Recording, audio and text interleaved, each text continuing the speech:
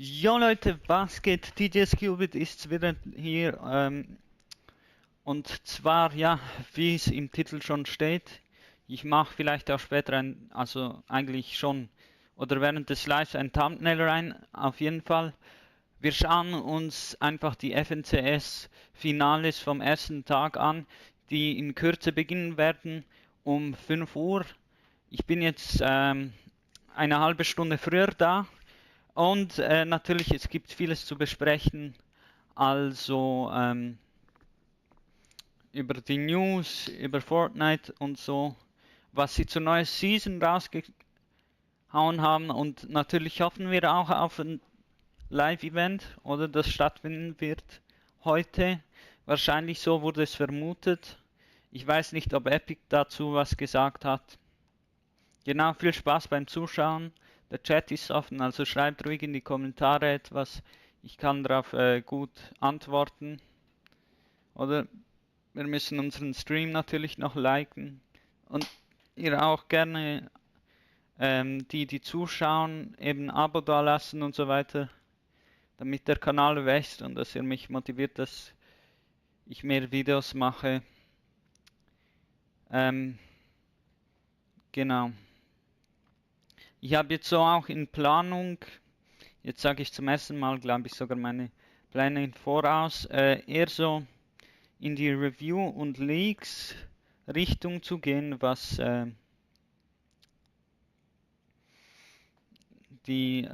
was die Technologien und Computer und so angeht. Grafikkarten und so weiter, ihr wisst Bescheid, oder?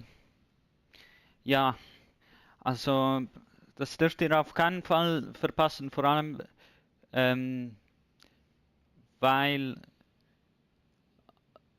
ja, ich sehe schon, jemand hat in den Chat geschrieben, warum sehe ich nicht, oder? Top Chat, Live Chat, ja, keine Ahnung. Ähm, genau, ebenso in die Reviews und Leaks mit den Videos zu gehen. Und ja, vielleicht verschiebe ich eben das Gaming auf den anderen Kanal, aber ich glaube, das kann ich handeln, vor allem jetzt in den Ferien, aber mal schauen in Zukunft. Ich hoffe, das klappt gut, weil eben eigentlich so, der Plan von diesem Kanal war auch so, dass ich äh, Games und eben Technik-Sachen mache und darüber rede und so weiter. Ja, okay. Wir schauen uns natürlich mal gleich hier unseren Live an, oder? Logisch.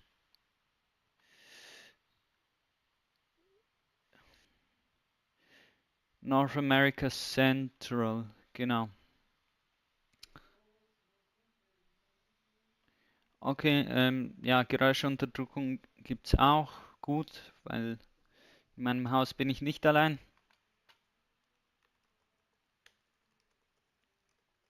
Hä? Es schrieb niemand in den Chat. Es zeigte mir an, vielleicht so ein Fehler oder so. Lags. Okay. Aber ja, falls es irgendwelche Video- oder Audio-Probleme gibt, schreibt's gerne. Ich sehe das hundertprozentig. Ähm, genau. Wir gehen mal auf X, oder? Morgen bin ich übrigens auch da, zur gleichen Zeit. Vielleicht auch ein bisschen später, also wir werden uns ähm, das auf jeden Fall anschauen, oder?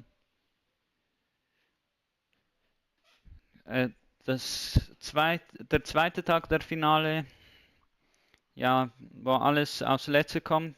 Eben, wir schauen uns nicht nur EU an, sondern auch North America Central. Ja, aber ich hoffe, nee, ähm, genau, Fortnite. Da schaue ich viel rein, weil da ist offiziell. Ja, was ist denn los mit den Lags? Genau, hoffentlich haben die etwas zu einem kleinen Live-Event gesagt. Eben hier sieht man mehrere Sachen. Ich wollte mal ansprechen, hier sieht man zum Beispiel die Map oder, also ja, nur kurz nochmal, um 5 Uhr fängt eben dieses FNCS EU Major 2 Tag 1 Finale an. Es gibt auch Tag 2, aber jetzt tun wir uns erstmal die Map anschauen, die neu ist, oder? Gruß geht raus an den Viewer. Kannst gerne in die Kommentare auch schreiben. Können Sie gerne. Alles kostenlos, klar. Es gibt hier, man sieht 4 neue Hauptorte.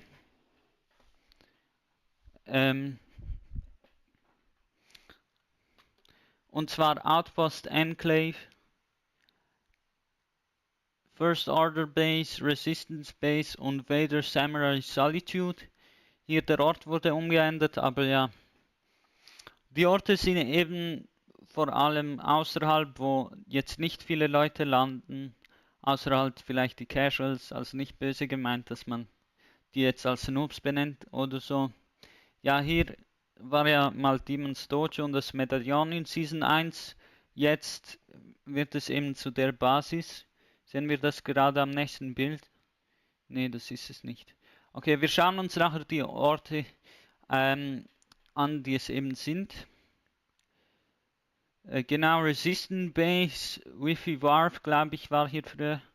Der Ort wurde dann zugefügt. Jetzt wird es in Resistance Base umgeändert.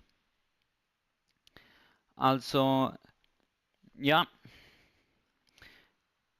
Und genau, Outpost Enclave gegen Hopeful Heights. Oder?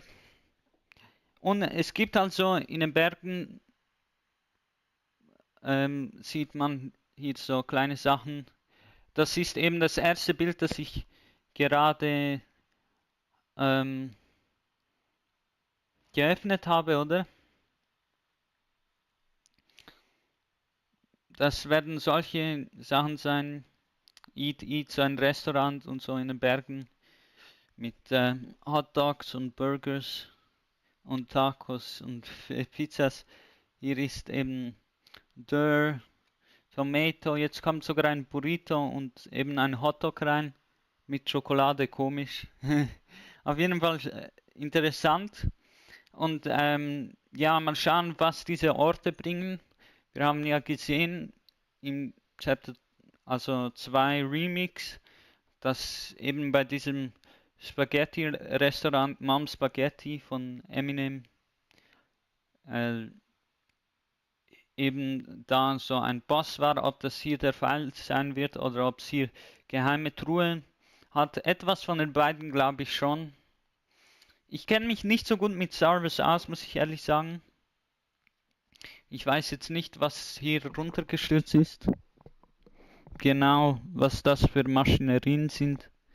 Oder, ja, sieht cool aus. Natürlich ist es die maximalen Grafikkarten. Und vielleicht, hier wurde es schon geteased, kommt wieder dynamisches Wetter zurück, wie es eben in Chapter 5 und Chapter 3 der Fall war. Eben, wo es, also zumindest im Winter, glaube ich, hat es geschneit in Chapter 5. Und diese Tornados in Chapter 3, auf jeden Fall spannend. Ja, Star Wars Season und Kooperationen gab es auch früher. Es gibt ja auch so Gerüchte, dass dieser, keine Ahnung, wie der heißt, Seehund, nee, Hund, keine Ahnung, nee, ich weiß, ich kenne mich echt nicht gut aus, aber der soll eben nach dem Battle Pass kommen. Die haben auch schon den Battle Pass geteased, vielleicht können wir uns das dann ein bisschen auch anschauen. Da Tilted Towers, Star Wars again, man kann die Reaktionen sehen. X.com feiert auf jeden Fall nicht die Plattform, muss ich ehrlich gestehen. Man weiß auch von den Skandalen mit Elon und so weiter. Also keine Sorge, Leute. So, ready, ja. Die haben eben, das Komische ist, was haben die gemacht? Haben die das Live-Event verschoben oder so? Klar ist es immer noch nicht. Es gibt am 2. Mai am Season-Anfang in der Sequenz 1, wo alles anfängt, irgendwelche Sachen, aber ganz klar und ausdrücklich finde ich es nicht. Eben ja, hier sieht man eben auch vom zweiten Ort oder wo Demon Dojo war, First Order Base, genau, das ist hier. Man sieht auf jeden Fall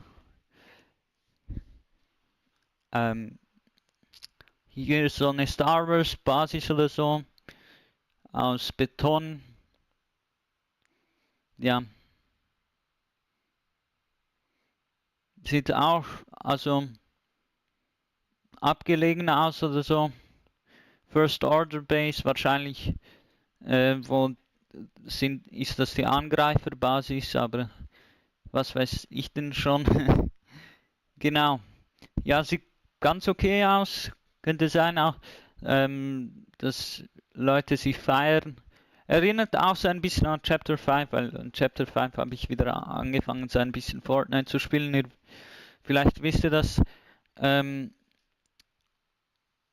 Genau, sieht wie The Raft aus, so ein bisschen diese Towers und so. Spannend. Ja, hier gibt es übrigens den Schrein, wo man die Heil- oder Windgeist reinsetzen kann. Die Windgeister haben die immer noch nicht so OP gemacht. Ich verstehe das nicht, warum sie das so komisch gemacht haben, wenn man sie runterwirft, dass es noch 3 gibt, aber dass man sie nicht, wenn man oben ist, mitnimmt. Aber wäre wahrscheinlich auch also dass man sie von oben nicht mitnehmen kann, finde ich komisch, aber wäre vielleicht auch irgendwie, ja, ich verstehe es selber nicht, wie schwierig das auszuführen wäre. Hier sieht man irgend sowas, so Lichter oder Laser, keine Ahnung. Reboot, wenn oben im Himmel eben auch die Starships, keine Ahnung wie die heißen. Vielleicht irgendwas brechert. Genau, das ist eben die Outpost Basis oder wie heißt das nochmal? Outpost Enclave. Ob das den Bösewichten oder den Helden gehört, weiß ich nicht. Genau, hier gibt es eben noch so ein cooles Schiff, finde ich. Weiß nicht, ob man das fahren kann, hoffentlich schon. Ja, irgendwie, klar, uns wurde auch gesagt, dass die Season kurz sein wird und was soll ich sagen, der Ort sieht jetzt auch nicht so groß aus oder was weiß ich, ist auch am Rand. Sieht nach nichts Großem aus im Vergleich, was wir beim Rest der Season haben. Eben dieses Sand kommt ein bisschen zurück so. Spannend. Vader Samurai Solitude haben wir, glaube ich, kein Bild bekommen, oder? Ne, nur die 3. Und Resistant Base auch nicht. Eben Magic Mosses ne, nicht Magic Mosses. Ja, hier kommt das auch in den Wald. Magic Mosses bleibt, keine Angst. Habe ich kurz falsch gesagt. Oder, ja, man sieht, die haben diesen Filter drauf gemacht. Und zum Beispiel, das habe ich auch bei Hey Stan gesagt, die Felder hat es einfach auch erwischt. Ja, nicht so viel Mühe gemacht. Unfertige Sachen bringen eben auch dieses Fußballfeld, wo ich manchmal gelandet bin. Eben all Blaues wurde halt rausgefiltert. Keine Ahnung, ob das AI gemacht hat oder so. Aber die haben sich nicht so die sonderlich beste Mühe gegeben. Immer unfertige Sachen. Langsam wird es auch Epic zur Gewohnheit, unfertige Sachen auf den Markt zu bringen, wie wir das mit dem neuen Ballistik-Modus gesehen, nicht Modus, sondern Maps gesehen haben, wo die sehen möchten, ob das gespielt wird. Genau. In Ranked kommt man auch manchmal auf die zu, also ja. Dann Ford-Kooperation. Was soll ich sagen? Das sind etwas ältere, oder? Was ist das? Die MT, das haben wir auch schon gesehen. NBA, auf jeden Fall. Ich finde diesen Skin irgendwie krass, oder? Genau, hier sehen wir auch ein Bild des Battle Passes. Das meinte ich, dieser Seehund, keine Ahnung, wie man das sagt. Aber ich habe das Gefühl, es sieht ein bisschen anders aus. Ja, man sagt, es ist ein Mädchen. Genau. Also Fortnite hat jetzt irgendwie seit OG und diesen Remixen und so die Gewohnheit, jetzt so Battle Passes, die ähnlich sind, aber nicht gerade gleich rauszubringen, und ja, die machen das gut. Also dieser Skin sieht nicht mal so schlecht aus. Der andere wäre natürlich viel cooler und so, aber ja. Oh, Leute, das wird cool. Ich weiß nicht, ob man diese Sachen fahren kann, aber, und ich weiß nicht, wie beliebt diese Schwerter waren, weil ich war nicht so bei einer Season dabei, wo das war, halt außer dieser Season 7, wo diese Leute, also Chapter 1, ganz OG, wo diese Leute einfach bei diesem Berg gelandet sind, um einfach dieses 2OP Eisschwert oder Laserschwert oder was auch immer zu holen und so die Runde zu besiegen. Man sieht auch hier so ein Skin. Ist das Anakin Skywalker? Ich weiß nicht. Hier vielleicht eher Fortnite geteamt, oder vielleicht gibt es das auch in Star Wars. Eben keine Ahnung. Mhm.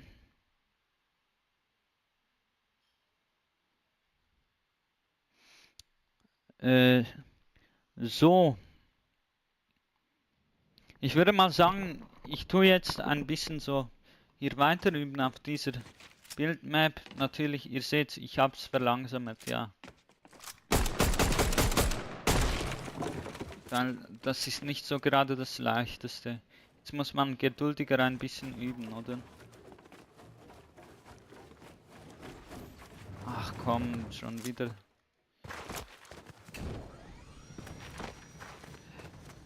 Ich muss mich auch jetzt so, ja, um 5 Uhr.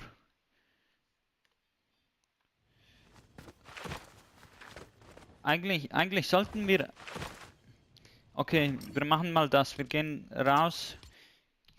Hier aus der Trainingsmap, wo ich angefangen habe. Und suchen jetzt mal das. Wir können vielleicht später, falls es langweilig wird, wieder raus. Aber ja.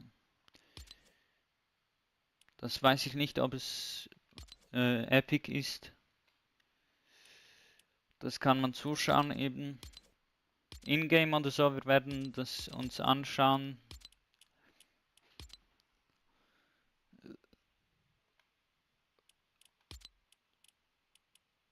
Genau, das zieht sich über 2 Tage hinweg. Wir sind gespannt. Ich gehe mal bei Fortnite Competitive rein. Wo ist denn unser Kanal? Oder einfach YouTube neu. Perfekt. Copyright, okay. Fortnite Competitive. Wieso upcoming? Die sind einfach verspätet. Was soll das?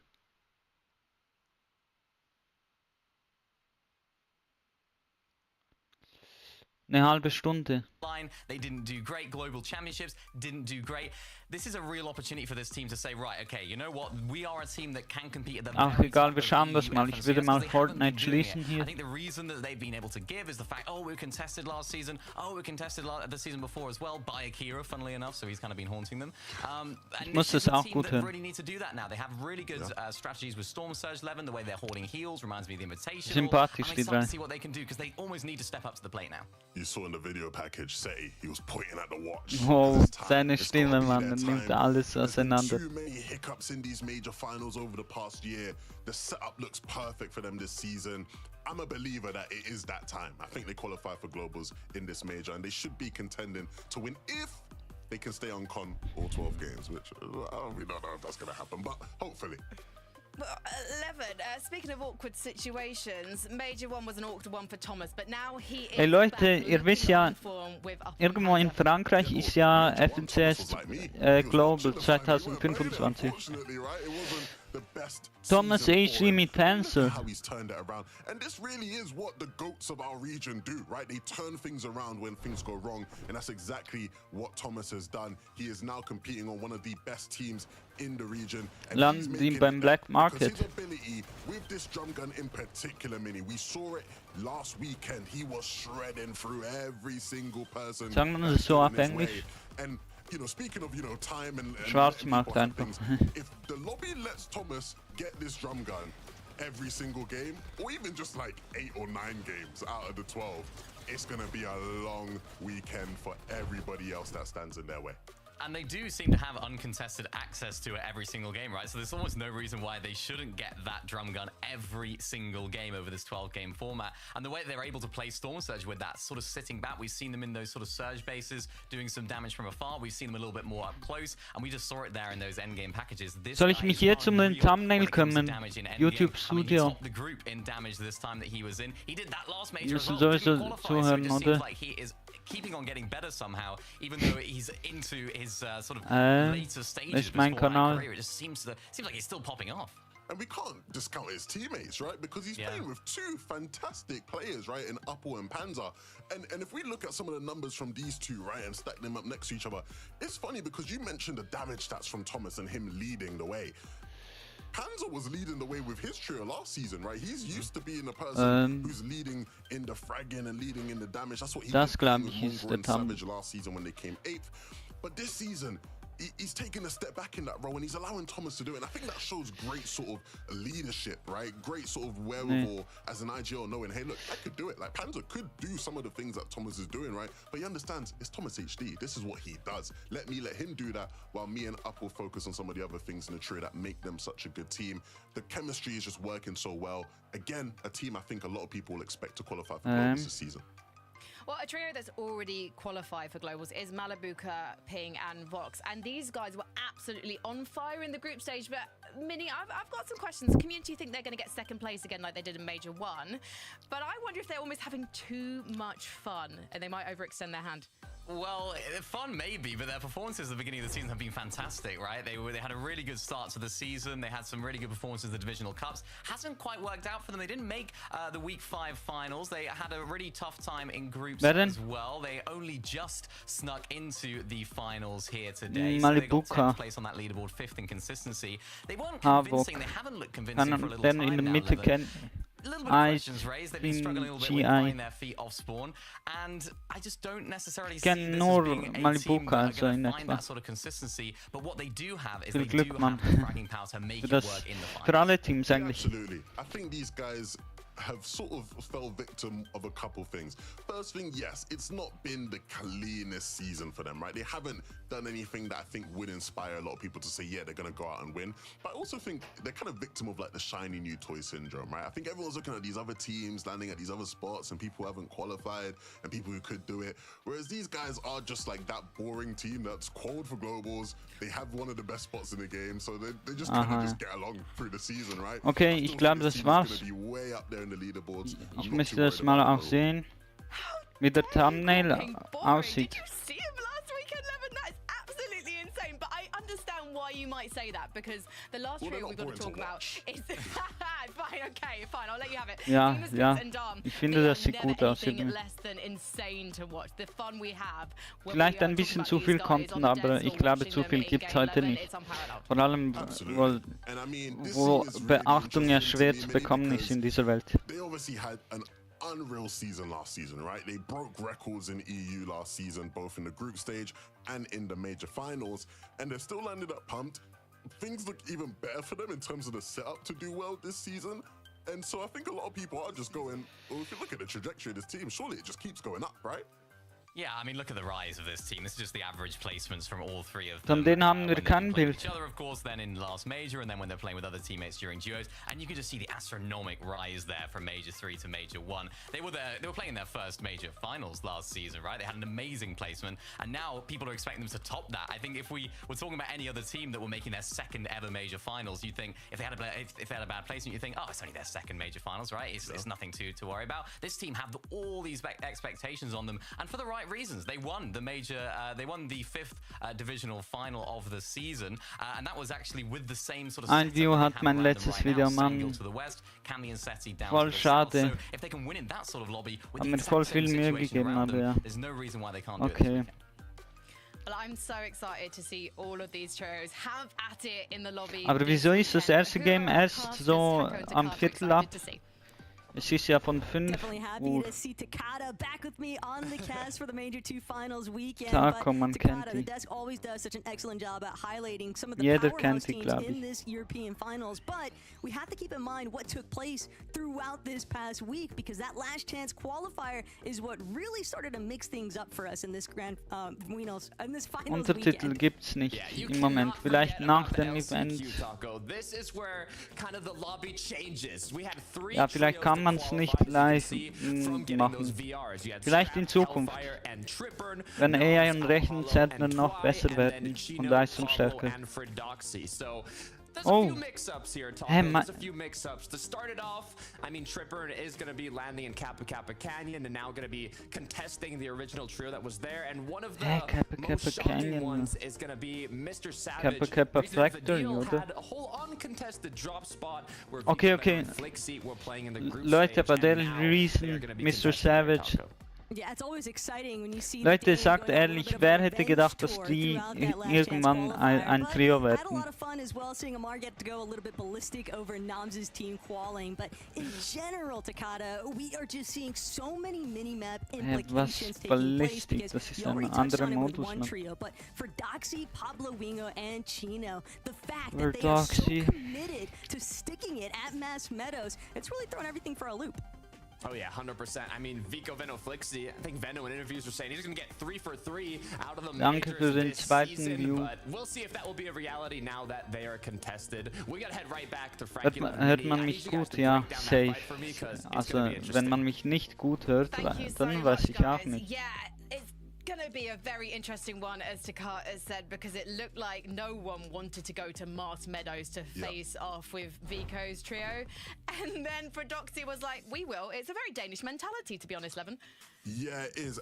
I do want to say, before we break these guys down, I think I have to apologize to Hey, the danke country für of den Denmark. dritten View. Because last week Ehre. I was talking greasy. Ehre alle, Excited die sometimes. geschaut I was haben. talking crazy about Denmark. And then they just rolled through in the last chance qualifier and won every single game. Like, it's unreal. You know, I was talking crazy about Fredoxy's trio as well. Ihr könnt gerne in den Chat Which is what I wanted to see them do. schreiben, So I'm die ist happy to see them kostenlos in und the ich finals. antworte auch. And they are a real threat for Veno, Vico, Flixie. Everybody's looking at Veno, Vico, Flixie as the champions, top team, all the talent in the world. But Fredoxy's giving them some troubles off spawn, Mini.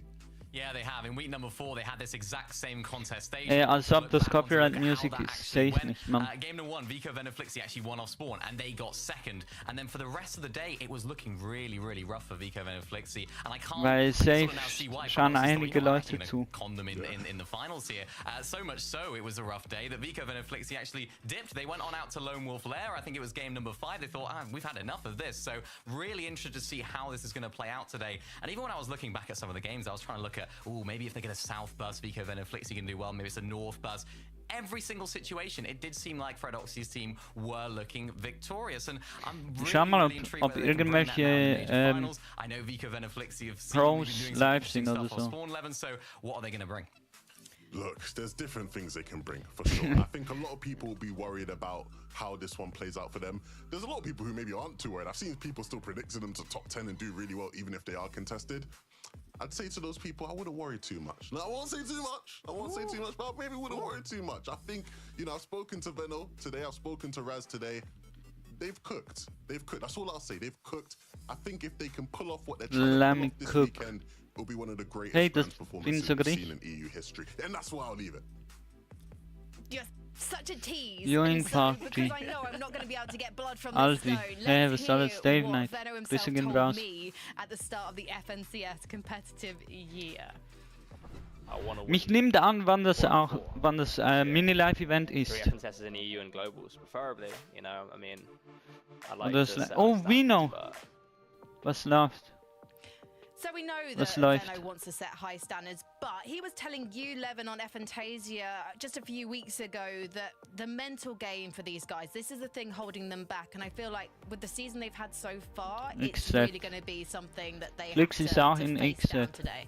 Yeah, let's Den just finde call ich it aber how it nicht is. so den Coming into sympathischen. the Nämlich. season, they had the wrong read. They couldn't figure things out, right? Just the nature of them switching around drop spots so much, you know, could tell anybody that, right? You know, one of the big benefits of winning the first major of the year we always talk about is being the best team, coming into major 2, being able to claim the best drop spot, because nobody wants to con a team who's already qualified globals, because you know they've got nothing to lose or whatever, right? So the fact that they haven't Okay, been able ja, to do das that, ist ein you know, their fetter counterparts, Vorteil. Maduka and them were Die, able to do, die haben sich it's, qualifiziert so oder so sort of a und sign of weakness for this team.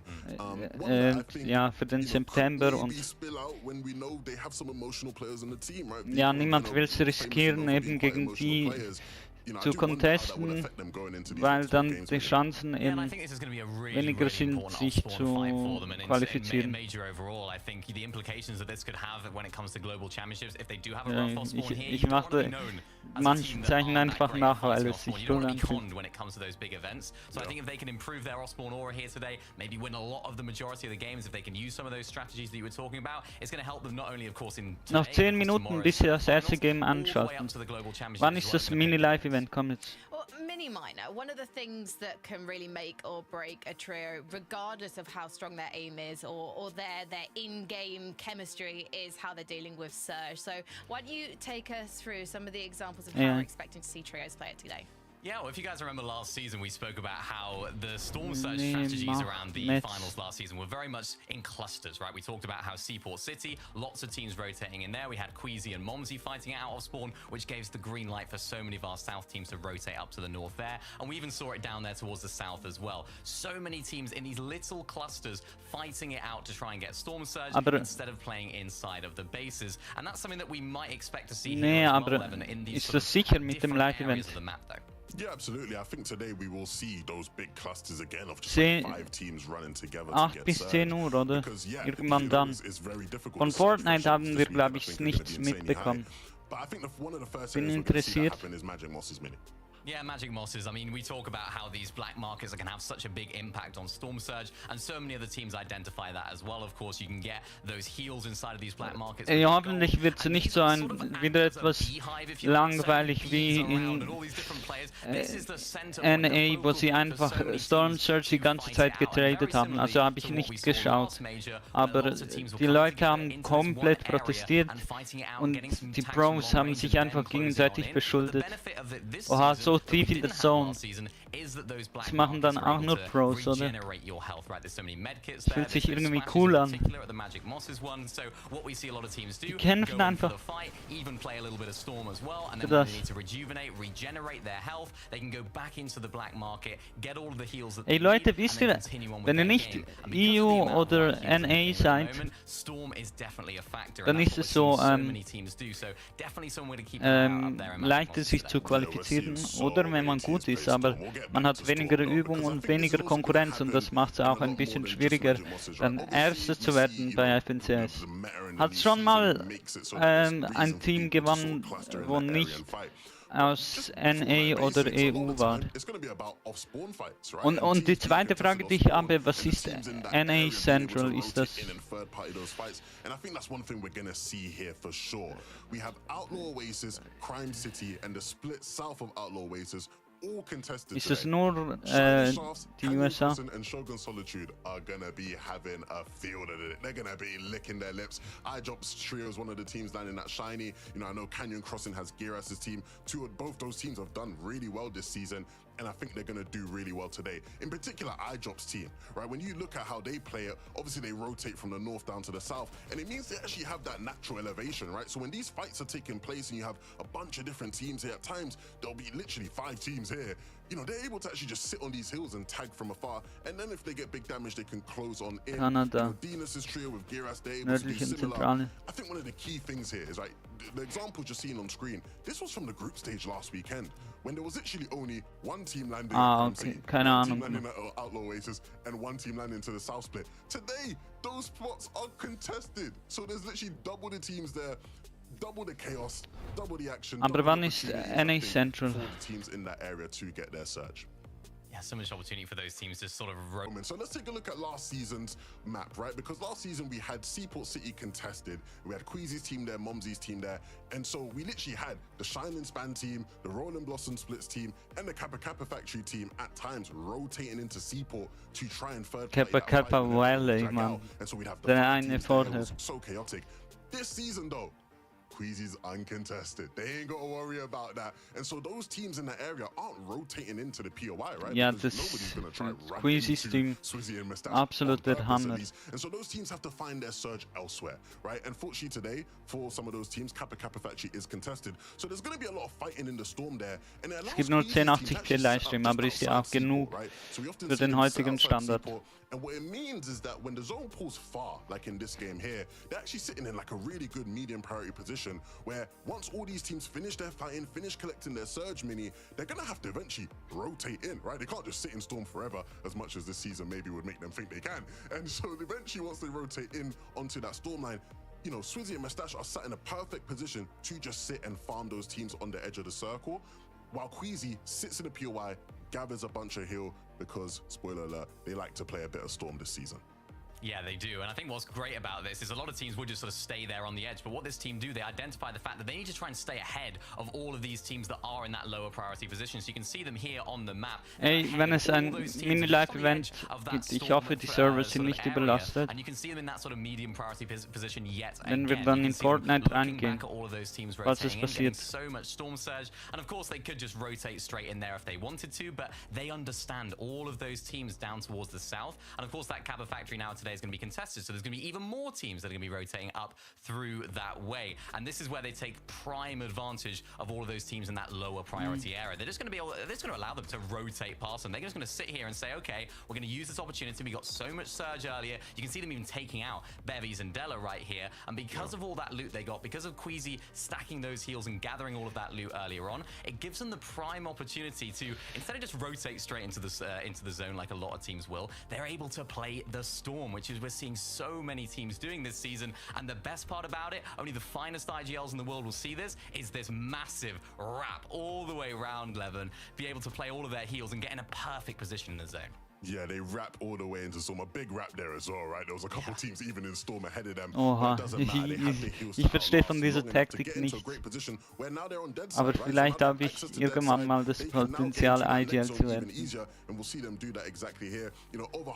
Aber irgendwie bei Poyo und Peterbot, FNCS letztes Jahr, es hat einfach funktioniert mit diesem Doppelfragger.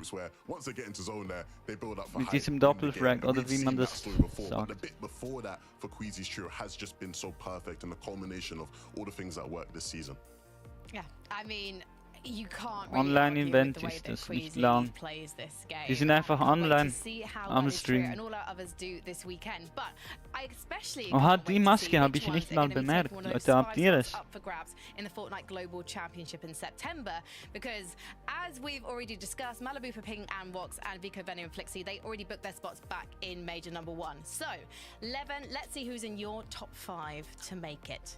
Yes, I feel like I've gone maybe a bit predictable here, right? I think I look at, you know, some of the teams you already highlighted. We obviously mentioned Was denkt ihr, dass die Platzierung so sein wird? Und wo ist Mr. Savage und Vandal und Reason? Haben schon mal deutsche FNCS Global gewonnen? Oder FNCS allgemein? Mustache. Can be in that sort of top 5, then it sort of moves down into top 7. Is Vanya's trio a trio that should be getting top 7 in this lobby? Absolutely, all day long. So my list here is, I think, a bit of a safe list. I think that Mini Miner's Ist list is Malibuka probably mit not going Thomas to be that HD? much different. So let's see it. Mini, explain yourself. That number 5 trio. Yeah, it's funny because we actually made these lists separately. We won't Jeder copy each sagt, other. We literally Mercedes have wird 4 of the same Erster. picks. The only difference is that Vanya's trio from in my list has been swapped out for iDrop's trio in my list as well. And I think just the way that they're playing In these Trios haben sich Malibuka und Mercedes getrennt, aber das war dann auch nur für Chapter 5, haben die miteinander Duos gespielt in FNCS Global, aber ich glaube, das hat da auch nicht so gut funktioniert. Das australische Team mit Alex und dem anderen, wie der heißt, No, I mean, you're right. haben The die situation you're die right. Hälfte I've just been burned by iDrop too many times in the past. Like, I einfach predicted iDrop to do well, and then des it doesn't ganzen go that way, Turniers so I'm staying away. aus der Lobby That's my problem geschickt. right now. Same as me, to be honest. And Boys, I'm sticking with him. Deshalb do you will man mind ja if auch I am make wenigsten pictures die of my own? contesteten I've been learning Gebiete. from you guys the past couple of years. Okay. Yeah. Okay, go on. gonna be fun. Frankie It's list. Frankie's Pink, pink, forecast. pink. Okay, so obviously similar things. Now, they decided in production that Ey I Leute, look wisst ihr, most like in den Queasy. letzten Runden oder in der letzten Runde landen einfach die, die gewinnen bei FNCS Global, meistens irgendwo anders, weil alle auf sie raufgehen. Wie ist das möglich, dass man so etwas... Wieso tun Leute so ehrenlose Sachen, dass sie einfach da gehen und versuchen, die Leute dort zu killen und es ihnen zu erschweren?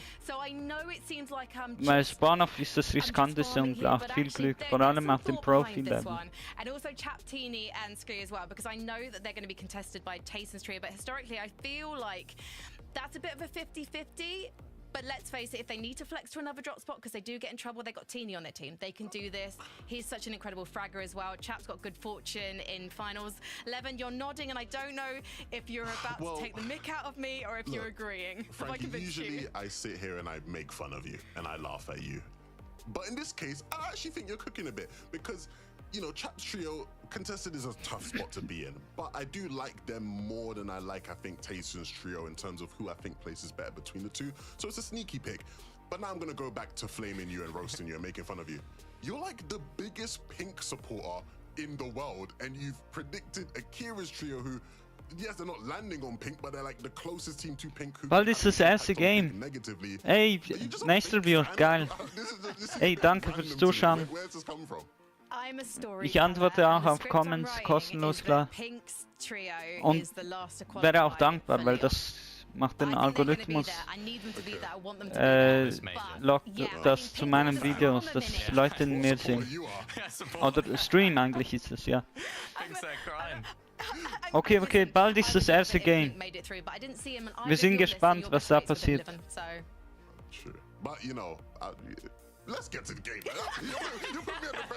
Ich wiederhole es nochmal, das ist der erste Tag des Finales. Morgen gibt's auch, morgen bin ich auch um die gleiche Zeit live, höchstwahrscheinlich 4:30. Pink, if you are watching, we are right there with you, the entire desk, currently on Fraud Watch, but do not let them tilt your crown, King, because we know what you're capable of. You know what you're capable of. Der hat einfach Kappa Valley gesagt. Der Arme. Also nicht zum Auslachen oder so. Es hat Kappa Factory. Boah, aber das Mikrofon sieht bei ihm irgendwie, finde ich, Baba aus. Sieht dann so komisch gerichtet aus, Leute, so doppelt.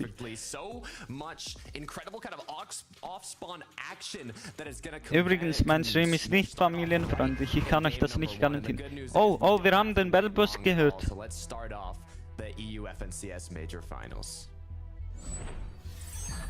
Okay, es startet. Major 2 Finale.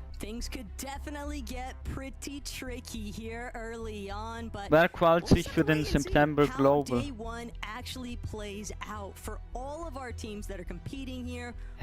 Was jeder landet am Anfang. Schaut euch das an. So viele gehen in die gleiche Flugbahn. Oha, die splitten sich eigentlich.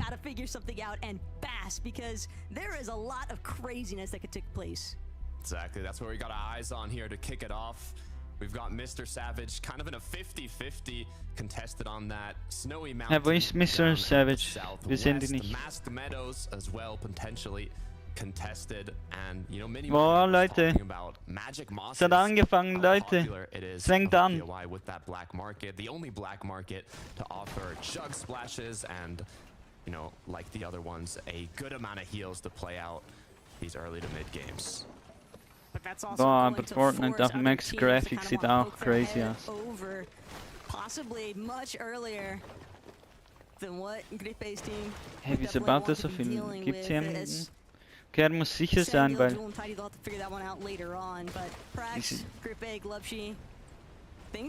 Die sind nahe am Schwarzmarkt.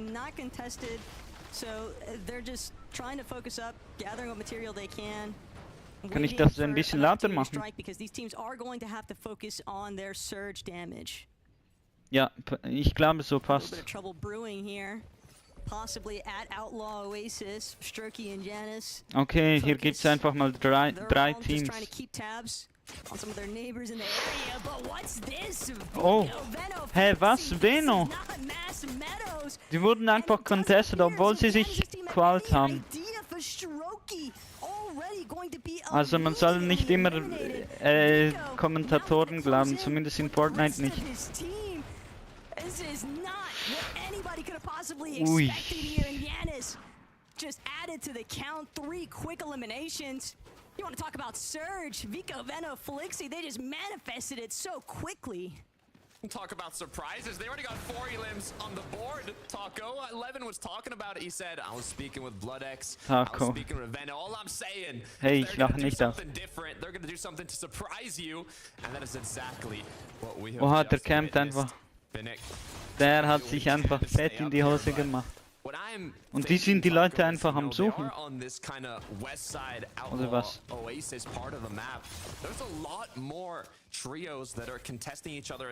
Die haben nicht versucht, mal diesen Trick mit den Welten zu machen, weil das nicht immer was bringt. Vielleicht ist die Position, in die man kommt, auch nicht. Ey, ich glaube, hier gibt's eigentlich meistens immer irgendwo eine mythische Chest. Ja, die wurde schon gefarmt. Dort war sie gerade. Auch ein geiler Landespot eigentlich. Malibuka. Really want to see whether or not that actually continues, because it almost is a little bit reminiscent of another player in this lobby's type of strategy. So Raz and Venom may have just cooked up something. Hey, wieso filme ich eigentlich nicht direkt von meinem Computer? Ich weiß es auch nicht. Working out as far as Lone Wolf Lair. And Wax, Malibuka, Ping, they're kind of just waiting, gauging whether or ja, not egal jetzt. actually going to try and challenge them. Leute, also ihr müsst zugeben, Vadal Crashouts sind einfach die besten. Irgendwie ist mir der Typ voll sympathisch, also nicht nur wegen den Crashouts. Wow. They might even get the southern side uncontested as well, but Cade and Ivan and his trio are landing there, so they're a little bit more limited on loot, but even so, they've got a lot of cars to work with. It's going to give them a lot of heals, Reason. potentially chug jugs, and Streamt er nicht? Vielleicht auf Twitch. Vielleicht sind alle auf Twitch. in terms of damage, Oh, I'm kind of excited oh, to see oh, how was this continues playing out. was Even ist keeping in passiert? mind, Taco, that now, you know, Ich habe einen Meadows is Error. probably uncontested, seeing that Vico Venoflixi decided not to go there, which might change up their surge plan a little bit. Oh, Problem was that ist was los? really starting to build, though, is what happens after the fact. Big Ben Tunnel, sure, you claim it initially, but you still have to deal Ey Mann, with diese actually ganzen making Fehler it regen out, mich and auch auf. with teams like Mixing, Comeback, Blaha holding down such a high elevation here at Shining Span. And we've seen notoriously a lot of surge bases kind of peaking up throughout the early game. So many teams just fully understanding the kind of advantages that can be provided from those high viewing perspectives, and Jetzt ist wieder gut, don't oder? seem to have had much luck. Yeah, I mean, they got 14th in the major finals last season, and they were at the same drop spot uncontested, so Hopefully we'll see a similar performance this time around. For Vanya, Marius, and Pixie. This is gonna be an interesting one. Kennt man den schon von irgendwo? Ist bekannt oder so? Incredibly well throughout the season in the divisional cups, and you know they have a very good shot as well to doing just as good as a performance here in the major finals. But to do so, you got to make it to the late game, and for that, you're Wer ist denn eigentlich sein Team? Gonna call a spade here, though, Takata. These teams are just interested in exchanging the initial blows from the safety of their surge bases. Nee, zeigt das nicht. Building up all of their heals. Marius, he's even got those small shield potions behind him. He's not that concerned about eating a little bit of return fire. As long as he's able to establish the damage that he needs to for his trio, diese Leute sind wirklich die größten Opfer, once they actually start making their way out of flooded frogs. But how things are currently shaping up really does appear as though endlich mal ein bisschen Spannung. Be exactly what Artist Dexy and Huddy are looking for. Achtung. On the escape route, but he's just being trailed too quickly. Huddy, Artist, just looking to close off every possible escape angle here, and now they're just going to tackle 3x3 up against the walls. Still, not just yet. Cheatin' finally going to be knocked and eliminated. That's 2 in total for Artist's team.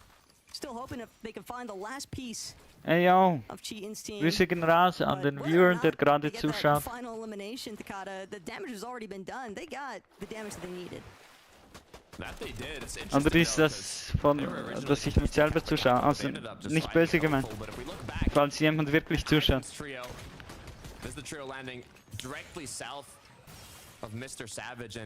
Aber geil, echt geil, falls jemand zuschaut.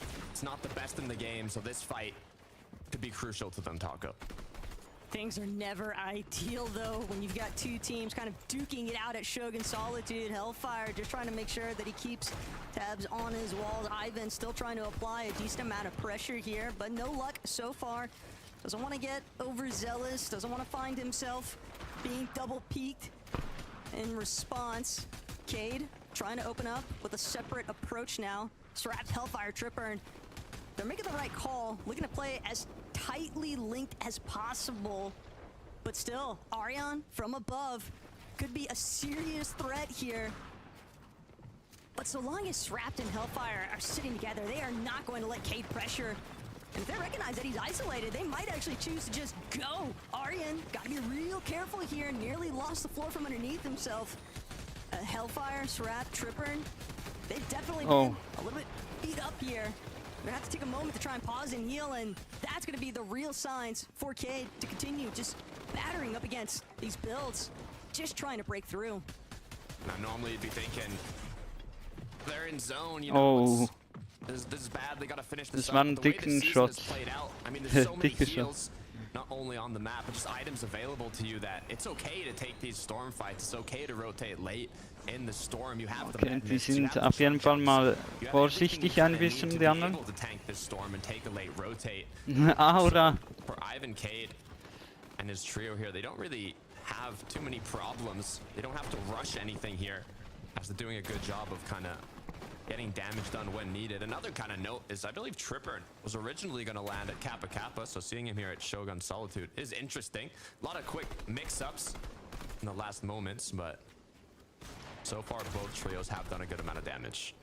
Gotta do what you gotta do to try and find your surge after all. But Cade, big blow. That's gonna be a massive exchange here. And now Ivan, Arion, Force scrambling. They come together. They find Hellfire, but still, Srapt, Tripper, and they look so much healthier. Tripper didn't initially have the materials he needed to draw this fight out. Now he's definitely got them. Thanks to that last refresh, might even be able to get the revive off, but Srapt, he's got to play defense. He's trying to create some space. He gets a big tag onto Ivan, nearly finds the full finish, but Ivan, he's going to scramble on out of there. Hellfire still knocked, still waiting for one of his teammates, maybe now both of them, to go for the full revive. Arion has full revive. Es gibt nur den full revive. Ja, okay. Manchmal wird es ja auch abgebrochen. it's still naja, such a ich finde difficult das situation komisch because they sozusagen are einfach. way out there on the southern west portion of the map compared to everybody else. Yeah, there's so many kind of players that are going to be waiting for them. So hopefully a good rotate will be planned out for Misha, though. He has to be careful. You got Demas and Pix going right into your box. It's not a duo that I want to go against, but Demas misses his shot. Ends up getting knocked down from the 2v1 to now a 1v1 for Pix. The Chug Jug is going to get popped. 2 Chug Splashes alongside that from advantage to disadvantage in a split second, as it looks like another trio has entered the mix.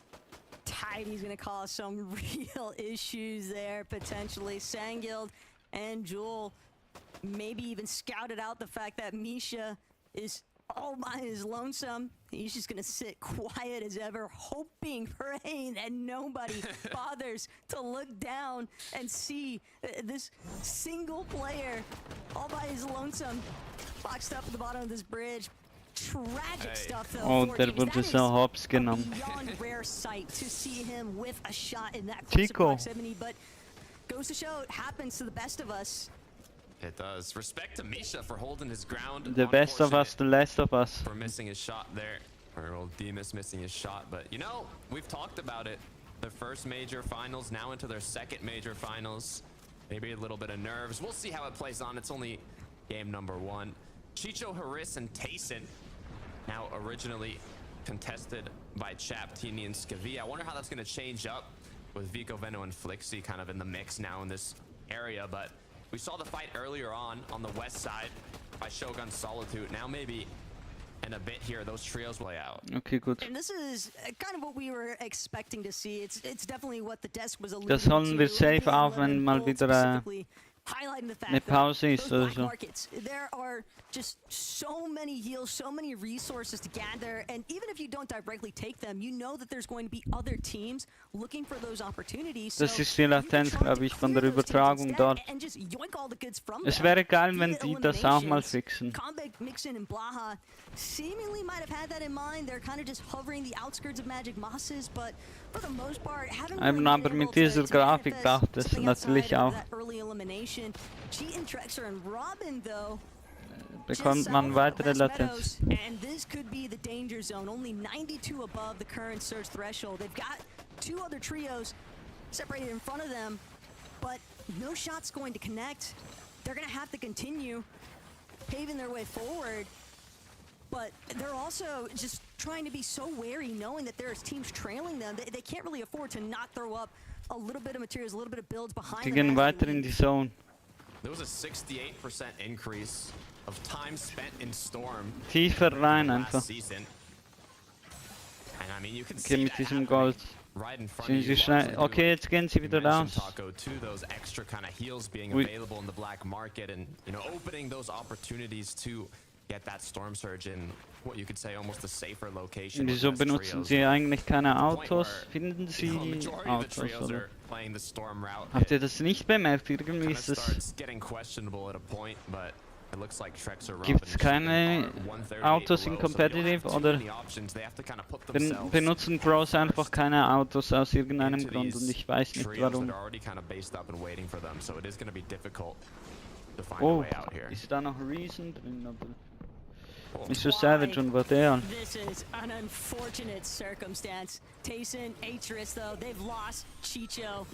They're forced to try and brawl their way out of this as a duo. Fortunately, team surrounding them not necessarily in a very healthy spot either. I see Twy, but I don't see his comrades anywhere near. Ricky, he just got sandwiched and absolutely smothered. But Atris, he's got to be careful. He's just trying to hold his own, and he gets dogpiled in the process. That's going to be 2 players knocked. Now it's Tayson looking to keep things going. He can tell that die hat Storm Surge, oder? Belusi definitely desperate to try and close in on these final eliminations. But Tayson, he's not going to let him have it for free by any means. He is defending Atris, and successfully so. Finding that Elim onto Belusi could not have come at a better time. Now he can take Vielleicht rieben die am Schluss auch mit Gold. Who was hoping to pounce at a more optimal moment. Yo, the Storm Surge. He might even look to just play for the revive, ensure that he's got his duo to at least tag along with him for the duration of this match. I mean, Tayson heard the crack onto Twy, meaning it was, you know, either a team shooting him from afar or more likely Storm Surge. So he knows he cannot let Twy do damage to him right now, as if he kind of just waits it out, it should be able to tick Twy down enough to even maybe fully eliminating him. So it's a lot safer and a better option here to play for that revive. But you got to take those shots when they're opened up to you, and as time goes on, he's going to be forced to play the Med Mist. Twice just one shot away from getting eliminated here, but it looks like if he isn't able to pick up Atris here in the next second, he is going to go down. At the same time, picks up the elimination onto Twy, but now it's going to have to look for a reboot to bring his team back into the match. Tayson is cooked off of that one. All he wanted was to get Kami Atris und back Seti. with the revive, but Twy just pestering him non-stop. Even with Tayson securing the elimination. Die haben wieder das große Invitational 2022 Chapter 3 gewonnen, wo nach Corona, wo das LAN wieder erlaubt wurde. LAN. Just because we all know what took place in the Major 1 finals, we all try not to talk about it as well. But Seti Kamihari, if there's a team that loves surge basing, it might be them. Squeeze, Podesai, and Art Skill. Nee, bitte nicht. A little bit too tangled up though with Sangild and Jewel, and they are paying the ultimate price with their lives here at Flooded Frogs. Ich dachte mir so wirklich, bitte kein Surge Basing. Obwohl ich nicht so richtig weiß, was es ist. Ich glaube, das ist so, wenn man einfach diese Surge Tower baut, um Surge zu traden. Aber bis jetzt haben sie es nicht gemacht. Oder vielleicht einfach Surge. Ist das, wenn man einfach Surge zulässt, oder? Mit anderen Teams, die Surge haben, einfach so, dass sie hinauszögert oder kämpft, keine Ahnung. This is a major finals lobby. The amount of damage needed to be above that surge threshold is incredibly high. For Julie, Sangild, and Tidy now, though, they've kind of done their damage. They've got their eliminations, and they're fully north. So here, being in that kind of advantageous position of already having the damage, they can take a longer rotate, stay in zone a bit longer, if it means rotating into the dead side of the map with less trios kind of based up looking at them. For Thomas, hands are in up, although Okay, ja, ich glaube... shots with the trios rotating in. Glaubt ihr, Thomas HD qualifiziert sich? Ja, ich glaube schon. Die sind einfach auch berühmt und so bekannt und man hofft, dass die irgendwas als sich schnell qualifizieren oder in den Top 10 sind oder Top 5 oder so. Lancer übrigens hat sich auch von Mr. Savage getrennt für keine Ahnung wen. Aber wir wissen natürlich alle, natürlich im deutschsprachigen Raum, mit wem Mr. Savage spielt. But they were clearly after a priority position towards the next zone, even if it meant playing for a dead side wraparound.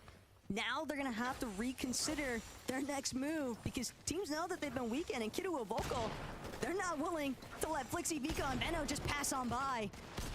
They're all getting a little bit tangled up here underneath the bridge, but Volko, Kiruo, this is a 2 versus 3 scenario, and it's something that they don't want to have to commit to if they don't have to, because both of these teams fully understanding, hey, we don't really need to fight this. We need to get our positioning on lock.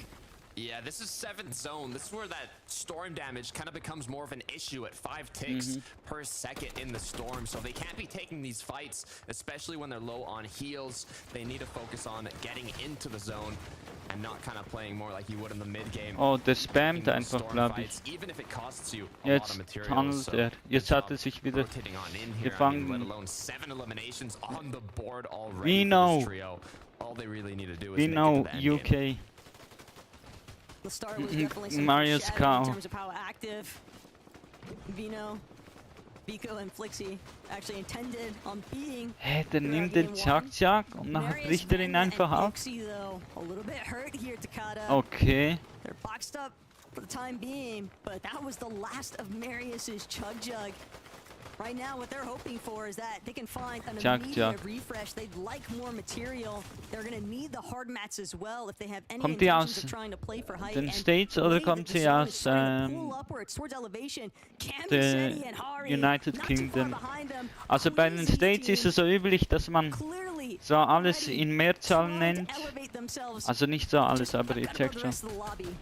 Yeah, I mean, although they don't have the elevated position yet, they are on that 50-50 pole. Aber eher so in der Richtung, dass man die Mehrzahl benutzt, wenn man über Sachen spricht. In den meisten Fällen und in UK so, dass man die Einzahl benutzt. Also so, in diesem Fall würden one of the last Chuck-Chucks wäre es wahrscheinlich in den US und in UK one of the last Chuck-Chuck. Also anhand von diesem Beispiel. Malibuka, Kami, die spielen, glaube ich, immer oben eigentlich. Ist natürlich viel riskanter, wenn man oben auch spielt. Aber auch wahrscheinlicher, dass man den Sieg kriegt. Aber am Schluss geht es in FNCS überhaupt nicht eigentlich auch um den Sieg. Ich glaube, Miro und Cooper haben in den, an den Finalen, also die haben sich, glaube ich, sogar im Lower Bracket für Tag 2 und Finale in Kopenhagen, Dänemark qualifiziert, aber die haben unten gespielt, glaube ich, meistens.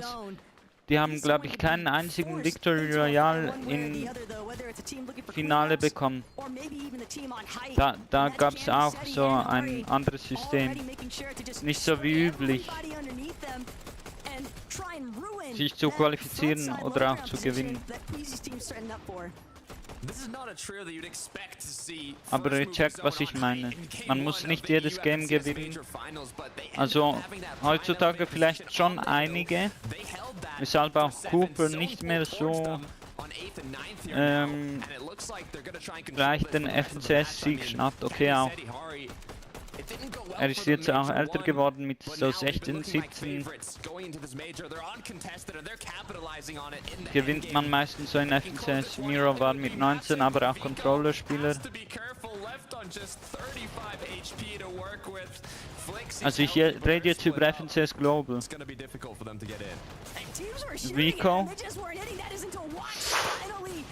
Rico einfach down. Fliegt sie voll, die sprintet voll einfach.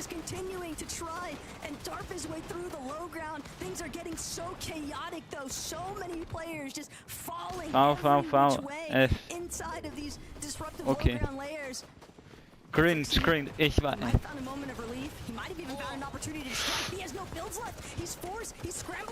Ja, die haben sich sowieso qualifiziert, aber ja, es ist das Finale. Sie versuchen jetzt alles zu gewinnen.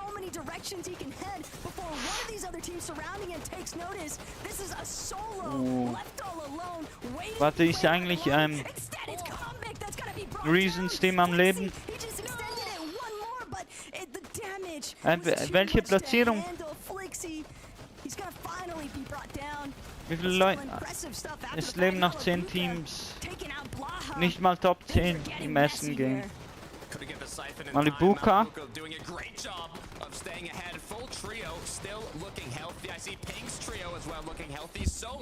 Oh. Good news is, no fall damage taken. It's the fight for height.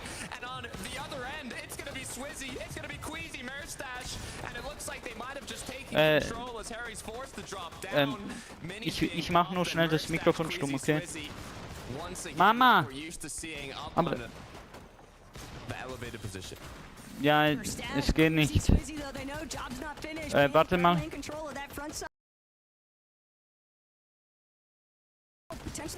Mamma ne mogu sad trenutno, rekao sam ti već u pola 5 šta je.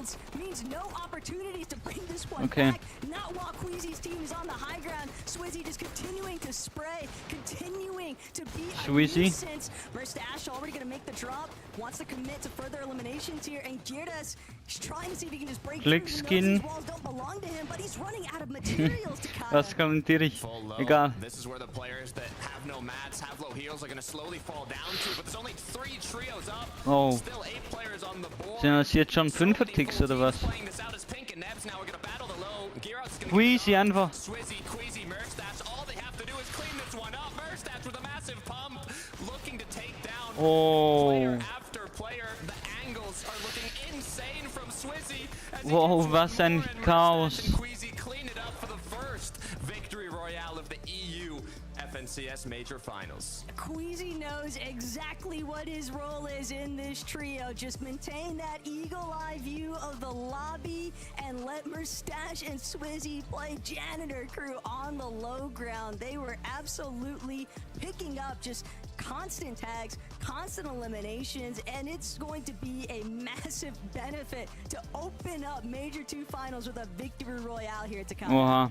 I love how Queasy, Swizzy, and Mustache do such a good job of knowing when they can take height, but also when it's not the best idea. Wir haben einfach die erste Runde gewonnen. GG's. Mustache einfach. Going into that late game, they pulled the mountain zone, they pulled the first moving, everything was in their favor, but Queasy's like, you know, we don't gotta rush it, we can take things slow, we can wait for our moment. Nee, also das am Schluss war absolutes Chaos. Also von diesem Winkel. Also man sah, die waren komplett, die wussten nicht, was machen die anderen Gegner. Also I don't think you missed a single moment, but there are so many magic moments we need Mustache, to talk about okay. now. A Queasy, Mustache team, Swizzy, erster Mustache. Sieg. This is what we expected. This is what we wanted from this Trio 11. I wasn't expecting them to do it in game 1, but here you go. They're setting out their stall for the weekend, and they are setting their sights on Leon. What a first game. What a first game. It doesn't get better than that. It's funny, right? Ich glaube, die sind aus der UK. Ich sage euch ehrlich, so einen Akzent merkt man. Vor allem er. Und Taco, natürlich.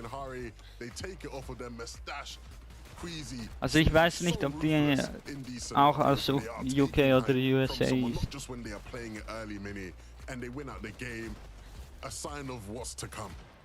Yeah, really, really great stuff from this team. I think what I really liked about that was that they didn't have like an absolute abundance of materials when going for height, and I think that just shows the confidence, the ability of this team to take height when they don't necessarily have that many materials. They are able to chop down height. They took out, of course, Was? Haben alle drei the überlebt? way that they were able to get those refreshes allowed them to take height and win the game. Really, really nicely done from them, and just a perfect way for them to start the game. We spoke about how they start their games in the tournaments. Wieso sind die so ernst, Mann? And we didn't really touch too much on how they Okay, play height, logisch, but aber right there trotzdem. was just an absolute masterclass on how to take it late. How many games now in FNCS finals has Queasy won? Like, I think he already had the most of anybody, right? But he just keeps adding and adding and adding. Es ist mir irgendwie ein bisschen laut. Well, if I recall right, the record is 6 VRs from Queasy. Well, that's in one. That's in one. Yeah, I'm saying in that's total, like VRs in just total. all major finals. Like, I'm pretty sure he already has like the most wins of like anyone in the EU. And But he I just want keeps to adding. see. I'm talking over you now, Levin, but I want to see if he can do 7, because he did 6 back in Chapter 4 with Veno, so maybe he could be doing 7 or more with his trio this weekend. But we're only one game in, guys. We're going to take a short break, and then we'll be back to discuss where our other trios are sitting on the leaderboard. Okay, 3 Minuten.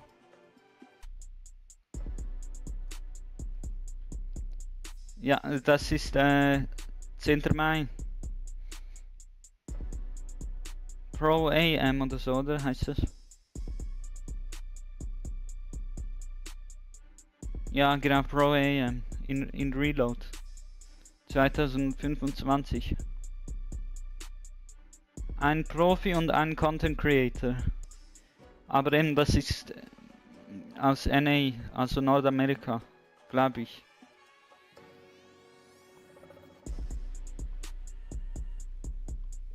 Leute, schauen wir uns mal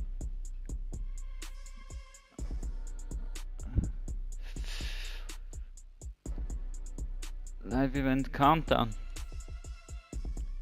Aber wie weiß man, dass das Live-Event dann ist?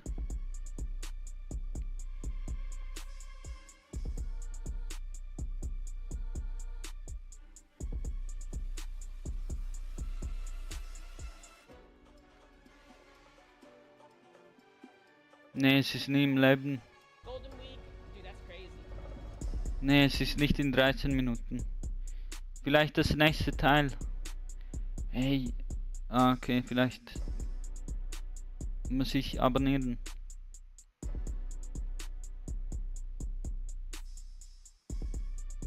Ah.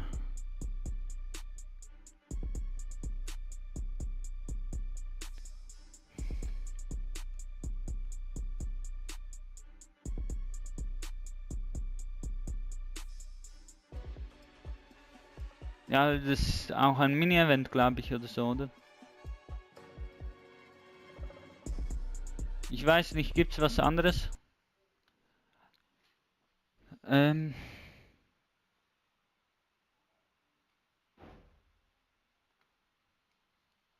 answer all your questions. When and how to join the new Fortnite live event. Make sure to watch the entire video to fully understand everything. But Ja, es ist before eine that, I Minute. can tell you that Kein the store Problem. Stage 4 will be out today at 12 p.m. Eastern Time. This store will be bigger than now. First question, when the Eagle live event will start? It will happen at Saturday 12 p.m. Eastern Time. Ja.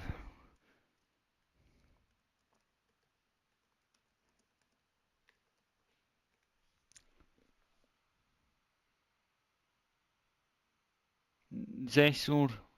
Die vierte Stage. Vielleicht bekommen wir etwas mit. Vielleicht schauen wir auch einfach bei einem anderen.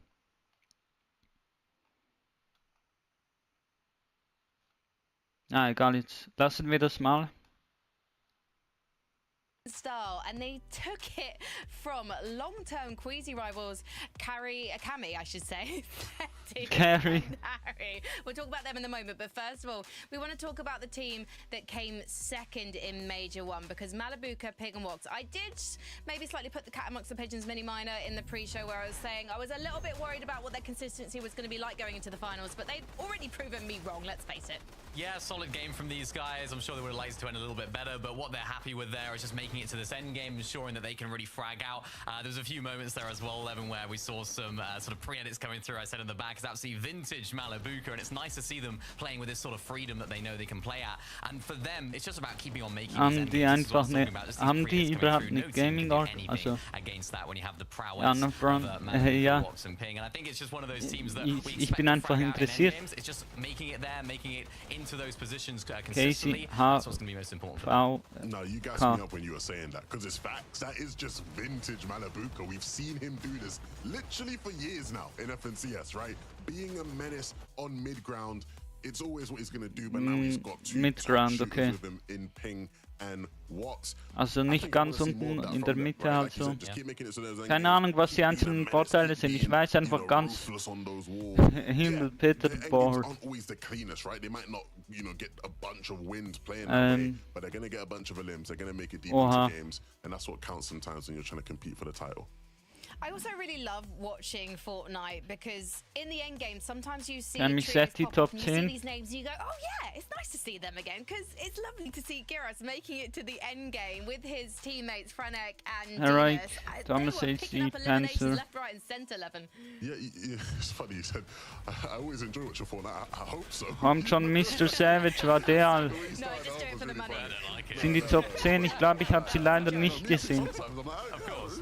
That's alright sometimes. Look, this trio, we highlighted them a bit at the start about, you know, talking about sort of the Osborne situation for them. They've been a very solid team at Canyon Crossing, right? And they are one of those teams, I think we get them every single major mini, that are just a sleeper team with a really good game plan and a really good strategy. I think any zones that pull towards sort of the southwest, right? This zone was a bit of a foxy zone, so more central, right? But any zones that are pulling central in the southwest area, I think you can expect to see this team in the end game. They have those zones figured out. Yeah, and a lot of that comes from Giras. I spoke about it when I was casting, that he actually coached his teammates previously. Now, of course, didn't of course qualify into Major 1 finals. Now he's actually playing with them this major, and you can sort of see that structure to their game. Das gibt kein Copyright, weil ich selber mache. Oder, obwohl ich es vielleicht aus einem Song habe. Well, you know what we spoke about Drop it like it's hot. We spoke about Vico, Veno, and Flixie dropping at Mars Meadows, but 11, I can see the look on your face now because they didn't actually do what we were expecting them to do. Look, I told you, if they can pull off what they want to pull off, they might shock the world, right? And this is just the beginning of that. Who knows where it goes? I might know, but I'm not going to say. We're just going to have to wait and see where it goes from here. They started off with Outlaw Oasis. Landing here was a shock to everybody. Nobody was expecting it. And they just cleaned house, Millie. Yeah, I mean, if this is going to be what they're going to do now, I mean, they're going to go into it with a lot of confidence, right? It seems like Janus, experienced FNCS veterans going down or spawn, that confidence is going to be so vital for them. Unfortunately, didn't really work out in the rest of the game. We saw a little bit of problems for them going into the end game, but I'm excited to see what they can do now because it seems like Mars Meadows is going to be their drop spot choice. Yeah, but like, if we theorize here, right? If they just land in a bunch of different places where teams are fighting off spawn and clean up those fights, like they're the best team in the world to do that, right? This could really work for them and be a cook of a strategy. No one is going to be expecting the Veno Inquisition. I can't wait to see where they're dropping next, boys. Observers, make sure that we've got the cameras fixed on those guys every single game, please. We have got to head into game number 2, though. So let's head back to Taco and Takata and find out where those boys are dropping. Leute, ich bin gleich zurück. Ich gehe noch schnell kurz aus WC und was nach will. Okay, you know, Veno, Vico, Flixie, they landed at this new drop spot, unexpected Outlaw. They got the eliminations, but now it's going to be expected going into this next match. Are they just going to keep going through different POIs each game? Like, how do you plan out that? I got so many questions, Taco. And the other issue, too, is for the rest of the lobby, you can't even get too caught up in thinking about what Veno, Vico, and Flixie are doing because you've got to focus on your own game plan. If match 1 didn't pan out in your favor, that's not to say that game 2 couldn't be yours for the taking. So a lot of these teams just going to keep their eyes on the prize, and that's getting off to a steady start here in day 1. Yeah, normally you think the surprises are kind of out of the way going into game 2, but we'll see if that's the matter because the match will start right now.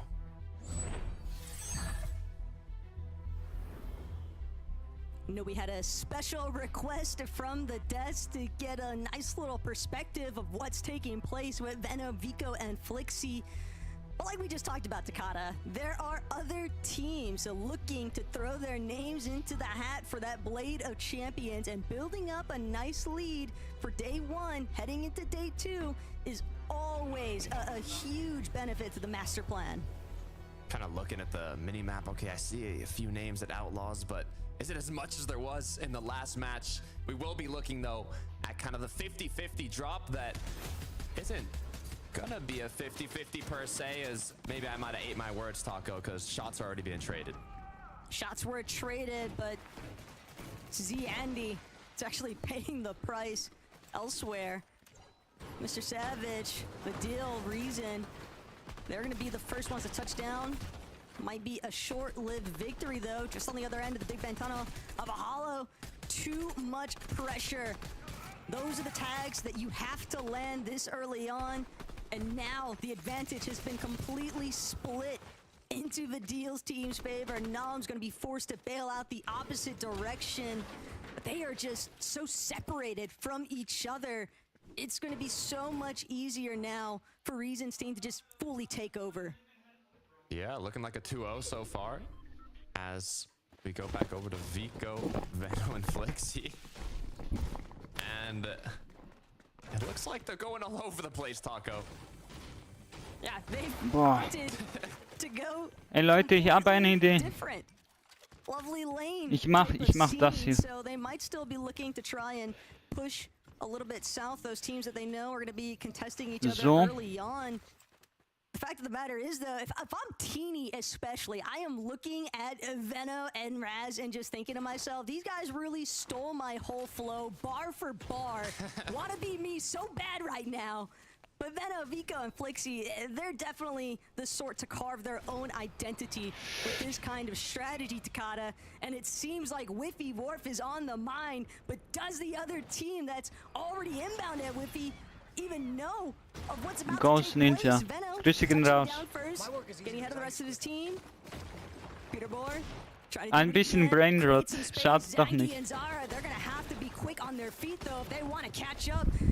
And Peter just exclusively on the run right now. He does not want Das anything. hören wir sowieso nicht zu, oder? Hey, where should we watch it?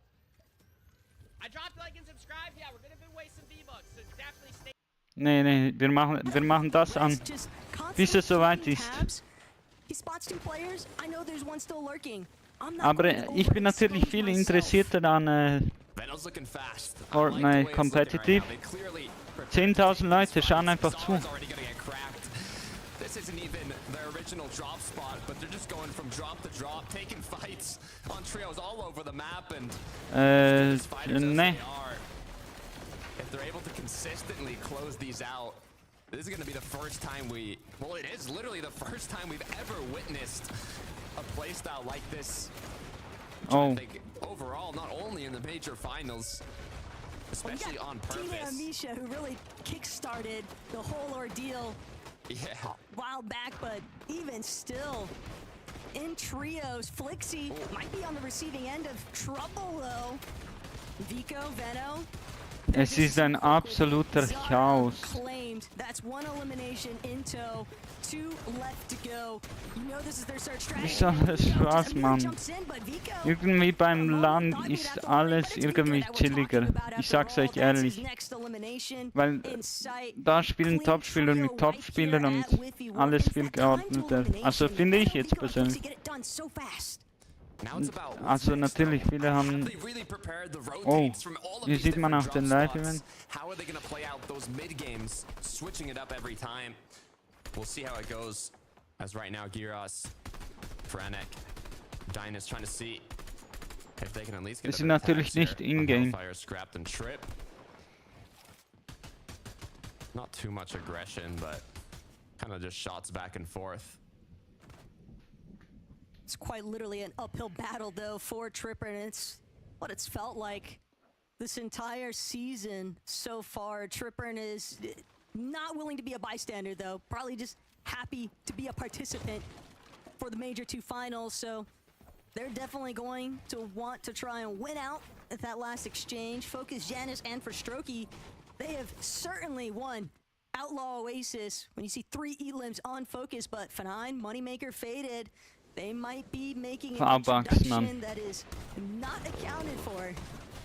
Reason said, I'm not letting you go untouched here as Noms gets taken out. They already got that initial pick to start off game 2 here, and now picking up Noms. Just one player left in the trio, but you kind of want to insert, you know, the dominance, especially after getting the pick early on. You don't want to let them freely roam, kind of like they did in game 1, and find themselves at another trio. You know, to be the ones to kind of put an end to it. Oh, Mr. Savage! Savage is gonna kind of continue making his way as. Aber was ist denn mit Vadel passiert? Rotate in a sense as well, if they want to go kind of that east side on congested route. A lot less trios contested around there though, so there is going to be less action and most likely not as much Storm playing. But you got to think, you know, is Queasy, Swizzy, Merstash going to be waiting for them if they take that route? A lot of things to consider here. There's just no reason not to follow. Wir machen das schnell, den Fokus auf das Live-Event, oder? Homie Games is in the chat, guys. Say hello. He's gonna be giving away some V-Bucks himself. Drop a like. Be sure to subscribe. Here we go, boys. Ladies and gents, there's the Death Star. There's the event. Okay, man sieht den schon, sieht schon aus wie ein Mond. So im Winter sieht's aus, ähnlich. Einfach, dass es... It is 11 o'clock now, boys. It is 12 Eastern. Where's my cinematic trailer, bro? Wait, let me see if someone tweeted it out. Where's my cinematic trailer? Hä, was passiert denn oben? Where is it? Is it still wait? Diego, don't go to the portal. It's dangerous. Dude, see, this is yo, Homie Games is seeing the live event himself right now, apparently, guys. Oh my god, Homie Games. This is crazy stuff, man. Alright, guys, wait, we gotta eliminate him. Apparently, Homie Games said we gotta eliminate him. Alright, here we go, guys. Oh my god. Ladies and gentlemen, this is too hype, too much sauce. Ladies and Gentlemen fühlt sich irgendwie altmodisch an, sag ich euch ehrlich. Aber okay. Man, Mr. Kitty. It's a wolf, not a kitty. Drop a like. All right, guys, here we go. We're gonna eliminate him. Bang! Diego! Where's the portal? Turn it on! These interruptions are getting tedious. Well, guess what? We need you to... Where's the... Let me see. Let me check Twitter. Let's check Twitter, guys. Let's see. Did it go down? Is it going down? What's going on? Was passiert denn? Dude, the thumbnail is a banger, dude. This one guy... Oh, dude, he's a sauce. Das Portal ist einfach weg. Crazy, oder? Sauce is those TNs, baby. He whips and flips, baby. You know what I mean? Whipping and flipping, baby. All right, guys. What is going on here? Where's my Death Star event? Chat? Der Typ rastet einfach aus. YouTubers in here, Homa Games and Boost Plant. Welcome back to the channel, boys. Welcome back to the channel. Where's it at, chat? Let me check Twitter. Did anyone tweet it out? Ja, lasst uns auch Twitter checken. Portal? We got no tweets yet. Wait, is it like... Nobody tweeted it yet. Guys, did anyone get the live event? Go into a new game right now and let me know. Really? Yeah, they're in here right now, bro. Go, yo, let me know if you guys see it right now. If you go into a new game, do I have to go into a new game to see it? Or is it like, let me know. Let me know. Do I have to go into a new game to watch it, guys? Because some of you guys are saying I have to. Is it in a whole new game? Bro, I just subscribed. Thank you, bro. You guys need some V-Bucks tonight. We're going to be giving them out, so. V-Bucks. Like, baby, you already know. Yes? Oh, you have to go and do it? It works? Chat's saying it works. Chat's saying they see it. Nobody tweeted it out yet. Let me see. Once I see a tweet, I'll just die. Once I see a tweet and I know I have to go into a new game, I'll just die. Was ist das? Send me a tweet. Let's go. Let's go. That's what I've been asking guys for 3 days. No one's told me anything. You saucing? Yo, Nicholas, thanks for subbing, bro. What up, Antel? Welcome, bro. Oh my God, you're cracked. You're cracked. Get him out of here. Get him out of here. All right. Let's see, guys. We gotta see. It works. I'm in game right now. It's working. All right, wait. Let me check Twitter. I'm checking Twitter, mate. Ja, ich weiß auch nicht, was los ist, Mann. That was Homa Games right there. I got you, Homa Games. Get him out of here, Homa Games. Got you, dude. I got you, Homa Games. Yo, Tracy, what up? How you doing? With Signal RGB, you can control.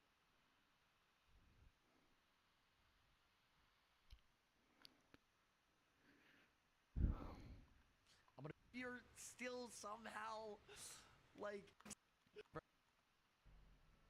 Oh, okay, let's... Actually, I think it's in the same place. I do. I told you, I told you, chat. I told you, bro. Okay, let's see this real quick. Ja, ich sehe keinen großen Unterschied. Vielleicht ist der Boden glühender geworden.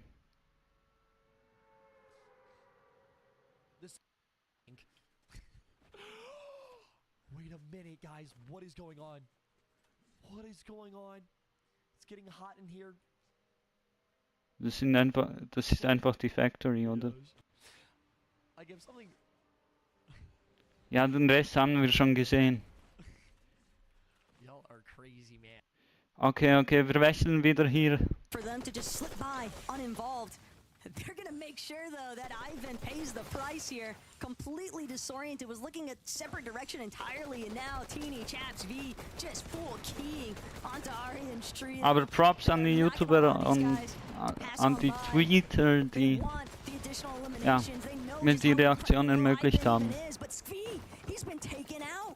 That is a huge blow. Chap and Teeny, they wanted to go unscathed from this exchange. Instead, they're gonna have to opt to play fallback now. They need their full trio intact if they want that end game. And this is such a massive delay for them to have to play for the reboot. Yeah, this is tough. It's 4th zone. I mean, 5th one is the last one at 1 DPS for a second. And they really can't take too much time here. Not only that, now they have the issue of getting chased. Alongside that, Cade, Ivan, they know there's more than enough heals. Dem nicht den Play this one in zone as Chap gets knocked down. Teeny left alone. It is just crumbling down for this trio. The only real silver lining, hold. nee. Could you look to pose a serious problem here? He's not willing to let Teeny slip on by, but he might not have a choice. Kiduo also nearby. Other teams that have been a little bit caught up in harm's way here is Volko now fully aware of the fact that Cade, Ivan, and Aryan are nestled right behind him. They're just gonna opt to crouch around. Steady goes on the low ground. Just playing inside of the vault building at Crime City. Okay. Vino. Oh. This is not what they were hoping for, though. They wanted to be aggressive, but they wanted to be the ones doing all the hunting, not getting hunted themselves. Whiffy Warp just turning out to be disastrous currently for Veno. He's hoping that he can get some additional tags here. He needs some big connects, but he's not gonna find it. Cleaned up and punished for their attempts. Maybe a little. Ich weiß nicht, was sie machen. Vielleicht ändern sie die Taktik an Tag 2, aber... Regardless, the outcome's all the same here, Takada. They've been wiped from the lobby incredibly early on. Yeah, I'm not sure what caused that, you know, initial knock to happen, but what we have to keep in mind is they're down 26th place with 3 eliminations. Like, this is something...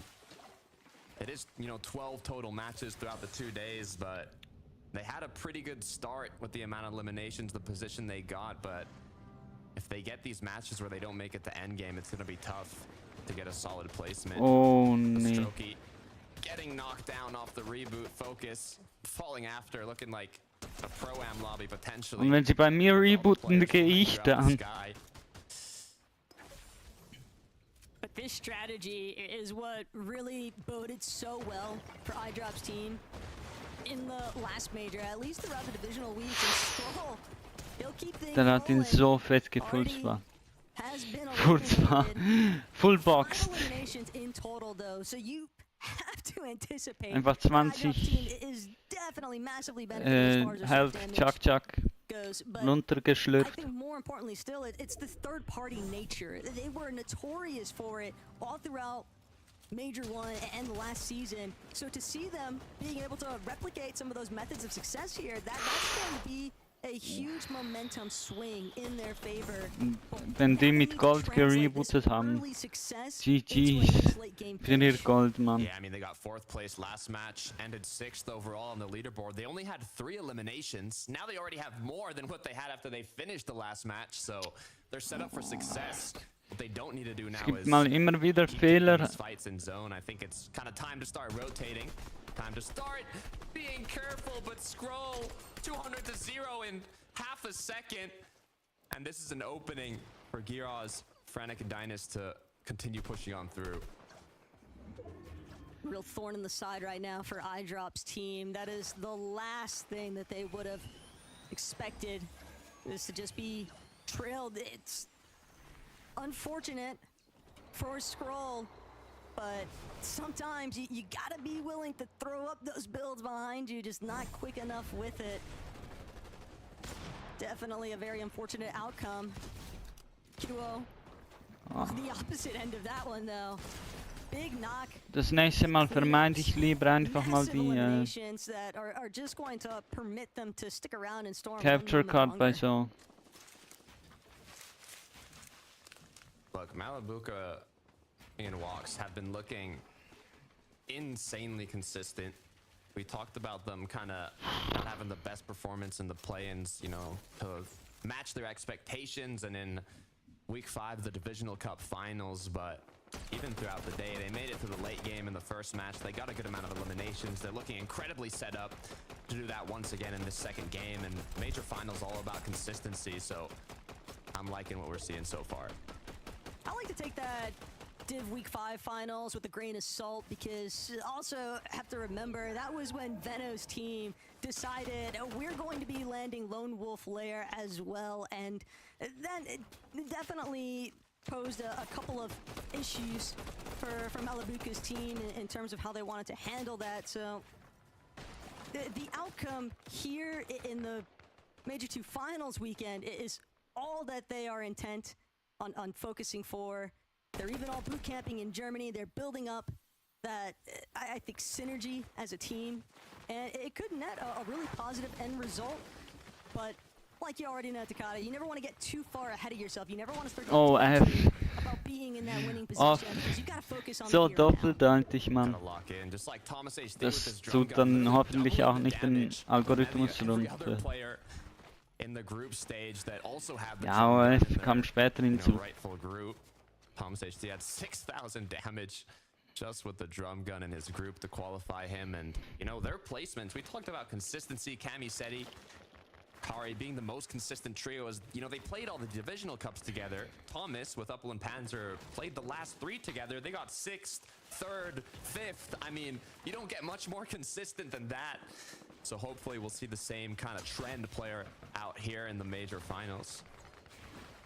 Have to feel a little bit though for Panzer and Uppel exclusively because everybody knows about Thomas and his placement history, but for Panzer and Uppel, they both had relatively success. I mean, we're talking about wir hätten fast auch FNCS gewonnen 2024. With 6th place, I believe, and there's so much pressure on them now that they've teamed up with Thomas to go that extra mile to overlap where they were before. Yeah, what I love about, you know, Uppel and Panzer too is if you compare to their, you know, Thomas's previous teammates, Uppel and Panzer have a 41% higher damage ratio compared to his previous teammates. Shark, das ist der neue, das ist die neue Prodigy aus Rumänien. Dieses so junge Kind, das okay. Oh. Ja, einfach, der ist komplett crazy. Er kommt fast an Peter Bot ran. Also in Solo Cash Cup hat er auch mal so 30 oder so Kills einfach mal. In einer Runde. Natürlich mit Victory Royale. Um das noch zu toppen. Wie bei Peter Bot auch. Oder? Make sure that they pay the ultimate price here. A couple of eliminations going big time, but Kyoto is going to focus on reviving Nebs. Cringe and Volko still desperate for that damage, and they find Pink throughout all of it. So now Kyoto, he won't be able to stick around. He won't be able to revive Nebs. He's got to keep moving forward. He has Surge and plenty of it. He's got material drum gun. Takata, but what he doesn't have is his teammates. It's going to be a tough run. And for Swizzy, Queasy, and Merstash, coming from winning the first game to now being 143 below, down to 49. Reason. No spare shields, Und Mr. Savage. During these rotations, it looks like they might need to look for a refresh early on here. Their mind isn't on high ground. Sind die bei Twitch? Getting themselves back into the game. It's looking like a dominoes effect potentially. The damage that Feno's team caused landing so northwards of the map caused teams to kind of hesitate, kind of stick around, but Merstash makes it happen, puts his team above Big Elim when they needed it most. And that's going to be the first one for this trio even. Damage has definitely been an issue for some of these other teams, a little bit more center map to find. And Merstash, Swizzy, Queasy, they're content to stay based up, but they need more refreshes, and they need to make it to the bodies because they need the loot also. Looking at this, there's a lot of trios that are already positioned in a good spot in zone, but so many of them are just missing that damage. Blaha's trio's fully cracked. Ja, Malabuka's only 86 above. tatsächlich. The good news is now's the time. You can't miss the shots as these people that are on the congested side start working the way towards the zone. It looks like Merstash is left with the solo as well. Wave war vielleicht auch Vadeal einfach. Ein Akronym, warte, was bedeutet Akronym? Just 2 ticks left. Wieso verwende ich solche? Nee, kein Akronym, Leute. Ich wusste gerade selber kurz mal nicht, was ich laber. SETI. Looking at Vanya, Pixie, and Marius with Queasy's trio having Cow, where is Cow? best opportunity to overtake Hyde and Wie die Kuh aus Mario Kart World. in the low ground. Marius, Pixie, Vanya doing exactly what they need to, just completely spraying all these teams, trying to pile into Flooded Frogs at the last minute. Pixie then hoping that he could pick up some leftover goods. Instead eats a few tags from Marius and they just continue to tarp overhead. Naja, also diese blöden Surge Towers. Als ob die das auch bringen. Here. It doesn't matter if the zone goes to the opposite side. We're still holding on to this. And if any trio is going to get a win, if any trio is going to close this match out, Vanya, Marius, and Pixie have great odds to do so. As Sky Scroll and iDrop, incredible performance. So many eliminations already on the board. They were consistent in the first game. There's so many big names they can still hit. They want to control that front side low, but they're going to have to deal with Tripper's team potentially. Potasai, X-Squeeze, and Artskill also a little bit caught up here. Das Crazy ist, ich glaube jetzt können halt eben nur die Teams auch spielen, die sich qualifiziert haben. Ja, safe, final. Also es sind immer die gleichen und die jetzt rausfliegen, müssen einfach etwas anderes spielen bis zur nächsten Runde. Glaube ich, oder? Aber wieso wie Kanada? Mobs nada.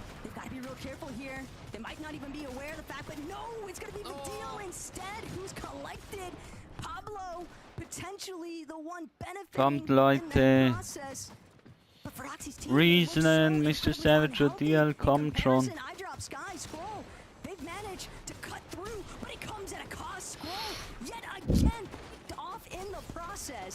They should be able to pick him up, though. I think they can get the double. They're going to be back in the game here, but they already have double-digit E-libs, Taco. Are you kidding me? Marius, Pixie, Vanya still holding on to height. They literally had a 12% win rate in the Div Cup Ja, finals. 20, They know ne? how to secure these victory royales, and now they want to do it in the major finals. Marius showing his fragging power as he drops down. Looks to pick up a quick refresh, but unable to do so. Is going to play for safety once again. Yeah, on second thought, Marius is like, I don't actually need to get involved just yet. I'm gonna fall back Oha. to my teammates are at healthy. Ist jetzt nicht so das jüngste Team, Mann. Keine Ahnung, ob die eine Chance haben. Just a victim of trying to play towards that backside, but the zone, it's pulling back. This is massive now for the team on high. Marius, Pixie, Vanya, they are just letting everyone in the low grounds completely eat themselves. Habe ich gerade die Spannung weggenommen. Hoping to try and be the catalyst here in the low ground, generate some form of low ground success. And if these other teams aren't careful, they might actually succeed. Pix, Darm, and Demas, though, they're preparing to try and shock the world, and it starts by taking out X-Squeeze. When they hit, man. Oh. You gotta be careful. You can't get stuck in the dirt. Pix is the only one that makes it out of his trio. Walks, Malibuka, Ping. They continue. The chemistry is looking stronger than ever as Vanya is looking to see does he play this heal off. Was habe ich denn verpasst? How can he close this one off? Reasons Team weg. Elimination after elimination, 4 on the board already as they prep themselves now for the final moments. The decision, how do we close this one out? But Marius, he tries to tango in the low ground instead. Ich weiß nicht, aber warum Reason halt gerade die Teammates genommen hat.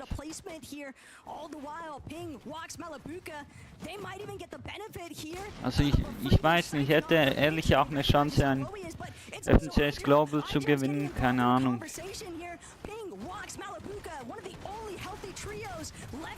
Vielleicht verkauft er sich ja auch nicht unter seinem Wert.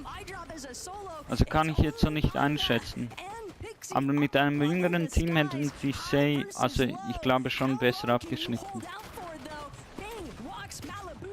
Oh. Lower layer.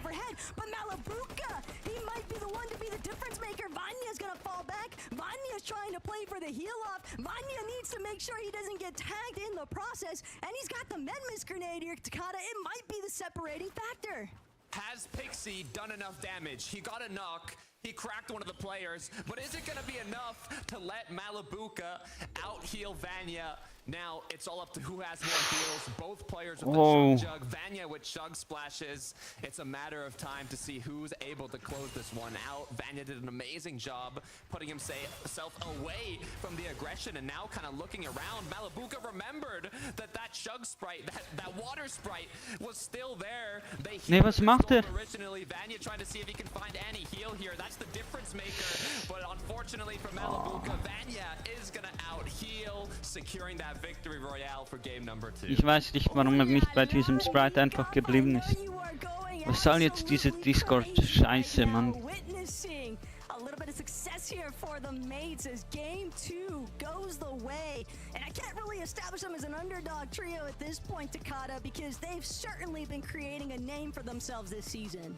Look, there's a reason they have the most victory royales in the Div Cup finals. They know how to close these matches out. They know how to play the meta, and they did it perfectly throughout this game. Not only holding high ground, but also picking up enough eliminations on the players rotating in, having, you know, Marius Pixie drop down and fragging out when they needed to get those refreshes, and ultimately closing it out with the heal off, having more heals, constantly scouting for more, and doing everything you need to close out that match. Just have to feel a little bit there for Malabuka, Ping and Walks, because Ich weiß nicht, warum er das gemacht hat.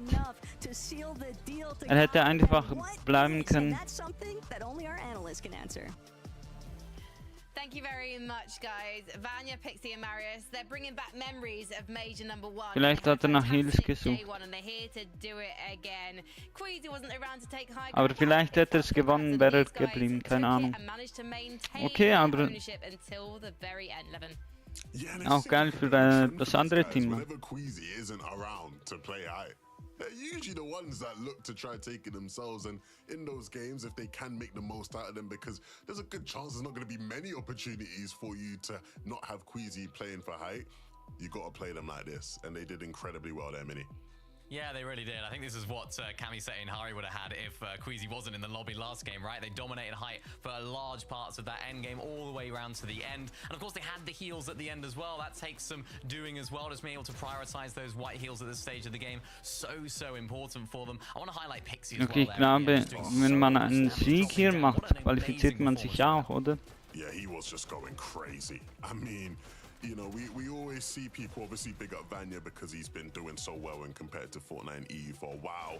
Marius, of course, gets all the hype on TikTok and whatnot, you know, after his pop-offs last year. But Pixie, this guy is one of the best fraggers in the region. Doesn't get the credit for it. But my oh my, if he can keep on putting on performances like this, he will start to get that credit in abundance.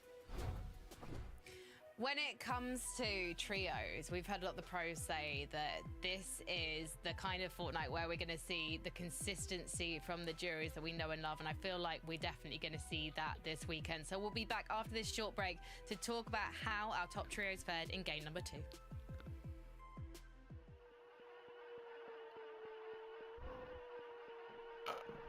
3 Minuten bis zum nächsten Game. Dick Buga einfach mal der erste World Cup in der TC.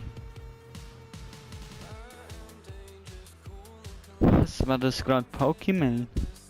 Nee.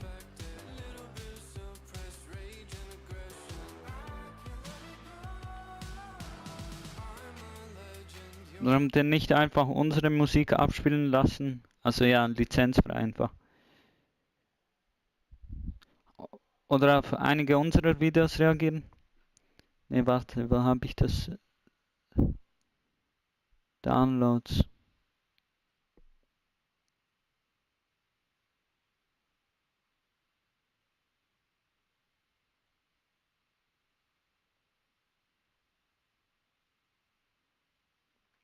Nee.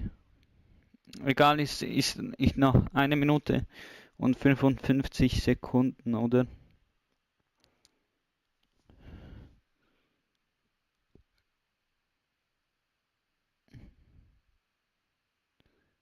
Vielleicht schauen wir uns mal an, welche Lives es gibt, oder?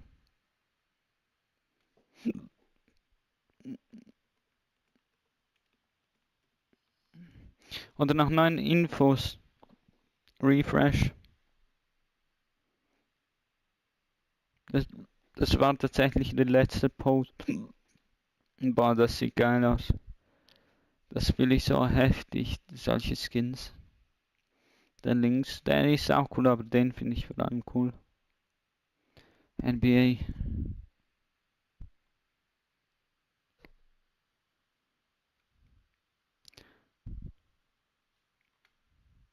Ghost Ninja, come on.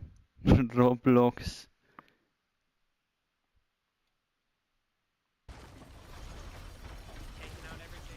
Hä, was? Man kann da farmen mit dem. Alright. Guys, this is the live event area right here, boys. Love your content. Thank you, Legendary. The live event, wait. Yo, let's see, 11:30? Let's see. We're only 3 minutes out. What, 3 minutes? 3 minutes, 40 seconds, chat. Everyone right now, drop a like on the stream if you guys have not already. Be sure you guys subscribe as well. Let's go. We got some bangers, chat. Die sagen ja alle irgendwelche random Zeiten, aber ich weiß. Let's see if in 3 minutes it goes down, boys. Hey, what up, Will? Aber wieso ist Fortnite jetzt nicht so transparent über das? Das gefällt mir irgendwie auch nicht so.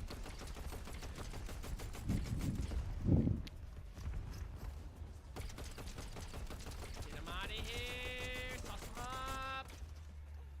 him up. Was sind das für Spams, Mann?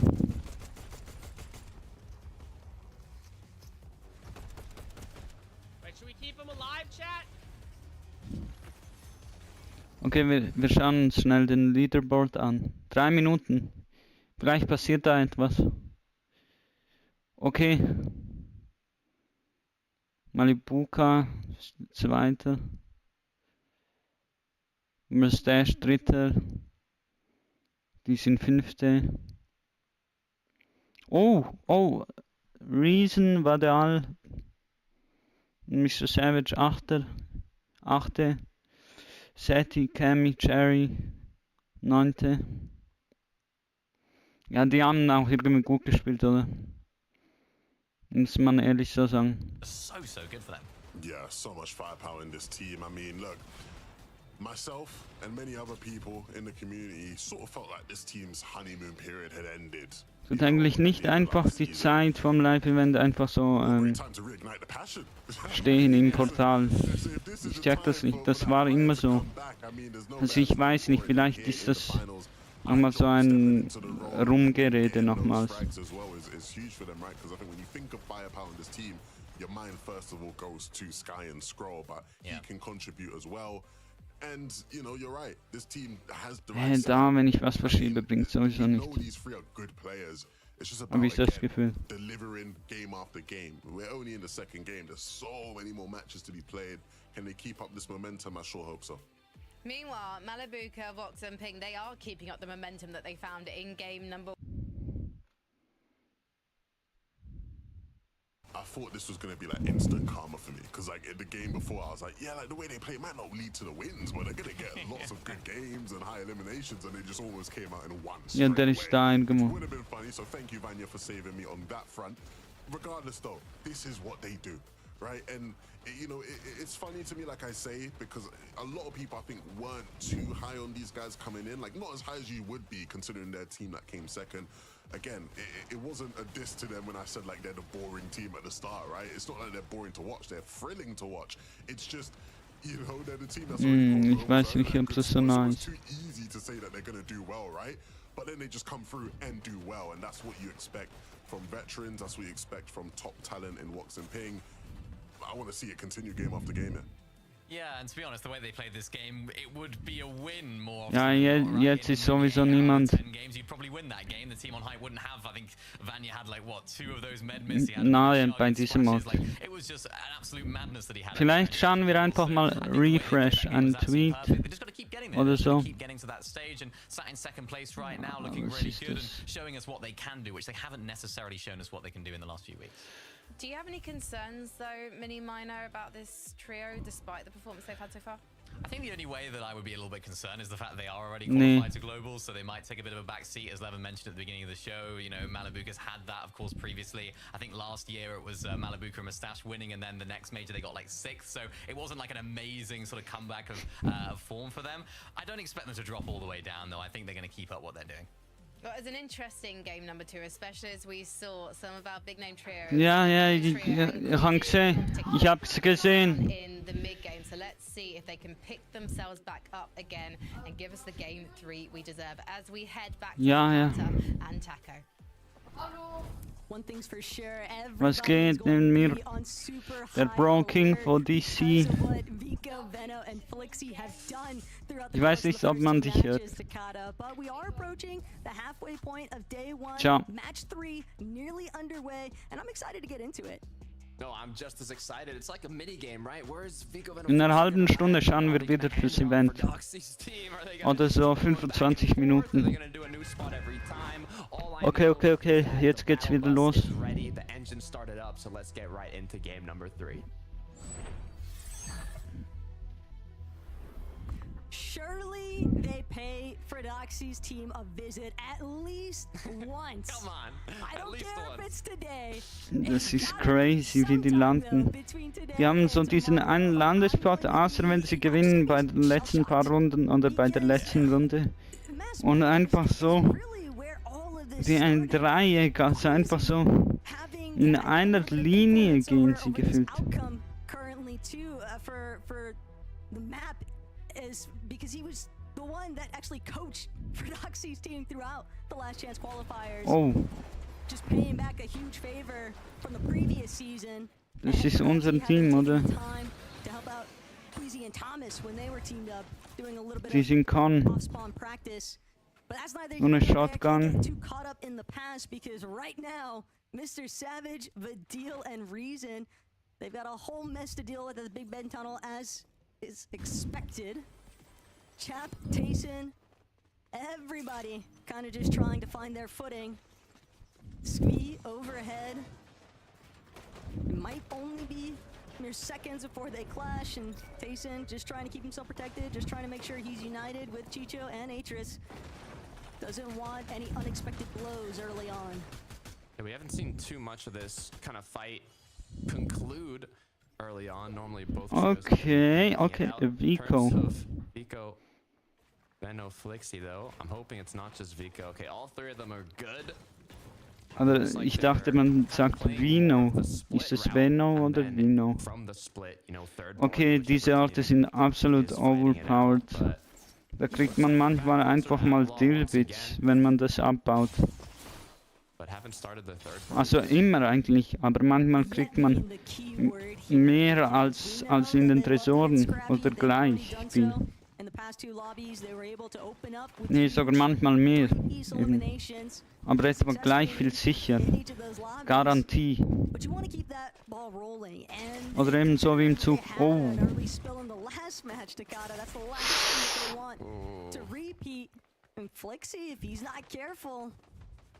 Just one receiving end too many of those warning shots. Focus, Yanis, for Strokey, they are closing in. It's like, what, 4 or 5 trios here, Taco? This too many trios. A whole cluster. They talked about clusters, you know, trying to find areas where you have a good opportunity to kind of take shots at each other, but this is like... Kann man das auch in-game schauen?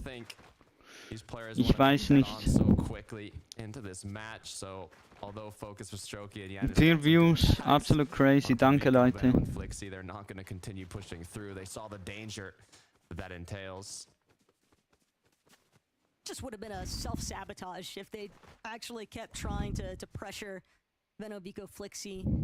From the approach that they were making, they could tell way too many teams in the distance, just like Benjak, die... Ui, Benjak meint nee. Seien wir mal nicht so. Die haben die letzte Runde gewonnen. Hä, was macht er da? Dynamitfischen, so ein Klima. Laserfischen oder was auch immer. So ein Klimasünder. Die Grünen werden überhaupt nicht glücklich sein. Viel Spaß. Oh. Looks like they're going to be opening up the vault here.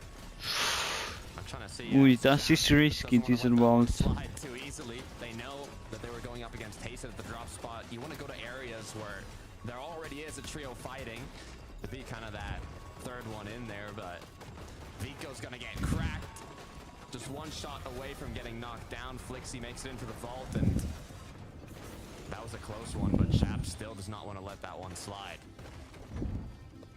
Just because you're in the vault, though, doesn't mean that you're actually going to be able to make it out. And Vico, he's relatively hurt. But sure, Veno, Flixie, Oh. they might have the Jetzt dieser Moment ist entscheidend. of controlling the vault, but they might actually just find themselves trapped unless Faded, Moneymaker, and F9 have something to say about it. They could potentially indirectly force Chapsky and Teeny away from this location inside of Crime City's vault, but Chap does not want to let Veno's team wiggle their way out of this one. Even if there's pressure spilling in from elsewhere. Oh, habt ihr die Physik von Fortnite gesehen? Stick around and see that they can get some damage done onto Veno's team, if not successfully eliminating them. I like how it's not even Taysen's trio. That's kind of like around here. It's money. Die haben es rausgeschafft. Like, you know what? I'm done with this. I'll let you guys do your thing. Außer I'm gonna continue on with my route. And it looks like it's also how they Einer hat's rausgeschafft. make it out of the vault. Decided, you know, you can only wait so long. No, they're trying to be so careful. They know this is too good to be true. Okay. It usually is. In that scenario, this Vico, couple of shots being fired. F9, Moneymaker faded. They want to close in. Issues definitely continuing to build, though. Now checking in with Magic Mosses, Darm, Pix, Demus. They love utilizing the black market at Magic Mosses, but it could potentially come at a price they're not willing to pay just yet. Recognizing that cringe Volko Kiddo a little bit faster to the punch. Yeah, I mean, I talked about it before. They tend to get like these really big games or kind of mid games, right? Got 27th, game 1, 4th, game 2. So we'll see if Demus, Storm, and Pix can kind of figure out what's going wrong. But the leaders of the pack, Mini Reminder with a smile on his face. I drop Sky and Scroll. Getting a bit of that fire once again, like Levin was alluding Mann, to. But, diese you know, in this part of the blöden. game, they're not taking those risks. They're just Wenn es nicht die ganze Lobby macht, ist ja auch they noch see okay. them. And I don't think we'll kind of see them get into an engagement here. It's not the first time that we've seen this trio leading on the placements for a leaderboard in a major final. Das finde ich so dumm. It is a completely separate conversation, and that's something that they're going to have. Wo? Ooh, Sky. I want to direct this. You might want to sit this one out. You might have been looking at the sky too long or something. I don't know what went wrong. Double headshotted. Ist es immer so, dass sie das machen, oder ist es, weil sie gesehen haben, dass sie in NA damit durchkommen? All of these teams in their surge bases, it's almost like a facade of a safety net, because you would think that teams wouldn't be willing to get up close and personal, but when you get massive tags like that, it's almost impossible to not want to get more directly involved. It's Vico, Veno, Flixie, Crime City. This is a very familiar background for them, and getting that initial elim onto Faded is definitely going to help out with their current predicament, but they're still having to deal with Chap and Teeny. Svi revisiting F9 Moneymaker, also trying to make sure that they can play for a little bit of backup. Even if they're a little bit split, it won't necessarily prevent them from completely engaging with this fight. I mean, the good news is they do have that black market close by. They have the option to kind of get some heals, but in the meantime, you don't want to like fully take these fights. They got the knock, but with a trio and a duo in the surrounding area, you know, not too worth it. But Teeny Chats Sind Vino, Vico und Flixie einfach abgezischt. Swizzy and Merstash, they have this kind of mountain they like to play on a little south of Seaport, and a perfect pull to continue there. It opens up the option to kind of, you know, take shots at all the trios that have to rotate through the south side of the map, even a little southeast. Wenn die eine Mammutpistole haben. Typically, you'd see teams trying to surge base on the north and south sides of Seaport to just fully control the flow of the lobby, but they're just exclusively directing their focus towards that southern border. They want to prevent any teams from having those Mr. Savage und so weiter. rotates. And they know that they can stick around. Got fishing options if need be. And other teams just looking to utilize those black markets instead. Reason could use a little bit of help here dealing with Twy. So immediately Badil looks to play backup, but Mr. Savage also making sure that they can finish what they started. And Twy, Hollow, they've definitely been off to a rough start here today. It's like a constant hunt, right? It's like Mr. Savage, Badil, and Reason, you know, they didn't want to be contested, but when they were, they're like, okay, we're gonna fight. It doesn't matter if we don't do it in the early game. We're gonna fight you, and it's clearly going their way. Even if they end up picking their eliminations a little later on, I mean, they still get the job done. As iDrop has gone down, our leading trio.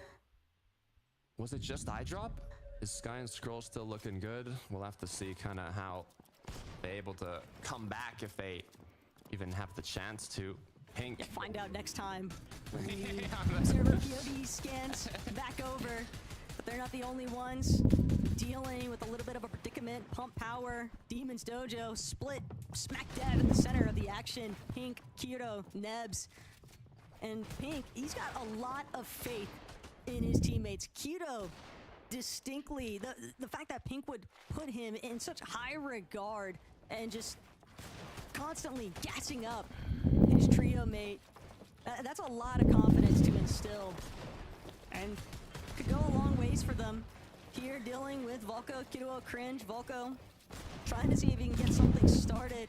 Cringe crouching, Ein bisschen Wasser lurking, trinken, just ne? waiting for Nebs to overpeak for a moment. He might even be able to approach from a blind line of sight. Overpeak. Oh, da kommt ja die Outpost Bases, oder? In der neuen Season. And that's gonna allow Pink a moment to just reunite with the rest Leute, of his die team. nächste Season kommt bald, keine Sorge. It would be Trotz nice to see him, Live-Event oder nicht. you know, have a great performance here in the major finals. They're already doing a decent job Ja. in 7th place, so all they have to do is kind of hold on in these early to mid games and keep getting to those lates. As we look at one of the most, if not the most consistent trios throughout the day today. Malabuka, Ping, and Walks. Levin mentioned it. I mean, they're already qualified to the Global Championship alongside Vico, Beno, and Felixi, but they are still showing why they ended up qualifying in just the first major of the year. A Lone Wolf might not have a black market, but it does have a vault and plenty of resources to kind of build off of. That is for sure the intention behind Malabuka's team. iDrop, Sky, and Scroll, though, all back together yet again. So successful rescue mission by Sky and Scroll. iDrop definitely going to be happy to be back in action with his teammates, but they've got a lot of heavy lifting to do here, Takada. They are so far out in Storm, and even if they're able to make a pass next to that backwards black market, they're still so far behind on Surge now compared to what they'd probably started off with. Oh. Faith, though. I mean, starting off so strong with Niemand, gell, niemand big, it gives you a good kind of nimmt motivation gefühlt boost die, moving into the next ones. A good bit of confidence if you have to take those fights. As Sangold actually just got knocked diese into them to Schrottflinte Storm. auch, weil sie so schlecht ist. They might be able to make something happen. Ehrlich. Kami said Ihari, it looked so good starting off the day. They were pulling all the zones, but in game 2, they weren't quite able. Egal welche Rarity die hat. Performance that Da behaltet man lieber eine graue Wächter oder picks up their mistakes. eine graue Outlaw sogar Never vielleicht. be able to convince me that Seti, Kami, and Hari aren't a leading favorite, though, when they are uncontested and in a competitive meta that prioritizing dealing with these surge bases. These guys are potent as ever. And Cammy, he's just gonna focus up on making sure that they've got more than enough mats, more than enough materials to work with for wherever they decide to rotate next. Hardy and Seti holding the teams on an island at bay. Akira, spot of trouble here. He's got pressure coming in from the team outside of the surge base on the island, but he's also got to deal with the team directly fighting him. And big elimination onto Volko. Cringe and Kiruo, nowhere left to run. Unfortunately for him, the Shogun playing a huge part. Karamo should be able to utilize a double revive, but the Shogun getting involved, that's gotta be a tick for the Aussie Antics bingo board, right? The Shogun 1v3 would be crazy if he continued for us. We can see a replay of how this kicked off. Oh. Huge shot onto Cringe, kind of gave them that upper hand in the fight. But Vico, Veno, Flixie once again battling it out. Vico has been eliminated. Flixie falls shortly after, and now it's all up to Veno as he goes down. Yeah. 6th place once again, matching their placement from last match. This is not what you want to see from a trio that's already qualified to the Global Championship. Eben die Performance lässt wirklich sehr zu wünschen übrig. They actually chased out Veno's trio all the way to the likes of Lone Wolf Lair, and it might just pay the ultimate price here because Jewel, Sandguild, they are clearly on the hunt for a little bit of additional surge damage, if not just getting that siphon in the first place. 32 Punkte haben die. Enough to match it. Teeny finds the shots. Able to switch out that infiltrator now for a sentinel pump, and that is already a massive win for Teeny, as now they leave Lone Wolf with 7 eliminations, but they want to bring Skvi back into this. Yeah, and they'll be able Leute, to wisst es, exactly that. I mean, ich tue nicht, jemanden auszulachen. Ja, macht das von ganz Anfang klar. This is huge for Chaptini and Skvi.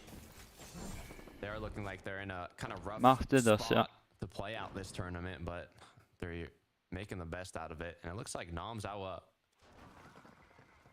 Olo and Twy are now at Seaport. They did kind of have that battle against Mr. Savage in the early game. I believe 2 of them went down, but having to go against Mr. Savage into Queasy shortly after, this is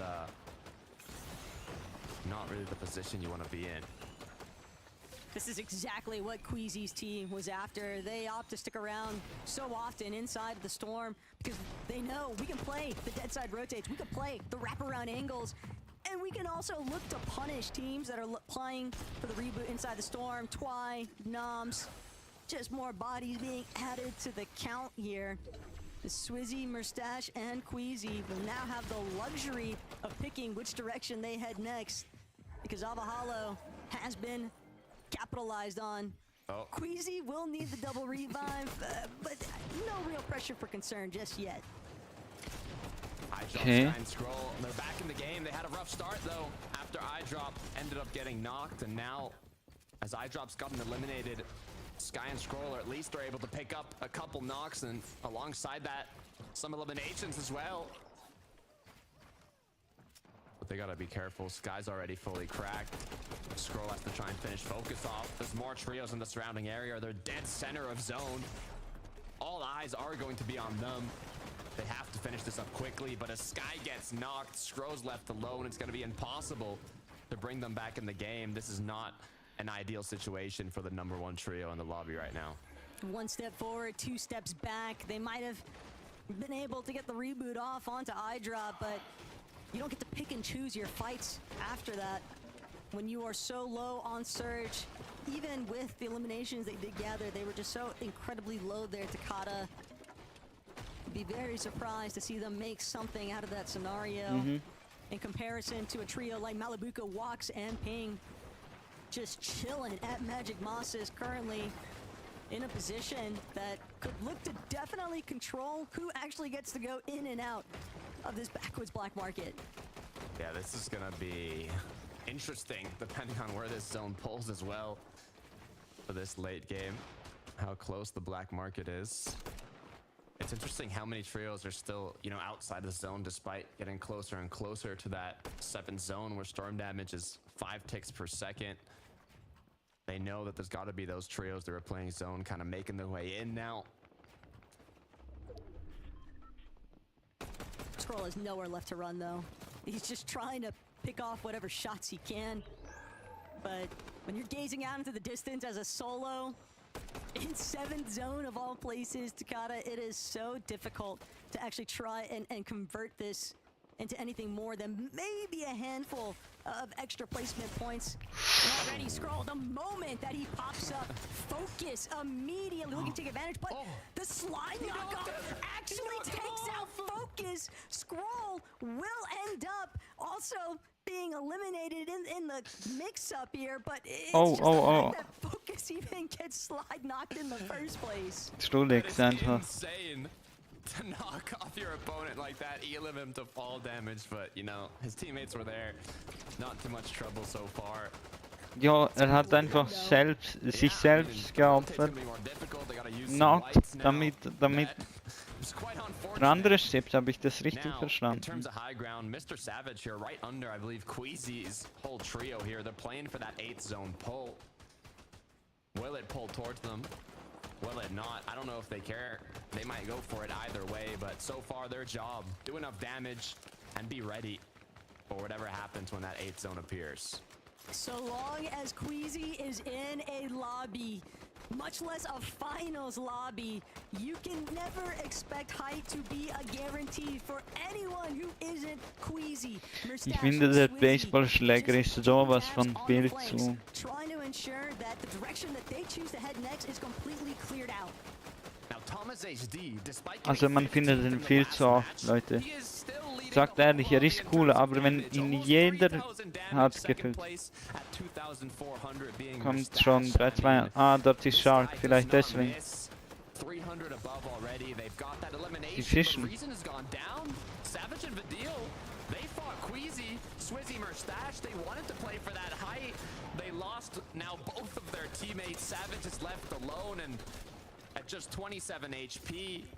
A sliver of HP, 1 tick of surge would be all it takes, but they go down before being able to pick up those points in the late game. That is a crucial, devastating end to game 3. And Swizzy knew that it's Chap and Teeny now on the other end of this mid-ground layer because Merstash, he kind of kick-started all of this, finding that initial elimination onto Reason, then continuing his aggression onto Vidil, one after the next. That didn't leave Mr. Savage anywhere. Mr. Savage und Reason, die sehe ich auch eher als Content Creator. Sage ich euch ehrlich. Aber ja, krass, dass sie es probieren halt, so cool. But overhead on the bridge, cranking up. Cammy wants a little piece of the pie here. When the height conversation starts to take place, this is definitely one of our teams that can heavily threaten Queasy. Not only did the zone not pull towards Queasy and Savage, but they ended up fighting, like you said, Talk, when it caused Cammy, Seti, and Harry to kind of take that high position once again, similar to game 1, but they have used quite a bit of materials. They might want a pullback to be able to hold this on all the way to the last moving zone. But Pixie, Marius, and Vanya are trying to maybe even chop them down here. They're so close to doing so. This could kind of disrupt them, not only in positioning, but cause them to use a lot more materials once again. Cammy, Seti, and Hari, they know it can be very difficult to keep control of those teams in your underbelly of that secondary. Shark down. Luka walks, ping. But they're not looking to let up the pressure anytime soon either. Just immediately taking out Kiro. All eyes focus onto Teeny now. He's just under so much heavy fire. The focal point of Malibuca's trio. But Malibuca gonna close off their backside and now continue to tarp his way forward. Doesn't want to get caught in congestion. Merstash and Sweezy though, they've lost Queasy as a duo, a dynamic duo at that. Big elimination onto Darkies. That's gonna be an extended lifeline for sure. And another one for Merstash. He can't keep getting away with this. Prax shut down in the crossfire as Merstash now looking to control this secondary height. A little bit of material goes a long way for him and Swizzy. Just getting started when you got 2 fraggers of this caliber. going at it. They're able to clean up a good amount of eliminations as Thomas HD with the free edits, looking to see if they can even pick up a refresh. Just 11 builds onto Thomas now. Zone pulling slightly up this hill. So many trios stuck down below. It opens up that option to kind of take shots on the ones especially low on shield. Where will this pull? It's going to pull towards boxcars, so they don't have to keep elevating themselves. Good for the trios down below. Cammy Seti Hari doing an amazing job of maintaining height, and Marius Vanya Pixie now ahead of the zone. But Marius and Pixie, they were looking a little bit low, a little bit stressed on their damage. No longer a concern though. The lobby is thinning out at a rapid rate here. Seti gonna be the first one to drop. Cammy Hardy still overhead. Seti now looking to see if he can find a point of connection, and Cammy directly overhead, just continuing to ensure that no one can. Haben die überhaupt noch Match? Ja, die teilen aus. Safe hat einer von denen noch etwas, sonst hätten sie das Game da oben nicht gespielt. Die sammeln das ja auch alles und so. Waiting for that Siphon to take over, and Swizzy just continuing to manage to squeeze his way through that pullback as well. That elimination onto Akira, they never saw it coming. Swizzy, just a madman. Swizzy is not finished, as now that Siphon has put him back up to 50 shield, 100 HP to work with, looking way healthier than earlier. The issue is so many trios around them. Ja, stimmt eigentlich. Ich glaube, wenn viele Spieler in Fortnite reinkommen, machen sie das, glaube ich, so, habe ich das Gefühl, immer so zurück, dass man bei Eliminierungen dieses Leben zurückbekommt, weil halt zu viele Schwitzer sind. Wasn't able to close the gap. He couldn't thread the needle. He couldn't find the shot. Malabuka walks. They've continued to press forward in the low ground, and Pixie are now punished for it from behind. Walks takes him out. Seti, Hari, Cammy, way up in the skies though. The zone continuing to pull over Hari. the face, and this is all but said and done here as Cammy, Seti, Hari just trying to spray out these last couple of remaining opponents on the low ground. Malabuka walks doing so much heavy lifting. They've taken out Chino, but they know what lies at the end of this tunnel. They're gonna have to deal with Poland eventually, and Seti, Hardy, Cammy, they don't want to let this opportunity slip by. They know exactly what they've got in their favor, and they are taking full positional advantage here. Seti closing in, Vanya cleaned up amongst the mess, and walks hoping that he can get some form of a heal off in tow. Still 5 splashes though for Cammy. They're gonna need a insane heal off for Walks if he wants to come out on top. The perfect zones. Oha, Cammy Seti, Cherry, einfach gewonnen, oder Cherry, keine Ahnung. Tschüss. Crazy. Mr. Savage war der Reason, leider schon früh gestorben. Being able to take home the win in Game 3. This is exactly what we've been waiting for. And a statement game as well from Cammy, Seti, and Hardy. They had been building for it all throughout the course of this endgame, just steadily keeping full control, suppressing the low ground layers, suppressing the mid ground layers, not allowing anybody to actually try and threaten their position. And they still had the heals if they needed them, Takada. And it's just a matter of time, though, before Walks had to surface a clean victory royale at that for Poland. But what do Frankie, Levin, and Minnie have to say? I think I need to ask a quick question, actually. Mini Minor, what day of the grand finals is it? 1.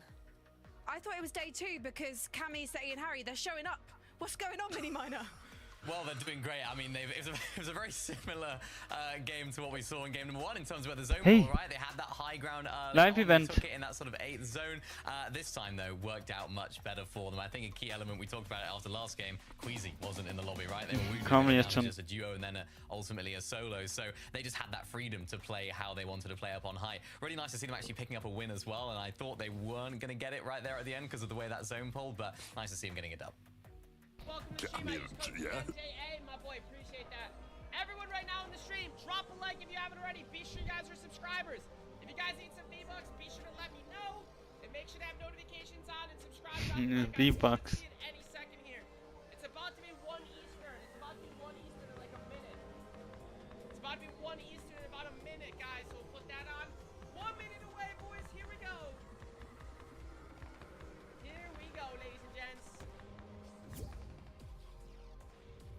ready?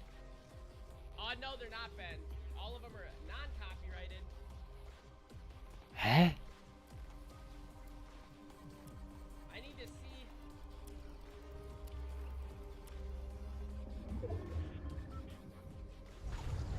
Oh, no! We got 30 seconds, chat! Do I get to stay alive? I gotta stay alive, boys. I gotta stay alive. I wanna stay here. Ja, bei einer Tick schon. Alright, this might not be the best, chat. I might die doing what I'm doing here, chat. I might die doing what I'm doing, but we're doing it for the content. Live event, here we go! Come on, Death Star, do something with us. Do something, Death Star, do something. Is it in the same game? Or do I have to go to the next game? Nee, was macht er?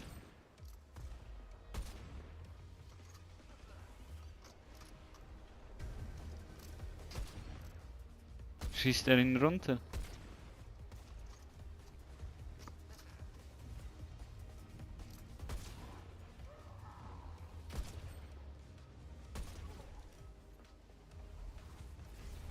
Oh, dude, I gotta go.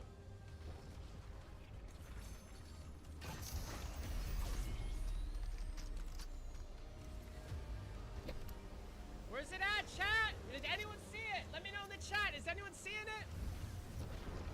I'm trying to hold off over here as much as I can. Is anyone seeing it, boys? It's now 1 o'clock, baby, so... do I have to go to the next game? I see Das it, Portal I see it. kickt einfach nicht mehr zurück. People in the TikTok are saying they see it. Do you actually see it?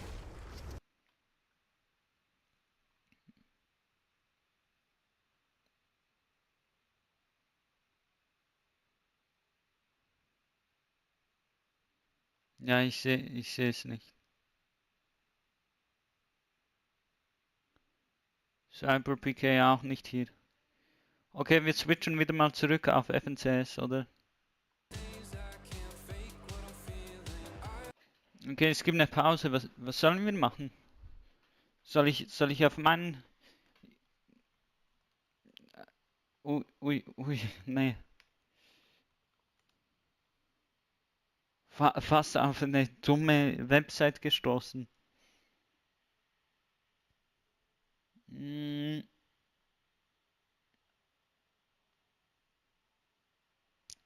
An Hypex was vielleicht. Hypex.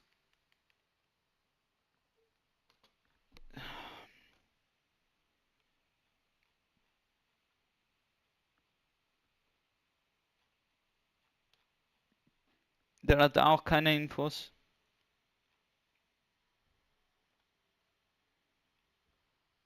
Okay, egal. Bald geht sowieso weiter mit dem Finale, oder? Ja. Was soll ich machen?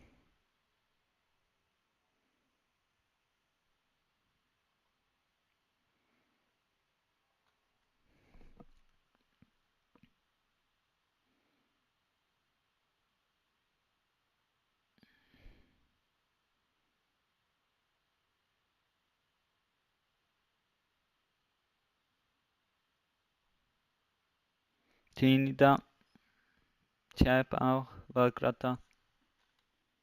To grand finals, and so far today our first 3 games have truly delivered. So let's talk about our hot favorites, because Queasy went down at the start of the end game there in game number 3. However, he's got fantastic teammates in Swizzy and Mustache. Mustache in particular showing up and showing off, Levin. Yeah, I mean, this is why if you're Queasy, you want to be playing with 2 of the best fraggers in the world, because in games where you might not be able to put on the IGL in masterclass, you know they're going to bail you out with their fragging ability. And I mean, again, you know, in this game, it wasn't a spectacular game in terms of just the final finish and everything, but what Mustache and Swizzy are able to do in terms of getting points out of the game in the limbs and just popping off as a duo and then eventually solo, One team. it keeps you in the running, right? It keeps you high up in the standings, Mini. Yeah, this is exactly what we spoke about last major as well. I know Mustache was one that was just keeping this trio up there, doing so much damage. I think he was the damage leader in last Grand or last major finals, and what he was just able to do was just to keep them alive and keep them going. Swizzy doing the exact same. Nice.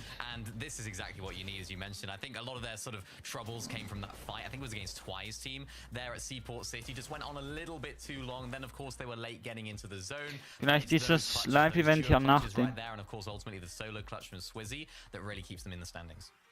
Can I ask you guys about our team at the top of the leaderboard here? Wox, Malabuka, Ping. I feel like watching them and my untrained non-analyst eye, they've got this high-risk, high-reward play style. And maybe I'm wrong here because they seem to be the most consistent trio in the lobby so far, Mini. Yeah, unrelenting pressure. You're absolutely right. I mean, that's all they do. It's just constant pressure. Those pre-edits coming through yet again. Always looking for something. You can even see, look at the amount of builds they have right there. They don't need all these refreshes necessarily. They can just start front side of zone. But what they're able to do is they're able to take advantage of players that aren't looking so good. They're looking in the wood. They're looking sort of a little bit weak on the backside of zone and really take advantage of their loot and, of course, their refresh. So that's what this team do really, really well. And not an ideal performance from them, of course, in a couple of the games. I think they had a 7th today in one of the games. But a nice sort of second here to clutch up this game. I mean, I'll take the 7 if I have 2 other seconds. Well, yeah, that's true. Ja, sag doch mal bis wann. Ich möchte doch nicht Fortnite öffnen. I'm not going to be crying about the they're second. boring though. They want to be second every game. I mean, look, it's funny because Frankie rightfully mentions like it's kind of a bit of a juxtaposition, to go back to my GCSE English days, because they are a team that plays, you know, seemingly this high risk style in these end games. But they've been the most consistent in getting to end games and looking comfortable to actually play out that way, right? So, again, this team, I'm liking. NA Central, aber. Who believe that they genuinely were going to come out here and win FNCS this season, you will be smiling and laughing at everybody right now. Let's take a look at the leaderboard again. I'm interested in page number 2 because one of the big talking points so far from today has been Vico, Veno and Flixie deciding, you know what, we're not going to contest for Doxy's trio at Mars Meadows. We're actually going to surprise everyone in the lobby. But to be honest, they've surprised us on the desk because they're currently sitting in 14th place. And I did not have that on my bingo card for today, Mini Miner. Yeah, I mean, we saw a great performance from them in game number 1. They made that end game, and it just hasn't quite worked out. Levin, we saw them in that game actually landing in the same spot that they landed in the very first game, but they didn't take advantage of that Oasis fight, so they sort of ended up rotating away. They got beamed in the back, so if they don't do it well, this is the risk of that strategy, right? They could get beamed in the back. They could just enter uncharted territory. But if they do it well, which they now need to, it could really work out for them. I don't think the problem's actually been the strat though. Like when you look at just the actual strat of them like sort of landing in different places and looting sort of outskirts and then getting... Ich will doch nicht NA Central. That's been working a treat. Like it's been going really great. It's the after that, like playing out the rest of the mid game, going into end game where they've really had the struggle. So I wonder how that plays in. I think, you know, it's easy to just say, oh, some minor mistakes, but I think the strat is working. But Levin, would you not maybe agree that if you're going somewhere different that you're used to and you're in slightly uncharted territory, then that's going to maybe unsettle you, especially when the pressure is on?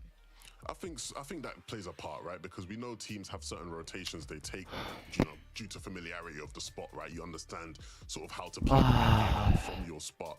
But I think from how they're trying to play in terms of they're just sort of doing their strat, and then they're mostly just playing on congested side of the zone and like just sort of following the zones, white lining, which they know how to do. It's just the execution of it, right? That's the real problem right now.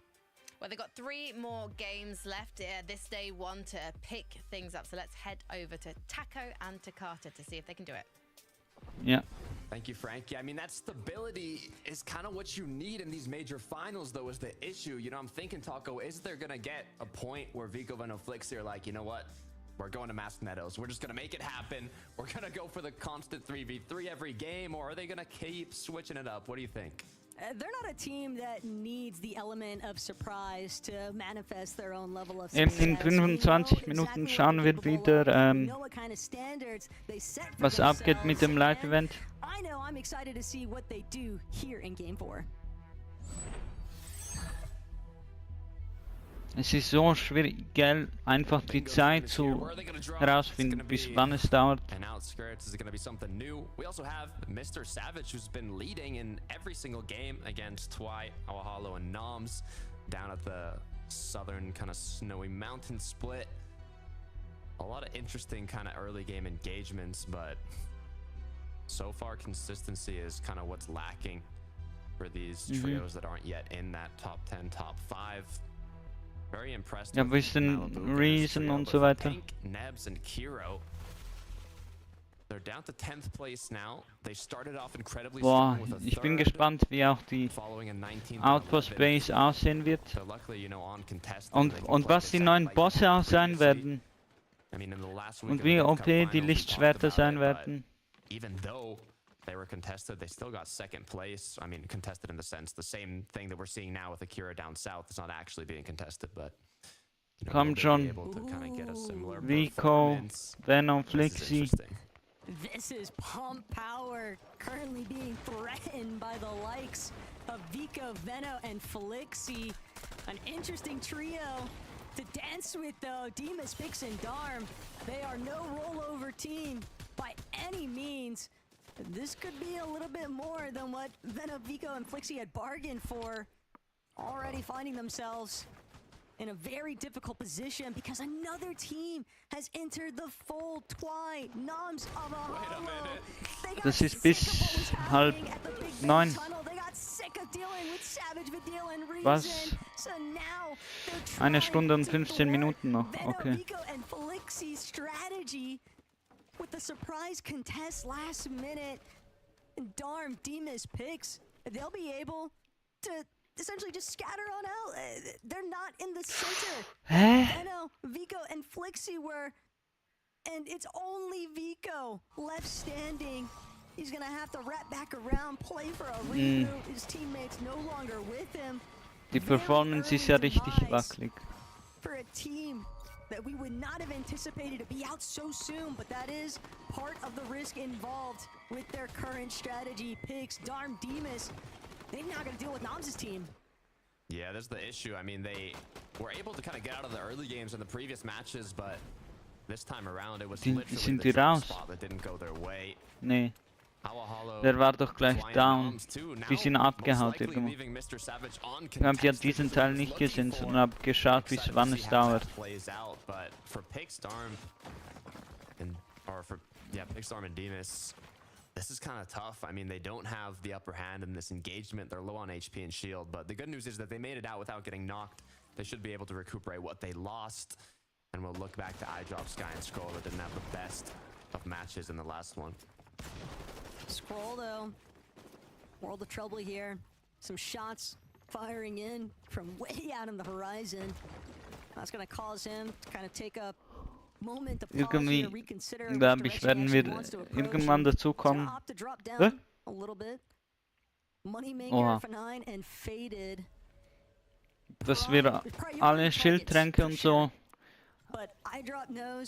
so zeitweise trinken, gefühlt. Couple of surge base tags now being extended both ways. And Moneymaker. Das bedeutet, wenn man es abbricht, kann man es nicht wieder weitermachen. Vielleicht wird das in der Zukunft gefixt, dass man es dann noch behaltet. Und wir beim Chuck-Chuck, vielleicht haben sie das beim Chuck-Chuck getestet. Could potentially be another target. Jules not careful. Wonder where Sandguild is at. Twi has zero concerns though. Just gonna focus up on the map farm. They've got Vico. Ist da los? Ist das einfach mal die Unreal Engine? So separated and way out in no man's land. It's gonna be very difficult for them to actually leave the beach side. Yeah, I mean, at least they're up though. At least they're on their feet, right? They've got a bit of shield now. They got a bit of loot. It was a very scary start, but they did make it out of it. It's kind of on hard mode now, but it's still possible. And with how, you know, they've been playing it out, just looking for fights. Once again, they're gonna be looking for one, but Noms, Awahalo, and Twi might be the Flixi und initiators. Vico ganz am Rand, They Mann. know they should have the loot. I was gonna say loot advantage. Was war da? 4 bullets in the AR. Irgendwas XZ habe ich gesehen. Both trios kind of in a similar situation in terms of loot, HP, and zone. shield. So I don't even know if this is a fight you want to take. Twi just committed so much earlier on to the initial chase up against Vico that he never really had an opportunity to properly farm anything. Fortunately, Avahalo will be able to Render take care of distance that by briefly. Fortnite. Wie viel ist sie? It's not going to be the 275, 270 Meter. collapse that they were hoping for up against Vico, Venno and Flixie. Aber da Not sieht only man that, keine but so Buildings far und north, Noya, Misha, Yasin, Leute they mehr. might decide to get involved by martial maneuvers, fighting frogs. It's a Also distinctly das ist die close Render area to Distance where von they like to jetzt. drop. It's other teams kind of littered all around, gauging whether or not it's worthwhile to leave their surge bases, and I'm pressed to believe it's not likely. Not in the early game. Definitely not. As we look once again at Also mit der Sniper sieht man weiter, oder? Look for these shots in the early game. They haven't been doing a lot of fights so early on. It's more after the rotations come through. But the back and forths doing what damage they can. Nice little three-piece from Malabuka. Spare shields to recuperate what they lose. Pretty standard strategy for this trio so far throughout the day. It's common practice after a certain point sind for so teams eng that dort. when you know that you're landing Der war near so the eng sich trio, am Hindrücken. you tend to just follow the same methods of success. Building those early surge tags. F9, Fade, and Moneymaker. They'll have to pursue those opportunities elsewhere. Trying to tackle Srapt and Hellfire. Srapt, though, incredibly low. Srapt just knocked entirely. F9, pinpoint accuracy, that's for sure. Not willing to fully commit just yet. Has to deal with Tripper and Hellfire just behind him. Doesn't want to get split from his teammate either. So Faded will get the job done. But Tripper, Hellfire, they might still want to stick around. It's very tempting because they can tell that Moneymaker for 9 and Faded, this is definitely a team that's hurting, but they're just in such a similar position. In fact, they won't even get the choice to decide because Giras, Dinas, and Frenek completely cutting Tripper off. They've left him nowhere to run. Yeah, now it's just a game of hide and seek. Will they find him in time, or will they just continue moving forwards? As the shots continue to kind of go back and forth for iDrop, Sky, and Scroll this time around. Looking better. They take out Rickbor. And, you know, with already another 3, so 4 total eliminations, it clearly went well for them. As now they can basically just focus on kind of making their way to the later sections of the mid-game.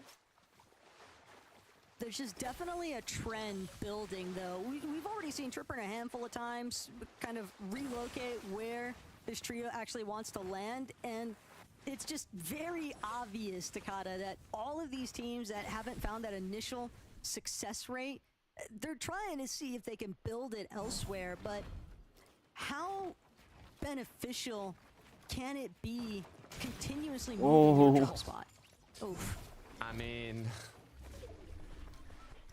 how beneficial? Kommt jetzt in Deutschland nicht nochmal. Because, like, clearly it has pros and cons. You know, you have the aspect of surprise, but at the same time, you can only study so many drop spots from the early to the mid to the surrounding areas. But it looks like they got a nice 3-2-1 onto Vanya, and this is actually going to be huge for Vico, Venno, and Flixie. Ist es die letzte Chance, sich eigentlich zu qualifizieren? They're able to pick up with that damage. They don't have to focus as much on continuing to hunt for those tags. I mean, being on this north side of the map too, close to Magic Mosses with all the heals available. Ich weiß nicht, wie das geht. Wir können uns das nachher in der Pause anschauen. In a box, but huge pump onto iDrop. Luckily enough, it is a 3v1. You can only do so much. That's just a farewell note that iDrop definitely hadn't been bargaining for.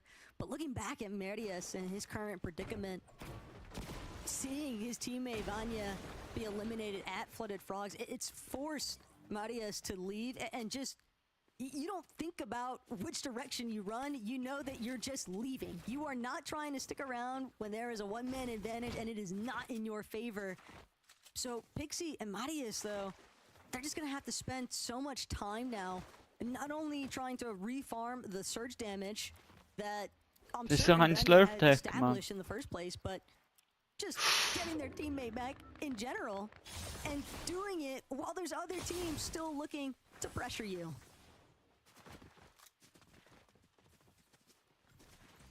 Moving through to Kira's Frenic. Ihr hattet ihn nicht gesehen. And Dinas, they're looking pretty chill, to be fair. Just kind of making the rotate, but Pixie Marius now, after losing Vanya, Vico, Benno, and Flixie. Pixie goes down as well. It's a whole different trio. Art Skill, Exuiz, and Podesai are going to be capitalizing on this situation. Aber man sieht eben nicht diese Peterbot-Clutches. For Vanya here. Hier, zumindest in dieser Region. Inside that top 10 of the leaderboard especially gotta be rubbing their hands together though, seeing that elimination light up. Bis nach 2024. This is a real opportunity to not only overtake where they were at, but really just try to build some leads. If you're Peterbot einfach mal for example, they might not have a Victor Royale, but when they're consistently placing high enough Klicks gekillt hat mehrere Male, um cool zu sein. Als cool angesehen zu werden. Aber nachher, wo er FNCS gewonnen hat, dann hat man ihm gesagt, dass er kein Cheater ist. Also ja, er hat nicht jeden Schuss getroffen. Man sah es gab so Leute, die so gesagt haben, ja, das sieht so aus und so, aber ja. Jetzt rückblickend, also ich habe das damals nicht geachtet, aber rückblickend. Skin. Wow, wie sieht das aus, ein Ellbogenmann? Wordi, Baumblöcke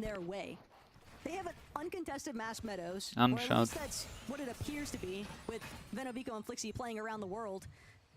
Marius trying to keep the dream alive right now though. Then Miss Grenade also has a water sprite if need be. But Sky, eye drop and scroll. That's a team that loves to get up close and personal. That fight overwhelming, dealing with the danger. Marius team raus. Just kind of getting free pickings here.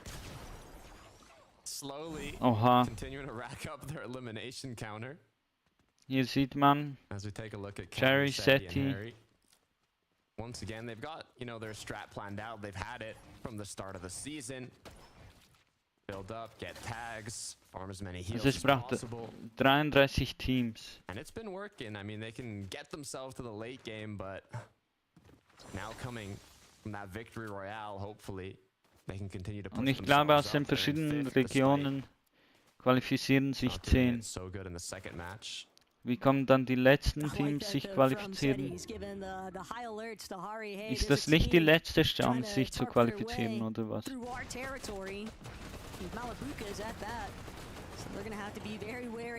Was ist der Prize Pool eigentlich? He's got Strap, Tripper, and Hellfire hot on his heels, just hoping that he can escape. Portal gonna get him out, but it might just be delaying the inevitable. What Tripper and Hellfire and Strapped wanted, though, was just this Crime City black market. They don't care where Chap is at. They might choose to pursue that one later on, but they know they've got to get a move on. Flixie, Benno, Vico. Okay, das sieht jetzt schon mal besser aus, oder? They are not looking to slow their roll anytime soon here. Felix now trying to see if he can buy himself just a moment's notice longer. But Flixie, Vico especially being ja, aber diese Gold Slurps auch zu OP, Mann. Leute, wisst ihr, was ich bei solchen Sachen denke? Diese Items können ruhig mal ein bisschen schwächer sein zur Balance, aber einfach Schaden machen, wenn man sie wird. Zum Beispiel diese Goldfässerrolle, dieses Heilwolke. Hui, das war jetzt sehr satt. Also einfach diese, ihr checkt, was ich meine, zum Healen. Diese Wolke. Hyping him up in the last match, but he's increased the gap even more now. You see 4,679 damage. I mean, second place is Franek with 3,500. Thomas literally leading over 1,000 damage. And that is crucial for setting yourself up without having to risk taking those fights to get that Storm Surge damage. These crouch peaks are looking insane, but you know, they got to do, I want them to see them have a solid end game performance. They're getting to these mid games with a good amount of damage, but as you can see, the health isn't looking amazing. They haven't gotten that big point match yet. They're kind of missing that pop-off game. Definitely a little bit stressed, and also definitely likely because of the team at Seaport City. Queasy, Swizzy, Murstache, and moving past that Titan wall essentially is going to prove a difficulty for anyone, even some of our more experienced players. Thomas HD, though, just proving that the Mythic Drum Gun is anything but a cosmetic weapon in his hands. Certainly an impressive damage stat, no matter what the placements might be looking like. And touched on it briefly, but Murstache, Queasy, and Swizzy, this is just what they do best. Just holding teams at bay here in Seaport, refusing to allow anybody to have the kind of flow that they would naturally look for. Taking a look at what Ferdox has been up to. It's been in Trulex's Jetzt halten sie dieses Dings. Aber es bringt auch halt nichts, weil die haben alle... Shaky start due to Vico, Venom, and Flixi contesting them. They did get that elimination, but it probably took them longer to loot the rest of their spot and kind of continue with their general play style off the start of the match, but looking pretty good for them so far. It's bizarre to think, though, that Abahala's team, last-minute surprise contesting, Vico, Veno, and Flixi surprise contest onto Pump Power might have actually helped out Veno's trio because it prevented Demas, Pix, and Darm to want to actually fully commit to the fight. And this is a trio that we know what kind of fighting power they have amongst them. It is not going to be an easy engagement by any means. I love the rotate potential too from Demas, Pix, and Darm there. They can go the full-on congested side that's not even in the zone yet. When that zone pulls, they'll be in prime position, but with so many trios holding them, it is quite difficult. On the other hand, Hellfire and Storm Surge are not in the best of positions. I mean, we saw what Queasy was doing at Seaport. He tends to kind of let these trios rotate in front of them and just continue taking shots at them, which has helped with doing enough damage. But when you're below by 334, you're not even in zone. I mean, you can take the safer route, but you're going to be punished by doing so. They are definitely in Fortnite competitive poverty, and it happens. Maybe they can look to try and bounce back, but overcoming the amount of surge damage threshold that they've got to deal with as a duo is always going to be a monumental mission. That's for sure. Okay, wir müssen so langsam auch schauen, wie es mit dem Live-Event ausschaut. And they're just doing what they can. They don't need to get involved just yet with some of the shots being fired around them. They might begin to put a little bit of pressure to the teams behind them, though, because they want to make sure that they're clearing out Cypher. For when they do decide to rotate and leave. Die sind im Endgame, oder? Over by Demon's Dojo. I don't think anybody's brave enough to actually try and take the geyser. Yeah, it's a risky move, all right. We can see Reason, Vadil kind of making their way in zone last minute, but when you got a whole trio just looking back at you, you can only make it so far. Nebs, Pink, and Kiro, despite literally landing here, they are in the zone as well. Looks like they want to do an inside of zone rotate. Wieso landet der auf dieser Seite der Map, man? Kind of unfortunate for trios like Camiseti and Hari, who had a primed up position, as now the zone just pulling right back to Pump Power, but in the sense of kind of opening up vision, they have an incredible amount on these trios that have to rotate in. Looks like they're going to take the earlier rotate, though, option instead of staying back to get those shots. They want to make sure that they're not going to become the lobby focus. We know just how rapidly even the best-looking spots can fall apart whenever the whole lobby decides to look your way. Thomas, Panzer, and Appel, though, saw them moments ago. Kind of caught Was macht denn? Demas, Darm, and Pix. And I believe they got at least one elimination, but they're trying to wrap around the lower side. It's a must. It's here. Let's go. Hä, was? Come on. W's in the chat. A lot of dubs. But yeah, that's the map right there. 166-2441-2329. Type that in right there. Nein. Type that in right there. Das ist nicht der Live-Event, Mann. What is this? Oh, Legends Landing. Jesus, Super Pit 73,000. That is just, dude, what is life?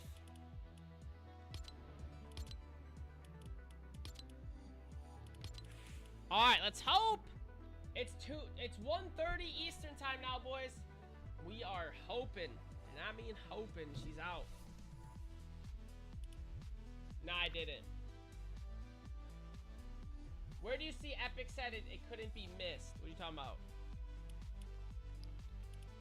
Guys, do me a favor. Type in code GNJA in the Fortnite item shop. If you guys can do that for me, would appreciate it. Let me know in the chat if you guys do. Type it in. Let's go. Ja, das steht, was ihr rein typt, steht euch natürlich frei. Ach komm, Mann, wo gibt's das Live-Event?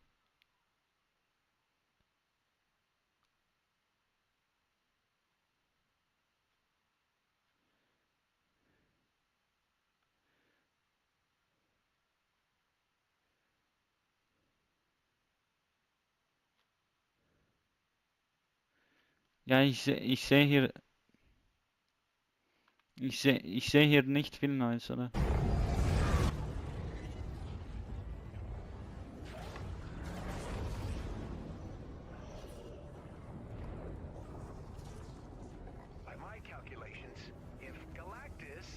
Ja, okay. Wir gehen mal wieder weiter.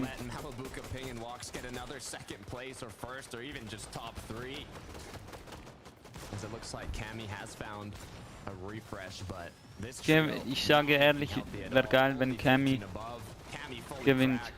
Weil der spielt wirklich auch Normal Sense einfach.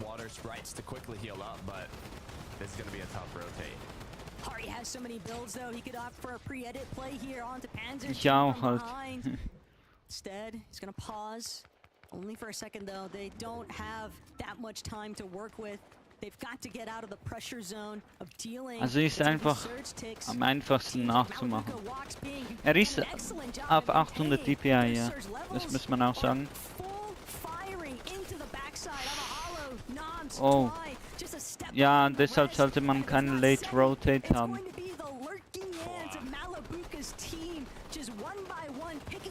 Players that were trying to commit a little bit further back of zone. Veno, Flixie just narrowly avoiding that focus coming out of Malibuca's team. But Sky and Scroll, they're just trying to see whether or not they can even maintain their footing in the first place. All these teams surrounding them, just trying to see whose floor they can chop out from underneath. Instead, from behind, gotta be really careful here. Don't want to lose your head in the process. And Malibuca, Ping and Lux lurking, waiting. Sky is so weak, and they want this elimination. They've got to be careful. Shot goes through, though. Sky gets knocked down. Vico, Veno, Flixie. 3 Stunden schon am Stream. Okay, das könnte was werden jetzt bei Vico und so weiter. A win would definitely be huge here for Vico's team, but Veno, Flixie, they're just trying to tarp ahead. They're just trying to make sure that they keep their backside closed off as well, because X-Swee's up above, Pablo Wingo down below. Pablo just trying to see if he can even make his way forward. Kidua and Volker have somehow managed to get their hands on the high ground with Cringe, but they are so incredibly low. Can they even maintain it? Wax being a Malibuca might want to get involved, but Vico, he's going to be the first one trying to cut out the team from height. The chop is a success. Veno immediately cranking up. Vico right behind him. They take out every player that was in the sky, as now they are controlling. Ja, okay, ich glaube, Cammy, Seti und so weiter, sie sind rausgeflogen, weil die spielen ja oben. Their main competitor is going to be Malibuca, Walks, and Ping. They're going to go for the side rotate. Chug splashes come through, but Vico, Veno, Flixie, they saw the future. They know what they have have to do to maintain this high ground. Malabuka gets knocked down, walks shortly after. The whole trio disintegrated into the mountain as Vico and Flixie now looking to close this off. It's a 3v3, but as Flixie goes down, Tidy falls shortly after. Okay, die haben einfach auch eben... Ja, deshalb einfach auch der Sieg. Halt, wenn man aggressiv spielen will, muss man von oben einfach. One standing, but not for much longer. Too easy. Venom, Vico, and Felixi, what looked like a little bit of an oops-a-daisy, just turned into a massive victory royale. They definitely needed this. Die Musik einfach, die ist auch legendär. Ich glaube, die gibt's schon seit einigen Jahren. Seit dem Fortnite Competitive Kanal eigentlich. Oder vielleicht sogar auch früher noch.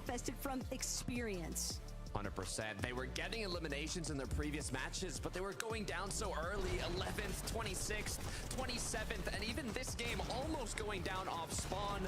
But somehow, Taco, they were able to not only recuperate their off spawn, recuperate their mid game, but also get those refreshes coming into this late game to give them enough fragging power, enough mats, enough loot to close out the whole match. They retook height, and now with that big pop-off game, they've planted themselves back into the top 10 on that leaderboard. Frankie, noch 2 games. Tell me what we just witnessed. Well, I think what we witnessed was Vico, Venno, and Flixie looking like lunch meat off spawn, and suddenly they made a meal of the lobby 11. But how did they do it? It's a bit poetic from you. They recovered the game well. Vico quickly was able to get them back and up and running, and that's what you need sometimes. You know, he's not necessarily the player you associate in that cheer with being, you know, sort of cool, calm, and collected in those sort of pressure situations. But he does a great job. And they play out the game from there, and they do it so well. I talked, you know, before last game of just how they need to figure out the mid-game parts, and the execution needed to be better. The game plan they've been trying was working, albeit one of the shakier attempts at it in this game. Ja, aber wenn ich dieses Live-Event, man, wieso hat Fortnite nichts rausgetweetet? Ist Hey Stan Live? Der macht die längsten Streams immer.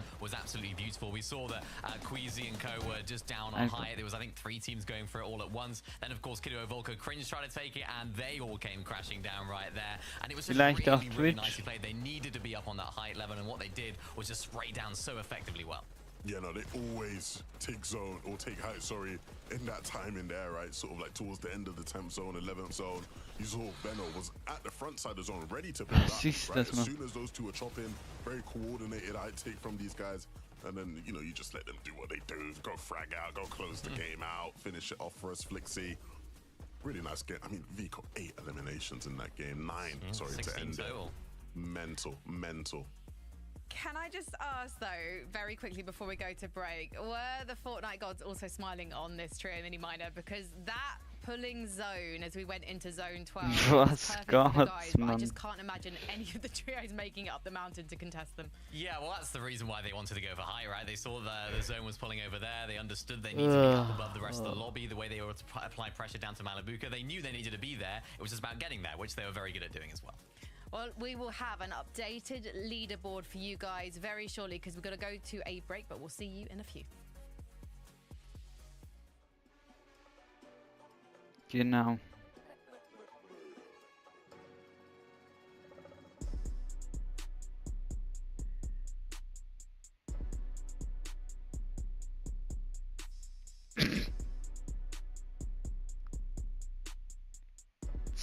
Duos machen. Das wären dann 40 Spieler einfach. Also nicht gerade ein Battle Royale.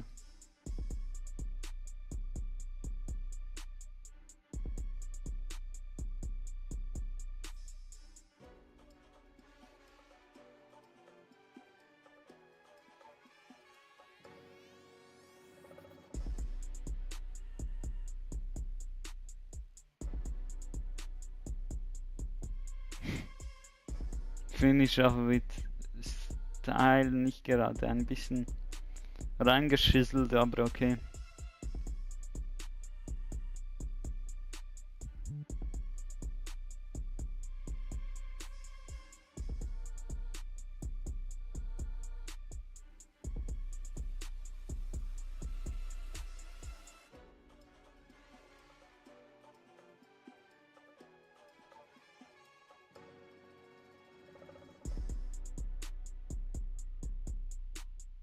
Aber die Musik, Mann.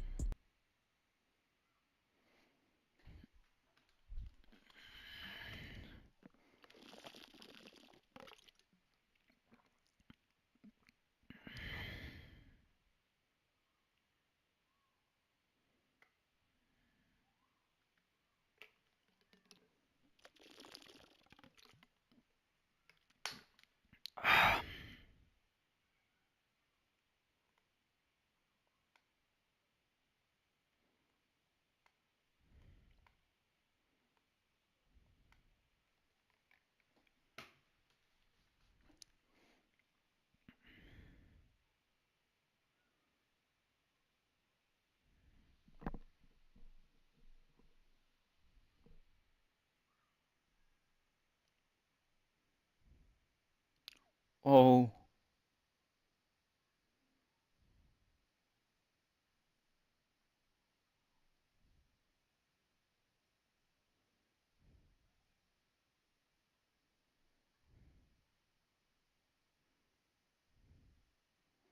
Okay, bald geht's weiter.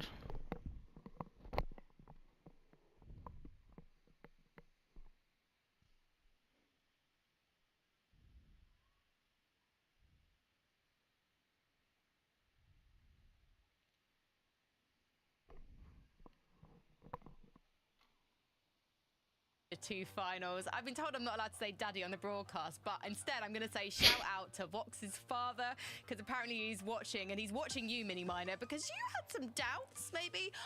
Let's not say doubts. You were not giving his son's trio the props. Crazy, einfach. You were like, oh, they got second, and they only got a 7th one time. I think they got a 6th in that last game, Mini Miner. And we have to say that this trio delivers game after game after game. It was a 4th. It was a 4th, yeah. Don't come after me, Wox his daddy. Yeah, for a little bit of context here, Wox's dad has become an out-of-context mini-minor clipper and posting it on socials. He's posted me saying that 7th wasn't a good game. Of course, by their high standards, it's not as good, and this game was a very good game as well. They don't have any bad games, as it seems, at the moment. They've had another great performance in endgame, 4th place in this game, as you correctly mentioned. Yeah, and they're just doing what they do best. Of course, the final few moments weren't quite to be for them. I like the idea that they had Malibuca going at the side of the hill, and look at this, Vico actually took them out from behind. So Wox here was just thinking, all right, we'll just make our way up, and you're thinking, who is this? It's Vico jumping on down. So the pressure that the trio on height were able to apply were great. Okay, die haben so in that moment as well, I was like, oh my god, surely not another 2nd place. And it's funny, 63 Punkte Abstand. 3 more seconds, it would have been another 2nd place. Like, so many teams went down just in a matter of seconds. This team, though, their consistency has just been relentless. Again, it's like, Vico, Veno und Flixi haben aber auch sehr aufgeholt in dieser Runde. Who's going to actually be competing come game 12? And I feel very confident saying now that it's going to be these guys, right? It's going to be these guys and somebody else with the way they've been playing. It's just been phenomenal so far, to be honest. We're seeing an all-timer performance from these guys so far. If you actually look at the points as well from 1 to 3, and then that big gap between 3rd and 4th, it's so impressive, the placement points in particular that Malibuca and well, in fact the points in overall, I should say, that Malibuca's trio are picking up. Let's talk about Cami, Seti and Harry as well, because they are having a fantastic day 1. I made a joke about them being a day two team earlier, but they're making very stable plays for the high ground level. Also ich finde das ehrlich komisch, solche Behauptungen. Wir wissen doch, dass das Team, also Cami und Seti haben sich schon mal bewiesen, also. That is always going to be the point of contention people will look at when it comes to this team. Be consistent all you want. Can you frag like Malibuca's trio? That's what it's going to take to win. Yeah, and I don't want to be that guy, but we've had a lot of north zones so far, right? I don't think we've actually had that south zone, so I'm intrigued as to how they're going to do. And even those teams like Malibuca's team who do land in the north, how are they going to do when we do get some south zones, if we do, either today or tomorrow? So that's a big question mark for me, but there's no doubt that this team can definitely perform well and be in that top 5 at the end of it all.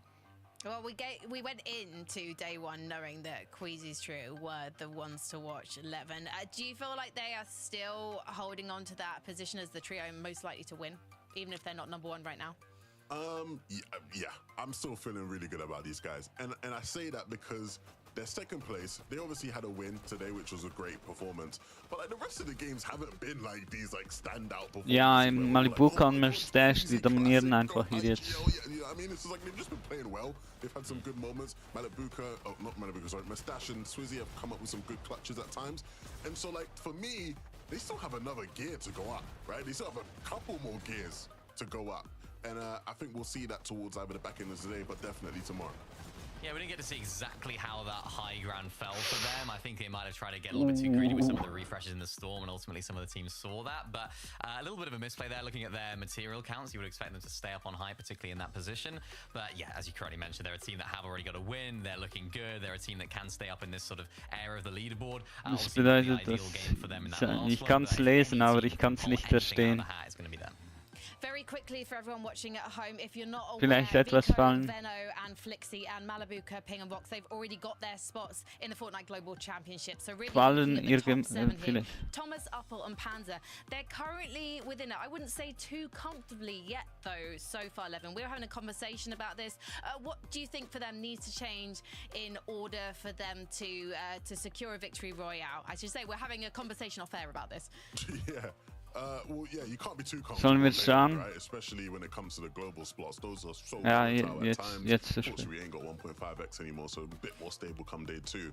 But these guys, again, it's just about cleaner end games, right? You know, they're making it to these end games, but can they actually deliver and actually, you know, sort of make them top 5s turn into top 2s?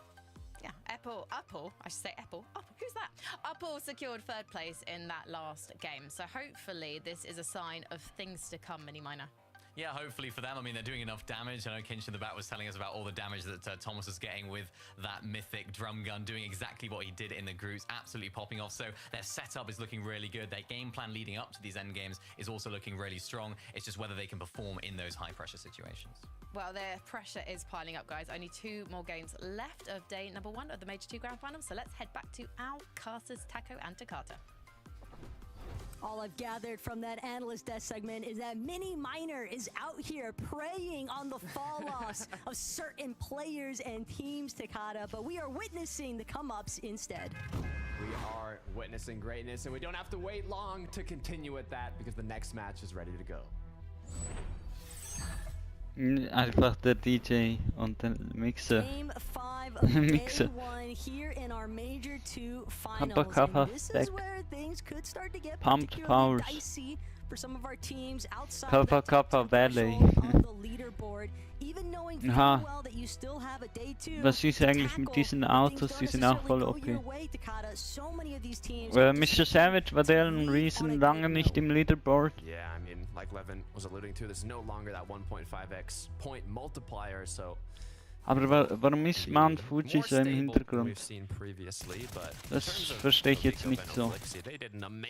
Kommt das irgendwann so oder ist das etwas fürs nächste Chapter? So ein Vulcan-Chapter oder eine Vulcan-Season wäre auch so mal was Geiles wieder. Lazy Lagoon war früher immer mein Lieblingsort. Ancon hier. If Pink had anything but the SMG there, that is a knock. That is a guaranteed knock to start the match off with. So aim looking crispy. That's for sure. Veno, Vika, and Flixi though. This is a new sightseeing for them. A little bit more directed towards Wie hat Flixi schon Schaden genommen?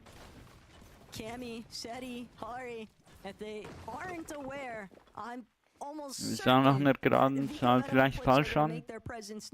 Nee, jetzt wieder. I'm thinking there's not really any trios Kappa Valley, Leute. Okay, ich hatte.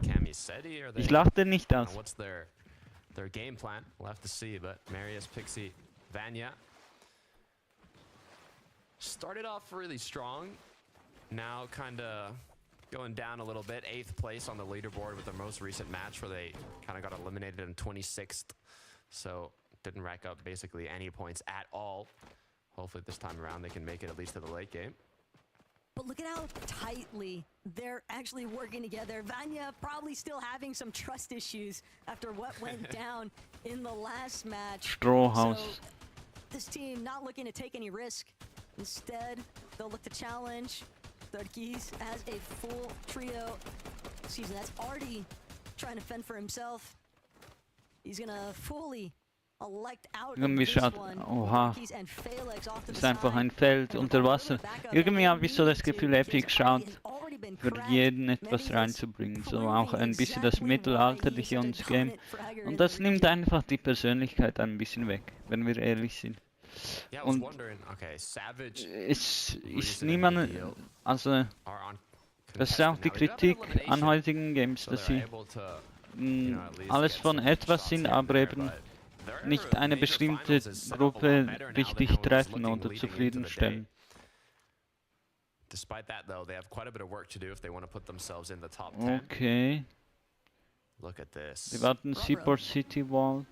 Look at this. Oh, no. Die wollen sich ranschleichen. This is menacing. This is such a menacing look for Einfach im Vito, Pyjama. Flixie and Veno. And Oha. he's so nonchalant about it too. He's just like, oh, you know, I'm gonna go check this chest. I'm gonna go farm these mats. Flixie just barging down the door though. Swizzy completely trapped like a mouse in a cage. He's got nowhere left to run except into the waiting hands of Veno, Vico, and Flixie. But it's not without a fight. They'll at least get the knock onto Flixie, and that could open the avenue, but instead Mustache immediately pounced on. We thought he was going to be the big Oh shit, die haben die auseinandergenommen. Hey, dieses Wort gibt doch nicht in meinem Algorithmus den Nachteil, oder? One quick shot was enough. They wanted to take that engagement quickly because they knew it was a 2v2, but jetzt Queasy. ahead of themselves. Don't know what's next for Queasy here, but for Cammy, Die haben die so abgekämpft und schockiert. fight against Cringe Kidduo. But Hari's left all alone now. They've got Volko eliminated, but the 2v1 is not an easy one to get out of. Okay, this is so disastrous right now, though, for some of our leading teams on the leaderboard. Hari just looking to scurry away. Cringe, Kidduo. They might have other plans in store. Cringe starting to build up, trying to chase him out. He wants this final elimination if he can get it. He might even just opt to cut off the reboot ban. But Kidduo, even with the Mythic Pump, doesn't feel comfortable. Kommt schon, Sherry, du schaffst das. Du schaffst jetzt dieser Schweizer Deutsch. Oh, hallo zum nächsten Jahr. Ach, schade. Aber auch geil für das Cringe-Team, Kidduo Volko. Oh, das wird jetzt auch knapp für dieses 5. Team. Eben auch Queasy als einziger Überlebenden von Mustache. He has to just play next to Kidduo. The double reboot will at least be faster. I feel so bad though for Volko and what he's about to drop into. Will he be able to make it out? The ramps come through from Cringe, trying to do what he can to help his teammate, but auch durch das Abkämpfen von Dino, Flixie und Vico. Die haben sich einfach in den Wald eingesneakt, also jetzt als nächstes schauen wir Malibuka zu. Gerade auf Platz 1 im EU-Finale. Tag 1, Major 2. Queasy muss jetzt selber abkämpfen. Wie viel von denen kann man eigentlich aufnehmen? Working his way out of this one. Khabib, Khabib. They are fully aware of the fact that there was someone underneath their bridge. They don't want to let Queasy go. Khabib opting to just continue chasing one direction from the next. Queasy still somehow, some way alive, despite everything. And maybe it's a kid in his team that will get the elimination credit. Maybe it's the responsibility of someone elsewhere in the lobby now, because Queasy has finagled his way out of this one. For how long, though? As I mean, so far there's nobody else here. A little bit of extra loot, but I mean, the good news is they are, I mean, it's kind of good and bad news. Good news in the sense that they did pull zone around Seaport. Bad news meaning that there's always going to be players around you now. So if you even want to get that reboot, eyes are going to be on you. Was los mit Reason, Bro? It'd even be worth it to kind of go out of zone to look for it, but yeah, not fun. Ja. Just going from bad to worse. Bald ist eben auch, müssen wir wieder schauen fürs Live-Event, oder? Giannis for Strokey in focus. Ja, komm schon jetzt mit diesem. Never gonna give you up. Spending a little bit of extra time inside of the storm. So many of our teams today have opted to play this exact strategy out. The early storm tick damage, not really Cyber much of a PK. threat, with so many heals kind of scattered across the map, and the opportunity. Again, you always have to keep your head on a swivel for those teams looking for the early reboots. Yeah, I'm for Strokey, Giannis and focus here. I mean, they've already positioned themselves so deep in the zone. It's kind of just like a slower, safer route here. I drop Sky and Scroll. Okay, dann schauen wir uns das in ein paar Minuten an, oder? Aber woher kommt eigentlich auch die Annahme, dass es genau bei einem Competitive Match sein wird?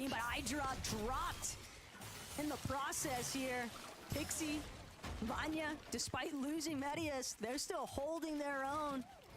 And Sky, Scroll, we've seen how well that pair can actually operate. And for good reason, Pixie and Vanya, they're just gonna elect to fall back. I'd rather make a play for the reboot right with the Wharf. 3 is always going to be better than trying to make it out as a duo, especially this early on. Taking a look at kind of how that ended up happening. Was ein Klatsch. Scroll is lining up his shot there, big pump. But for Mustache, Queasy. Mustache, they are back in the game once again. Queasy did choose to go outside of the storm despite being in to get that safe reboot at Kappa Kappa. And this is kind of where it begins, right? This is where the hard mode FNCS starts, as they have to find everything. Already at third zone, they need to get their loot, they need to get their tags, their mats, and they have such a limited amount of time. Sometimes you just have to kind of set yourself up for a refresh. How do you find that refresh? As maybe just farming and looting won't be enough. But when you think about the other teams in the lobby, have to direct your focus towards Thomas, Panzer, and Uppel, because they're not going to have to worry about Queasy, Swizzy, and Mustache holding things down inside of Seaport City. They're actually going to be the ones fully in control of the way that these southern position teams are actually making their way into the next zone. Could be a big part of the reason why we see Thomas HD holding things down, and that Mythic drum gun, he's been packing quite a punch with it all day long. And when you are Queasy's team and you're stuck at Kappa Kappa and you have to find damage, surely Thomas knows it. He's more than happy to stick around. He can even spot out that there's still at least some form of a team. Whoa. But he's got his eyes targeted already towards that direction from Kappa Kappa. You have to anticipate that that's Queasy. And you know, Panzer, drum gun in hand. This is just not where you want to be as Queasy's trio, as scuffed as they are. Now Storm Surge, Space. I mean, Thomas, Panzer, and Uppel have heals. They can just sit Richtige there Action hierin. until Queasy and them get eliminated the storm. So we'll see how that one plays out. It's going to be a slow one, I'm sure. Vico, Venom, and Flixie, though. Solid start. Seaport City, Crime City, ja, was? Jetzt ist Seaport City. Vico, Vino, Flixie. Eben die wieder die Ersten werden wollen. Also making use of the vending machines available inside of Seaport, but Fnatic might have gotten mixed up with Mr. Savage's team.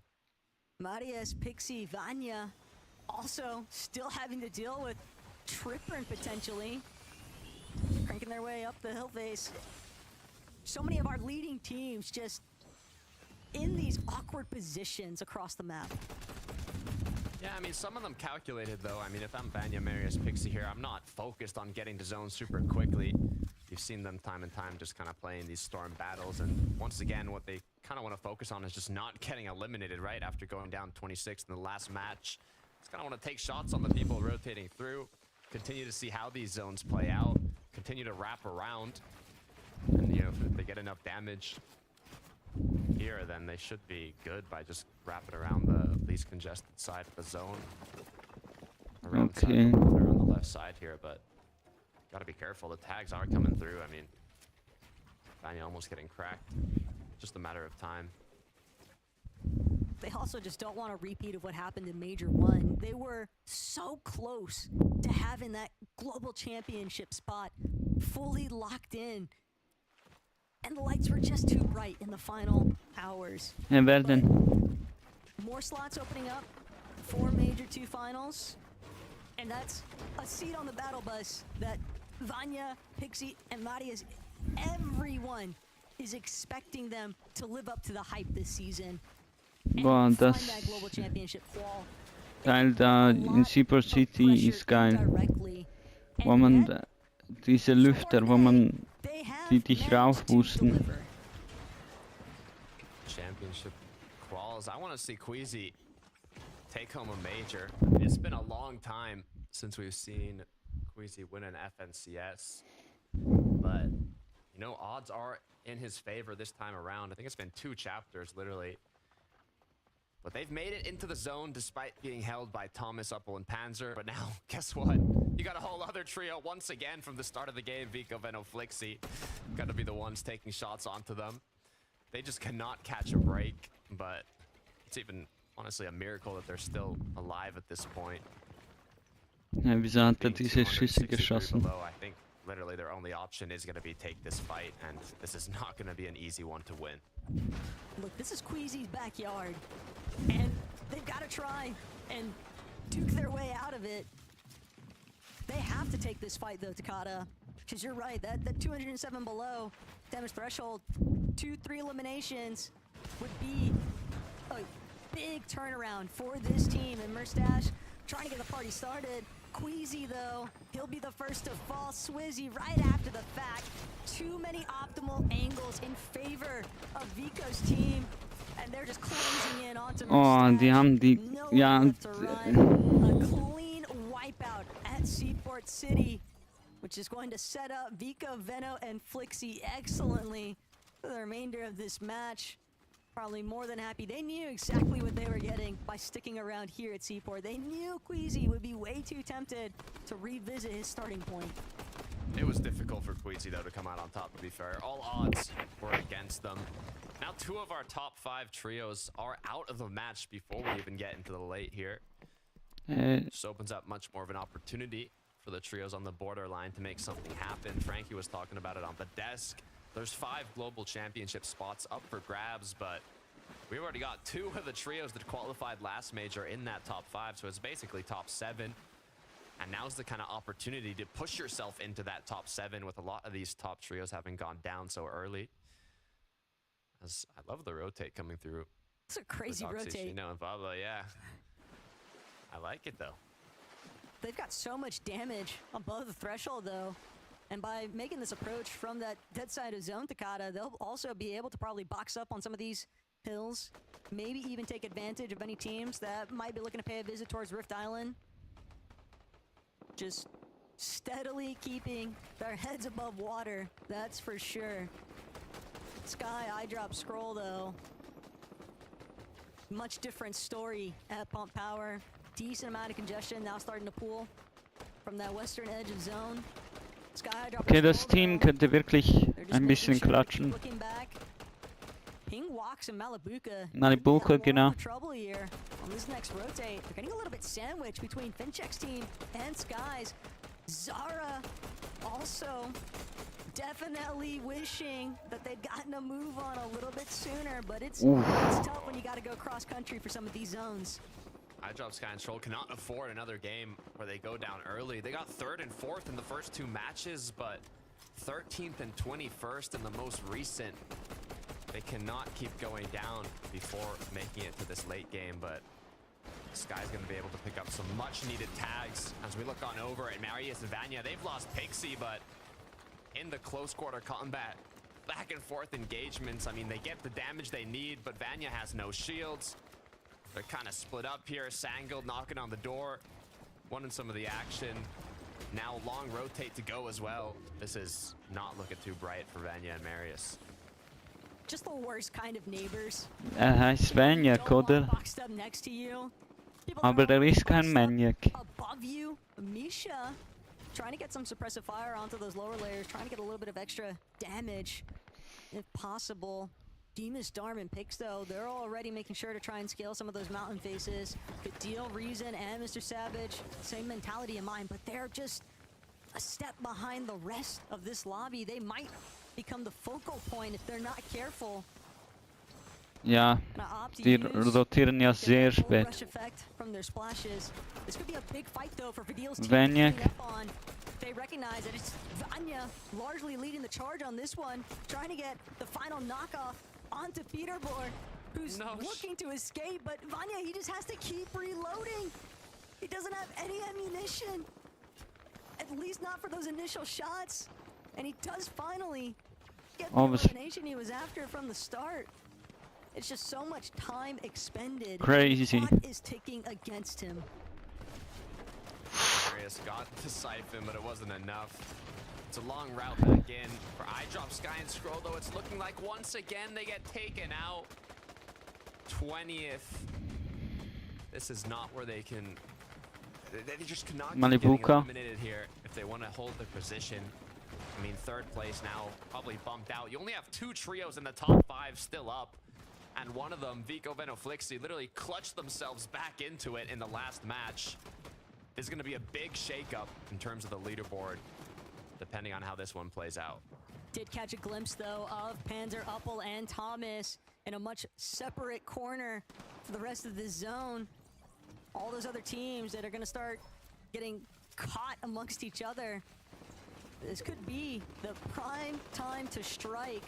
Thomas has so many builds, decent amount of shield to work with. Can almost expect that Panzer and Uppel are in very similar predicaments, and sure enough, kind of just looking for openings for NAC. Exposed for a moment, that's all they need. Couple of nice tags in, shields have been cracked, but Uppel doing a great job at making sure that he either follows up with his team or looks down from a separate angle entirely, just to ensure that no one is challenging their current position. Still, at some point, they're going to have to deal with Chicho and Atris up at height. Yeah, if the zone pulls towards them as well, that is going to be a perfect high ground for them to hold, as this next zone is that half in, half out, where half the zone is in the zone, half is out. Vico Venoflixi, though, doing a great job. Continuing to take shots on the trios that have to kind of rotate up the mountain in a sense, so doing the damage, doing what you can, but now for these next 10 seconds, it's locking in. Wherever the zone pulls, you got to be ready to act quickly, as now it's just a matter of time before either Chicho or Horace are very happy or very sad. As Savage goes down. Savage fans are definitely depressed witnessing that one. But that's not to say that Badil and Reason couldn't make some magic happen here. Badil was hoping to get the shot, instead he had to go for the reload, 61 below. He's just so stressed for time, he'll at least be able to get one layer up, but he can't afford another tick of Surge, and sure enough, shut down before he even really has a chance to begin. Reason will try and play out the last of this Chug Jug, trying to see if he can buy a little bit more placement spots, but it's just not enough. Too much pressure coming in from the other. Boah, Vico, Flixi, die versuchen jetzt so richtig. They're gonna start working their way out from all Ja, Benno, was auch immer. Just breaking through whatever layers they have to. For Doxy, Thomas, both of these teams had elevated themselves prior to all of these blows taking place in those mid and lower layers, and it might be paying off tenfold, at least for Thomas's team. Oh yeah, despite only being 16 above, they are in prime position to find shots. You can see how dieses Max Aura. Behind the ones up above are capitalizing. Yasin first. Was bedeutet das? Perfect for them, but they have to be ready to continue building forward. Die sind jetzt im Upper Layer. but so far nobody seems to be contesting it. Sometimes everything just clicks, but Noya definitely aware of the fact that Wir sehen hier jetzt auch nicht Cammy und Seti, also sind jetzt gestorben oder so wahrscheinlich. Shark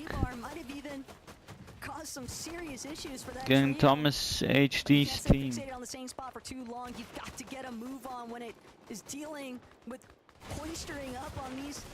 Max Aura. Nearly getting chopped at his demise there. Misha and Yasin now gonna look to play fallback. But the height control is what they're after. It's just dealing with the swarm of teams underneath them. The zone just pulled too far. I don't think they have the mats to continue with that height control. So many trios can contest it now. Vico, Venom, Flixie being one of them, but so far they're focused on getting that damage. They know they can potentially look for it, but they have their priorities straight. Shots coming through to the players down below, looking to see what they can find. Such a difficult zone to hold on above, so Venom drops down. Big crack coming through. They have to regroup. Thomas HD up above still. Akira gets knocked down by Veno. His whole trio without shield, though. They have to regroup and build up that shield again. Cringe, Volko, and Kiruo, they've been making attempts all day long to try and overtake height, and while every previous lobby before has just not worked out, and Volko, he tries to drop, instead he gets eliminated for it. Thomas, Uppo, Panzer, now dealing with the former leaders of height, but Thomas, he's getting absolutely pounced upon. Noya's team just dealing so much was ein Klatsch, Mann. Thomas will get the siphon, but he needs an opportunity to heal, and he won't be able to find it just yet. But another siphon with that elim onto Noya just extends a moment longer. Chug splashes, Chug Jug, everything needed to stay in the zone. Thomas should be able to make it back, but it looks like up above in the clouds, the high ground is looking secure. The issue is, once again, they cannot be stopped. Malibuka, Pig, and Walks, prime position ahead of zone on the low ground. All three players up. Incredible amount of materials, shields, loot, everything needed to continue to close this one out. But Pink, Nebs, and Kiro, they weren't in qualifying range for the Globals going into this match. They were outside of that top 10. This win could mean everything to them.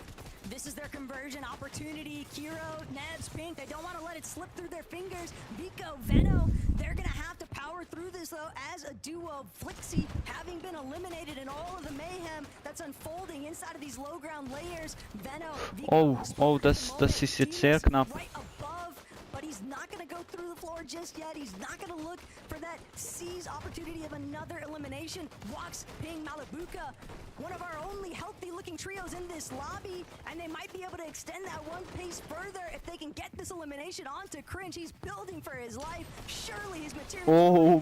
What the hell, bro?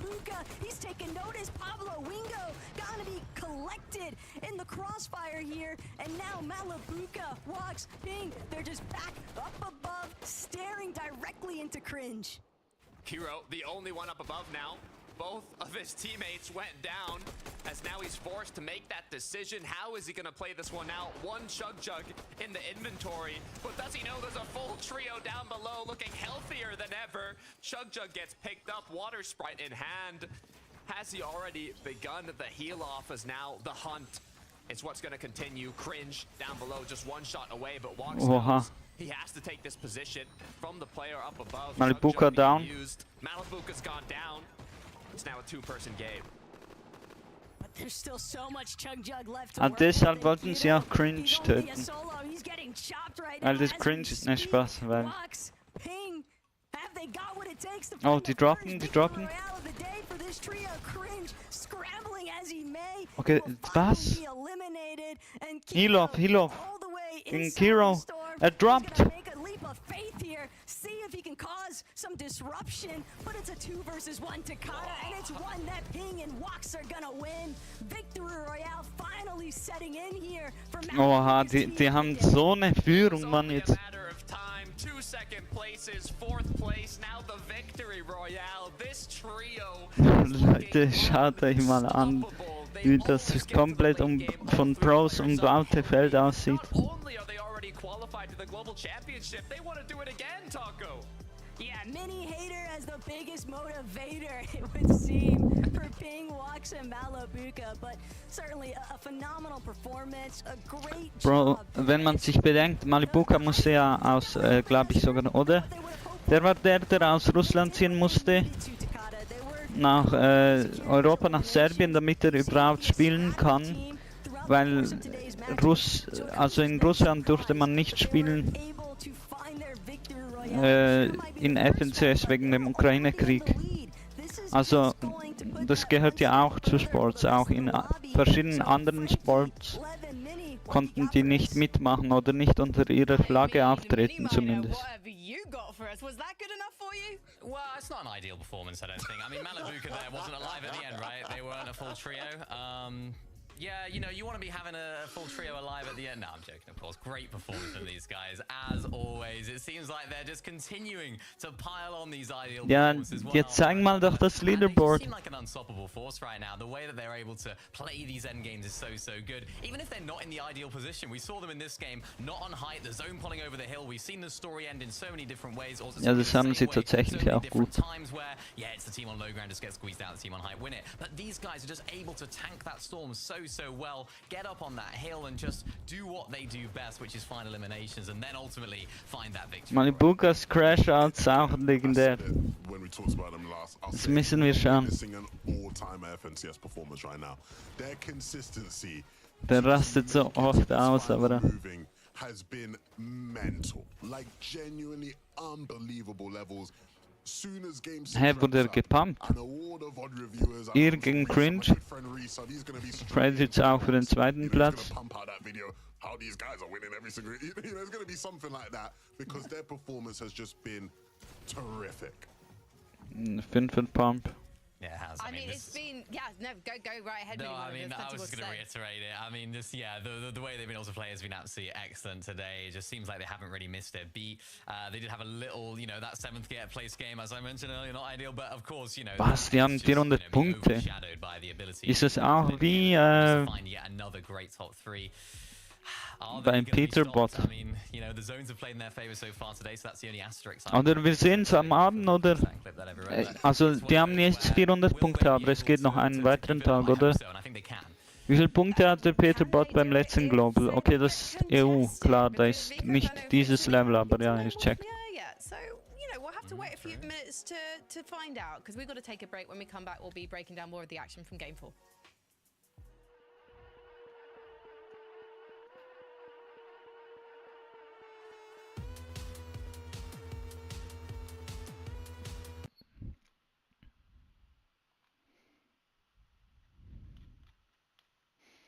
Nee.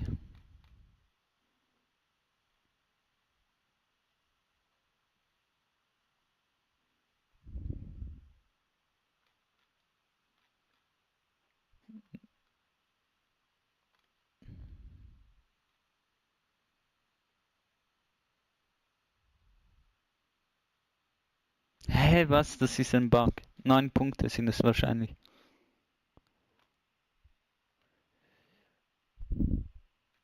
Okay, das gibt ja saftig Punkte. Aber das ist Season 3.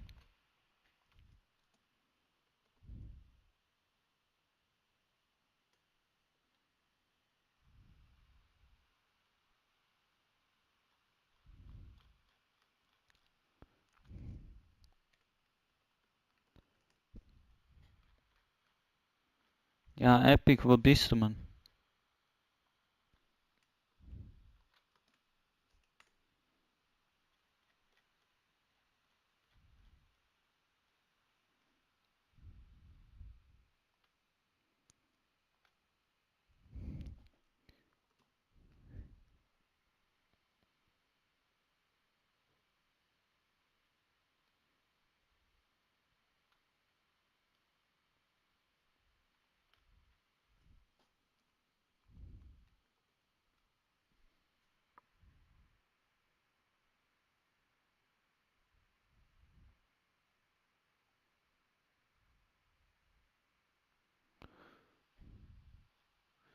Ja, nee, egal.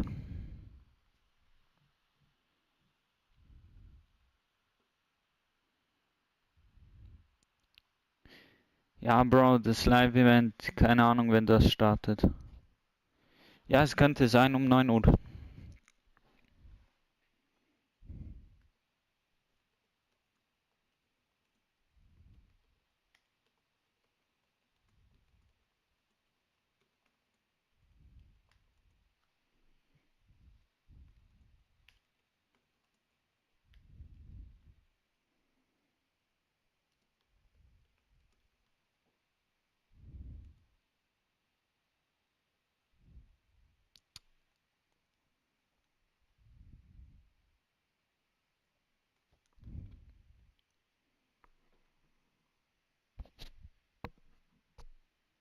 Ja, nee.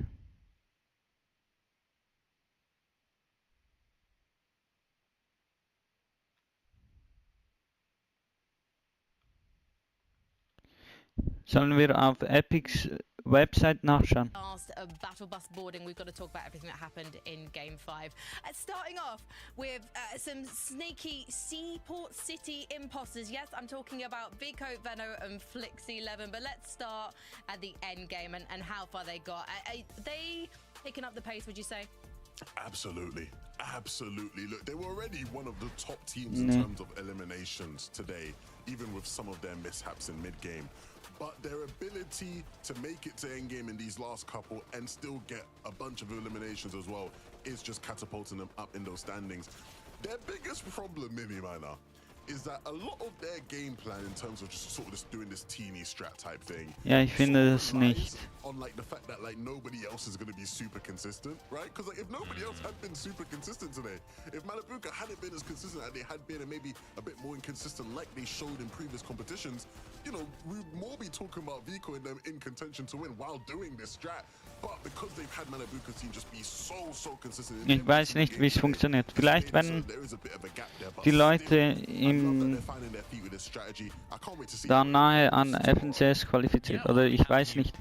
Oha, und man sieht auch hier Vino, Vico, Flixi. Sie haben zwar 108 Punkte Vorsprung.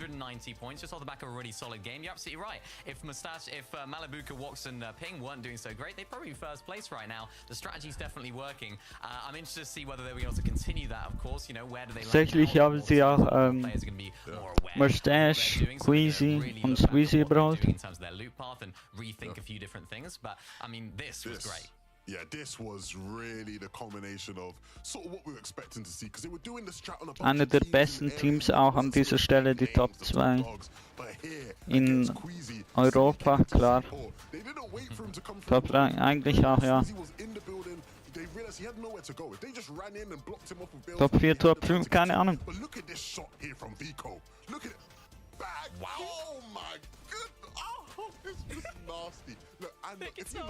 Nasty. Okay, alles klar. Also wie immer, wir machen uns für nichts lustig von denen, ja. Größten Respekt für alle. Do they have something cooked up like that for Lone Wolf Lair as well later down the line? We kind of just don't know. What a game that was, though, to start off.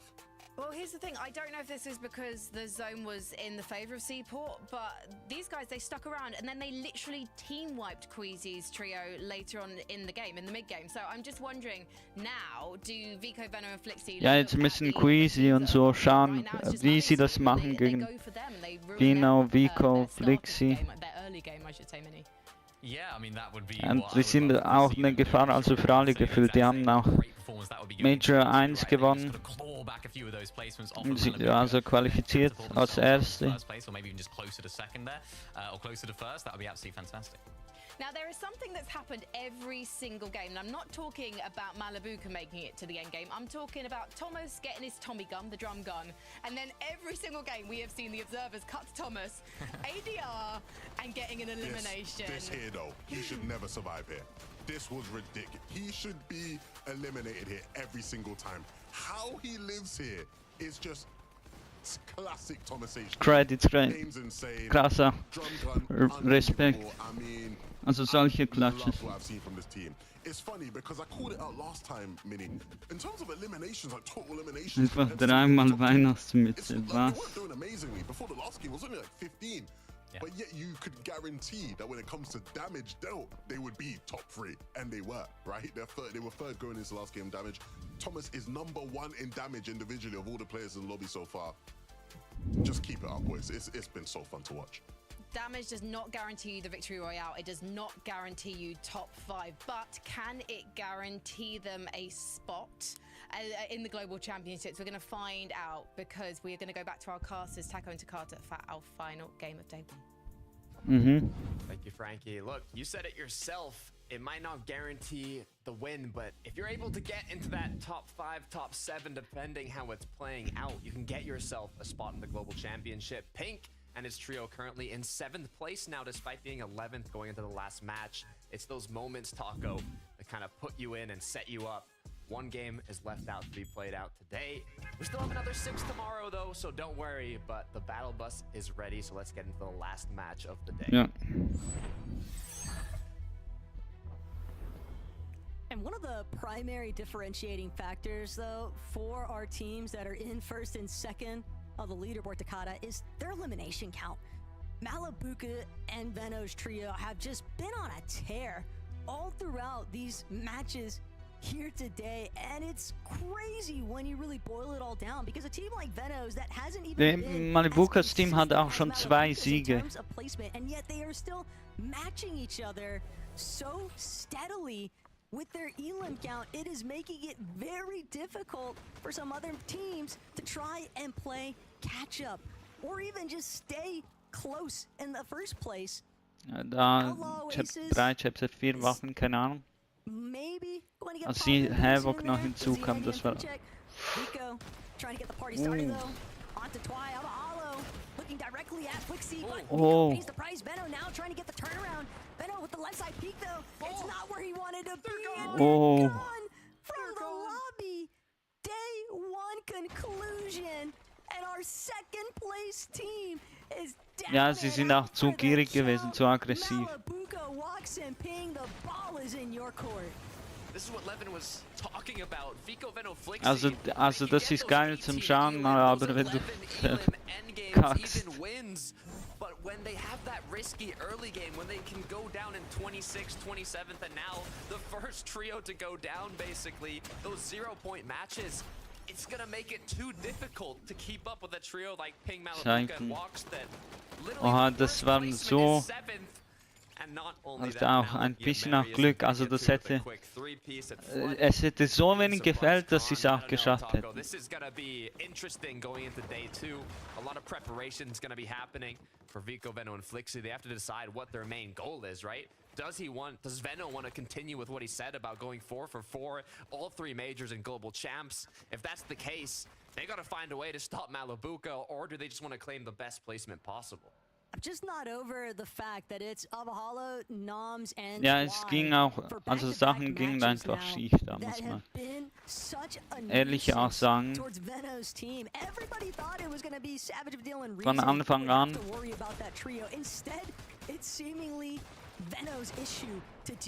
Aber es kann sich immer noch drehen, oder?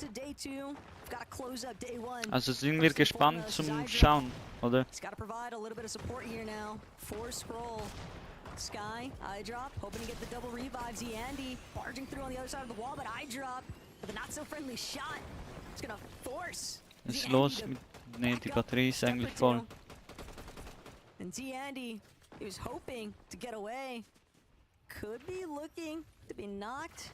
Eye drop can't find the final closing shots. Sky still on the chase though. He wants this pursuit of Andy. I'm sure he could find it too. Now the shot comes through. Zandy goes down. He just looked at him, didn't even take a shot back. He's like, all right, I'll accept it. I really thought he was more covered. It's just the way that Sky made that approach. I feel for Zandy. Leute, wisst ihr noch, wo Camden das absolute No-Go war und man direkt als nur bezeichnet wurde? Heute tun sich sogar Pros, glaube ich, Büsche in OG. They haven't broken top 10 since then. 21st, 13th, Umsicherung. 21st again. So hopefully they can Ne, oder auch einfach, tun sie es einfach auch benutzen, den Busch in OG. Oder den Busch werfen in Reload. catch Swizzy off guard, like in the last match, so they can continue playing. Okay.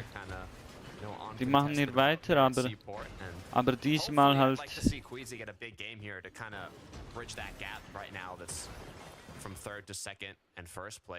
Vielleicht haben sie auch gesehen, dass Vino, Flixi und Vico tot sind.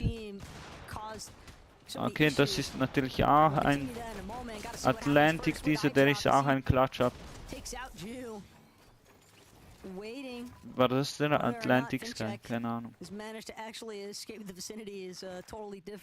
HVK. I dropped FV. Maybe he'll be able to go for the reboot and bring Ju and Ziandi back into this one, but I drop Sky Scroll, they seem adamant. Mit diesem Drill halt einfach mal rumfliegen, weil man den Baseballschläger nicht gefunden hat. What, half HP, no shields. Kate, on the other hand, looking a bit healthier over at Kappa Kappa. Wow. Aktion im Kappa Kappa Valley. Kappa Kappa.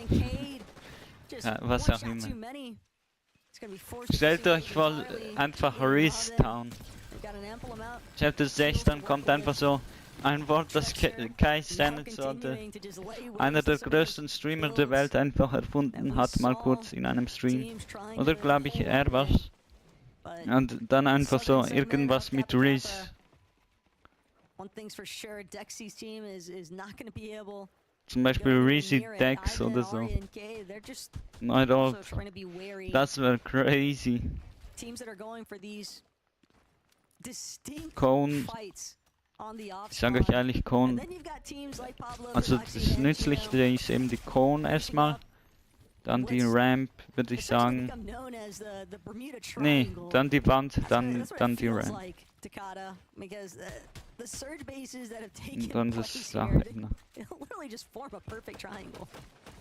It's crazy how that works, yeah. As the shots continue to come Boden oder Dach, das ist ja das gleiche in Fortnite, ja. Hier sehen wir auch Malibukas Team in Lone Wolf Lair. Mal schauen, ob sie auch im FNCS Global dort landen, eben contested mit Klicks und so, oder ob sie das ändern.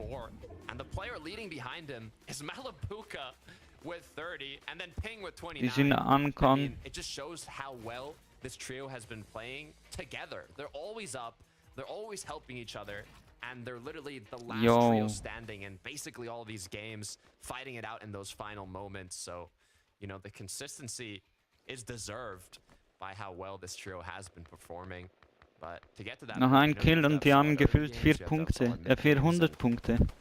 Oder die warten einfach für Placement Points. Storm. The moment that we knew that trio was headed to bootcamp together in Stell dir vor, er macht jetzt einfach so aus, wenn er ein Scroll wieder reset und es fällt. 100 points and then some for Thomas HD mit der Drum Gun. It definitely distinguishes, you know, just what kind of. Bist du noch in Chapter 5, wo er mit der Monarch Pistole einfach geklatscht hat? Die wurden Zweiten. Other teams though still looking to try and overtake at least each other on the leaderboard. Second place especially, potentially being up for grabs since Veno's team was eliminated so early on. And a team like Sky Scroll, iDrop, they definitely want to be Atlantic Sky auch hier, wenn das dieser Klatscher war, dann hätte ich mir merken müssen, ne? Etwas mit eben Atlantic Scrolls oder Atlantic Sky waren es. Ist das eine Gaming Org oder was? Oder Brüder oder Kollegen oder so? Sie ziehen sich zurück tatsächlich. One of those clusters that ends up having a bunch of players just staying in the zone and playing out their mid game, taking shots at each other, halt einfach making the rotates when it's already closer and closer to that end game. But Bogen genau mit diesen 4 Editen. close that one out.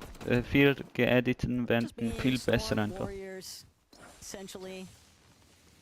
Hey, ich schwöre, ich bin so...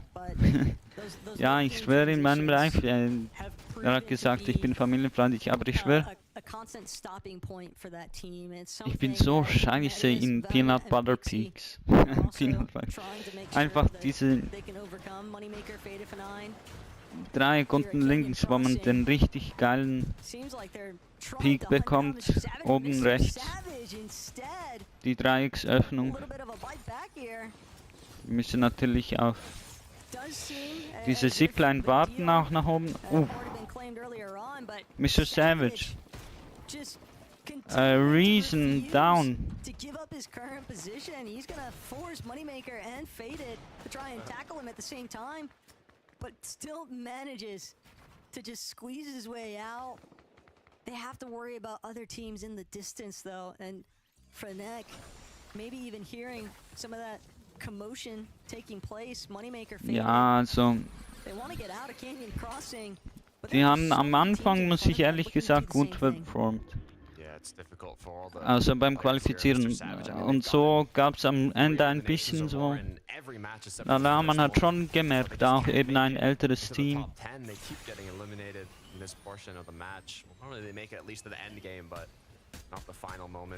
Wow.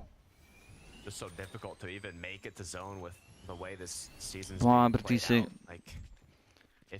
diese Heal-Wolke auch zu OP, oder? Leute, ich sag's ehrlich, was wünscht ihr euch für Chapter 7? Raushauen. Ja, okay, niemand antwortet wahrscheinlich, aber so Warrides hat man sich eine lange Zeit gewünscht. Hoffentlich kommt das, wenn wir jetzt schon Sidekicks und so haben.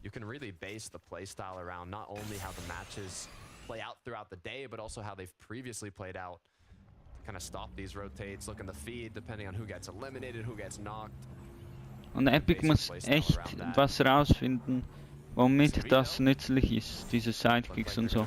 Oder vielleicht wird das angewendet. Ich weiß nicht, wie bei anderen Movement das angewendet wurde. Ich bin mir sicher, das zweite Sprinten, weil es gab schon ein Basis-Sprinten. Also es gibt es auch heute noch. Halt einfach, wenn man immer rumläuft, war zuerst nur für Konsole, dann auch für PC hinzugegeben. In so Chapter 2, glaube ich. Genau, ich glaube, das neue Sprinten wurde safe schnell benutzt. Genommen.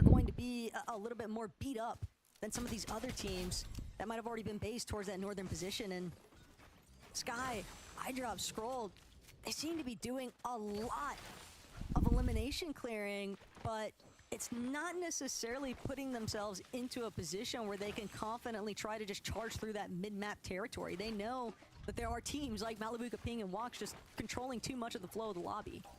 I mean, that's the pros of having that many heals, though, and you know, Storm only taking 1 damage per second here. They can make that decision to wrap all the way around despite it taking longer, and then not have to have the risk of, you know, the trios that are already based up kind of looking back.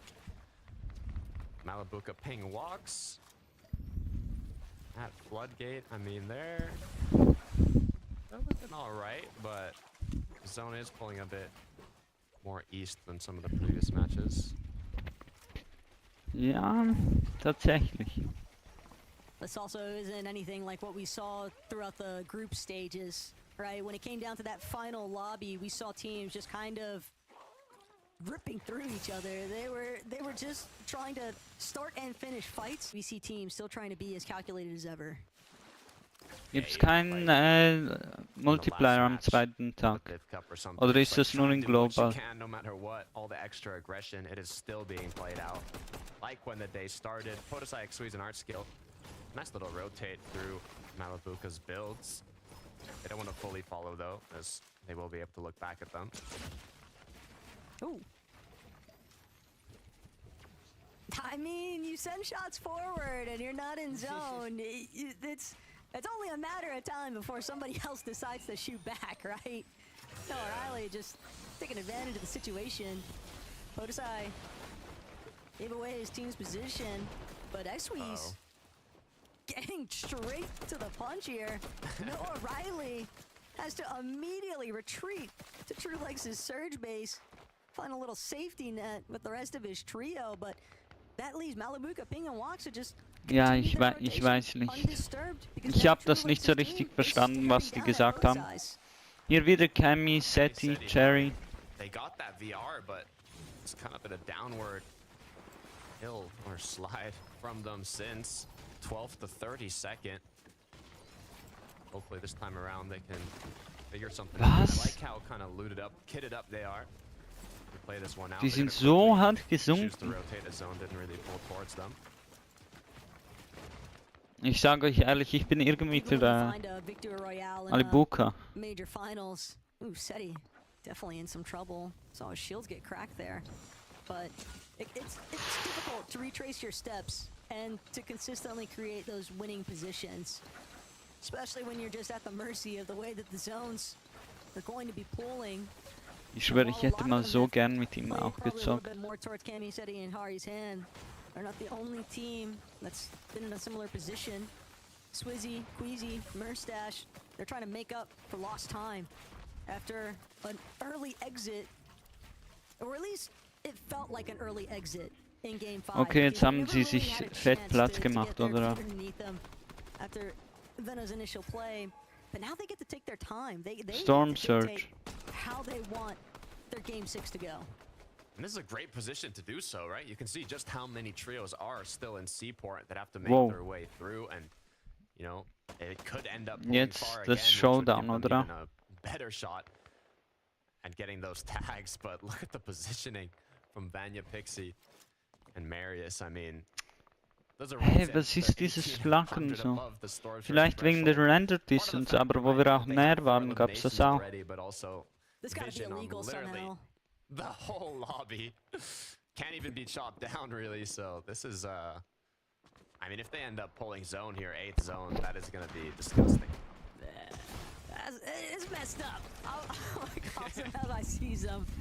Not if you're a fan though of Vanya's team.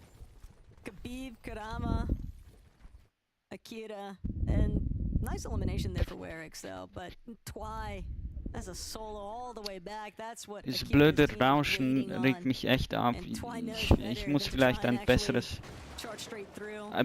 Headset einfach kaufen. Oh. Mit der Geräuschunterdrückung. Was soll die Scheiße immer? Es regt echt auf.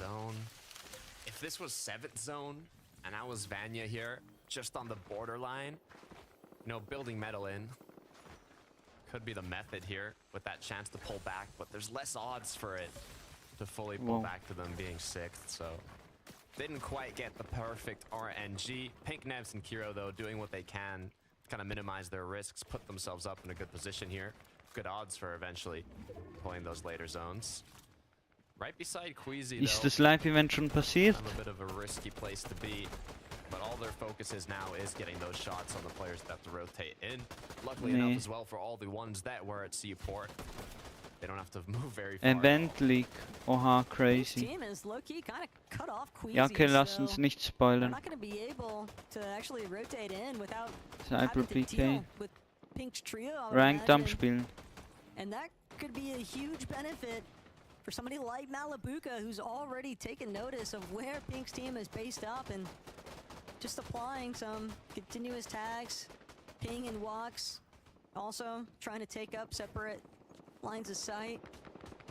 They're in a very nice position. Der hat einfach aufgehört. And the congestion that's built up elsewhere, that's going to be something that Thomas, Uppel, and Panzer have to deal with. They're chilling now, though. It's kind of just a matter of time. Ja, ich weiß auch nicht, 7 man. seconds where the zone is going to end up. The good thing is to have ideas of, you know, if it goes here, I can do this. If it goes there, I can do this. Kind of always being prepared. 8 bis 10 Uhr. Wir schauen dann 9. Here they might even want to Aber elevate themselves, right, to open up more opportunities, or just take the fight straight on ahead of them. The pre-edits, anything to kind of do a bit of damage, but some sort of decision has to be made. Just 47 above is a little too close to comfort. Nice shots, though. That's going to be very impactful. But but shots being applied to teams that are already way out in front of them. So when they start to actually cruise on forward, those teams might have the same idea. Just pay them a couple of tag visits. Swizzy, Queasy, Murstache, they know they can't afford to sit around any longer. We're gonna immediately start trying to be some of the first ones. Vielleicht könnten sie jetzt wieder Vico und Vino überholen. Get caught up in the pack, move too soon, and everybody that still needs Surge is going to immediately try and tail you in the process. For Doxy, Chino, and Pablo though. Boah, die Ice-Pickaxe. Shark, das ist eben diese Prodigy. Mal schauen, wie es aussieht. Leute, habt ihr gesehen, also mit den Max manchmal von der jüngeren Generation, also da kommen manchmal Pros nicht mit. Hier sehen wir Kami und Seti. Also wirklich, eben aus dem Grund, dass wir eben so viel mit unseren Händen tun, vor allem auch digital, wie nie zuvor. Also ich meine genau mit dieser Technik, diese Anwendungen machen, haben wir eben mehr Benutzung und deshalb eine größere Hirnregion, die dafür zuständig ist. Incredible scenes that Twice a solo is in such a prime spot though. Not sure how long he'll actually be able to maintain it, but he could definitely be annoying to some of these other teams that are looking to just rotate. Also es gibt so gar nicht, ich glaube da ist Timmy 7X, er hat Klicks einfach besiegt. Also Klicks hatte in einem richtigen Game schon mehr Kills, aber im 1 gegen 1. Okay, die haben die ganze Zeit auch miteinander geredet und so abwechselnd. Aber die haben nicht so getan, als ob die weniger Kills hatten, so viel ich mich erinnern kann. Okay, Kami und so versuchen jetzt den High Ground zu bekommen. They're currently in 9th place. They've dropped down out of qualifying range for the global championship. Vico, Benno, Flixi are out though from the start of this game. It's a perfect opportunity. Was? Top 10 qualifizieren I sich. spoke about it earlier. This is a trio that knows how to convert. Ey, das ist gut möglich, weil they can close out these matches. So hopefully with a bit of good zone pulls, with some nice refreshes, they might be able to make something happen. Es gibt ja viele Kontinente, die für das Qualifizieren kämpfen. Incredibly healthy as a trio, completely set up to play this one out. Somebody has to stop them, Taco. Somebody has to do it. Well, that somebody might be the zone pools because it's bringing them into more traffic. Warum? Lass sie doch mal gewinnen. Sticking a little bit more towards those lower layers. Okay, die Zone pullt zum weg vom Wasser eigentlich. Just completely spraying at the teams right next to them. Gotta be careful though. From the floor above, it's Twy. Still holding on. Storm Surge. Uh-oh. Murstache, Swizzy, Queasy, they've claimed so much space in the low ground.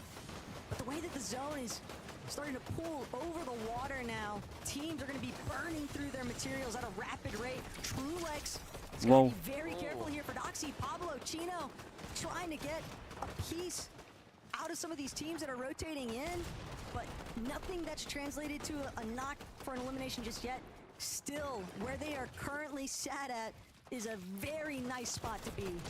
Pablo did an amazing job of tarping ahead while for Doxy and Chino were able to take some shots at the back line. Marius, Vanya, Pixie still looking like they have no issues up above. Not a single trio taking shots at them.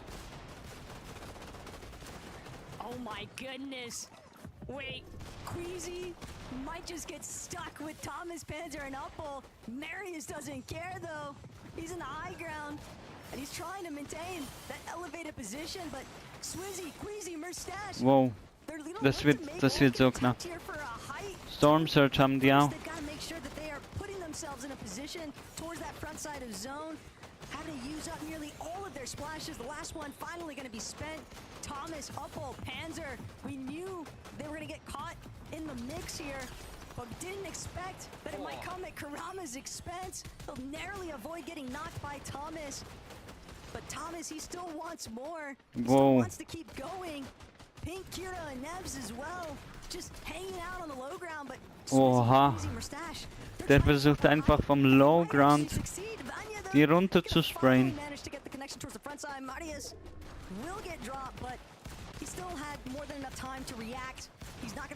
Wow, was eine enge Zone, Mann. This is the first time we've seen them go down so quickly in this late. Now, Chino, Pablo trying to clutch it up as a duo. High ground looks to be safe for Vanya. Still Ja, vielleicht sind sie auch nervös und so. trying to get ahead, doing what he can to keep themselves up. So many materials to work with. He should not take any Ist das letzte Game? Claim as much space as possible. He has to be careful though, especially if he runs into a full trio as Swizzy has been left alone. Queasy Mustache gone down. As now Swizzy has to find a way to clutch this out only with disaster has struck in the final hours here. Swizzy, we've seen him clutch points plenty of times in the past though.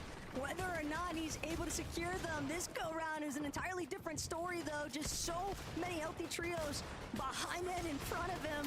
Thomas, Uppel, and Panzer, they don't want to allow him to go by, but it's going to be height that takes notice. Panzer will get the credit for the elimination, but Vanya and Medius, they are having a free day, just spraying everybody in this low ground. Thomas, das ist ja ein absolutes Chaos, Mann. He's just going to build, play a little bit of defense here for Uppel to reunite with the Die kommen auch mit dem Kommentieren fast nicht nach. He's trying to get fraggy with it, gets a chunk out of Panzer's HP bar, and Panzer won't be able to finish. Marius gets the credit for it, and now Pixie on the other end, looking to take out Chino and Pablo Wingu. This is exactly what they needed to put themselves into that top 5. All they need to do is close it out. Pink, Kiro down below. Pablo still in the zone, doing what he can to stay up. The double res is going to come through. Can they do it in time? No! Kiro goes down. Pink's left alone. Marius connects another one. 8 eliminations. How many total has this trio just picked up? Not only do Hey, yo, der nächste View. Grüßen gehen raus. into this match, I'm sure with that amount of eliminations, the placement points they just got, they have put themselves into qualifying range for the global championship. But not only that, also in prime position. Hat mir da Hi geschrieben. Ah, Ding von DC. Ich muss dem natürlich antworten.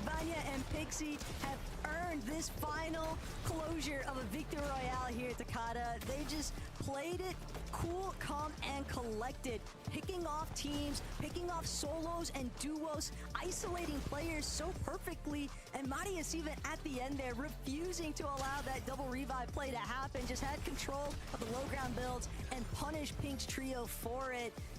Excellently played all around by Vanya, Pixie, and Marius. Yeah, you love to see it. Round of applause for Vanya, Marius, and Pixie. They got the job done. But Taco, there's still a raid boss in the lobby. Malibuca's going into day 2 happy. What a way to play out the first 6 matches of the EU FNCS Major Finals. We have 6 more matches to be played out tomorrow. Taco, das war's. it's been a pleasure here to come. Aber wo ist das Leaderboard? Continue to do so tomorrow, but I just needed this to be closed out. Frankie 11 Mini, what are your thoughts? How are you looking at the odds for the other trios in the lobby? Oh, first of all, I massively enjoyed hearing Takata and Taco casting those games today. They're incredible games casted by incredible voices. But let's talk about the action from today, because 11-2K, there were some trios that definitely lived up to our expectations, but a trio that in some ways risked going under the radar as we headed into the grand finals weekend was Vanya, Pixie, and Marius. We expected big things for them, but I don't know if we expected 2 victory royales on day 1. Yeah, I mean, great start again. When I mentioned them at the start of the day, I said exactly that they were just one of those teams that is just sneakily really good, right? And they have a really 11 Uhr ist ja auch started off really well. Again, you know, had a couple of games where, you know, as my friend Miniminer would say, maybe weren't. Danke fürs Zuschauen. Grüße gehen raus. But they end the day with a win, which is great. Eben 11 Uhr fängt auch das NA Central Finale an, Tag 1, Major 2. on day 2, sorry. Peterboard, Cold und so weiter, alle dabei. Quite hectic. So many of our top teams were there, and they were the best of them towards the end. I loved how they stopped Queasy's trio from getting hyped, because that's always been a question of them this season, and last season was like, zeig doch mal das Leaderboard. time if Queasy's around, you know, they leave it to the big dogs. But this game, they showed who were the big dogs, and they kept high really well. Yeah, it was something you mentioned earlier. Yeah, it was something that Levin mentioned earlier on about the fact that they won't play high if Queasy's in the lobby, but it's nice that they were able to flip that on its head, where they were playing high and Queasy tried to go up for it. And as you mentioned, they shut it down really nicely. Vanya was able to stay up on height. He held firm up there while the other teammates, of course, dropped on down. Really nicely played from those guys, showing us what they can do. And it just shows there's not only one hype team in the lobby now going into tomorrow. Okay. Well, let's talk about Thomas HD, Uppel, and Panzer, because this is a Pink, trio that Box, I was Malibuka, expecting really to sit around that kind of barrier Marius Cow, between Pixie, safer globals Vanyak, and not quite. But after today's performance, Mini Miner, do you think we're going to be Kino 1, Yeah, I don't see any reason why not. I know Pablo Lingo, Free Dog, sie kennt man nicht. Squeezy, Queasy, Mustache, Thomas HG, UPL, Panzer, Vico, Vino, Flixi, Seti, Cherry, Cami. Die Top 10 tun sich qualifizieren. It's not absolutely ideal, you know, not absolutely clean Okay. in terms of the end games. What they've been able to do is keep them coming, keep getting Hey, der nächste View, vielen Dank. and do what they do best. Grüße gehen raus. I'm wondering still what is holding them back from that victory royale. Hopefully that's something we can talk about tomorrow. But right now, let's talk about Swizzy. Unfortunately, not able to quite clutch his way into the top 5 in that match. But we can see where Queasy, Swizzy, and Mustache are on the leaderboard at the moment. They have managed to hold on to 4th position safely inside that top 5. I have a feeling though for Queasy today has not been good enough, Levin. Yeah, I mean, if you're Queasy, you're going to be looking at the top of the leaderboard and going, well, they're over 100 points. Ich muss vielleicht auch den Comment pinnen eigentlich an meinem Live. Come day 2, I think, you know, you're still in pole position to sort of compete, you know, at least right now for second based on, you know, how things are looking. But you know, it all depends on, again, if Malibuka and them can continue this insane form that they've been on in terms of consistency.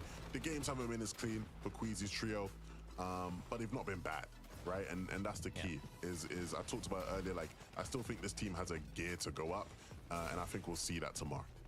Yeah, I was really hoping the fact that they got landed on by Venovico Flixi in that game 5, that it wouldn't just cause a little bit of a wobble for them. And I think their response to that was so crucial in the way that I saw this game. And they did that really well, 6th place in that game. Of course, they would expect better of themselves going into day number 2, being higher up on the leaderboard. But it's still clutchable, it's still doable. They're just going to need to do what they've been doing all season, which is just playing from height, winning games, and really taking risks when it comes to that stage of the game. Yeah, it's interesting, right? Because obviously they're one of those teams that I think, again, most people are Okay, well. I really want to just talk about this team though, because when you look at how their day and their trajectory of their day has gone, it's been up and down, so strange. But that final game, it's a tough pill to swallow, because so far on the day, the straps worked perfectly. They've not gone down or spawned at any of the random spots they landed at right today. Except for this one. It was twice Starten mit Fortnite da. able to take them down. Great peek there from Try. Not an ideal optimal angle, but he still made it work. Yeah. X.com.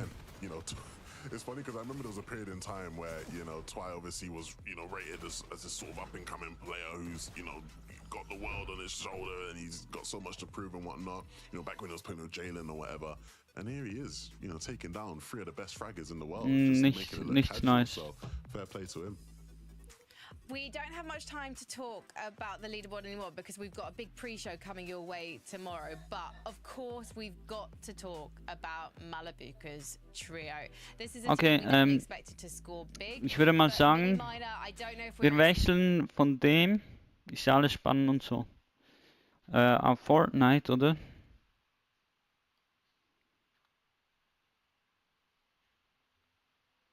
Hä, was? Weißt du denn? Der sollte das eigentlich Roblox werden. Passiert etwas?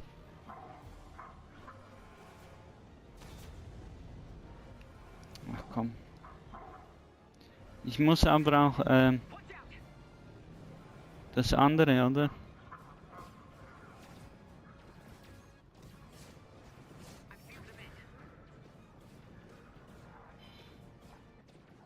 Ja, das kann ich dann nachher auch öffnen, oder?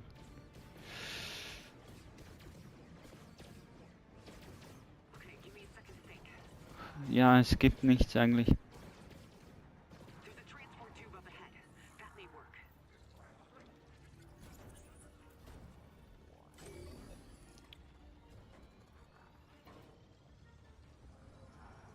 Hey, der nächste View. Grüße gehen raus. Ja, was soll ich machen auch noch? Mal schauen, wie es mit dem Live aussieht, oder? Geil.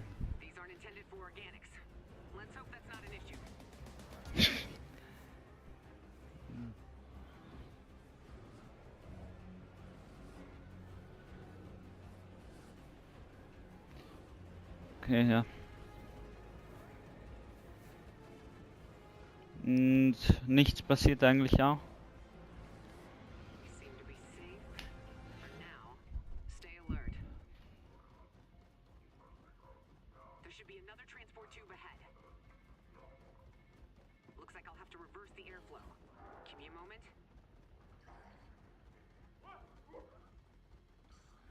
Nice.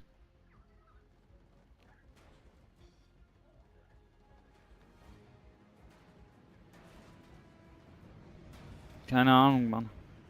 Was sagt die AI?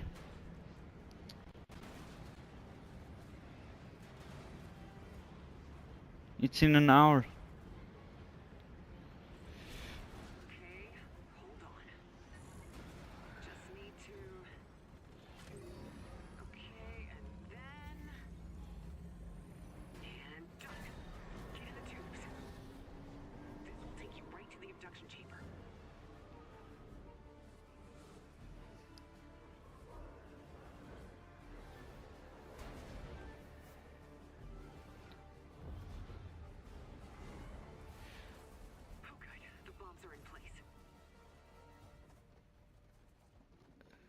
Ja, keine Ahnung. Das ist eben auch nicht so sicher.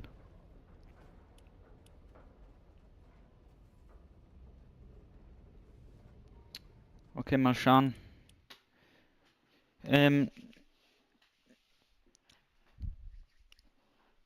Ich wollte auch jetzt dieses Free-Bild, oder? Ach komm, Digga. Favorisieren, oder? Unbedingt wichtig, weil... Also dieser Typ, der die Map gemacht hat, absoluter Ehrenmann. Alle Basics, alles.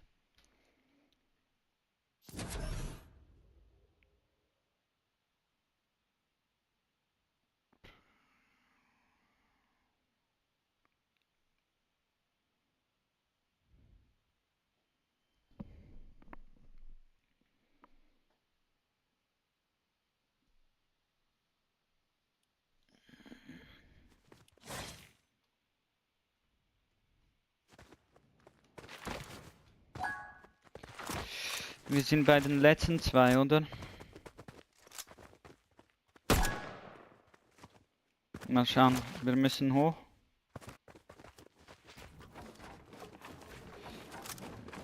Ich würde mal die Speed auch ein bisschen runterstellen, weil...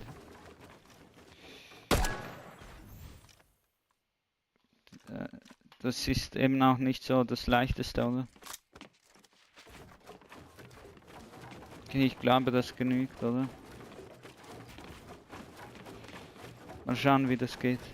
Hä?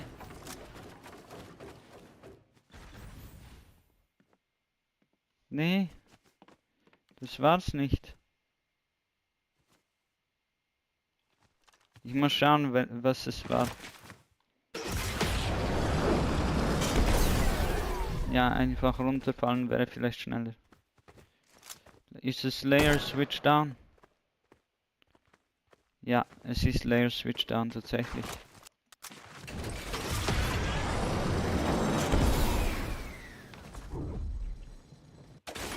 Okay.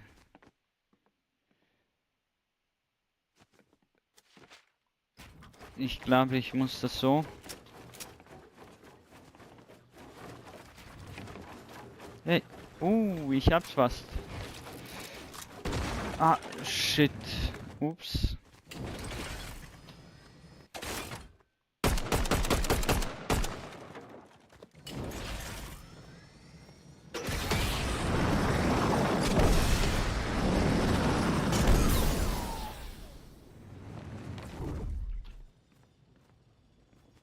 Hey. Ach komm. Digga, ich muss... Ach komm, ich mach das nochmal so.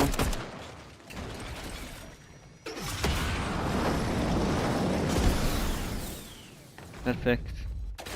Oder jetzt gehen wir... runter. Ach komm.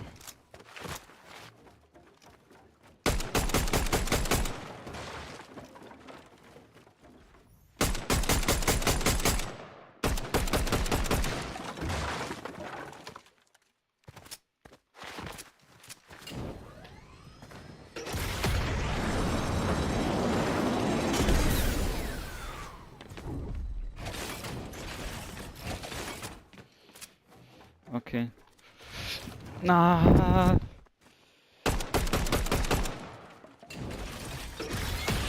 Es sieht so leicht aus, ne, aber das ist komplett geisteskrank.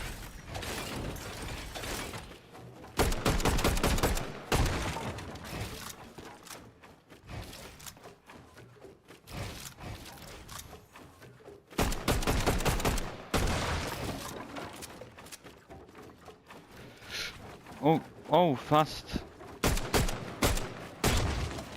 Okay. Cone.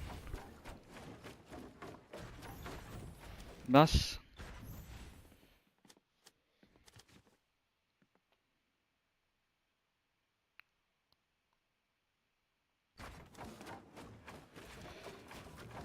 Okay.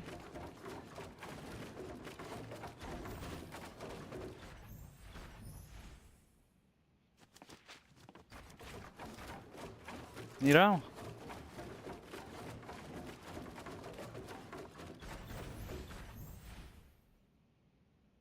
Nee, hier nicht. Und jetzt?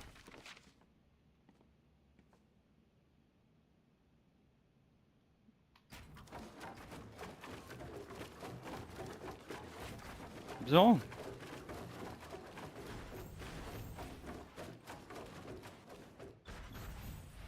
Ja, Digga. Ach, Scheiße.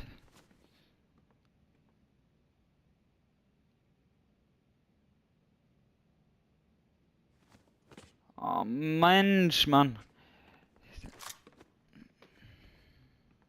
Wartet mal, Leute. Ah, ne, ich glaube, dann geht's so.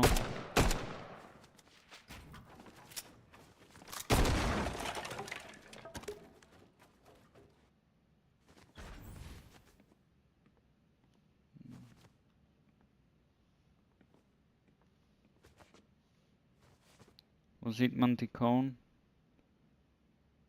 Ich glaube, auf dieser Seite. Ah, dieses scheiß Screen Tearing, ich schwöre auf meine... Drop down, oben. Ja, die Cone ist auf dieser Seite tatsächlich. Weiter.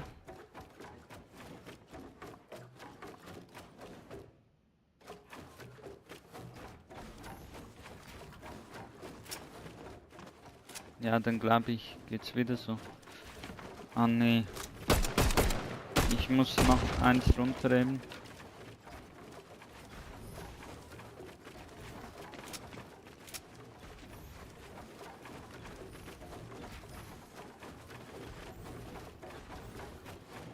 Macht er hier eine dritte Wand auch?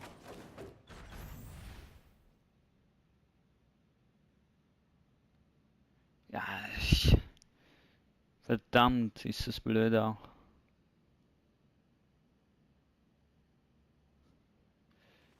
Ne, ich glaube, er macht keinen.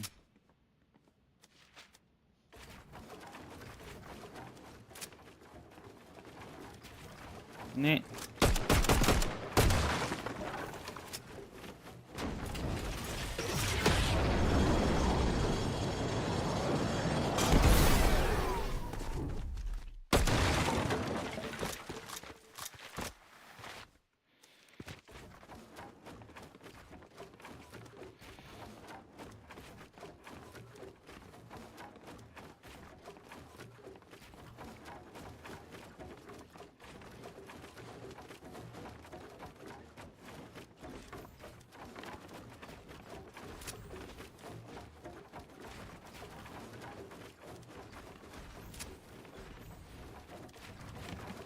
Nee, ich möchte doch... Ja, jetzt war der Drop eigentlich gut, oder? Aber ich möchte...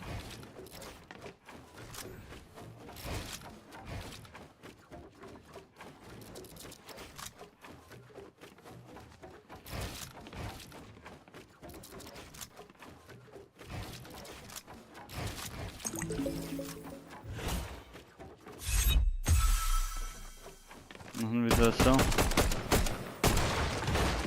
Ach komm, Digga, das ist nicht dein Ernst.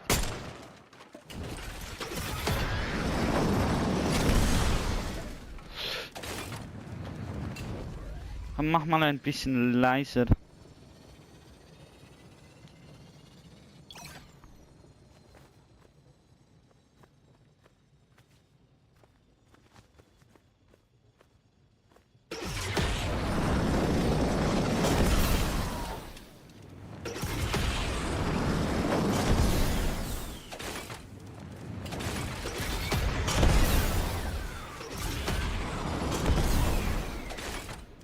Nee.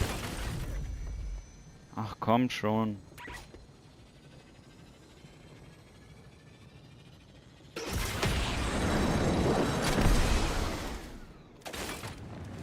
Ach, ist das dein Ernst, Mann?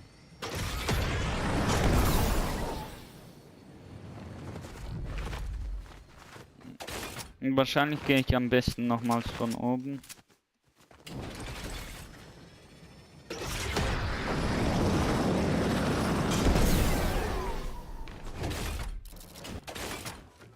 Das ist eben mein Lieblingsedit. Digga, das...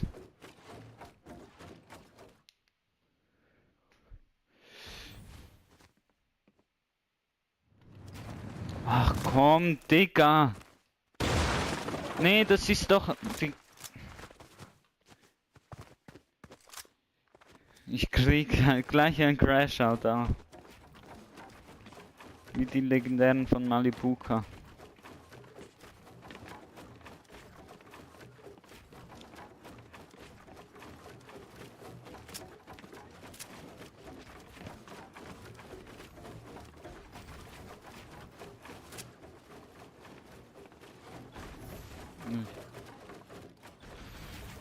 Ach komm.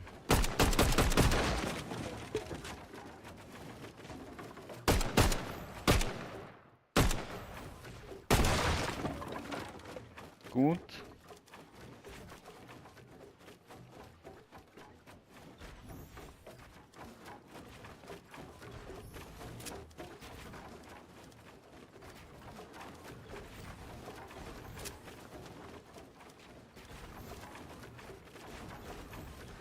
So.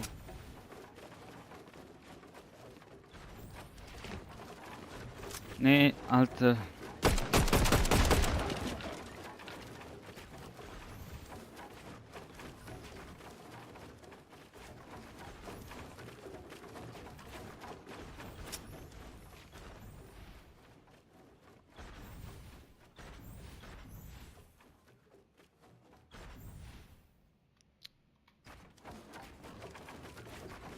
Hä?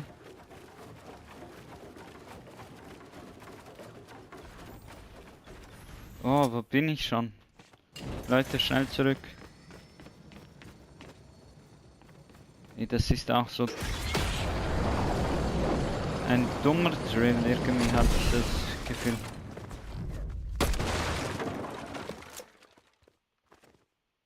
Vielleicht sollte ich nach oben Platz sparen, indem ich nach oben ranke über die Balken.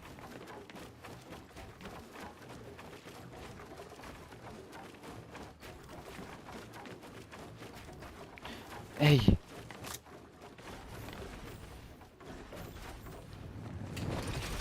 Ihr wisst Bescheid. Einfach diesen schnell.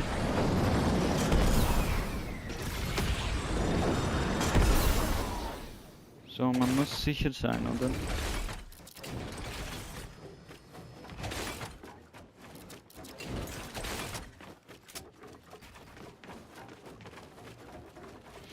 Okay, ich muss vorsichtig sein.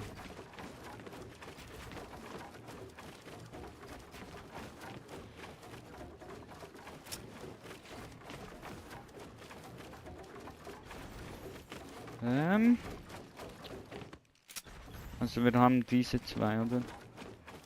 Ja, das reicht safe, man.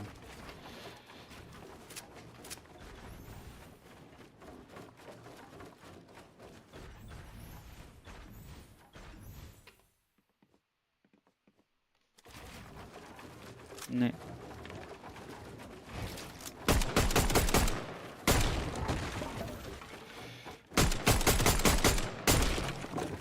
Hey! Was soll das?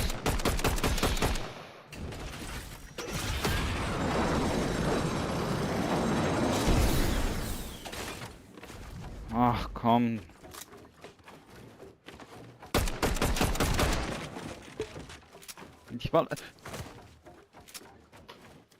Ich wollte doch Phones, das ist ja...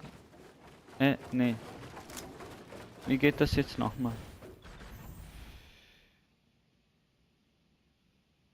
Ja.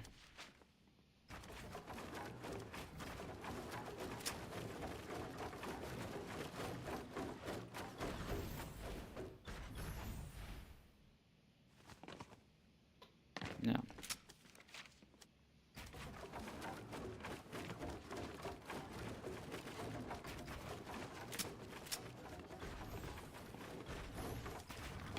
Oh, oh, oh. Das ist schon mal ein Fortschritt, oder?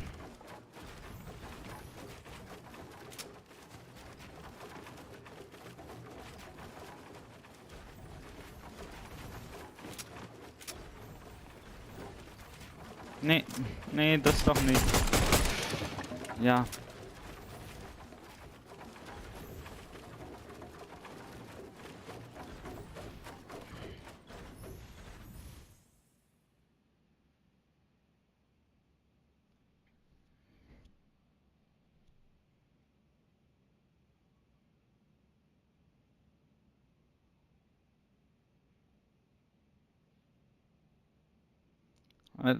Wartet, wo sind wir gestanden?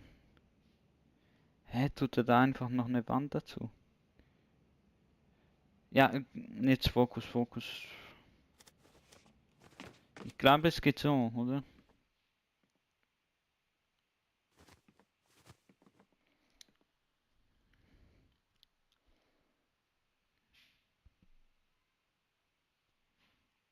Hä, ja, ich glaube schon.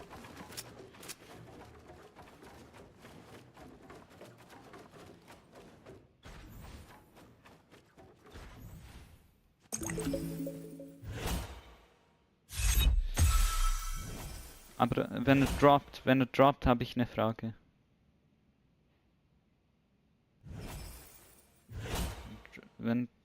Ja, er macht einfach hier so eine Wand daneben, habe ich so das Gefühl. Ja. Mich schon. Okay, schauen wir uns nachher an. Nee.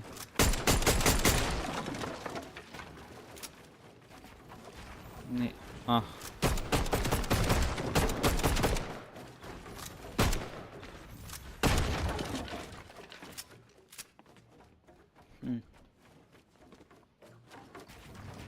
Ach komm.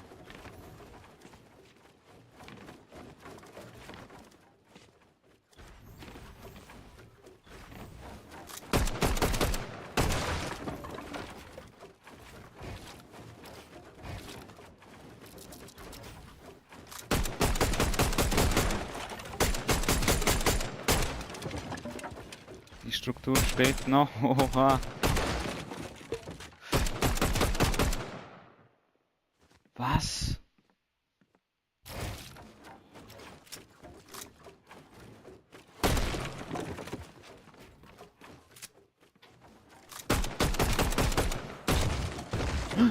Ah. Nee. Oh.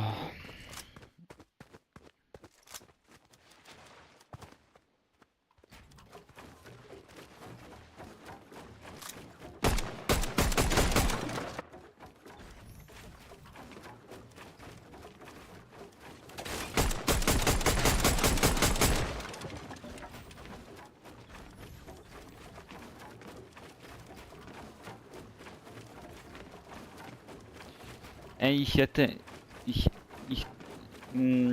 also, es wäre so geil, wenn wir uns auch nachher die North America Central Spiele ansehen können. Oh, das war jetzt nicht so schlecht mal. Ich weiß nicht, wofür diese Wand gebaut wird.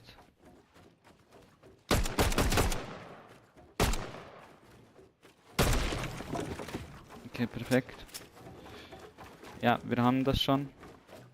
Vielleicht wegen dem hier, keine Ahnung.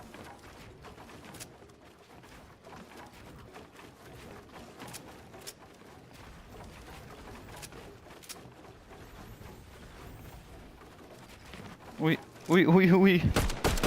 Das war jetzt mal so etwas wieder.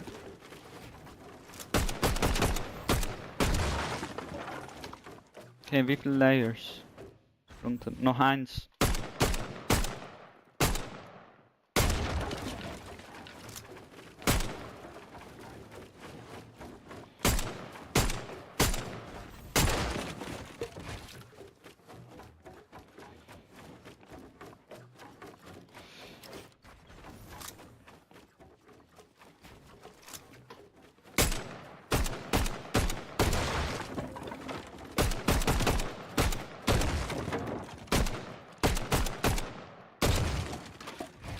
Okay, hier haben wir kein Floor unten. Ich frage mich aber echt, wozu diese... Warte, wo ist eigentlich die Wand?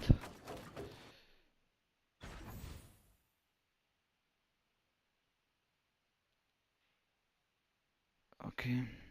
Ja. Hä?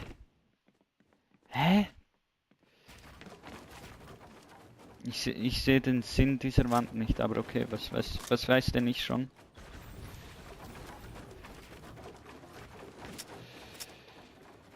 Genau,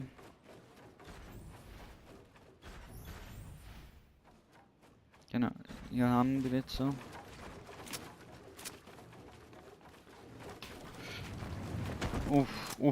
Das hat fast geklappt auch.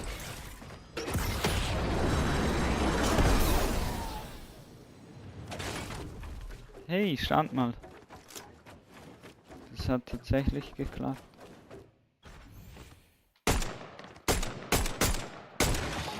Perfekt.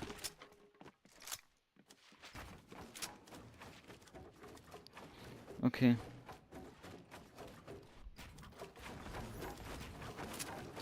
Hey, die Maus. Nee. Nee. Schieß, wenn du willst.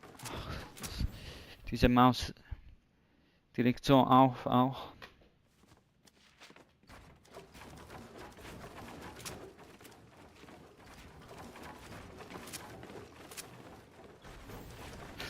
Ach komm.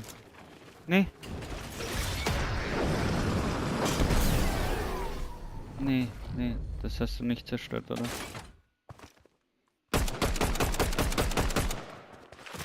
Eben, wir hatten auch... Ja, egal. Wir resetten mal, oder? Manche dieser Drills muss man echt lange üben. Bis man sie drauf hat.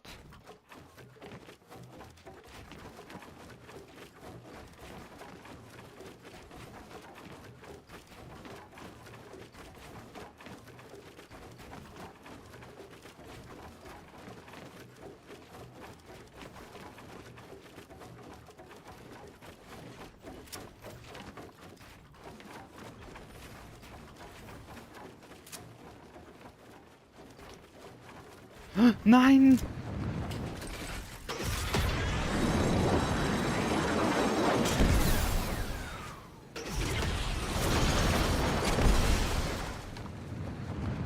Ach, egal, komm, Reset nochmal.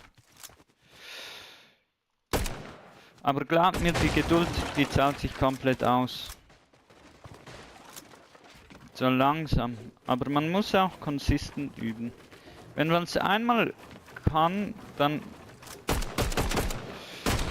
kommt das auch leichter rein mit der Zeit.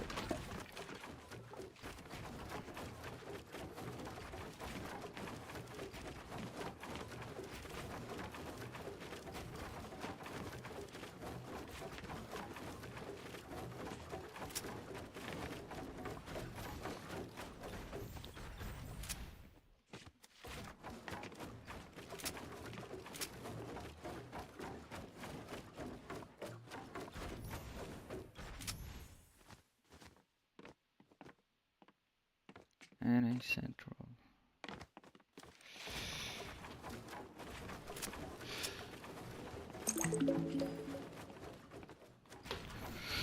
Oh, das war fast perfekt.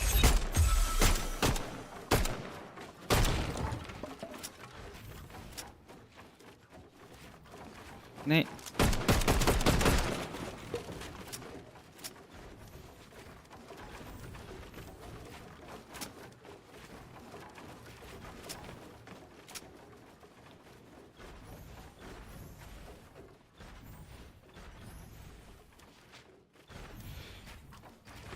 Ach komm.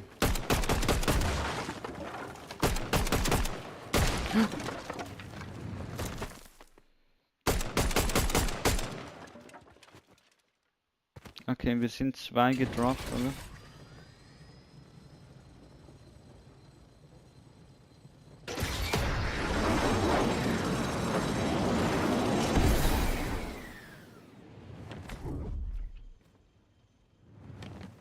Das Gute ist, wir haben auch keinen Fallschaden.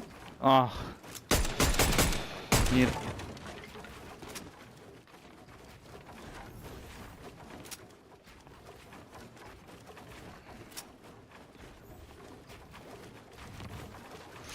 Was? Ja, ich muss auch...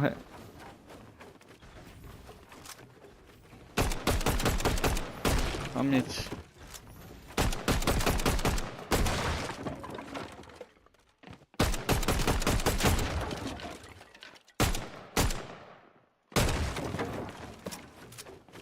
Perfekt.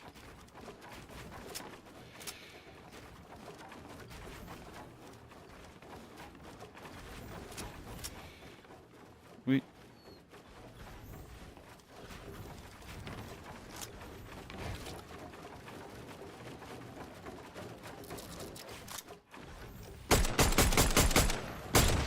Ich glaube, ich muss dem echt zeigen, dass ich die Cone will. So, also, es ist ein bisschen wie beim Musikspielen, ehrlich, das erinnert mich an den Musikunterricht. Aber diese Bewegungssequenzen oder einfach den Knopf mal drücken und dann zeige ich dem. Aber wir müssen jetzt sowieso resetten.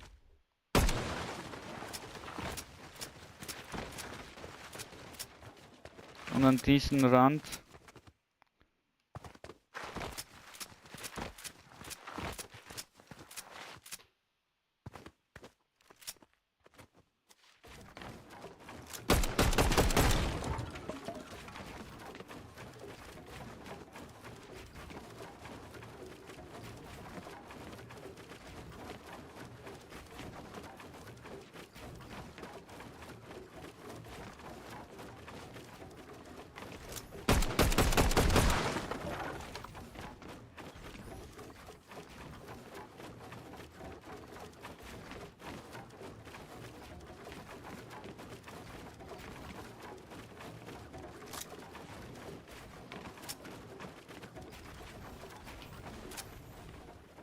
Okay.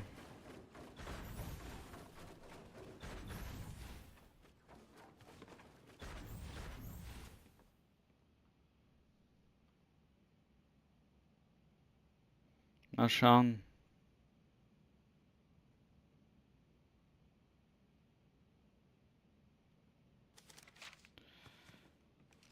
Ja, ich hab das hier. Ah, ah.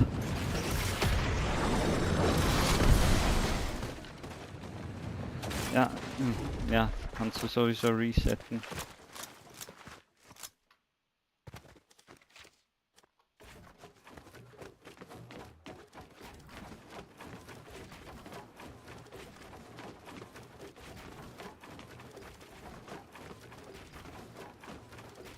Einfach Klicks 90s rauf springen, rauf rushen mit Sprint. Genau.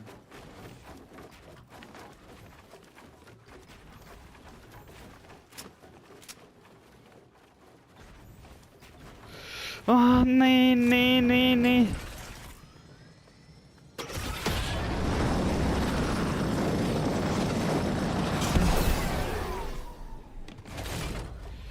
Okay, wir müssen jetzt schauen.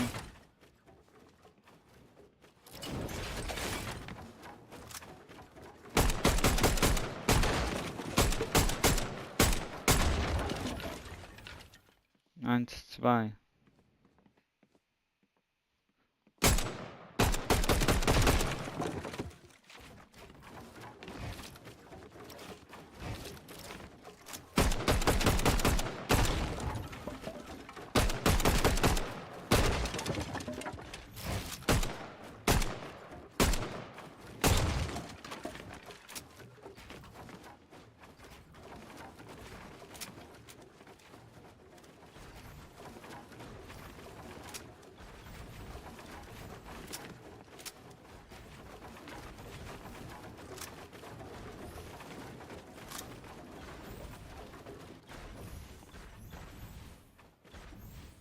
Okay.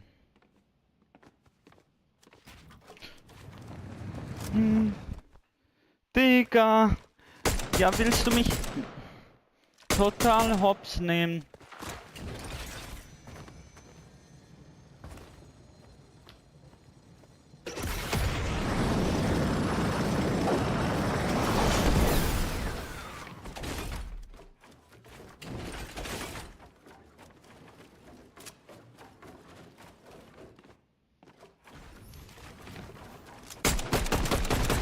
Hä, wie ist es so schnell, Bro?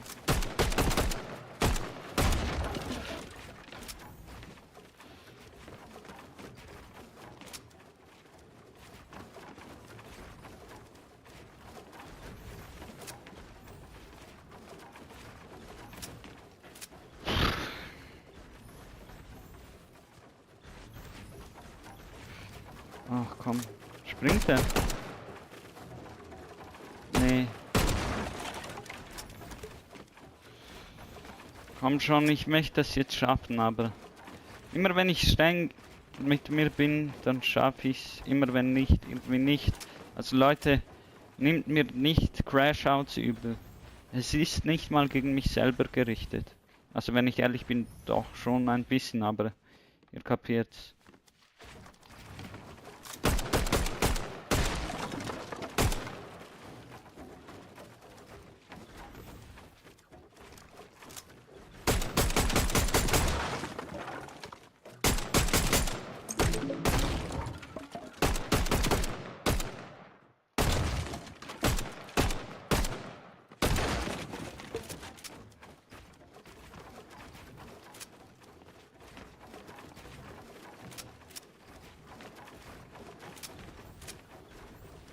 Ach komm. Ich habe einen Kreis gemacht.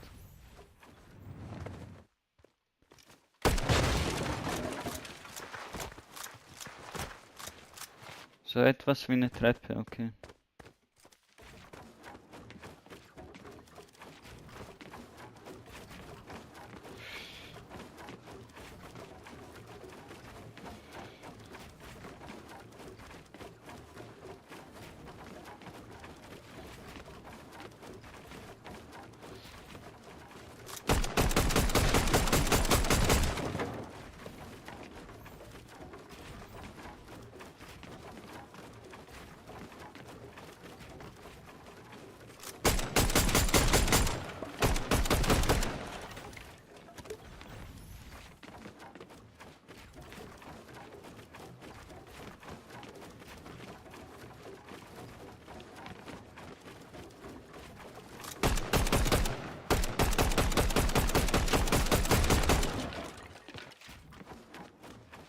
Okay, ich glaube.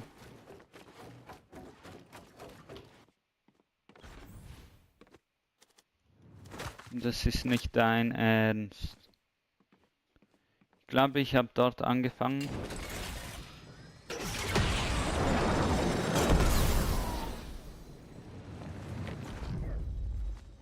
Ach, egal, wird schon okay sein.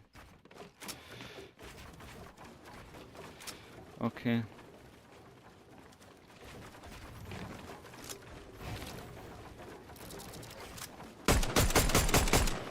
Hä? Ja, das ist eigentlich okay. Bei dem ist es ja okay, aber...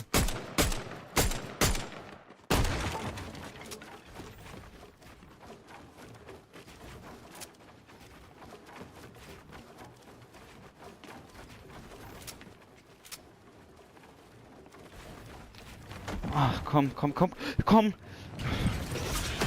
Dieses scheiß neue Chapter 6 Moment.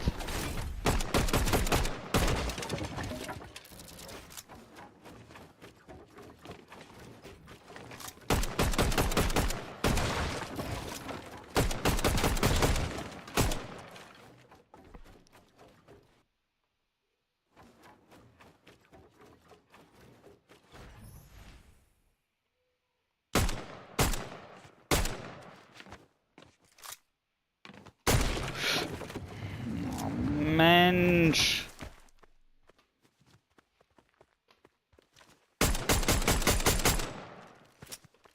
Bravo, Mama.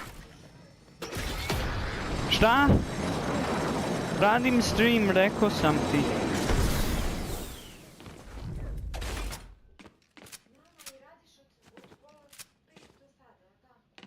Da. Da, znam.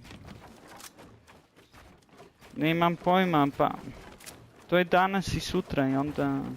Ne znam, onda duže vreme više ne.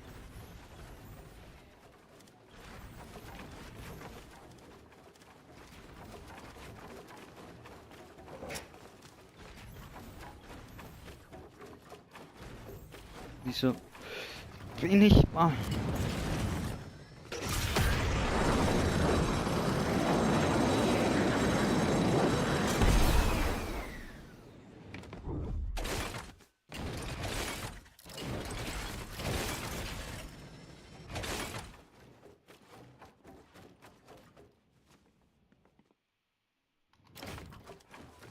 Okay, perfekt. Das funktioniert schon mal.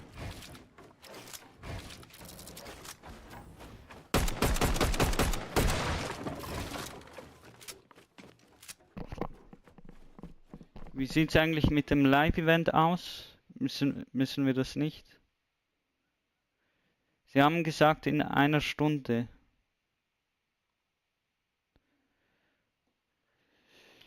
Ich muss kurz schnell abchecken.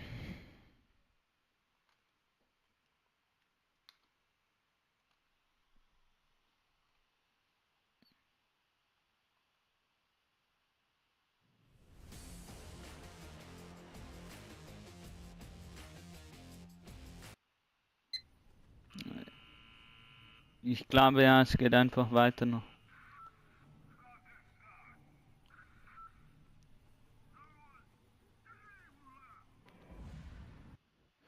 Gibt es noch irgendwelche Updates hier?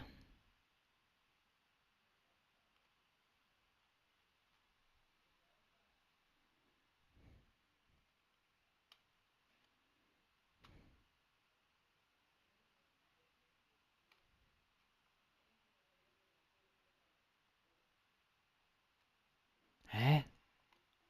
The Fortnite Season 3 live event has now started, and today I have everything for you guys, including brand new leaks, the official Battle Pass reveal with a leaked showcase of all of the skins, which is pretty insane, and a bunch of brand new free wars that you guys das haben sie schon gepostet. Let's not waste any more time and get straight into it. Channel, I do gift 5 subscribers every single day. To the people who do, drop a like on the video, subscribe with all notifications turned on, and drop your epic ID name down in the comment section below so I can add you and gift you the free gift, because this Battle Pass is going to to be absolutely insane. If you guys are considering picking up anything from today's item shop, as we are getting new cosmetics added to the game every single day, please do consider popping in my support creator code Apple1, as it does help out the channel an absolute ton, and it literally takes 1 second to put in. So, starting off with the brand new crew pack, it is now being revealed and is now inside a Fortnite. Es gibt nur englische Untertitel. You guys can go all the way to the end and click on the crew pack skin, which is actually called Quame, and this skin is pretty cool. I can't lie, it kind of reminds me of like a Miles Morales kind of skin. I don't really know, the shoes are a bit strange, I can't lie, but you guys can see here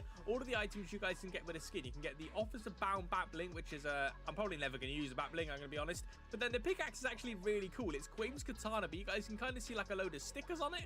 I quite like this katana, I can't lie, this pickaxe is really clean. The skin though, I'm not going to lie, it's personally not my favorite ones. And then here are all the legacy styles. This legacy style is pretty sick, I can't lie, I actually quite like this one, but then the others are just kind of basic. Like, we've seen these so many times, like I just don't really care about them. I really like the Overtime Legacy one though. This is actually pretty cool. But now I think it's time to get into the Battle Pass. Last night, the official Battle Pass key art released, and honestly, I wasn't expecting all of these. Das sind nicht Leaks, man. The first skin is Hope. As we do know, she does have 2 styles. That was actually das haben wir gesehen.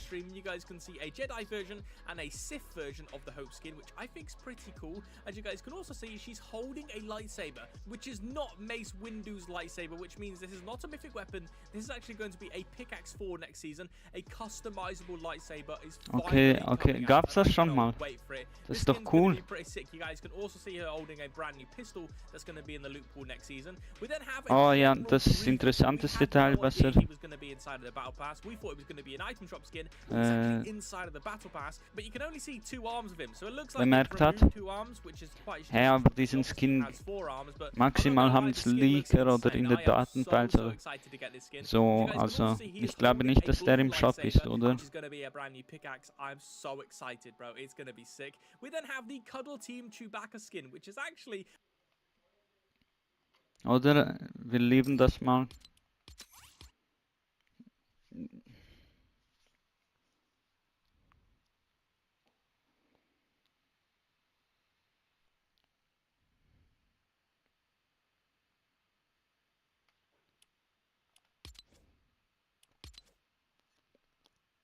Fort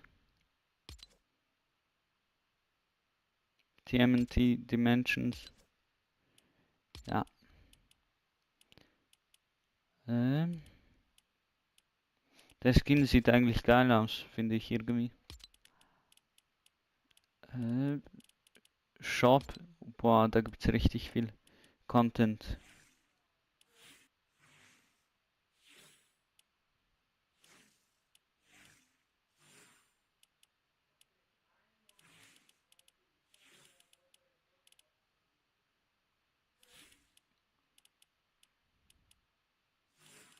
Nee, die gibt's halt nicht im Shop. Star Wars.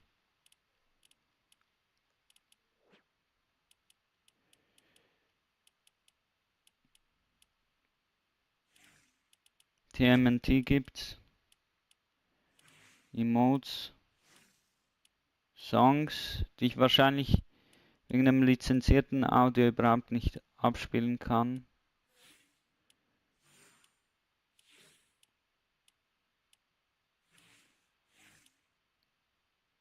Das ist cool, das ist das mit NBA. Oder das wurde auch geteased.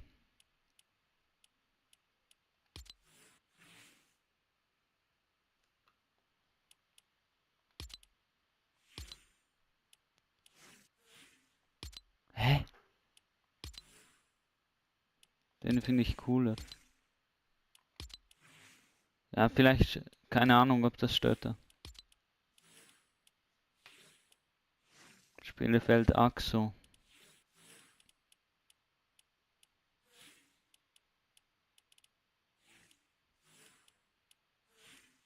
John Wick, oha. Muskelkater. Cartoon aber nur. Als Chapter 2. Aber ist das ein Skin?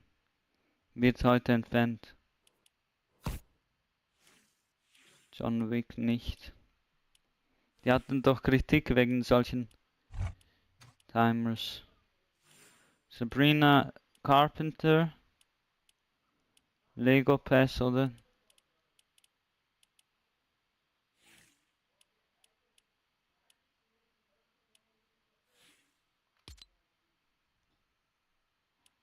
Nee, wir können uns den Lego Pass, glaube ich, selber anschauen, oder? Es gibt nicht mal so viel Content für den Lego Pass. Das war's schon. Mal schauen, was der uns noch sagt, oder? I know a lot of people are going to be using this. She is actually holding a brand new bowcaster weapon, which looks to kind of be like a submachine gun kind of version. It's going to be pretty sick. Let me know your thoughts in the comment section below. Okay, ja, interessant. Mit dem Guns hätte ich auch nicht gedacht. Ey, nächster Viewer, geil. Grüße gehen raus. We have the pilot version and we have like the chill version. Actually a really cool skin, which I actually do love. But you guys can also see he's holding the Westar 34 blaster pistols, commonly used by Django Fett, which means Django Fett will also become ja, die Waffen, die neu sein werden, das habe ich nicht bemerkt. Krass. Okay, der Skin sieht aus. Eigentlich, ich glaube, fast alle Skins sehen sick aus. Muss ich. Also, finde ich. Aber das mit den Ummantelungen, also. Ich meine, so, wenn es nur hinten so einen Mantel gibt, so, das stört. Der so rumschwingt. Mich stört das. Ich hab tatsächlich eben diesen neuen Gratis-Skin bekommen. Ich bin free to play, oder? Aber mich stört eben dieser Umhang, der die ganze Zeit so rumschwingt. Schuhe gibt's nur die normalen, oder?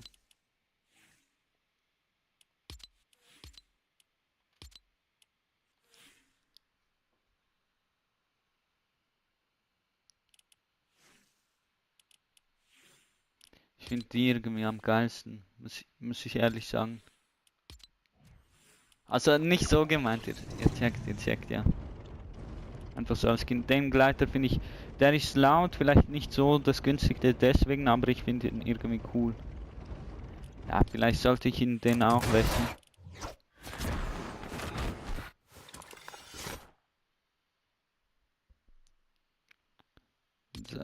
Vielleicht auch das.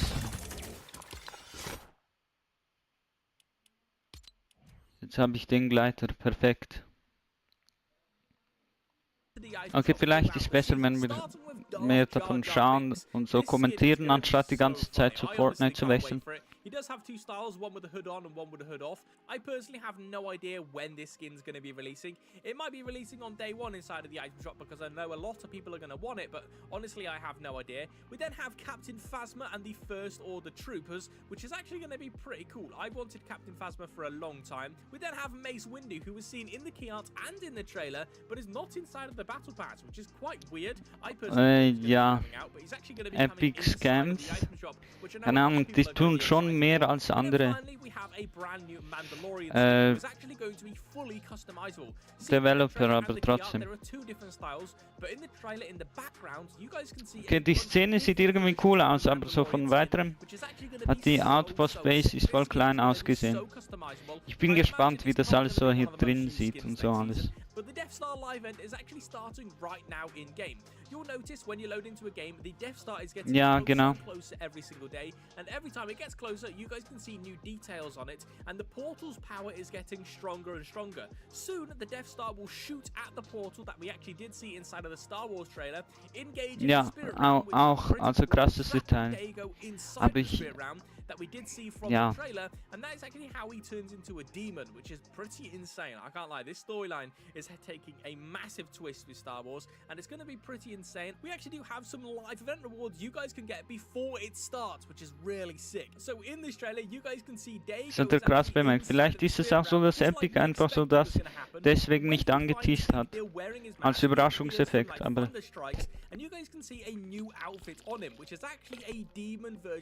Vielleicht kommt eine nächste Stage oder so jetzt bald. Um 10 Uhr. And it looks like we're going to be getting this new Dago skin next season being a demon version, which is pretty cool. But if you actually do up the contrast and the brightness on this image, you guys can actually see now he has Spirit Round masks on his shoulders and a brand new golden mask, which is actually really, really cool. Let me know your thoughts in the comment section below about this skin. But currently, right now, Dago on the island is using another mask, which is a very, very powerful one, to open the Spirit Realm portal. So I imagine that's probably going to be a selectable style for this skin next season. We're going to have to find out, but this skin is going to be so sick. It looks like we're going to be getting this Was skin passiert eigentlich mit Diego oder Diago und dem Lone Wolf, oder wie der heißt auch? Hab die ganze Storyline nicht durchgezockt auch. Ich glaube, ich habe nicht mal den Zugang zu den Balls, die Karte, mit diesen Community Quests, weil ich konnte irgendwie nicht rausfinden, wie das geht. Ich habe mich auch nicht richtig bemüht, vielleicht hätte ich es dann schon geschafft. Ja, hoffentlich kann man das fahren, oder ja. Der Ort, den er gerade gezeigt hat, war Outpost Enclave tatsächlich. Dieser in der Wüstenregion. Also wir kriegen etwas mehr Wüste zurück und mal schauen,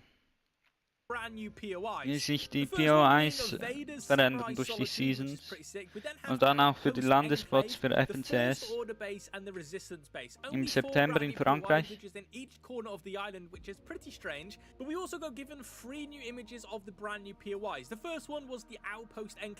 Boah.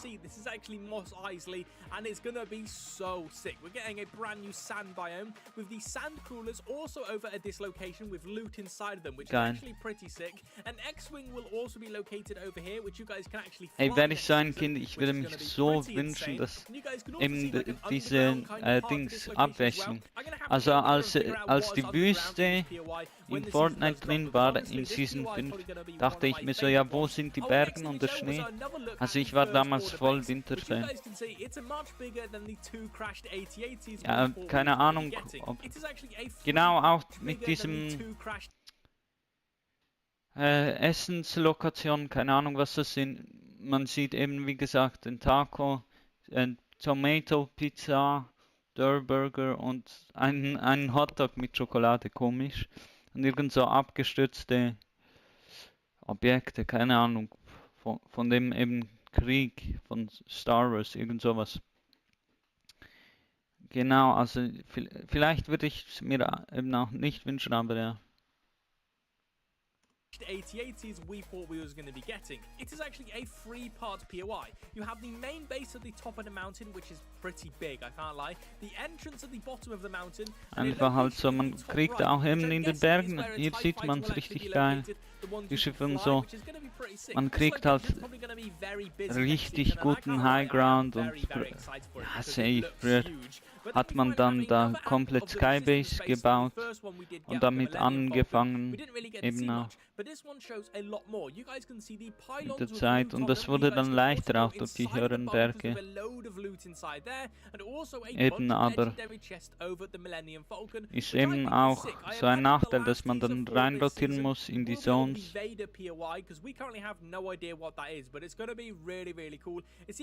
Aber was man weiß, eben einfach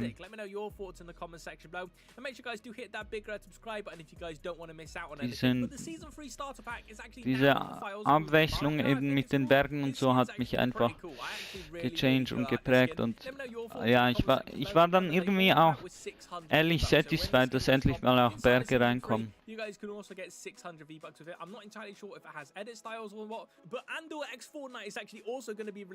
was? Starter Pack. Ja. Ich habe echt nicht danach gefragt, aber ja. Ich bin mir sicher, also ich kenne mich da echt nicht gut aus, aber ich bin mir sicher, dass Leute das kaufen wollen, einige. Aber ich weiß nicht, ob das mit Star Wars zu tun hat. Aber natürlich ein riesen Vorteil, dieses Starter Pack, einfach, dass man dann am Schluss viel Geld ausgeben muss, oder? Für das, ja, das ist auch so ein Film. Also man muss da schon einiges investieren und ja. Kommt drauf an, wie sich das auf Leute auswirkt. Ob sie dann anfangen, mehr und mehr zu kaufen eben, oder ob sie sich denken, oh shit, vielleicht doch lieber nicht, wenn ich jetzt leider nicht so viel, oder zum Glück in diesem Fall nicht so viel Geld habe. The Mandalorian in the key art holds the same weapon as Cassian Andor inside of the show and is getting a new season very, very soon. So there is no doubt Fortnite isn't going to be adding these inside of the game. It's going to be pretty sick. I can't wait to get the Andor skin inside of Fortnite. They're adding so many skins into the item shop this season. It's going to be insane. But we actually do have another leak from an insider confirming that C-3PO will finally be getting Wow, geile Musik, Leute. Hört ihr die? Vielleicht auch nicht so. I wanted this skin to come out ever since the very first Star Wars collab, and now it's actually going to be coming out, and it's going to be pretty insane. Okay, ist fertig. Ja, aber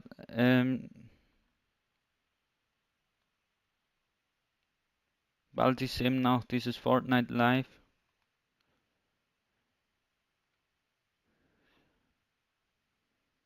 Ja, sollen wir jetzt in der Runde?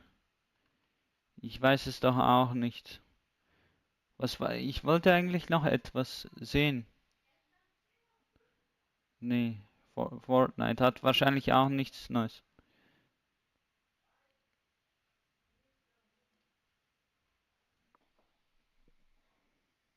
Okay, ich würde sagen,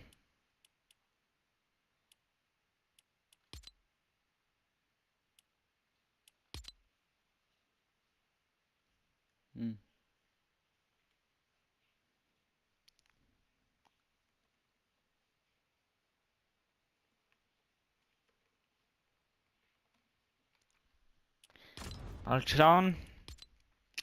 Wir hoffen mal, dass es endlich soweit ist, wenn wir in die Runde gehen. Oder was hätten wir eigentlich noch tun können? Ja, ich habe noch so eine Idee, bevor wir starten vielleicht so um 58 in die Runde, aber mir geht jetzt echt etwas an.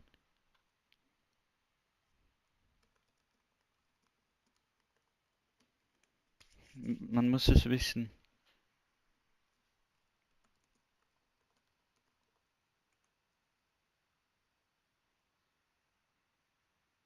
Oha. Peter Carter.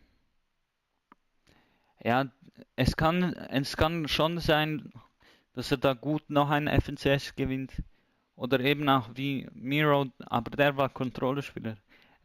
Miro hat auf jeden Fall mit 19 Chapter 4 FNCS gewonnen. Aber wir gehen jetzt mal von Epic, wo ist es?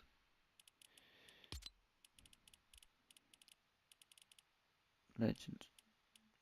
Festival. Nee, es gibt kein Festival, oder? Party.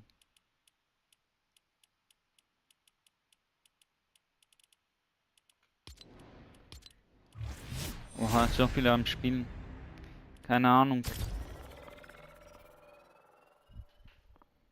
Ich muss auf jeden Fall noch schnell Licht einschalten. Oder? Und wir hoffen mal, dass bald das Live-Event auch soweit ist. Die Kopfhörer, die Kabel haben gereicht, die sind genug lange. Oder? Okay, ja, jetzt kann ich auch viel besser auf dem Mauspad die Sachen einschätzen.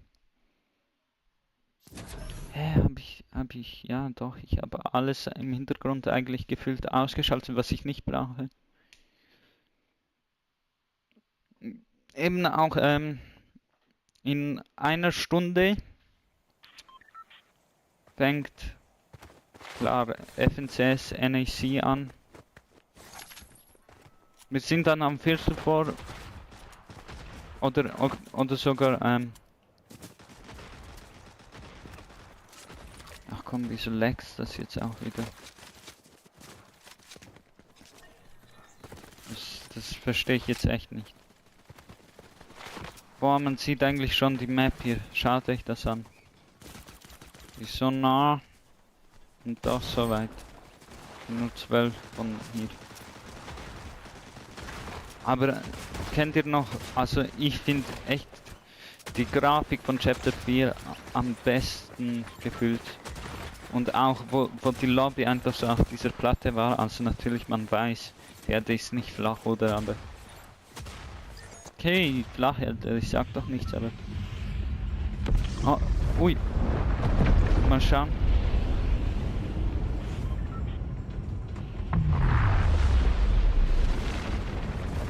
Ja, es gibt nichts Neues halt irgendwie, habe ich das Gefühl.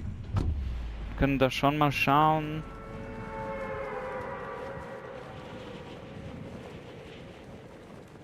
Vielleicht in Pumped Power.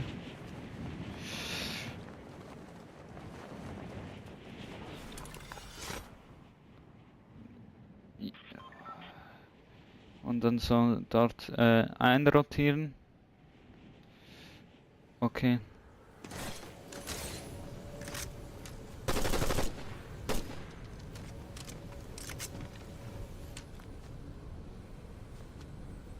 Komm ich.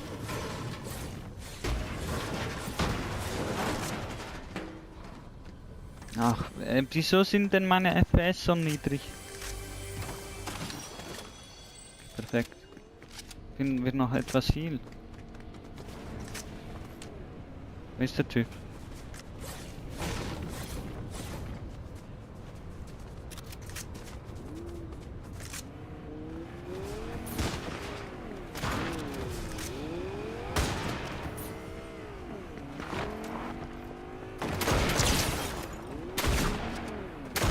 Ach, Digga. Er holt sich so einen ehrenlosen Right-Pick. Ich schwör, wieso kann ich nicht bauen? Leute, der Tilt ist einfach zu groß, Mann. Ranggeschützt, okay, beim ersten Game ist immer so.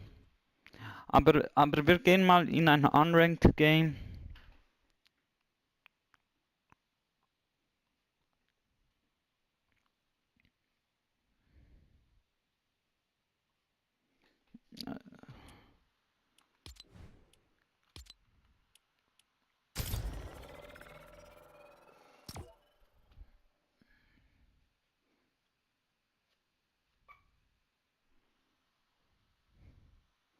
Ich habe echt keine Veränderungen gesehen. Und das ging also halt so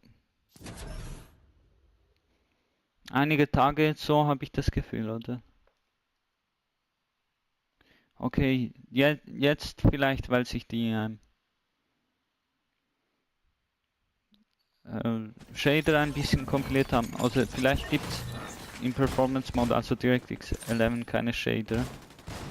Auf jeden Fall. Nee, wir kriegen. Hä, warum? Warum kriege ich so low FPS?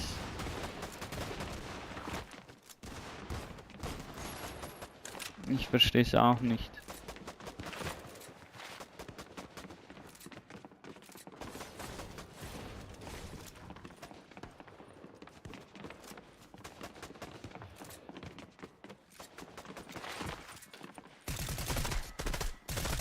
Ist der schon so ein Casual?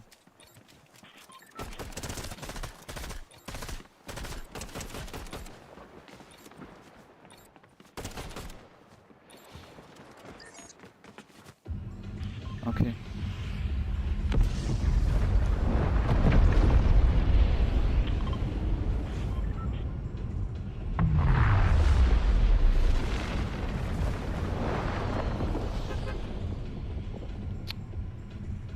Digga. Das gibt's nicht. Ich bin doch in Performance Mode, oder?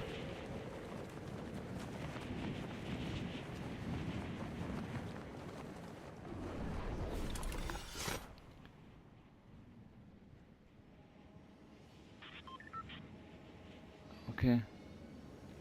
Nee. Also wenn ich jetzt runtergeswettet werde.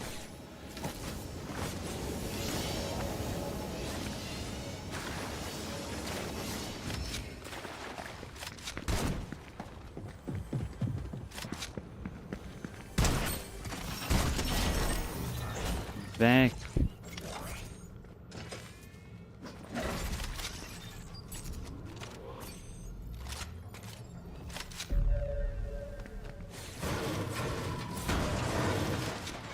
Okay, das ist meins, jetzt zeigst du neu so an.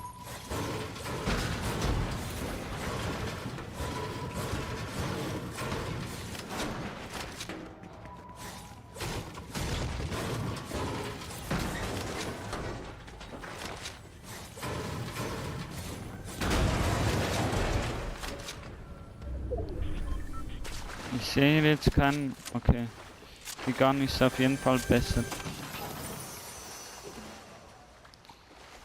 Ich sag's euch ehrlich.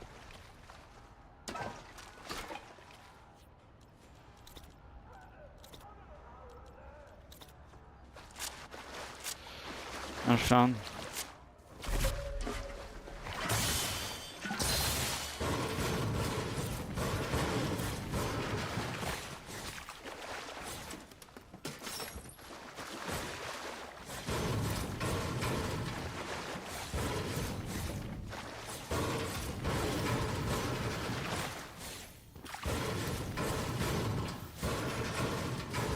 Okay.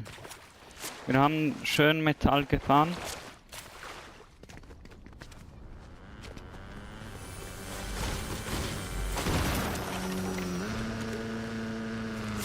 Wo ist dieser Typ?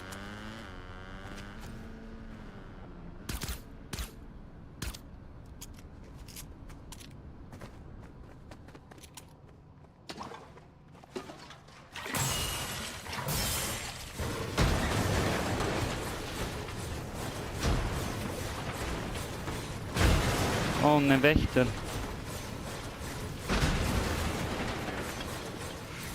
Oh shit. Wo ist der?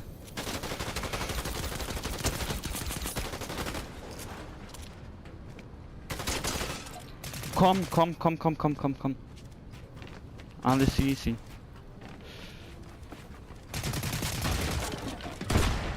Ach komm.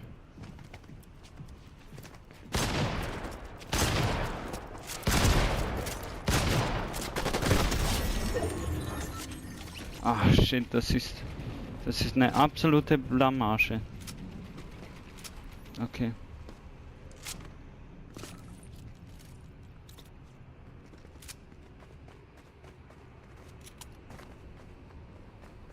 Okay.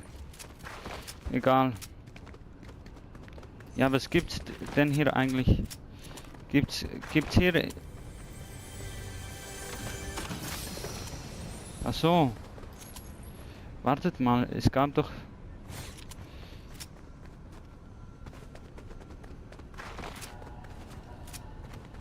Irgendwo hier oder so gab's so. Genau.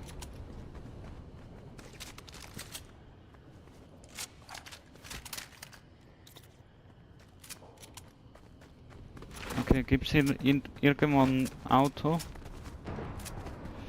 Ja, jetzt juckt mich das nicht.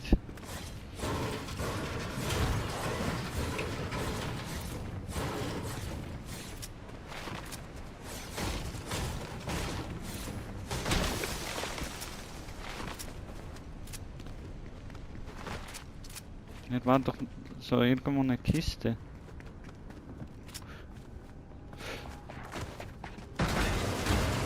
Wo ist der Typ?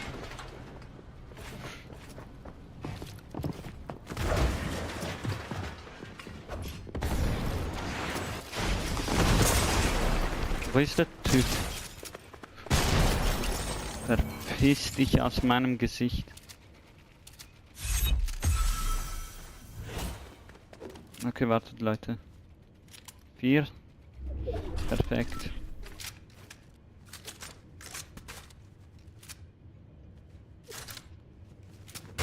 Okay. Hier man sieht... Ach egal, vielleicht wurde die Truhe auch schon... Wir gehen auf jeden Fall mal... Oh, bin ich schon voll. Ey.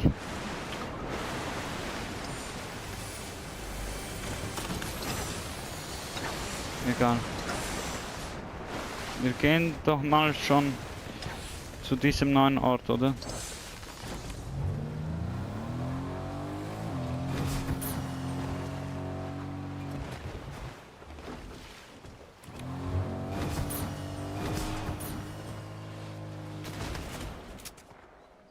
Wo ist der Typ?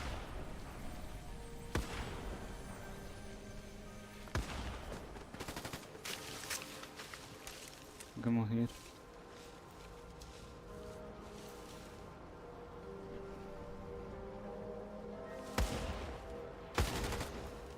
Wie ist der Typ?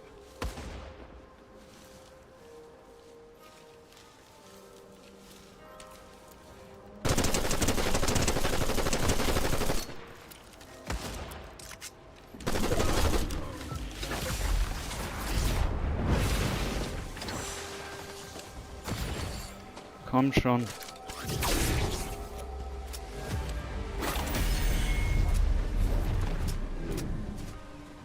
So Leute, jetzt habe ich...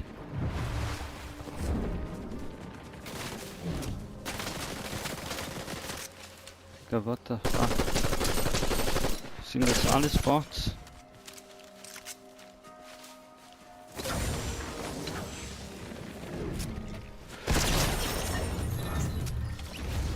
Nee, das ist mal im Tiff.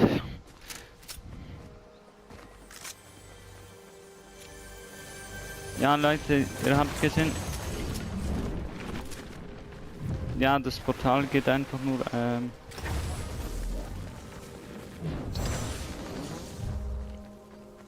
wie viel kann man von denen aufnehmen? Nur 2, okay. Das Portal öffnet sich. Wo kriegen wir eigentlich diese Pilze? Können wir einfach das Fadenkreuz auf die Pilze. Irgendwie auch ein bisschen gut fürs Aim-Training. Was?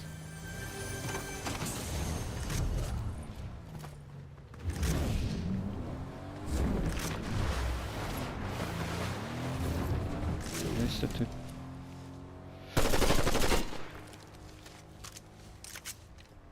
Er nimmt einfach mein Auto weg. Was soll das?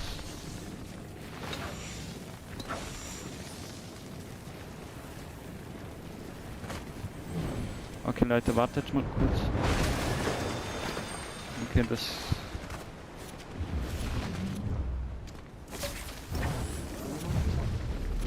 Hä? Mit dem sind wir sogar ja noch schneller.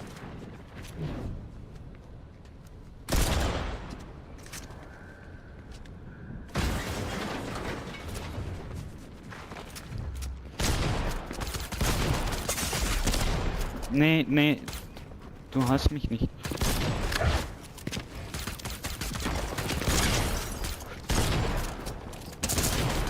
Digga, wie peinlich, wie shit on. Sogar in Unranked. Ja Leute, das mit dem Live-Event hat wohl nicht geklappt. Was soll man da sagen? Wir können es in 15 Minuten noch probieren, nochmals. Jetzt interessiere ich mich aber zuallererst mal, was ist hier los? Performance Mode. Ich mache schnell die Capture Card als Quelle weg, aber also du sie als Quelle verstecken kurz und vielleicht hört ihr mich dann auch nicht oder seht den Bildschirm nicht, alles normal. Ja, doch, man hört mich eigentlich. Ich möchte einfach nicht meinen Namen preisgeben, vor allem nicht so leicht, also. Ey, einer schaut gerade. Vielen Dank. Grüße gehen raus. Okay, ich bin gleich wieder da, ja. Hoffentlich stürzt nicht ab. Okay, ich bin wieder da, oder? Wir spielen jetzt mal wieder diese eine favorisierte Map.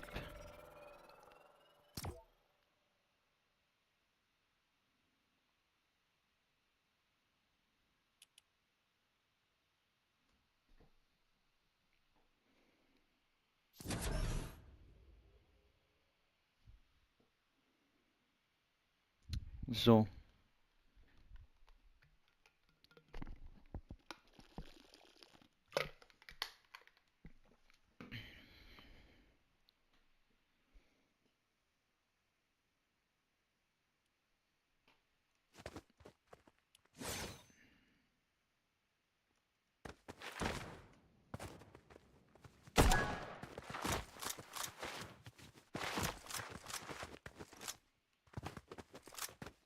So, wir sind da gestanden, oder? Now, if you're going down layers, I typically recommend just waterfalling. If you don't know how to waterfall, that drill is in the second room of this map, but you just build walls and then land on a cone. Once you land on that cone, you would then start to tunnel again on that new layer. Ui.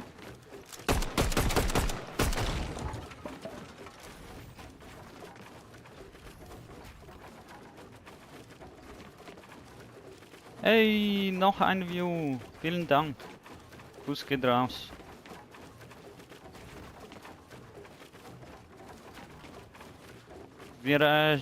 Ich weiß jetzt nicht. Oh, was? Ich krieg direkt noch ein View. Ja, das freut mich. Also, der Zeitplan ist so, wir wissen nicht, wann das Live-Event ist. Und der Todesstern wird sich in den nächsten Tagen sicher mal nähern. Wann die nächste Phase ist, weiß man nicht. Also es gibt da Gerüchte, dass es heute oder morgen Abend sein wird. Um 8 bis 10 Uhr Metz, also unsere Zeit. Genau, mehr wissen wir eigentlich nicht. Es gibt aber in Nordamerika Central FNCS Major 2 Finale, wo sich auch Leute qualifizieren können. Genau, so in etwa ist's. Und ich bin gerade, wie man sieht, am Üben. Eigentlich verlangsamt. Ja.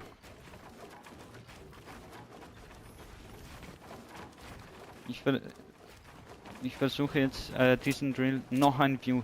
Perfekt. Hey Leute, ich kann nicht genug Danke sagen.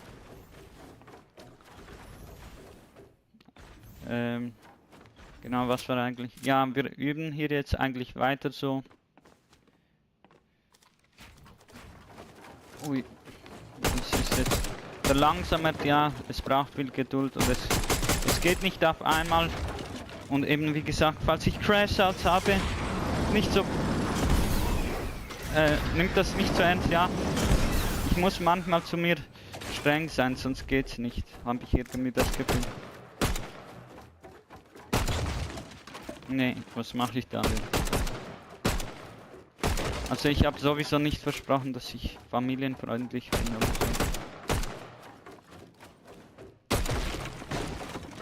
Nee, das gibt's nicht. Okay. Nee.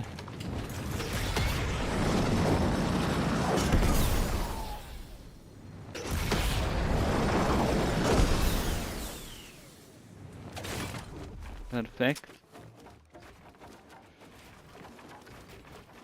Was ist denn das?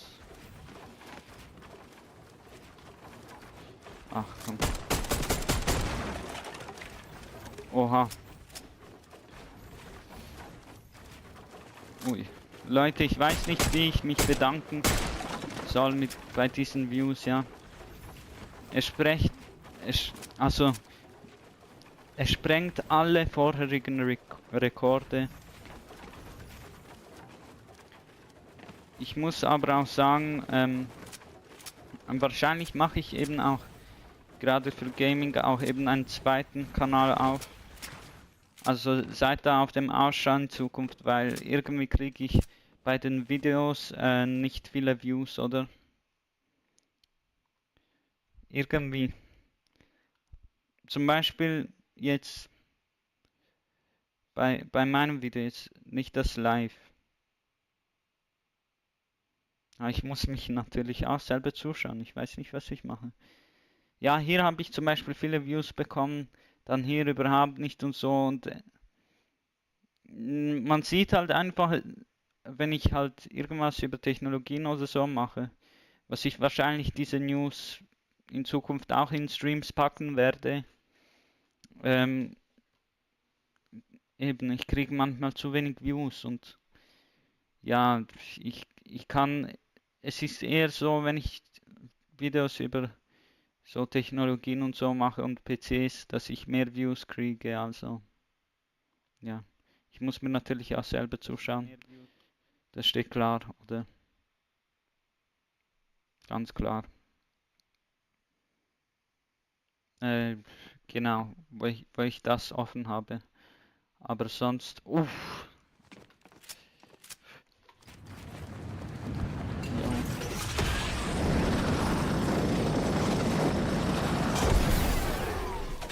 Es eskaliert komplett. Also ich kriege ja mehr Views als beim letzten Nintendo Direct Treehouse Stream.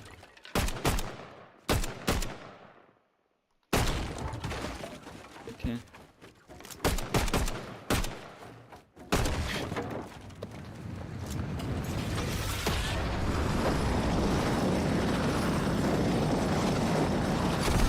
So, jetzt bin ich zu oberst, oder?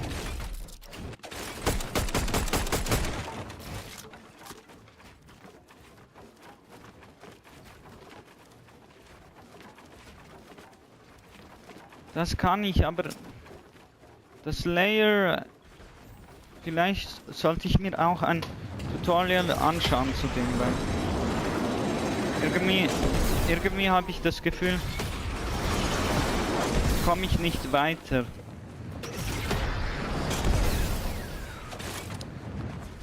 In diesem Teil. Auch wenn ich halt eben hier gibt es verschiedene Geschwindigkeiten, eigentlich auch perfekt zum Üben und so, aber ich komme irgendwie nicht vorwärts.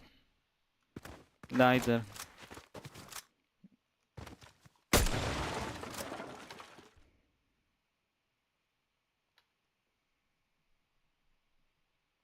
Ja, das ist alles schön und gut. Wie heißt die Übung eigentlich? Finde ich sie? Wieso ist denn hier auch nicht der Map-Code? Wir schauen mal, ob es hier Tutorials gibt. Layer Switch Down.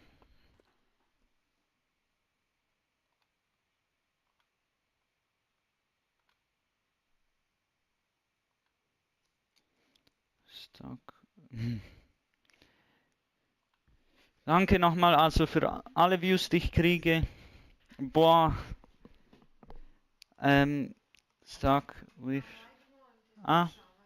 Da. Polako. Kako me niko ne gleda? Ti me gledaš. Pa super, onda me gledaj. Ali imam 16 views. Sada me opet neko gleda, nemam pojma. Ko me to gleda? Okej, ja, ist doch nicht schlimm, man. I nemoj da pričaš moje ime, jel si rekla moje ime? Nemam pojma, rekao sam sutra, danas i sutra malo duže, ali normalno uvek probavam u 10 da ležem, razumeš?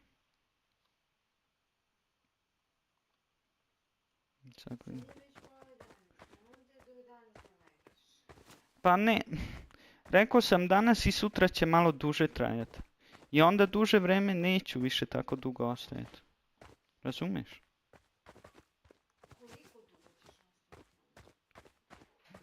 Pa ne znam.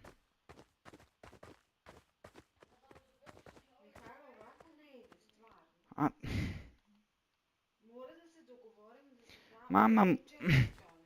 Mama, moram sada daj da radim. Pričat ćemo sutra, razumeš? Ne.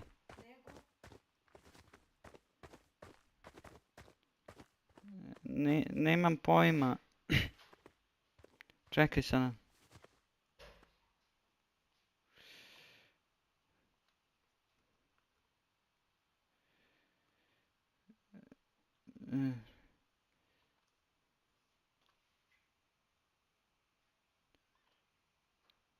Layer switch down.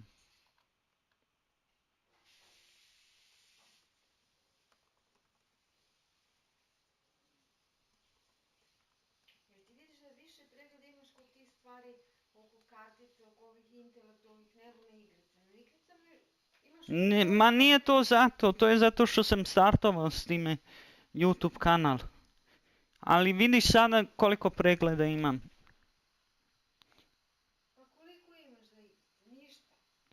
Kako nemam ništa? Vidi 17. Čekaj sada.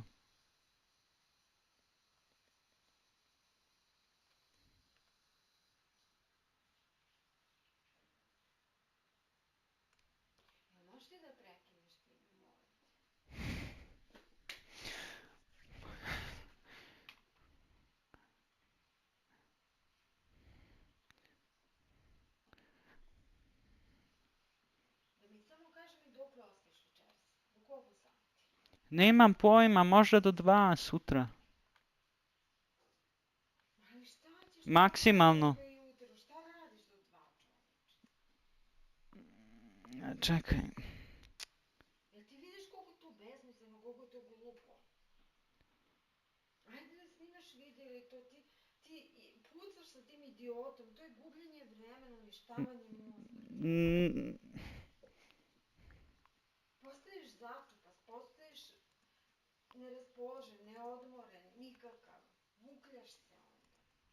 Mama, ja nekada isto tako kada učim ili ovako ležem tu i sada mislim mogu imati isto nekada Ausnahmen, razumeš?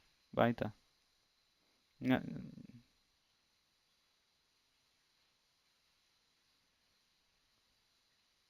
Sutra hoću ujutru da prvo odsviraš i to sve drugo, pa onda da se dohvatiš kompjuter, da dogovorimo.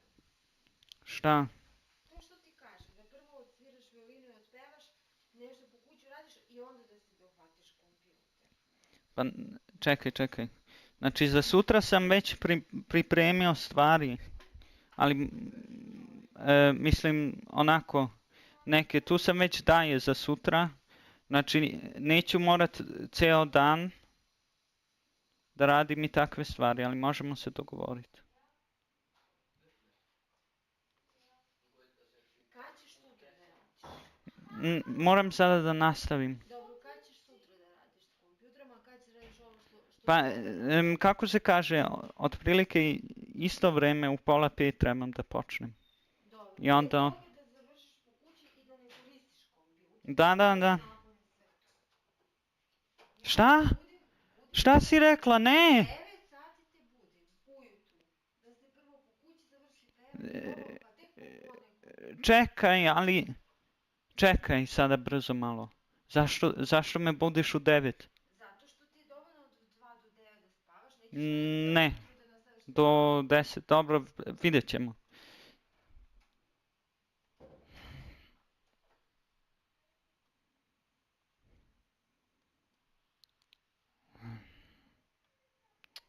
So Leute, ich glaube, wir müssen wieder in eine Runde, oder?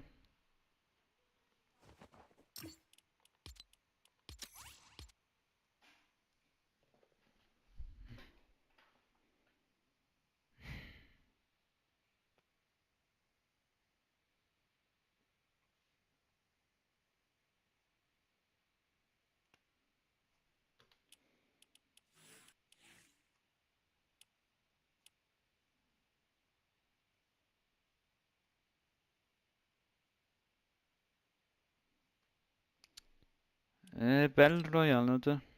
Das normale ohne Rank.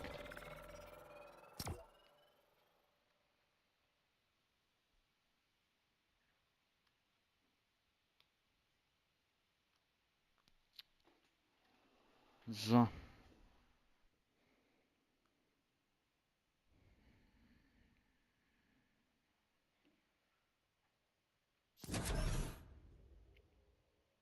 Mal schauen, ich habe schon länger auch nicht gespielt und wie sich das auf die Performance auswirken wird.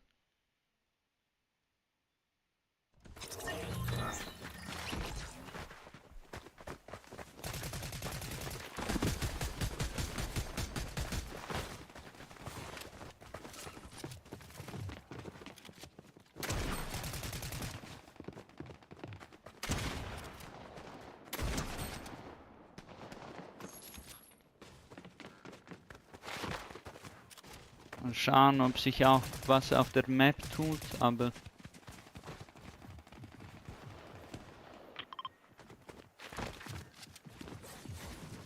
Hey, yo, was ist da denn los?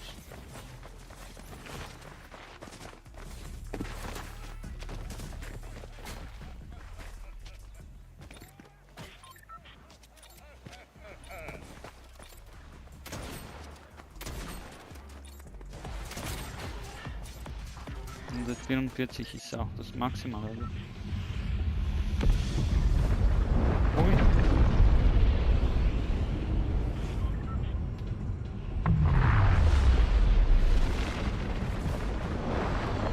Hä, es ist, ich glaube, es ist jetzt die weitere Stufe. Jetzt brennt schon auch so ein bisschen und so. Ich hätte rausspringen müssen. Egal, was machen wir jetzt? Downward Flare. Komm, Brutal Box Cards.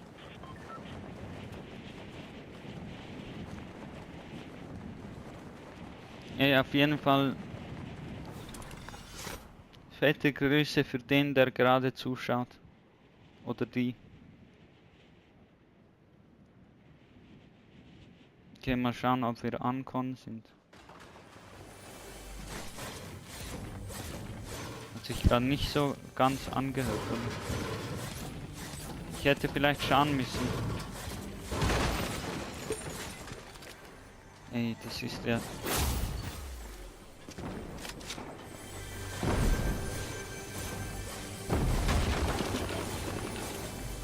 Oh, da wird schon gekämpft.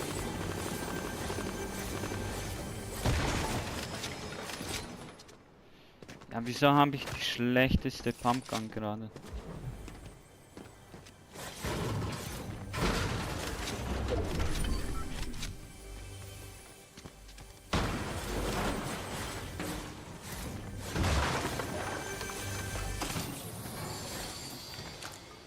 Oh, wir haben sogar die Mammut.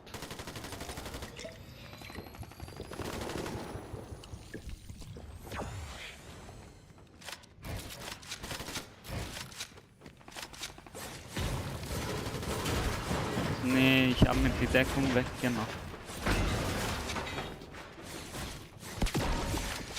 Finden wir eine bessere Shotgun?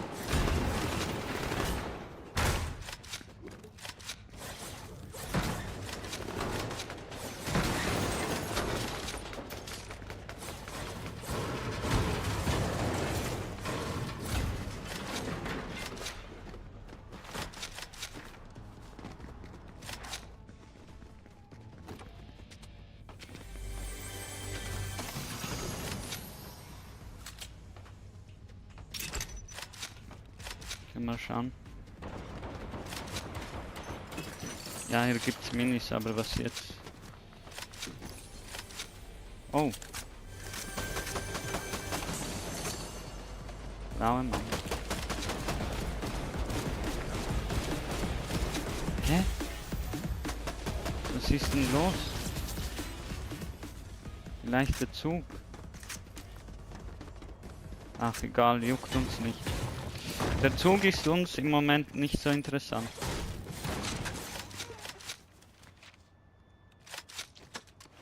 Aber ich hätte die Shotgun vielleicht nicht loslassen sollen.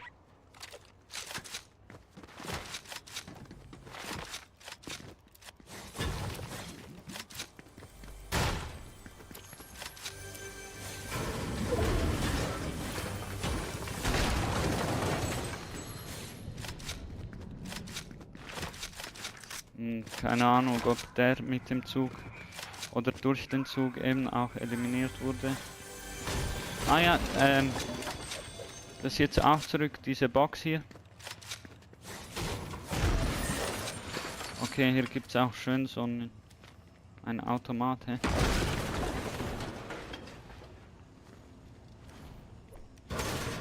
Hey! Nee, mach das doch nicht.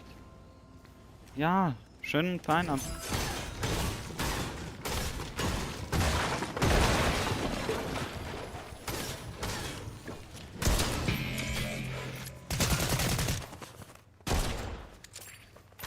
Wo ist denn mein...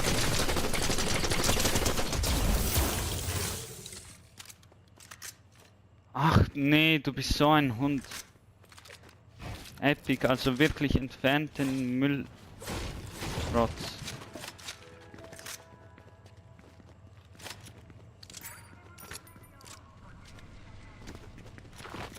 Egal jetzt.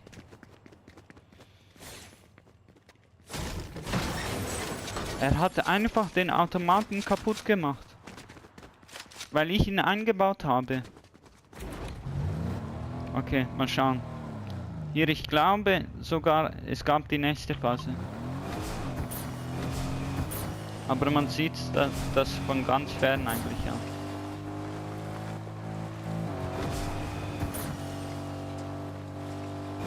Ja, im Schwarzmarkt gibt es safe auch etwas. Wisst ihr eigentlich?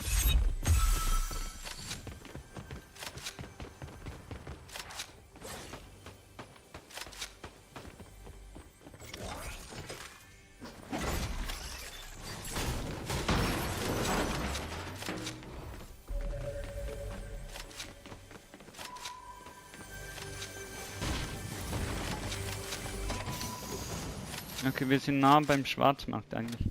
Endlich eine bessere Pumpgun oder.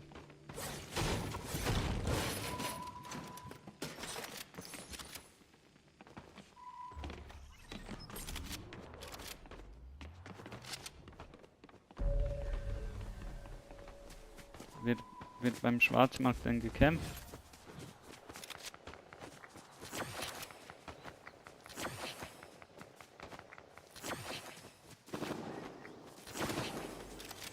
Ist denn hier jemand?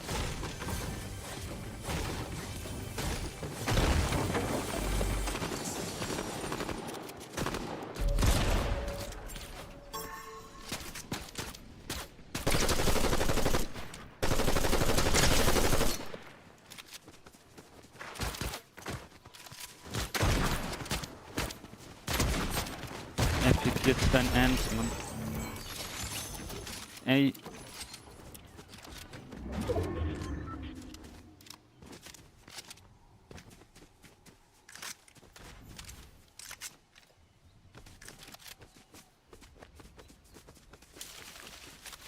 Ihr wisst, der Schwarzmarkt jetzt.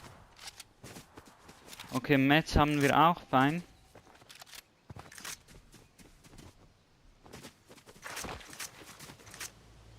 Das freut mich natürlich. Hoffentlich campt da niemand. Okay. Genau. Nee, was? Man braucht hier Dillbits. Hier warten auch schon jemand. Ich würde... Ne, wie viel Gold haben wir? Zuhauf. Perfekt. 2 kann man auch maximal stacken. Movement müsste... Okay.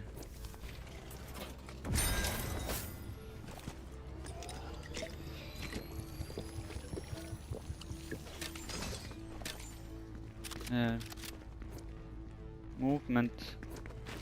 Den habe ich schon eigentlich auch. Moment.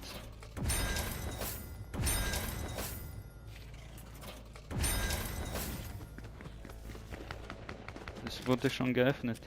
Ich weiß nicht mal, ob ich Zugang dazu habe, aber ich kann mir maximal, wenn die Kiste schon liegt oder so, Dillbits habe ich jetzt im Moment nicht.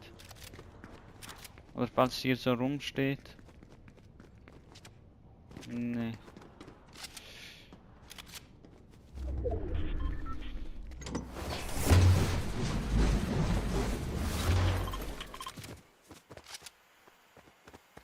Wo habe ich das markiert?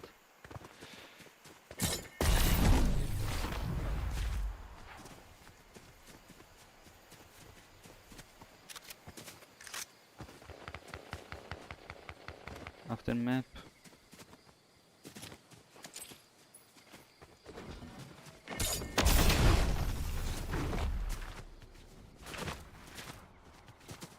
Wo ist denn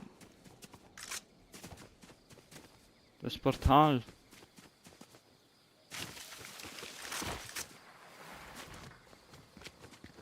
Irgendwo da?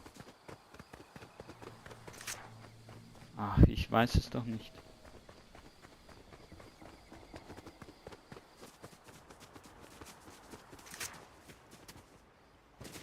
Hä? Das Portal ist verschwunden, oder was? Nein, das glaube ich nicht.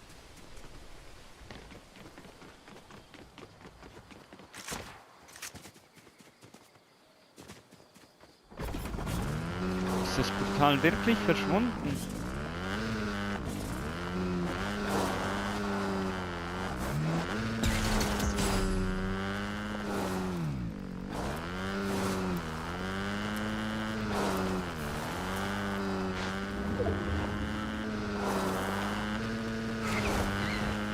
Es scheint echt verschwunden zu sein. So, hier sind wir sicherer, oder? Wir müssen das noch in der nächsten Runde ansprechen. Hey, ich habe eigentlich so viel trainiert und gar nichts gespielt und am Schluss bringt das irgendwie auch gar nichts, habe ich gerade gemerkt.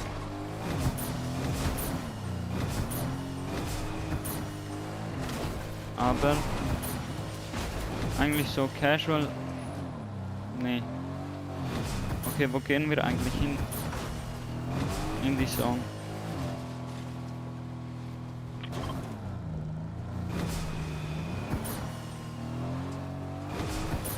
Also ich glaube, jetzt ist der Wolf wirklich auch immer.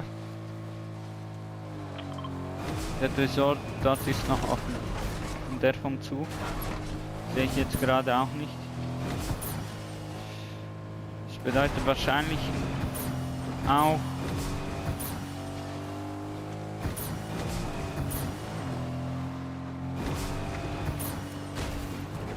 ja, wie komme ich denn hier rauf? Diese blöden Dellen. Epic hat... Jetzt merke ich ein bisschen, wie Epic uns rumgenervt hat mit dem.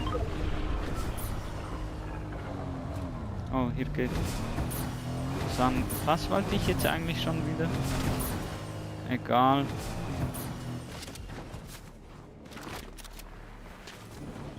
Haben wir das Dynamit? Es gibt safe so eine Kiste, wo wir das finden.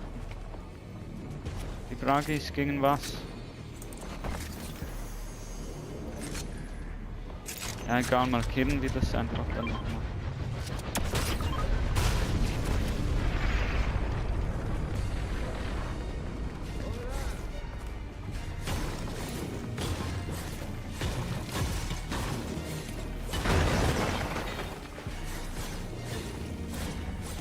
Wo ist denn der Typ?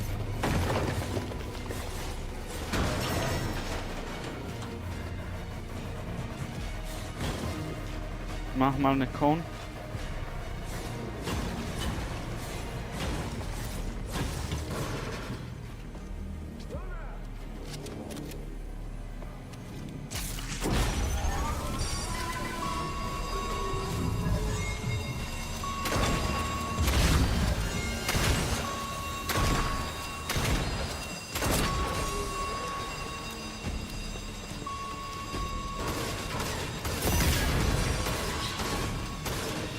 Ja, wie soll ich das machen?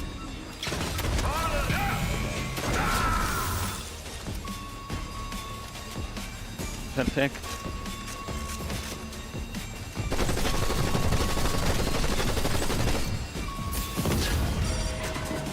Ist das jetzt ein Pro-Gegner?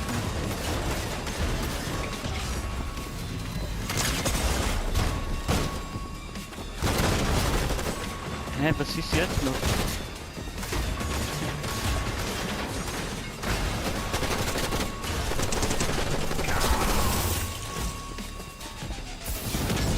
Kann ich mal nachladen, Mann?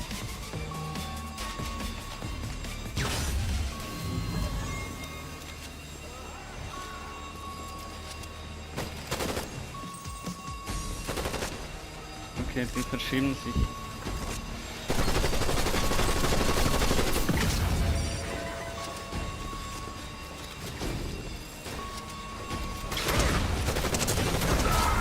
Oh shit, bro.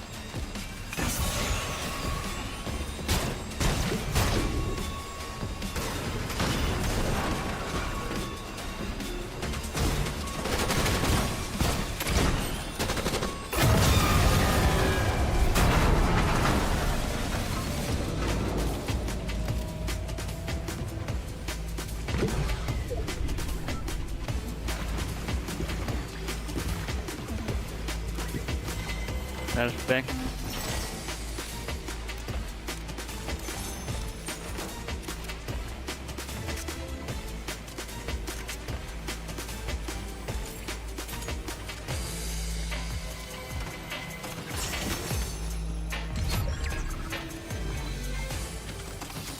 Die Mammut finden viele die bessere, also. Dieser kleine 31er auch, der mir einfach, wo ich den Automat... Ja komm, dann nehmen wir die einfach so mit.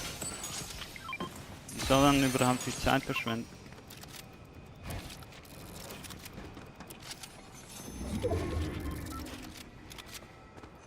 Okay, wir haben hier... Oha!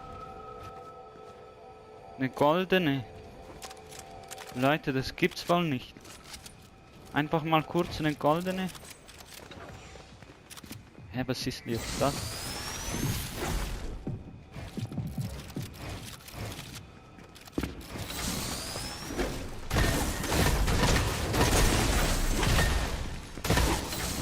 Ach komm, Digga. Ach komm, wie habe ich den durchgelassen? Ach, ja, okay, es ist sowieso Zeit für, ihr wisst Bescheid. FNCS Major 2, Tag 1. Also wird es zumindest in den USA sein. Für, ja, Finale eigentlich, ja. Was sage ich denn jetzt schon wieder? 18 Views. Stream Record Views geknackt, total. Also, ganz klar.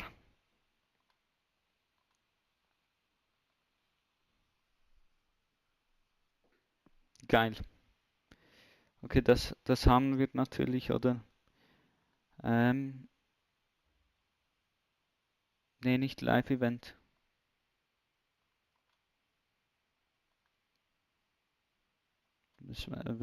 Was war denn das? Ich möchte nicht, dass es im Hintergrund etwas läuft.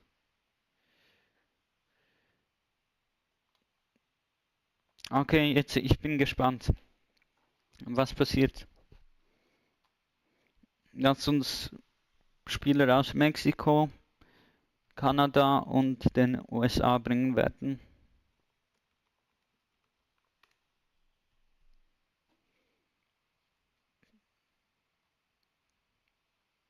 Cyber PK. I did. I had to be looking fresh for the Pro-Am, you know? I had to change the style just a little bit. Das wird Pro-Am, man. Cypher, I'm so excited to see you at the Pro-Am, bro. I mean, how's it feel? We get to go come together once again for another LAN. It's going to be Pro-Am. You're going to be competing. Are you excited? Well, I am. Was ist dein Team? For multiple reasons. One, first LAN in a very long time, so I'm excited to be returning to competing in Fortnite in person. Of course, getting to meet the fans as well. A lot of us are doing meet and greets. Ja, Corona und alles. Und seit langem Pro-Am, glaube ich, ja. Was, es ist sogar sein Geburtstag. Boah, das muss ein geiles Feeling sein. Und wenn sie mit einem guten Spiel toppen, noch besser.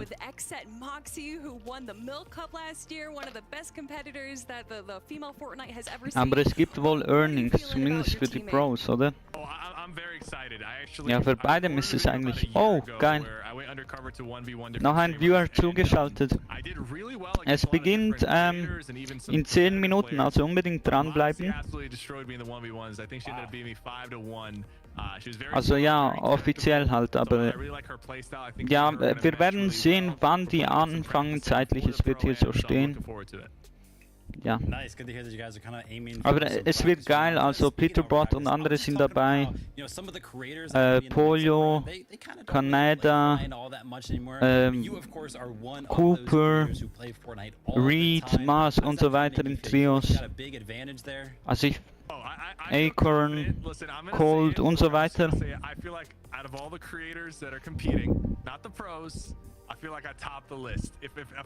Ich hoffe, man hört den Pegel und so alles gut.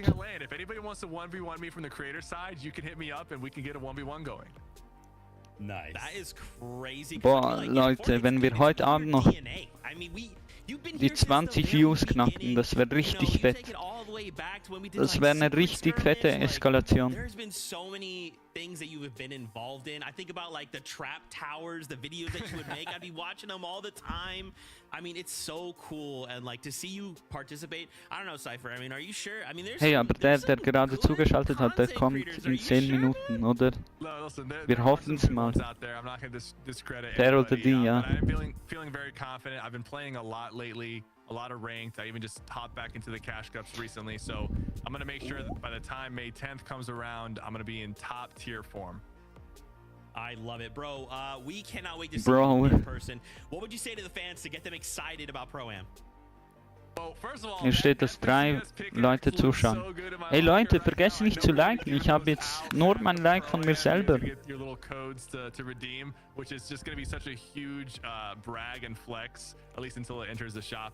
But that is sweet, and you're going to get to meet us in person, not just me, but a bunch of other creators and icons. Das wäre geil, mal so. Wie viele Views hatte eigentlich mein erstes Video jetzt? Das interessiert mich auch. Don't miss out on that opportunity.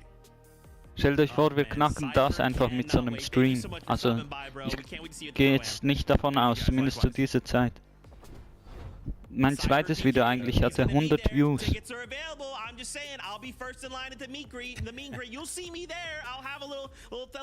20 müssen wir auf jeden Fall knacken.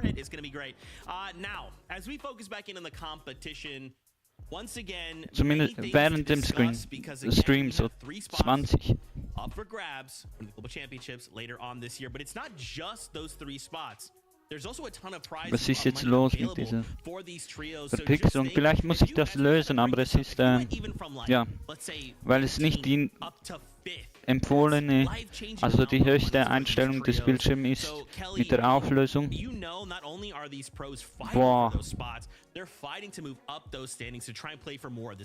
Das ist doch auch für Europa so, oder?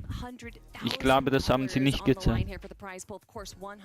Aber ist es Pro AM?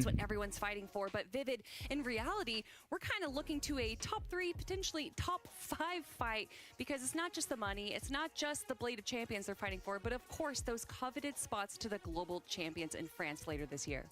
Ja, genau. Ja, es ist für FNCS competitive. Because of how the format kind of works, and it's like, listen, the only thing some of these competitive players seem to ever talk about is qualifying. Peterbot, Cold, Richter und Acorn, Agers und Polio bis jetzt. Actually, the most amount of qualifying spots are going to be available in an individual major throughout the year, right? So kind of changing up how it worked last year usually was that, you know, that last major that was going to be worth the most, but no, switch it up, which is probably why we saw so many changes in terms of trios that actually happened before this FNCS actually kicked off. But yeah, like Kelly was mentioning right there, with those 2 top teams being Peterbot, Cold, and Ritual, Acorn, Agers, and Polio already qualified for the global championship. They, of course, cannot qualify twice, so those spots might roll down. We might have a top 5 situation to go ahead and qualify. So a lot of our teams are kind of going to be expecting, they're hoping to get into that top 5. Man, oh man, let's just look at this lobby list, right? So we've been watching for 2 weeks now. We've watched several different groups. We've even had trios come up through the last chance qualifier. And now we get to all battle it out across 2 days, 6 games today, 6 games tomorrow. And this is a look at our lobby list. I mean, to think that only 3 of these trios will secure some of those spots, go to the global championships later this year. It's crazy.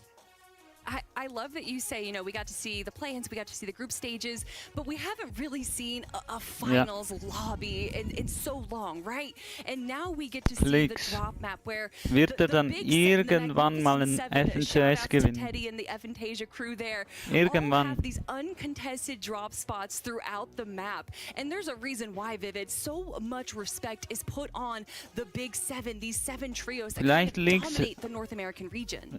An seinem Ego, müssen wir ehrlich sagen. Also very, very cool about this lobby. We haven't seen this exact lobby, right? This FNCS, how it works, the format. We had 3 separate groups, so them all qualifying not only from different. Ich sage jetzt mal nichts, oder? Ich bin nicht der Beste oder was, aber schießt mit ARs einfach auf den Kopf, anstatt auf den Body. Und die meisten Bullets treffen zu lassen, weil der Bullet Spread halt einfach zu groß ist und dann, wenn er in den Body schießt, also zwischen die Brüste auf die Brust in die Mitte halt einfach, dann landen halt einfach die meisten Schüsse und man kriegt am meisten Schaden, weil es ist nicht perfekt, es gibt Recoil und so bei meisten. Vor allem auf mittlerer und ferner Distanz. Und wo es kein Recoil gibt, eben auch, kann man vielleicht in naher Distanz auf den Kopf schießen. Aber wenn man auch einfach den Body schießt, passiert es ja auch manchmal beim Crouchen oder beim Springen oder so, dass man mal den Kopf trifft. Und wenn man zum Beispiel ein bisschen runterrutscht oder fällt, halt ohne Fallschaden, aber so in Boxen und so. Man kann das eben auch nicht da kontrollieren. Now that number is only 28, right? So from all of these players, that has been, cut down to only 28, and now they're looking at everyone else going like, okay, it's my first time showing up at a finals. Peter Bob Pollo, please, I'm just trying to qualify. So we'll have to see how things kind of play out. For now, though, why don't we introduce your casters? Monster D-Face, Jacob PR. Say hello.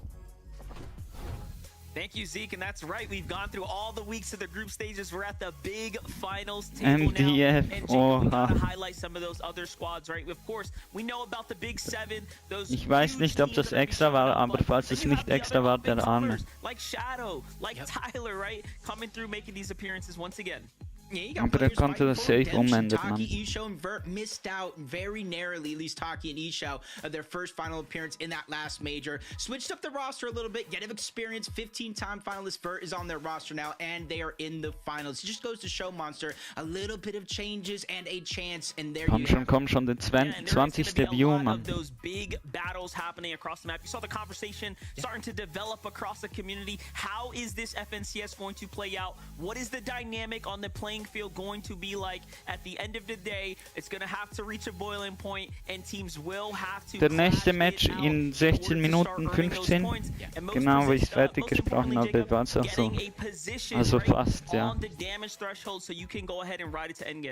Yeah, and just catching fire at the right moment is important. Bucky, Okus, and Cam have done just that. Mal schauen, wie es mit dem Live-Event ausschaut. See if they can channel that into a finals lobby. But that's gonna do it from me and Monster for now. We'll see you in a little bit. Back to you, Z.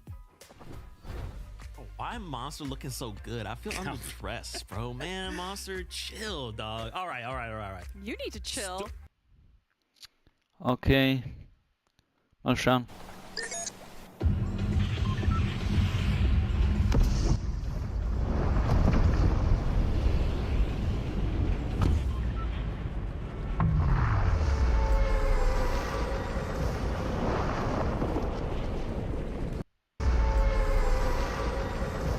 Ah, interessant. Ja, also die Story Quest endet am 30. April und da wird wahrscheinlich vor dem, nimmt er mal an, wird der Live-Event endgültig passieren.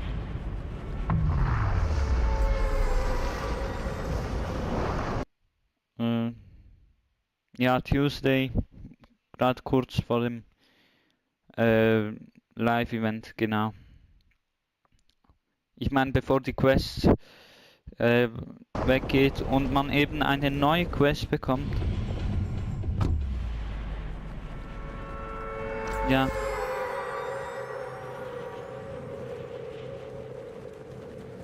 Morgen. Wahrscheinlich könnte gut sein, dass morgen was mit dem Todesstern passiert. Wir schauen mal live.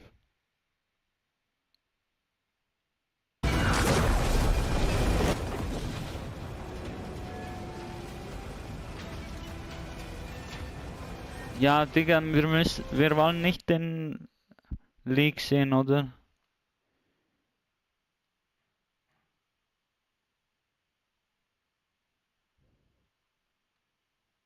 Hä, er spammt mehrere von dem. Auf einmal, wie geht das, Mann? Wie kann man auch sowas unterstützen?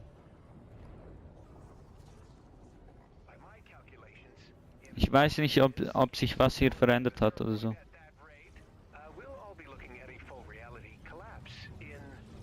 Der sammelt bis 1,4 Millionen.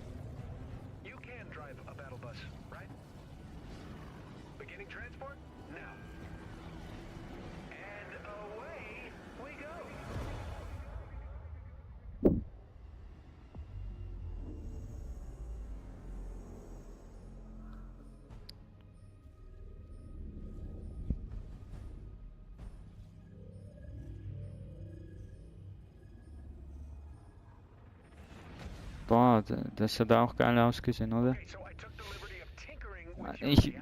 Mich nimmt einfach mal sein Kanal Wunder.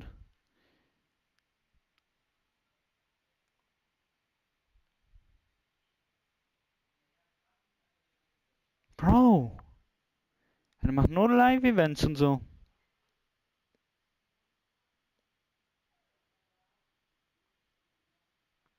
Er hat auch Spoilers. Wann war das?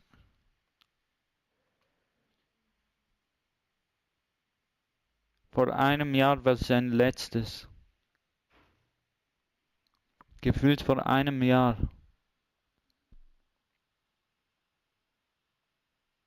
Ja, nee, ich weiß nicht, was zu sagen ist.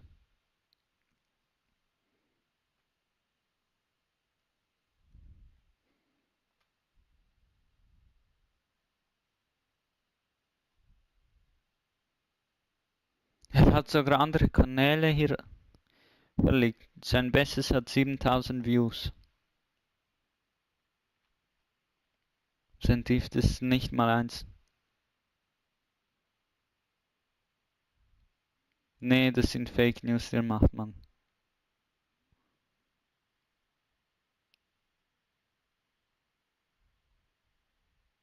Okay, egal. Ja, das geht so in die Unendlichkeit, Mann. Es wäre halt einfach geiler, wenn wir vertraulichere Quellen hätten.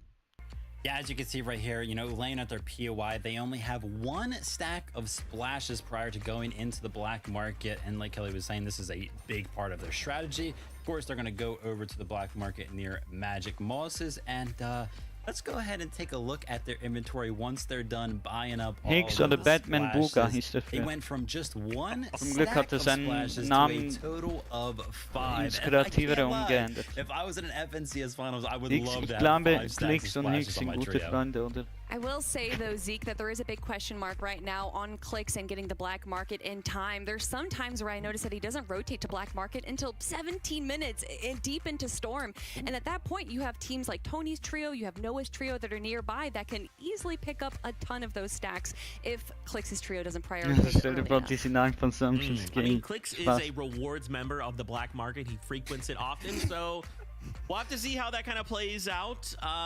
But, you know, there's also, like Liam and 20, right? These guys also looking to utilize this black market. Yeah, I mean, No. going bases on top of the black Yeah, market okay, is, of and course, had very, very good. As a you see, Liam girlfriend. unexpectedly going to be taking some damage. And, you know, this is pretty Der basic, right? That Klicks. kind of opens Also up im Moment, these ja. ideas, these strategies. Because, like, oh, Liam's like, Die well, sind I einfach don't got any zusammen heals in my inventory, but angezogen, I'm, so based on freundschaftlich. top of Ja, black keine market. Ahnung. I could just go Ist down das and komisch? buy some, make sure I'm Ich kenne mich 100 da echt before I nicht start aus. Ich rotating. möchte auch nicht That's why we just see kommentieren so oder einen many players go Shitstorm ahead and davon base up abkriegen. near or on top of these black markets.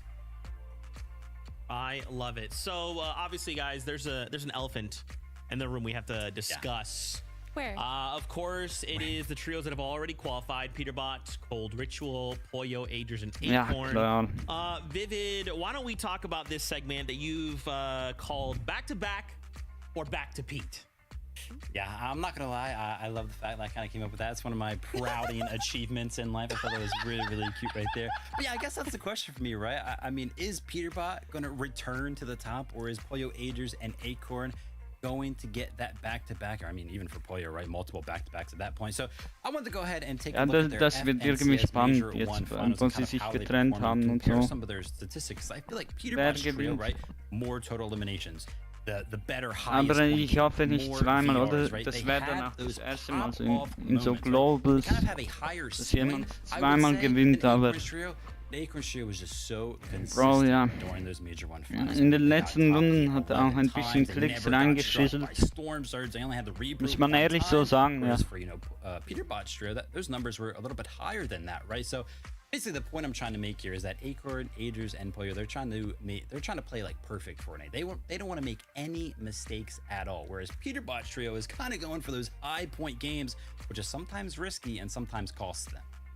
It's interesting, Das ist spannend zum Ansehen, aber eben wir haben ja auch heute gesehen, was mit Dino, Rico und Squeezy, glaube ich, finals, and yeah, they may have had a bit of a surprise Group 1 performance where, although they did somehow still break records but disappoint us at the same time, I don't know how they keep doing that, they did get the top out of consistency in their group, and by watching them just play, we know that it is so eliminating heavy and even more so to focus on. Nein, Mann, ich bin das irgendwie cringe.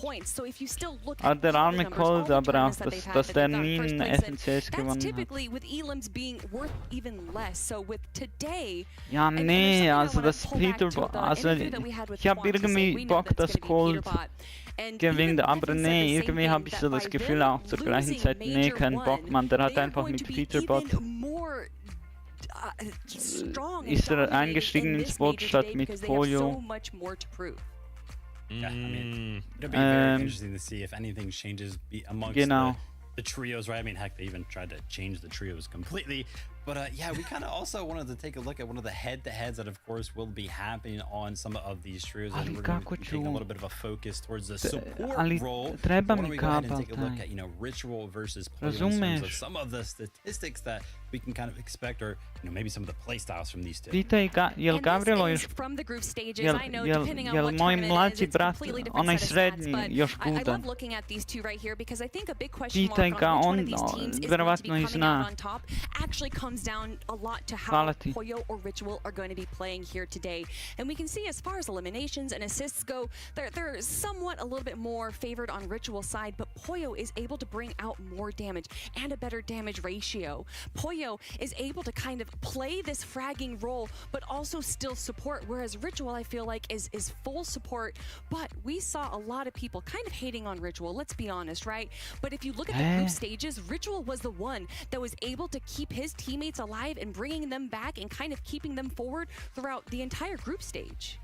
Yeah, I mean, not to mention, right, I feel like mega hart, motivating factor or kind of like his ich habe ehrlich keinen Bock, also Pollo, ich sag ehrlich, größten Respekt auch, halt, eben, weil ihr Team auch irgendwie ein bisschen das Gefühl nach meinem Wissen jetzt nicht so toxisch ist, aber ich finde es halt nicht so geil, wenn ein Team zweimal gewinnt.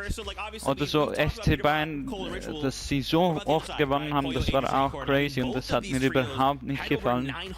Jetzt sind sie back in the game und ja, es gibt wenig Konkurrenz. Das ist einfach die Scheibe. Und der Profit steigt wieder an. I mean, when it comes to Agers, Acorn, and Pollo, what an incredible run we got to see from Major 1, and they kind of went under the radar for many weeks until we really got into the Major 1 finals, and I feel like they ich finde das EU-Team irgendwie today. A lot of people putting them in second place below Peterbot, but Acorn is such an incredibly smart IGL. He understands the meta, he knows exactly what to do. Wenn man ähnlich ist zu einer Person, is an incredible fragger and support, and zu einer Person, ja, wenn man was Ähnliches hat mit einer Person, findet man das sympathisch halt einfach. Die Person sympathisch. Genau, ich musste sagen, Pollo, geil, wenn die gewinnen, aber nicht geiler, wenn ein anderes Team gewinnt. Und Peterbot, Cold, oder, tut mir auch leid, dass er keinen FNCS gewonnen hat, aber er ist einfach mit diesem toxischen Peterbot eingestiegen, was mir nicht gefällt. Und ich möchte auch nicht, dass die gewinnen in dieser Konstellation. We've already kind of touched on them Klicks fighting over the bin ich, black also markets, and now auch we schade, kind of dass see er them nicht come so ein in. They FNCS finally gewonnen broke hat. in that fourth Aber place ich bin curse. auch ein bisschen Can so they zu break the toxisch, ultimate curse also and go ahead einfach and so qualify toxisch, through the also globals this weekend? als Person. Sonst würde I think ich es beiden that there is gönnen. a possibility. I think out of all of the seasons that we have seen Lieber Clicks play, gerecht this is the gewinnen best als potential that we have out of them getting so a gewinnen, first versteht place ihr or so? second place spot in the finals. And if you look at this graph right here, that doesn't look super great. Yes, Group 2 was a little rough for Clicks' trio, Vivid, and you could even hear that after the group stage finished, just kind of how down Außer Clicks bei was on Cooper, himself. irgendwie finde ich es dort Yeah, geil, I wenn was er kinda gewinnen thinking würde, about that aber myself. ja, Is that gonna go ahead and ist affect jetzt them in schon the so finals? I don't think it ein will. They've älter been und competing for a Miro very ist long nicht da. time, but Kelly, I mean, this trio just Miro, does such a good Miro, job of ja, controlling the low ground, getting to the die front sides waren of the halt, moving zone. die haben It would be einfach no komplett surprise to me rasiert, if they were auch able weil to kind Miro of pull einfach something der like this Miro off der for a beste majority Spieler of the war. games today. It's wild. Ja, During the hat performance eigentlich durch evaluation Glück that diesen happened a few Teammate days ago, bekommen und literally at the same second mark, around ich 24 weiß nicht, minutes wer and nicht 40 mit seconds, which is Miro around the gewonnen time hat that the als 10 Pro, zone pops, they would go and wenn er auch eigentlich aggressively sehr push gut ist. into the front side of zone. And you Also can see sogar even ein when the out zone FNCS hits jetzt were a global duo oder of nicht Clicks, they gewonnen still hat. made the same move, and pushing to the front side of zone isn't necessarily a, you know, unique strat, but it's how aggressive they go for it every single time. That's really impressive to me, and I think part of the reason why we see them do well in consistency. I mean, I gotta see it. I want to see Clicks. Let's see it globals. Let's just make it happen. Let's talk about Muzz, Yapko, and Rise. I feel like it wouldn't be a globals without Clicks, and it wouldn't be a globals without Muzz. Obviously, these guys are over at Shiny Shafts. They've got a black market nearby, right? So we've got all the pieces. Now we just have to convert that into a top 3. Yeah, and this is definitely something that Muzz, Yapko, and Rise can bring. Muzz has had such an incredible run this season as far as solo cash cups go, and them as a trio as well has performed pretty sowieso, well. We saw also them in Muzz Major 1 get 5th place. They broke up Solo. at the start of Season 2, and then right before play-ins happened, Vivid, we saw them join back up again and get 5th overall. Keine Ahnung, I mean, super incredible warum stuff out of das, them. I like that also strategy, vielleicht that ist er kind of Australier, season, aber er spielt black market eben being nearby. NAC Also like und Shiny ich Shafts, glaube, also Australien the gehört da nicht option to hinzu. use that launch pad that's on the hill Außer right wir above sehen their Überraschung, make some of these Alex und so sind easier auch for mit this am trio. Spielen, aber I think their strategy das and glaube ich the nicht. early game Okay, being ich uncontested. glaube, es wird auch It's good for langsam these spät. guys. Ich muss auch ein bisschen leiser I said it reden, wouldn't be oder? globals without Clicks. Ich glaube, I ihr said it wouldn't be versteht globals das, without ja. Muzz. It also wouldn't be a globals without Kanada. Keine Come Ahnung, on, mal man. schauen. Kanada, Bolt, and Sphinx more recently forming, now looking to snag one of those top 3 spots. I guess the question I have to ask is, do we think they can do it? This, out of the 3 trios that we've talked about, is probably the biggest Hatte question mark Kanada for me, schon and I einen think a lot of it's going to FNCS-Sieg? come down to zone pulls in their favor. They are an incredible trio. Kanada is one of the most brilliant players that I have ever seen in Fortnite. His ability to handle Storm Surge or just kind of come up with unique strats on the fly. I don't think I've ever seen anyone do it better. Bolt's an incredible player. We saw him do really well with Bryce last year. I'm excited to see him joined up by Kanada. And Sphinx, who at one point Cooper called one of the best IGLs in the game. I think all 3 of them have so much potential. I really, really hope they stick together for Major 3 because I think we could see even more come out of them. Well, yeah, they're going to have to stick together for Major 3 after they qualify to globals this weekend. Am I right, guys? But yeah, I mean, this trio, my eyes are going to be on them throughout the day, right? They're going to be down in southeast of the map, all the way down in the corner, probably looking to farm some kinch stats there with distance traveled. But yeah, Kanata always has some sort of strategy plan when it comes down to Storm Surge. Usually he's the player towards the top of the leaderboard. Damaged out when it comes down to these finals, and he's got the most experience out of anybody in the lobby when you look at it. So that's why, you know, he's been through all of the metas. He knows what to do. I love it. Okay, we have like 20 seconds. Really fast. Kelly, Vivid, what are you guys hoping to see out of game number 1? Go! Big shout outs to other teams that we didn't get to mention. Bucky Kimokas, I think, are going to do well. Braids, Diminished Visuals, Shadow, Curve, and Tyler. Of course, Buka Threats and Rapid did really well during scrims. Okay, please, I want to see you get a top 5. Okay, and you know, listen, I'm going to go back to my typical I want 6, Ja, 12 keine Ahnung, Mann. Fortnite. That's right. Simple, and that's what I love to hear. It is that time. Friends, let's jump up on that battle bus. 6 games today. How do we set the stage going into tomorrow? 6 Spiele. Let's find out right now. Und tomorrow wörtlich jetzt nehmen, weil wir werden, ja, es wird so bis 1 Uhr spielen.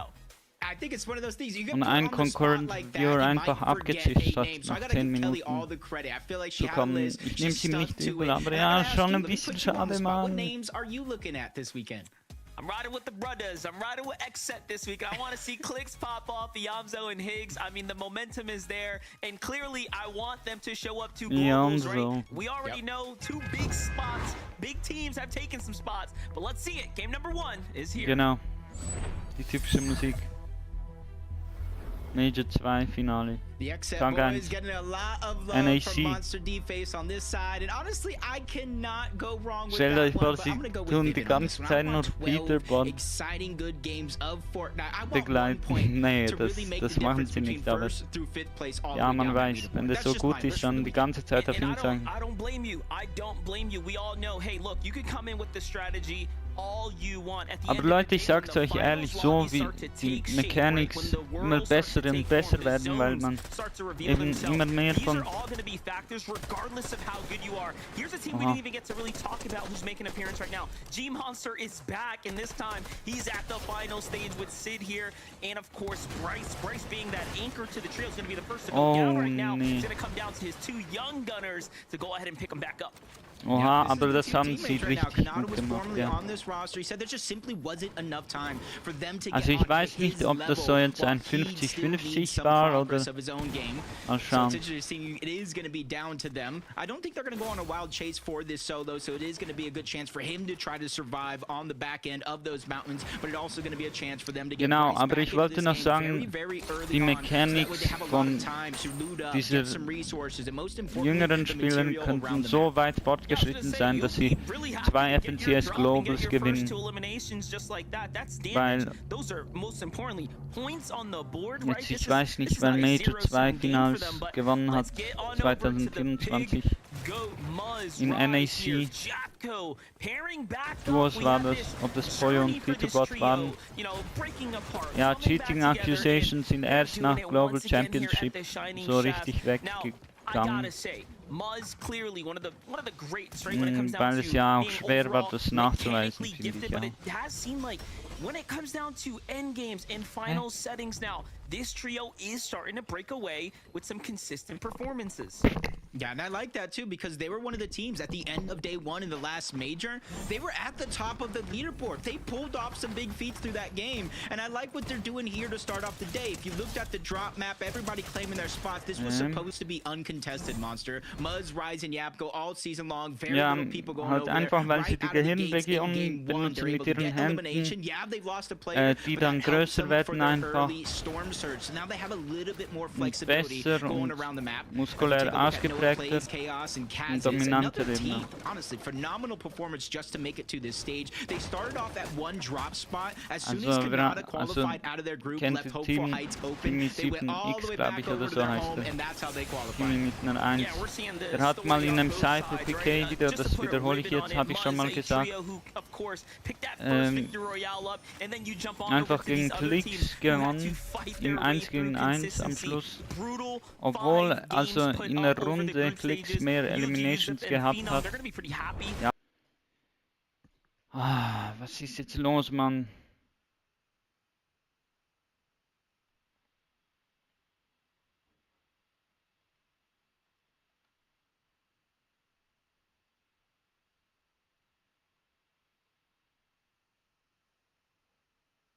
Hä? Himself that can go on years past his time is done in Fortnite. Hopefully not too soon with the way he's been playing, but uncontested means they have a lot of early open space throughout Crime City.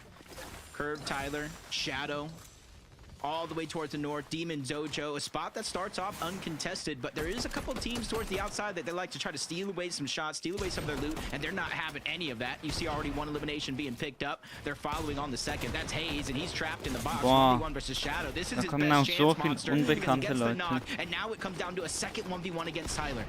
Listen, I respect it, but Tyler and Curve are definitely extremely talented. They've been here before. They have a lot of experience starting to officially now rack up under their belt. Ein bisschen das Gefühl, dass sie auch Leute zeigen, die vielleicht nicht so eine Winning History haben oder eben auch so. Ja, sonst werden die auch bekannt. Keine Ahnung, vielleicht ist es, weil wir EU einfach besser kennen. Yeah, and you see their full health as well, so they can kind of re-loot up. They're going to go their separate directions. I expect to see both of those trios fully intact in due time, getting those reboots. Jumping on over to Bucky.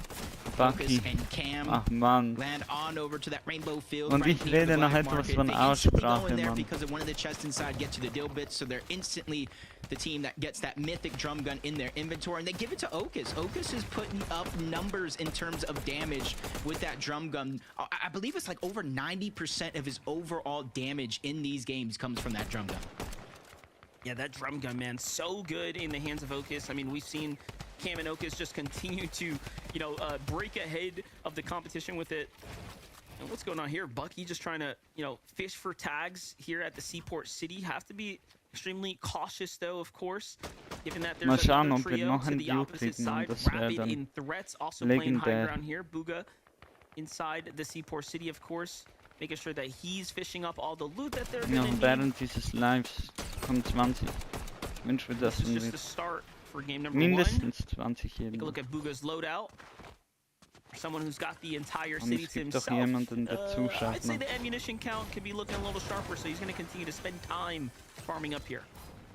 Yeah, just kind of consolidate the loot. You can see where the zone is at. Booga. Seaport is just on the edge of it, so a lot of those southern eastern teams on the map right And now hat, are gonna have to figure out a way to rotate in towards zone, whether they beeline it up the eastern side of the coast, maybe even go all the way towards the western side and get around this spot is what they're going to be looking for, because you're going to have not just one, but multiple bases set up here and around the map in general. As you jump aboard Pigs, Clicks, Yamzo at their drop spot, Lone Wolf Lair, and Lone Wolf is one of those drop spots, Monster.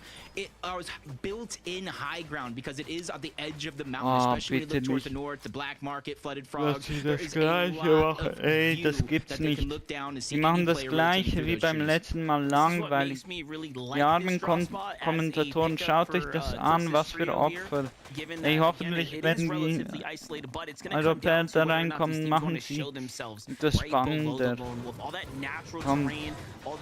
Also jeder, der so einen Blödsinn macht, der ist der größte Opfermann. Und Klicks rechtfertigt das auch noch. Bitte seid ruhig, Mann.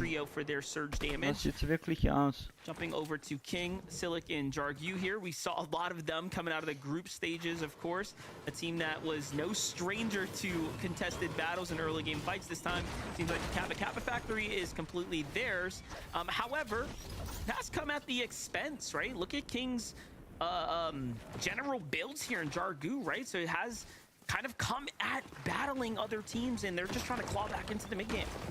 Yeah, it's something we talked about throughout different group stages and even off broadcast as well, taking those prolonged early game fights where, yeah, you can start to build up a lot of surge, trading shots, getting a little bit of those heals intact, but it just leaves you so behind the rest of the curve. And that's a team right in front of them that landed towards the Kappa Factory, that prolonged the fight, and they're in a very similar as them, so both teams forced to stagger themselves back into zone, try to scrap up anything that is going to be left behind. Also, but a team that I was going to have my eye on. Bitte nicht. First-time finalists for them. Vert 15-time finalists. This is redemption for them, missing out very narrowly on the Major 1 finals last season, and they land at the north side of the map, and this is kind of what they do. Where a lot of teams are making their way in towards the black market, they hover around towards the outsides, collecting shots, building up their storm surge, so that way they don't have to worry about einfach mit diesen gotta find that jede Storm Surge Base mit diesen Treppen und so.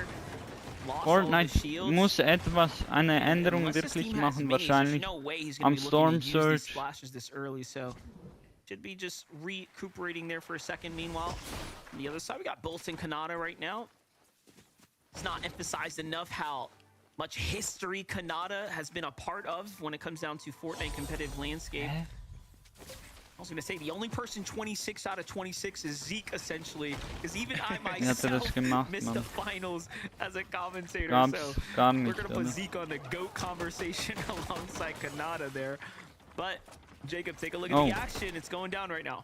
Yeah, full build fight breaking down here. A little slow to start that one. Gets beat off by Silicon Jar. Boah, schaut euch mal das an. Still there, trying to take a little bit of that pressure off, but his teammates just getting cracked over and over. Luckily, they have the time and the heals. Weil ich trying to keep eben auch themselves in fighting shape.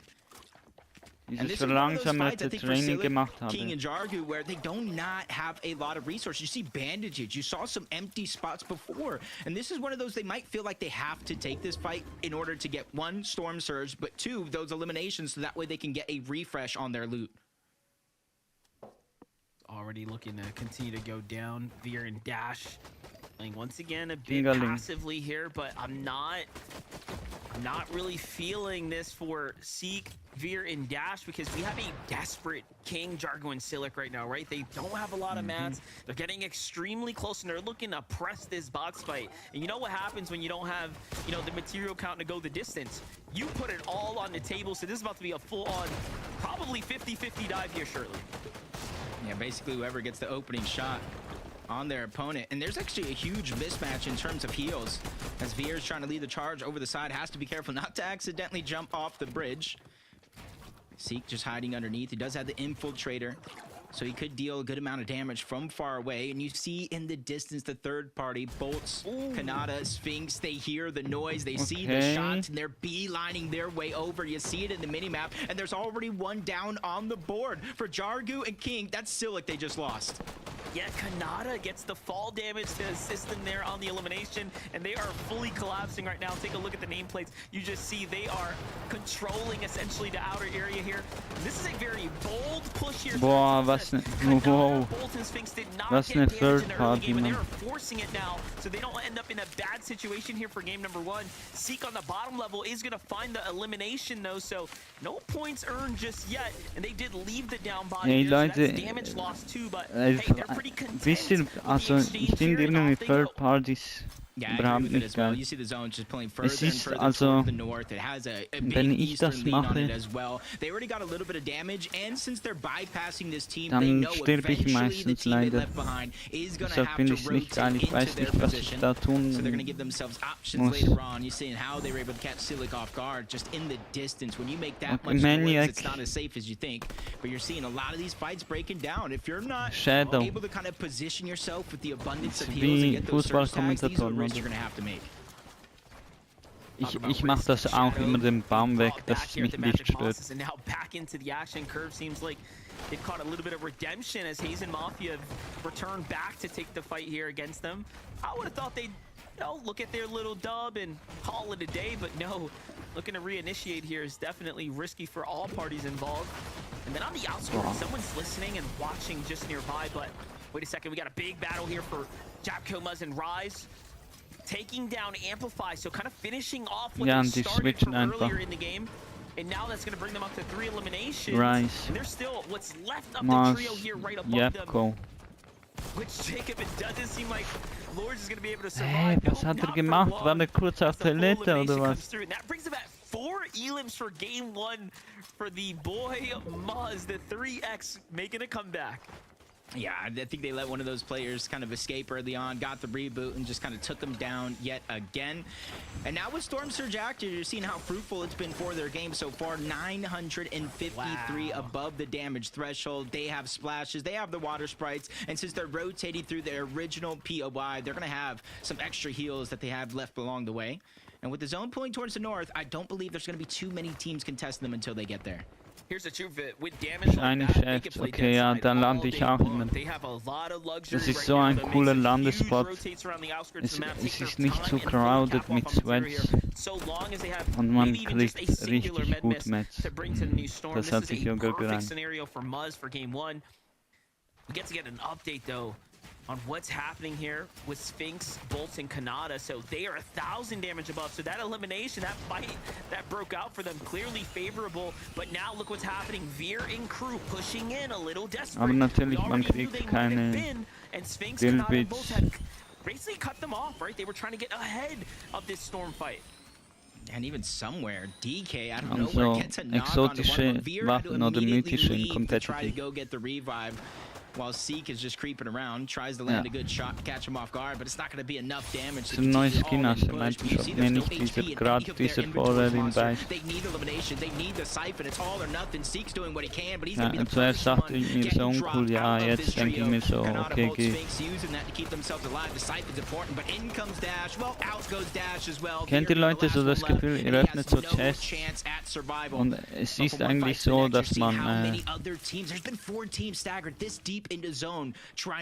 nach Wahrscheinlichkeit was bekommt, aber nachher zieht nur so eine schlechte Waffe die ganze Zeit oder nichts, was ihr braucht einfach. Nur schlechte Sachen, oder ja. Oha. Ist auch halt Mindset und so, oder ja. Manchmal passiert so, das unterbewusst ist oder was weiß ich. He has so many appearances well within the top 10, but never, I think, have we seen a game one like this. I feel like that's because Kanata is what they would call in the industry community a prime time player. He just exceeds all expectations when the main event is on, when the spotlight is on him. I feel like he just gets so schnelle Mechanics, aber am Schluss geht's auch nicht nur die schnellsten Mechanics. And Curly landing at flooded frogs. You can kind of see that they're up on that surge. Ich hab's gesehen, der editet manchmal so schnell, dass die Gegner nicht mal richtig sieht, sondern nur über Soundvisualisierung und eben mit seinem Headset. Early on, or at least it was a knock. He wasn't actually able to clean it up, but now the tables are turned. Cynic's trying to break his way in, and they take down Mafia. They take down Hayes. They send the full trio back to the lobby. This is pretty incredible stuff. You know, coming into game one, I expected some early and mid-game upsets, but so far, the big teams, the big names, the ones that we expect, the veterans are Ich weiß nicht mal jetzt, wie Storm Surge funktioniert, aber ich muss mich da informieren, obwohl vielleicht Epic das jetzt in Zukunft auch ändert. Okay. Die am Tunnel, das legendäre Trio, ja, ich hab nicht gesehen, aber ich dachte mir so, ja, Mas und so sind, sein Team sind da, vielleicht auch aus Verwechslung. Almost all game long, it's been pulling to the north, it's been pulling to the east, and as soon as a few teams try to make it an investment to position themselves on that side, it pulls all the way across. But now it's basically 1v3 situation. Void trying to stay alive. Peterbot, Cold, Ritual pushing their way in, but the third-party shots continue to fire in from Rise, Muzz, and Yapko. With his own pulling in, as now everybody at this edge of the zone is going to have to make a conscious decision. Is it worth the fight or do I rotate? And I think most of the teams in this position are going to have to rotate because there's just too much damage coming in from that Zorn once it closes. Wie hieß noch einer dieser Creator, die... Pixel takes full advantage of it, finds himself 57 damage there. Hey, listen, every ounce counts. The more pressure you can put on your opponents while you're making this rotate, the easier it's going to be for them to make sure that they don't get shot back in return. A couple prestigious splashes being used, but they have to so they can get dieser einer Kommentator, wie hieß der? Clean rotate is starting to turn out to be. I'm surprised there weren't Der teams that can von see Epic them, gekündigt wurde. considering how far they're moving in from. Jeder hat den gern, außer keine Ahnung, was passiert ist. Ich glaube, fast jeder hat den gern. Their damage right now looks like Booga's team is the one in the distance there in the line of pressure, but Iamso makes the call to go ahead and start looking. Jetzt muss man nicht mehr mal unterscheiden zwischen Batman, Booga und Booga. Endlich, Mann. Getting that early storm surge over towards Lone Wolf Lair has costed them. Vielleicht war der einfach mal Booga-Fan oder so. Vivid broke it down. At one point, they usually have like 30 plus splashes. For more teams rotating by, they get granted the zone here, but the scanner's down. Manchmal sieht die Zone aus, als ob sie so drin sind, obwohl sie es nicht drin sind. So gebogen. Also finde ich zumindest. Und dann muss man es halt an der Barbell kennen. Manchmal echt schwierig. Aber mit der Übung geht das. Links ganz nach hinten gedrängt. You know, one thing's for certain, they pulled zone, and that's going to be a lucky pull for them, no doubt. It's all about just Waiting for that moment here. Okay, die wurden gedroppt. Oh. They targeted out the high ground. They took down Ohne Bullet Drop, man. Don't know if Ishao went with him, but he's going to be the only hope. Because right now we're only in the top Was ist das 20 mit with as dieser much dritten action as we've seen Storm so far. Surge 3 Bases? more teams need to go down just before placement points even start to come in for here game number 1. You're seeing Storm Surge still dictating a little bit up the lobby, 280 above. You're seeing they're still trying to be proactive. Wow, wie schnell die runtergehen, Mann. The needle, they get the knock onto one.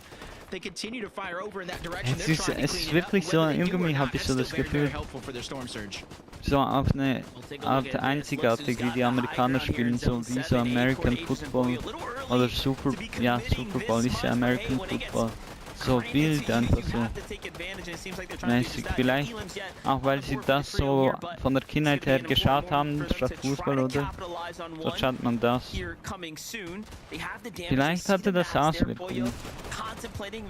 Ich weiß nicht, Mexiko war nicht so, aber hier dominierten natürlich die Amerikaner und Kanada, Eishockey, keine Ahnung, was sie machen. Ich glaube, die USA hat mehr Einwohner als Kanada, also macht es auch die Wahrscheinlichkeit größer, dass es mehr Leute hier gibt, die daran teilnehmen. Aber alles andere ignoriert. Wie es ist, keine Ahnung. Yeah, and they get that final elimination on the Apco. That trio's down and out, I believe 17th place. But you saw on one side, they already had zone on Acorn's team, but at max pool. And the team that was on the other side, granted that max pool, Booga, Rapid, and Threads, they're immediately looking like they're going to try to build up towards that high ground, at least solidify some position. You see it on the other end, and that's where Peterbot, Cold, and Ritual start to set their focus. They can chop it down early, at least hinder what they can see. They're going to find success there, and there's the first elimination they were able to grab onto Muzz, and that was the final on that trio as Yapko went down. That was insane Muzz Team raus. Ich glaube, Peterbots Team hat die eliminiert. Die waren auch so in der Nähe, ganz in. Muss aber nicht dann so sein, dass es immer auch so bleibt.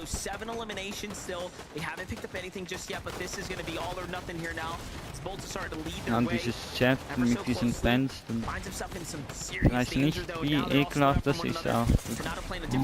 Er hat's nicht hinten geschlossen, Mann. Was ein Fehler. Boah. And Bold's hiding out, not trying to make a sound here. The zone closes on top of him. What a tough spot. He's in here. An elimination and a follow-up. And hey, you know what? He's got plenty of points earned there in a 13th place spot as his game comes to an end. What a find for Bolts, at least grabbing a couple more points in the back pocket before he finally went down. Okay. Also bis jetzt, also es kann sich alles ändern, aber bis jetzt sieht try to get the revive. He's the one trying to deal with the pressure all around. That's Clicks, that's Higgs, the Yamzo down below, but they're not taking the risk just yet, which means Peterbot is now back in the game, and with the overabundance of heals Bugas that they Team have, scheint ihnen gut zu passen. Die spielen auch Top-Layer. Nicht so wie bei seinem ersten Solo-Sieg. Fortnite World Cup. Flicks jetzt auch in der Zone. Mit diesen Heal. Jetzt habe ich den Fehler nicht gemacht. Heal-Wolke. Still contemplating a high ground game 1 win right now with no mats. This is bold to say the least for the NA trio, but look, they're doing the same.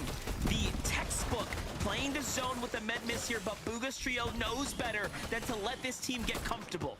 Yeah, they saw that giveaway was that med miss smoke. Ja, bis jetzt, ich muss fertig reden, also Bugas Team bis jetzt sieht gut aus, aber es kann sich ändern auch. Es scheint ihm zu passen im Moment.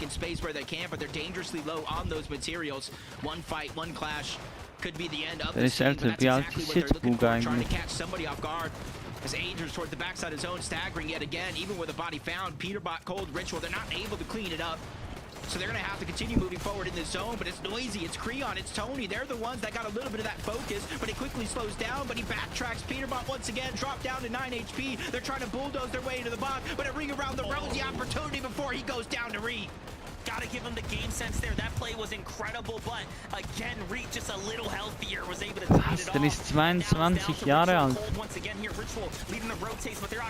Und er macht immer noch Competitive. Ja, keine Ahnung.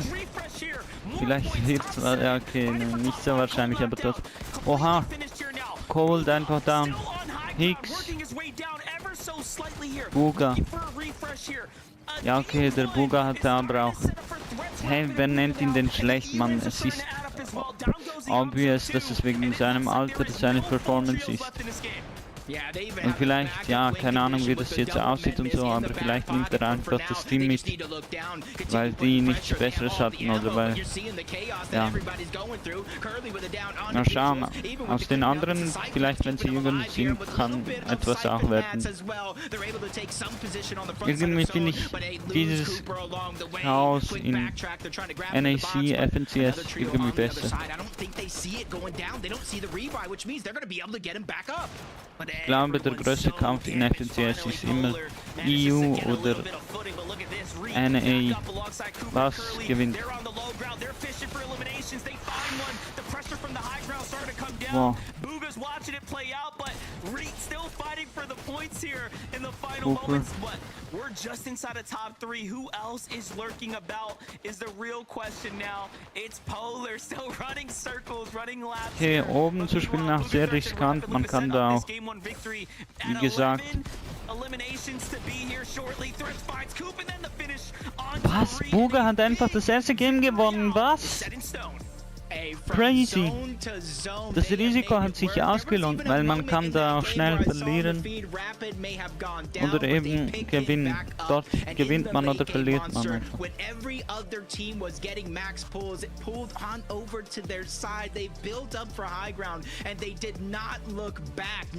Also am Anfang besteht ein hohes Risiko.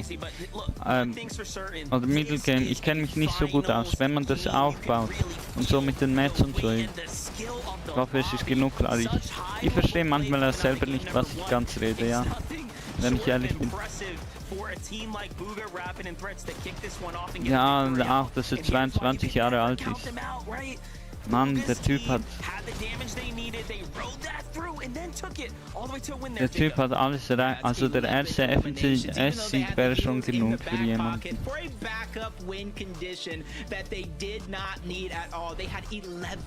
Eliminations. I might be too soon to say this, but this might be a new era. This might be a Threats era with the way he's been playing Monster.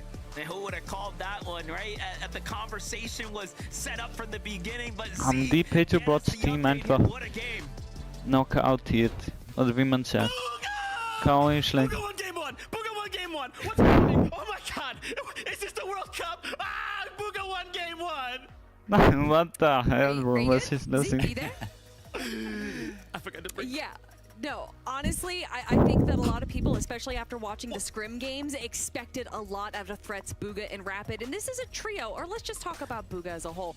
We always, for whatever reason, kind of toss Booga aside. We always think, oh, well, now he's a washed up. It's not the World Cup anymore. That was 6 years ago. And every single time was, Mann? Es ist obvious wegen seinem Alter, Mann. Leute, glaubt nicht so Müll, oder? Lasst euch von solchen Gedanken verleiten. Die meisten Leute, die FNCS gewonnen waren 16, 17. Also ja, 16, 17, 19, das gab's. 19 Controller-Spieler, Miro. 16, 17 halt einfach. He's just always like just quiet throughout the season, and then just like the week leading up to finals, and then it's like Booga. Boom, the Booga effect always ends up coming to fruition in the sense that he just always ends up turning. Er hat dann auch, glaube ich, Majors oder so, Invitationals oder so, gewonnen auch im Duo und Trio, also er hat genug bewiesen. Cooper hat auch gut platziert, das freut mich zu sehen, ja. The rest of the lobby whilst almost receiving none. This is so NA-esque, right? Sometimes some of these teams, you just get it for free sometimes, it seems, right? Like nobody really wants to play for it. It's kind of like opportunistic playstyle for the high ground on NA sometimes. But yeah, I mean, Booga, Threats, and Rapid taking full advantage of that. I just cannot believe from Zone 8 they had height, and it just never stop. Bugha won game 1 of Major 2 Finals with 11 eliminations. That is a statement of a game. Other trios Landen jetzt alle auf had ihn? Nee, a ich little bit glaube of nicht, aber time ja. in that game. Peterbot, Cold, and Ritual. At one point, we kind of tuned into them, and they were 300 above, right? And you're kind of thinking like, yeah, okay, that's fine. We kind of need to make some stuff happen, but then randomly, like, Peterbot goes down. They have to kind of like double revive him, and then literally from that point forward, it's just shambles. He had everything ready to go for him. That Mythic Hollow Twister on Peterbot, what they get from the Rift Island there on top of the medallion. Ja, die hatten fast ein perfektes Slowdown, They Mann. had such good early aggression, but just kind of staying in the back of zone, allowing everyone else to get the eliminations in the front of zone, which is where they kind of stand strong, Vivid. Yeah, I mean, Peterbot, Cold, and Ritual just Schauen Sie sich dann an auf die Analyse. They actually made it into the end Oh. game, right? They were in such a good position. All the maps were looking really well. It's kind of like one of those games that we saw last finals where it's like they looked like they could win this glaube, game, and das then all Ego of a wird sudden, jetzt right, klein, you Mann. give them like 2 minutes later and Hat everything nicht is ein just falling Spawn-Off, apart sondern somehow. ein Regardless, in saying that, right, still breaking into the top Endgame 10, einfach picking up a couple eliminations, even a clutch out of the duo of Ritual schallen and Cold lassen. towards the end here to pick up a couple Und more natürlich points. haben sie die Frontzone gespielt. Ja, keine Ahnung, diese Analyse kenne ich nicht. Was weiß ich aber, ja. Oh no, that final Elim onto Higgs from Ritual. You know that if you're going to be a solo, especially as a solo for support for Ritual, he wants to make sure that he is getting those points needed for Cold and Peterbot. That question of can Ritual hold his own is no longer going to be asked, because that right there shows that even as a solo, he can do it. I just can't believe. I'm still just in shock. Pollo in that game, kind of a similar situation. What I really liked about Pollo, Acorn, and Agers was at one point when we tuned in with them, they're sitting there tanking the backside of zone. Like Storm, they're Ja, die spielen sowieso eher kontrollierter. to try and use that to gain advantage. Perfekt, das ist von ihrer Einschätzung, wie sie gesagt haben. Tanking Storm is something that Acorn, Pollo, and Agers are used to, but usually it's a little bit earlier on in the game. Agers, though, there was a moment where I think that they were trying to see how Wieso high it was edit going, er and so that einfach they stayed in nicht the back of zone. They waited for 6 Bugha's statt team nur to kind of get a little 3 further away and not pay attention to them, zu but the springen? Mann. opportunity to take height just wasn't there, and so I do appreciate the fact that they kind of forgo Da that kann man sich so leicht verheddern, auch sogar bei einem. Ich finde den Edit blöd eigentlich. Ich finde diese 4 Edits unten rechts, also die 4 Blöcke editen, finde ich am besten. Dort kann ich sogar mit Sprinten einfach das Durchrennen üben. Yeah, I definitely could, kind of see that being Rechts ein Dreieck öffnen kann ich nicht mit Sprinten. Keine Ahnung warum. Would be no surprise right there. The only Ob das schwierig ist, ob man, keine Ahnung. Is that it's very, very obvious when a team is using them, right? You see a giant green smoke with the stream, you're like, I wonder what's happening over there. So you do kind of draw the attention of not only the high ground team, who of course is looking for something like that to defend it, but then also some of the low ground teams, which is when we saw them try to rotate in, right? They were just on the backside of the zone for the rest of the game, which is why we usually like to favor some of the teams that actually play for that front side of the movie zone, because it does give you the opportunity to kind of look back. And I know that, Kelly wants to talk about the trio that did such a good job of doing that this game. Clix' trio, of course. Yeah, it's so funny. We were just watching the game. You could hear Vivid in the background be like, Kelly, look, and there they are in the front side of zone. In fact, actually, they were taking Storm, but in the front side of zone, and that's something Leute, braucht das mit dem Alter Amerikaner zu erklären. Also fragt euch da. Verstehen die irgendwas von etwas? Also no front und so. Wir haben auch Idiotentests in Berlin und so gehabt. Yeah, and no surprise to kind of tune into this trio. Ja, unsere Intelligenz sinkt. Und fragt mich nicht warum. We were kind of flipping through some of the teams throughout that game, right? We saw like Kanada's trio was very, very high. Natürlich, weil wir threshold, even though, but they had eliminations, whereas this trio seemingly had none going into the 7th zone. But that's no surprise, right? In ein Konsumalter geschwingen sind. Ja, jetzt ist die Wirtschaft etwas runter und dann spart man auch ein bisschen mehr, aber am Schluss konsumieren wir so viel und produzieren nicht so viel. This weekend, but yeah, I mean, such a good job by this trio to go ahead and use their med mist, tank the zone, go ahead and find themselves a favorable position. Just Und look Social back on all the Media auch trios trying to rotate hat hier towards them, some free shots, some free eliminations. eine große Schuld, das weiß just man love the sowieso. different strategies coming out of these trios, right? Especially in a finals Deshalb ist es lobby where wichtig you jetzt, know pressure's on. ich rede jetzt The so lobby is vom that gesunden much harder, Ausmaß, and aber we schaut mal, still wie spät ich have streame, trios just wie setting these lange. strategies. I love it. We got to see a little Also, bit of Kanata Bolt and Sphinx in sowas that meine last ich lobby nicht. as well. I know, Vivid, take it away. It looked so good, right? Like I was like we tuned into them and Gesunde they're like Balance, just in the kapiert ihr? storm, fighting third party in this. They had so many eliminations. I mean, look at this, right? They're going into the end game with 7 eliminations, all of which they Ja, got er hat rotate. And vergessen, then I was hinten like, zu verdecken und dann war es over. they've got less mats than they do eliminations. That's probably not a good thing when we get to the end game. But of course, you know, Kanata coming up with those strategies, finding the fights, you know, kept his trio well above the threshold. But yeah, I kind of got to bring this up, Kelly. Over on EU, 6 of 6, right? Nord zones. And I couldn't help but notice the first game over here on NA, going against Kanata's trio here, also going all the way up to the north. Whoa, whoa, whoa. First of all, we all know that Zeke's the one that controls the zones, okay? So don't be putting that on me. Zeke, what do you have to say for yourself? I plead the fifth is what I have to say for myself. I don't know what you're talking about. I don't know where the zone went. I wasn't paying attention. Probably should go check that code. I like to make mistakes with the code. Man, game number 1 of finals does not disappoint. What did you guys see out of game 1 that you felt like, man, we maybe are hoping to see more of, maybe less of? What do you guys think? I saw eliminate Peterbot, and I want to see more of that. Also einfach der World Cup war einfach das Crazyste Ding. So viel Preisgelder, man, keine Ahnung wie viel da war, 30 Millionen, 40 Millionen. Und nachher war, ist es 10 auch gesunken. Aber ja, Buga hat nicht aufgehört eben mit Competitive. They are in 4th place right now, right? They were the team that got 3rd with 6 eliminations. Yeah, I'm really excited about this trio. This trio, out of the 3 of them, only has 1 FNCS appearance, and that's from Decay there. So definitely a newer trio. They were able to get a victory royale on the group stages. So obviously they have a lot of potential.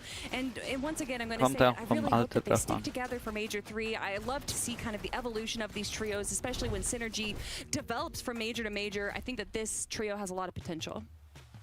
You talk about trios of potential. I mean, Noisy, Creon, Tony, right now, 3rd place, 6th. They ended 6th in that game with 11 eliminations. We are going crazy in these finals. And I know what you want to see. You want to see more Fortnite action. It's okay. We'll talk more after this game. But for now, let's kick it on over to game number 2.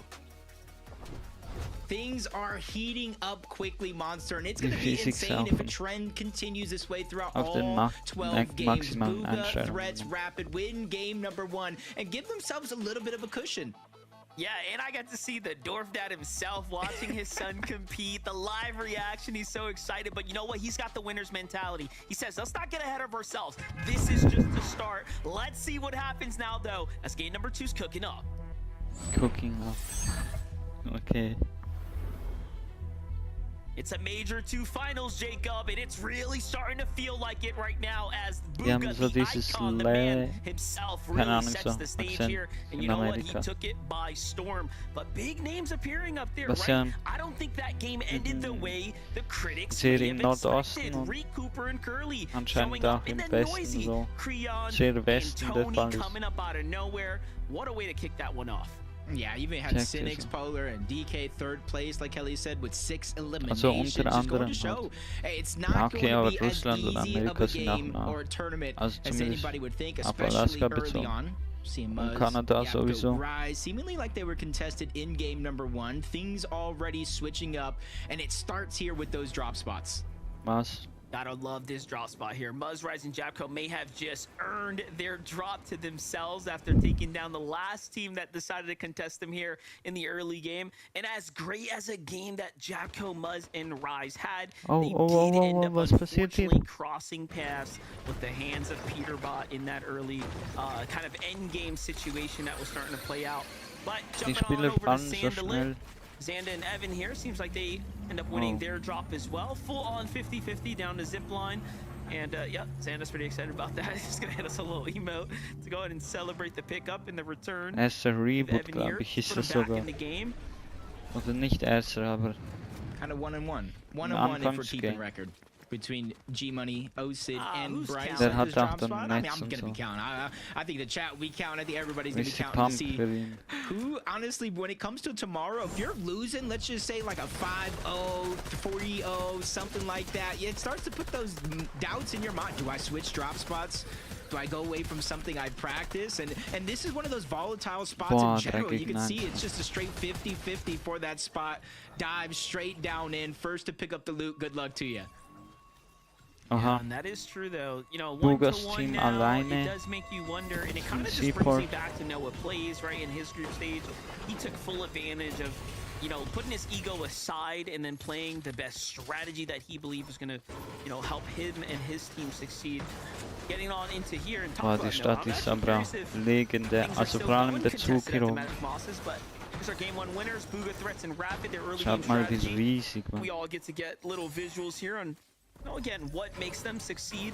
It's that full drop spot to themselves, right? There's nothing like having a named POI to yourself, and then one that, of course, has so much potential in teams kind of in the vicinity that have to rotate through. Einfach ankommen, da habe ich mich mal wieder Big Big Cheese, Skittles, and Chimp.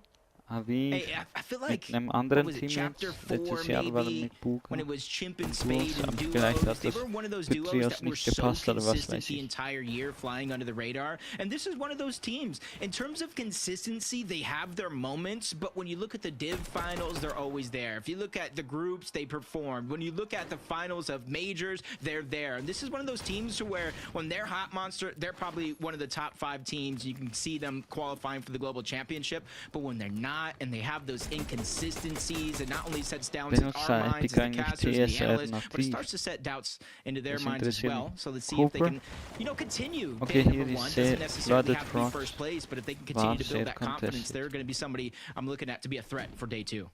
Yeah, they're undoubtedly a top 10 team, right? Depending just on how things go for them. Kinch Analytics ran that, what was it, 10,000 game simulation, and they were one of the few teams up clearly towards the top that have a true percentage chance to go ahead and, you know, outperform, right, your average trio kind of in this lobby, which I find to be extremely interesting because they are vets, right, and they deserve that level of respect. Talking about respect, you have, of course, Ree and his trio, and then you have Peter Bond kind of going into a little bit of a toe-to-toe here against the Minish right now. He's at a slight disadvantage having a low ground, but this is just baiting out a Minish, right? He's just asking him to peek. Meanwhile, Cold kind of playing side angles, looking for his own, fishing for tags. Yeah, and you can see not necessarily focused on having that mobility. They have the full POI, like you're saying. They know exactly where that's going to be sitting at, but a sneak attack on the other side. Prom, Donnie, Joji, they catch Silic off guard. And even with the knock, they're just kind of making sure they get max damage with that pump. They're going to go ahead and get a couple of shots, use the water sprite, heal them up. And these are the kind of tricks that when you talk about saving it until a big moment like finals, this is it right here. That's not going to be like a ton of extra damage, like 500-600, but those could be the difference makers between being above and below Surge during one of the hardest parts of the game. And that's the most important thing, getting those critical moments that are going to separate you from the pack. Very few and in between opportunities like that will come across it, but hey, we love ourselves a good ambush, especially when it's caught on broadcast. But look at this right here. We didn't really get to see too much of Polis in game 1. It seems like now he's looking to turn the script around as they have 4 eliminations. Let's see how this ends up playing out. Oh, Jaxie, just quick on the draw there. He's going to find himself a nice elimination onto Cyrus. Seemed a little overzealous by himself on the other edge of that mountain.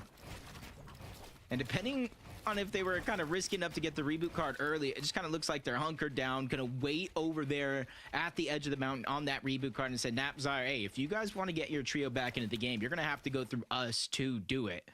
Otherwise, you guys can sit on the mountain for as long as you want. And you're kind of seeing a lot of that proactivity going down around to the Nabi. Sphinx, Kanata, and Bolts moving up from Hopeful Heights, not too far away from their current drop spot here. But with a lot of the other teams around this edge of the map just trying to push down towards the south to try to get their surge. These are the kind of situations you end up. It's not always a surge base. Still, what a game for Sphinx, Kanata, and Bolts. Picking up all those early game eliminations, set them up in the conversation for a near top 10 overall performance. If they would have just gotten a small bit of placement points, they'd easily be up in the top 5, but all good. I'm sure they won't be making that same mistake, and looks like they got their work cut out for them. They're going to end up opening the shots here first. I'm curious, do you think the confidence coming out of game 1 now is going to set them up to want to fight these teams a little bit more aggressively? Maybe look to initiate the full fight and finish it. Wow. I do think it plays a huge role in terms of at least approaching the opportunity, because they're not going to put themselves in a bad situation. So if they don't get the green light to push, they're not going to push. But yes, I do think they're going to get more and more confident after that game number 1 to take space, to take the mountains, you know, the better surge spots that you see going down around the map. As we jump on board, Clicks, Higgs, and Yamzo, not straying away from the strategy that they really developed through the last divisional cup. Shoot on storm base. As Nap, Cyrus, they were able to get the reboot back. They challenged on the other side, but they run into a whole nother team. That's Noisy, that's Creon and Tony, and they're trying to approach this fight from multiple directions. Damage still going in. Zyre just dropped down to just a sliver of HP, but he's trying to survive the best that he can, but the pressure is just too much. 2 more players able to continue to push him down and take all that space away. Creon being relentless here for this situation, trying to approach different angles to close out the flexibility that they might feel they have on the other side. Crazy to see that they haven't taken any damage, by the way, up until this moment.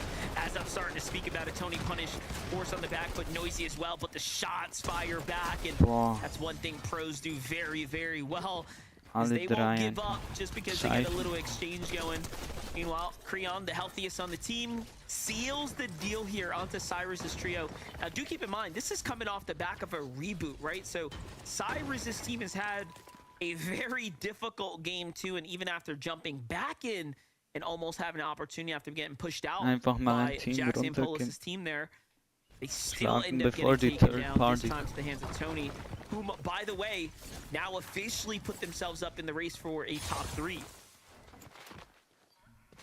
Even though you can't necessarily win the tournament today, it is going to be 12 games separated between day 1 and day 2. You want to go ahead and put yourself as close to the top of the leaderboard as possible, so that way you're not fighting against a huge point deficit as the tournament does continue.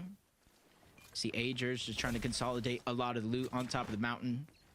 Going right back down. You see that he has double mobility in his inventory instead of a shotgun. The reason why is because when he does kind of loot up far away, he needed to be able to close that distance faster to make it back into his teammates, and obviously giving them options. But the zone continued to pull further and further towards the north. They're going to have to get out of that tower and start to rotate in before all the other teams beat up to the punch. Yeah, and you can see those teams starting to encourage ever so closely there, as Cam and Bucky is kind of lurking about in the shadows there. Ich glaube auch, die verlieren einfach mit diesen Storm Surge Bases ihr Potenzial.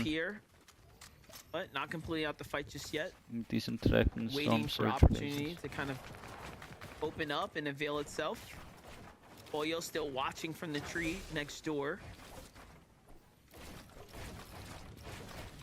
This is kind of the result. Bucky. The other edge of you seeing, you know, threats and Rapid and their surge towers outside of Seaport. And this is exactly the opportunities that they're looking for. A team like Bucky, Cam, and Okus rotating on the low ground with a far pooled zone. And as soon as they peek out of these boxes, they're going to continue to fire down. And then you mentioned yourself, Poyo, Aegis, and Acorn, who just did the exact same thing. Poyo just got there. That tower did not spawn there itself. He immediately invested the materials, trying to take advantage of everybody that still needs to rotate on this side of the zone overall. Yeah, it looks like they're going to hold him out for quite some time. We'll see how that ends up playing out. And I'm sure, you know, they have the game awareness. They know more or less what team this is, right? And who they're picking a fight with right now. But Aoxy, Pikes, and Jojo Fishy, once again, we get to tune in with them. They're deep in the storm right now.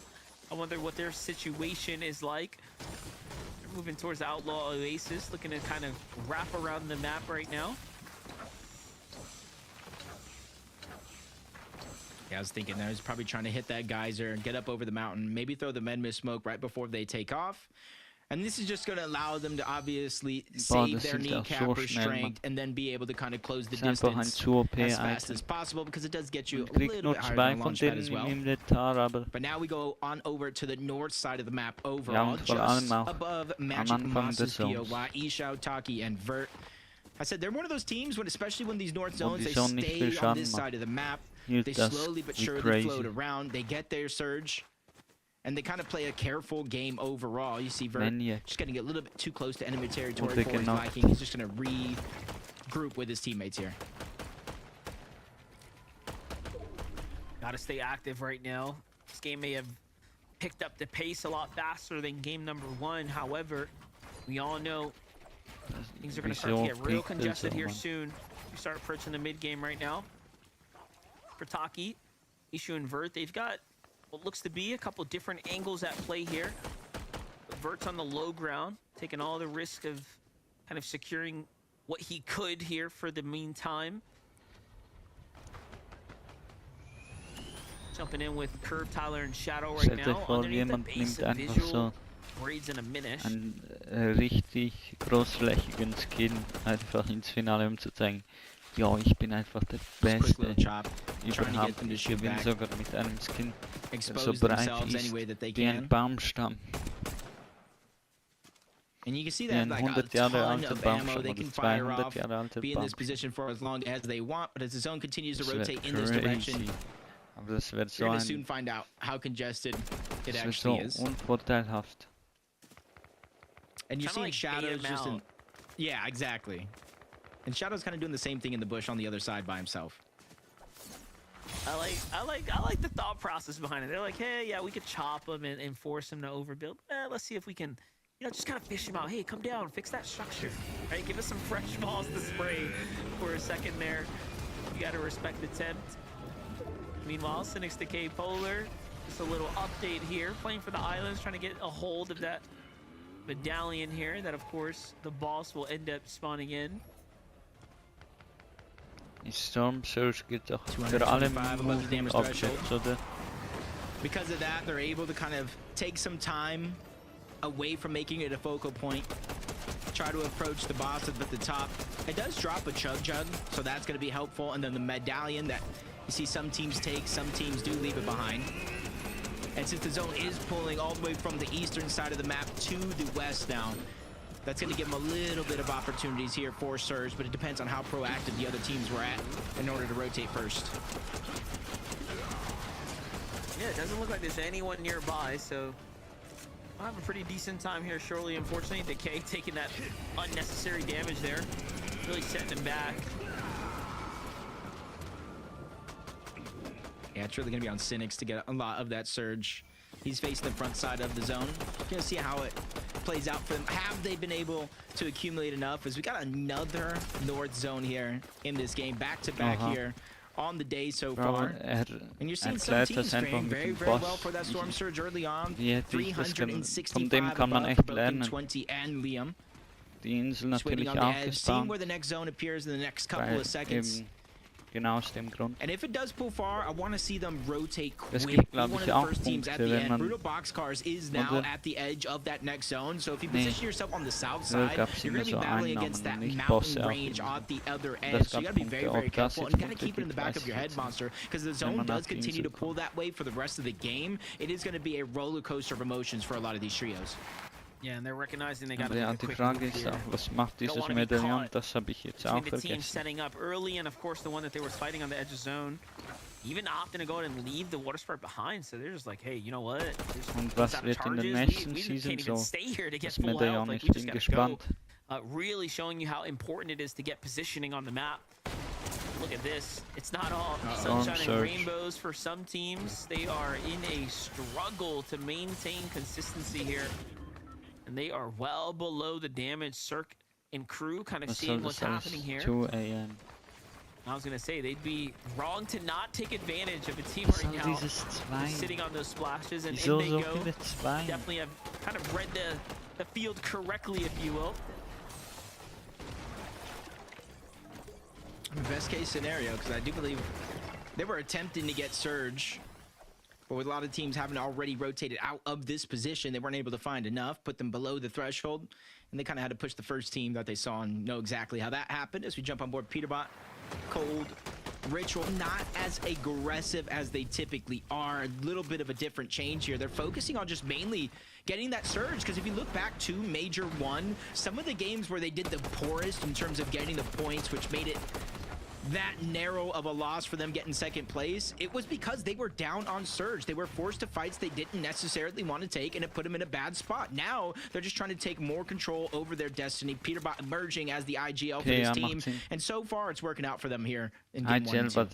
Yeah, you can tell it's very much intentional, right? They've been kind of trailing these trios here inside the storm right now, not looking to overcommit, but instead, of course, play to their advantage right now for damage. Mafia Haze and enough though find themselves below the surge and dead center zone, so it's great, but it's bad at the same time. Dieses Jahr kann es ja auch anders werden. Peterbot ist ja auch älter geworden.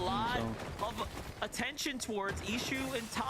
2 FNCS nacheinander, das hat bis jetzt, also Globus, ich weiß nicht, das für Majors hat niemand geschafft, aber das hat eigentlich jetzt nicht so and Hayes, while he's healing up, he's trusting his teammates to try to get that damage. 122 below. The Menmis smoke is a must at this time as they continue to fire shots across. That's Donnie and Joji that now entering the mix, but Storm Surge active every 7 seconds. 25 damage gets taken off, and they're falling further and further below from 122 to 129, now to 149 damage below the threshold. For now, they're hoping that they have enough resources to out-heal it, but even if they do, I don't agree with that plan. Yeah, you know, it's just one of those things where they kind of went for it. They recognized, wait a second, this team's kind of nasty with it, and they backed themselves off for the full heal to reset here, but they need to get in there. They're running out of moments. They're running out of time here now. As they're only 63 below, they fish for a little bit of damage, and up falls down, and that's going to be a huge 100 tag, but Hayes, unfortunately, will be forced back once again. And then things update here. Hat sein ganzes and he Team is still below, even after all that. And in the process, he's lost a couple of his teammates here. Mann, wieso ist die Scheiße so unscharf? It's almost like a heartbreaking situation. Two teammates sacrificed themselves trying to get damage. You saw it for a moment, 39 above, and instantly went over 100 below. 6 zone here, Monster. This needs to go down to about 54 players before Storm Surge deactivates. And now we're in the 7th zone. It needs to go down to 42 players. That is insane. Yeah, it's very clear that there are a lot of players alive right now in this mid game here, but look at what's happening now. Ich habe so das Gefühl, auch diese alte OG-Grafik ist vor allem mit diesem Remix und diesem OG ein bisschen auch in das Game zurückgekehrt. Let's not forget, they struggled to earn placement points last time. It's going to be even harder to do so now with a man down, but hey, at least Kanata gets to sit back and be kind of the coach in the ear for the trio. Meanwhile, Cam finally gets straight off here. Peterbot's had enough of kind of tailing behind Team Bucky. They end up full collapsing here now. And that's how they find the full team wiping now. Kind of poised up to rotate to the new zone. Yeah, similar rotation, but you see 200 below. Sphinx is down. It does look like he is going to try to get a revive. He has about the timer at the bottom right, 48 seconds before Storm Surge activates and they start to take damage. So it's a now or never opportunity for them. But you're seeing just moments ago, they were even further below that threshold before Bolts was able to find that key elimination. And with the zone moving, it's going to get exponentially harder for Bolts and Sphinx to find the damage that they need. Kind of looking like a repeat of the last game. Another Magic Mosses zone finish right now. Aegis, Boyo, and Acorn, another high ground play coming out of zone 7. This time a lot different. Aegis actually picks up a refresh, but no, couldn't jump down as there was a player already there. It looked like Threats might have been the one to go ahead and pick up the loot there.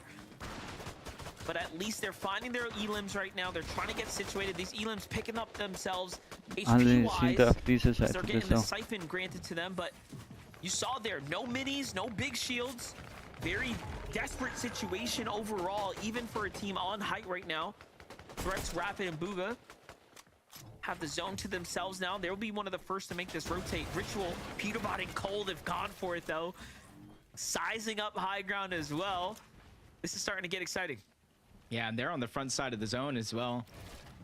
Acorn, Pollo, Agers, they have a sense of being able to take the high ground. It's all about who plays this one right, as it does open up. Storm Surge activating on some of these teams that are down below. Ja, ein bisschen auch der Realismus ist sogar. Die Shotgun besser als die anderen, aber eben auch nicht so gut. Vom Schaden her.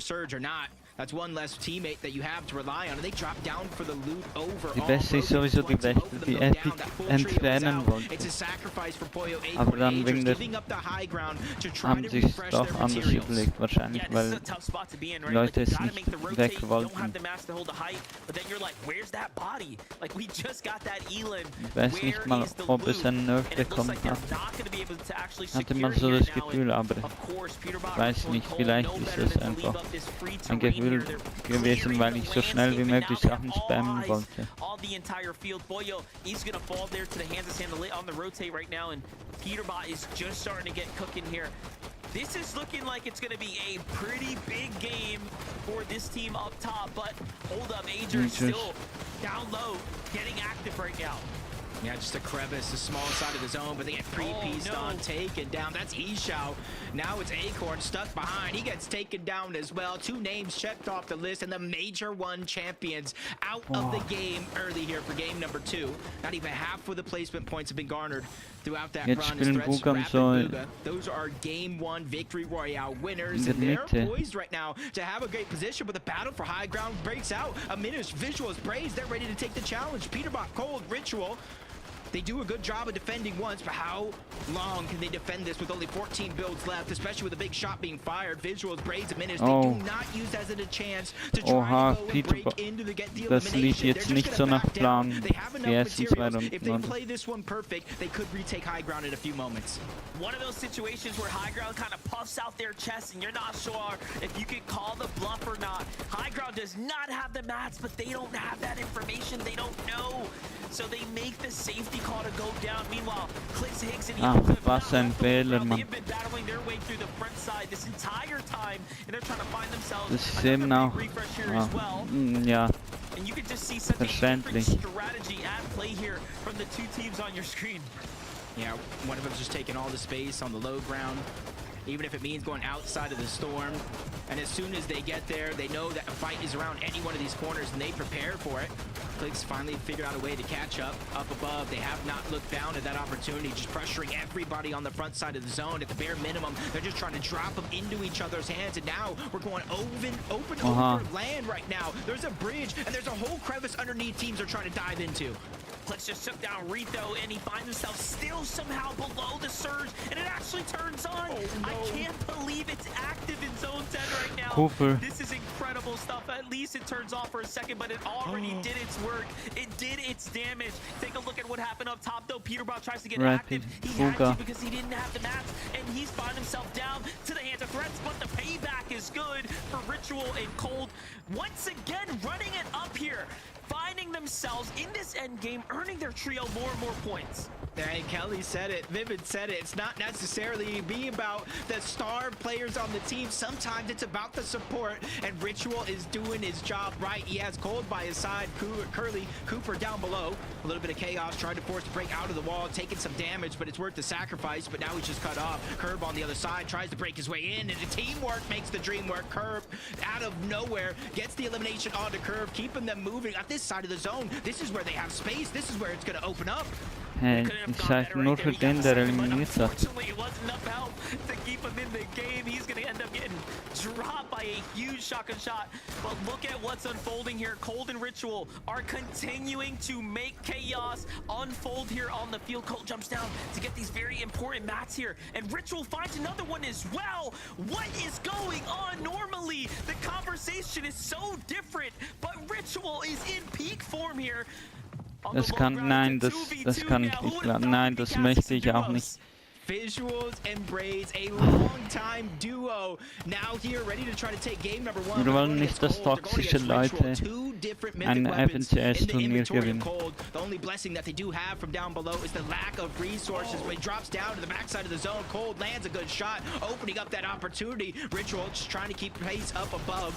There goes Visuals, he's down. There goes Braids as well. Cold and Ritual pull off the clutch to keep them alive in game 1 and take it by storm.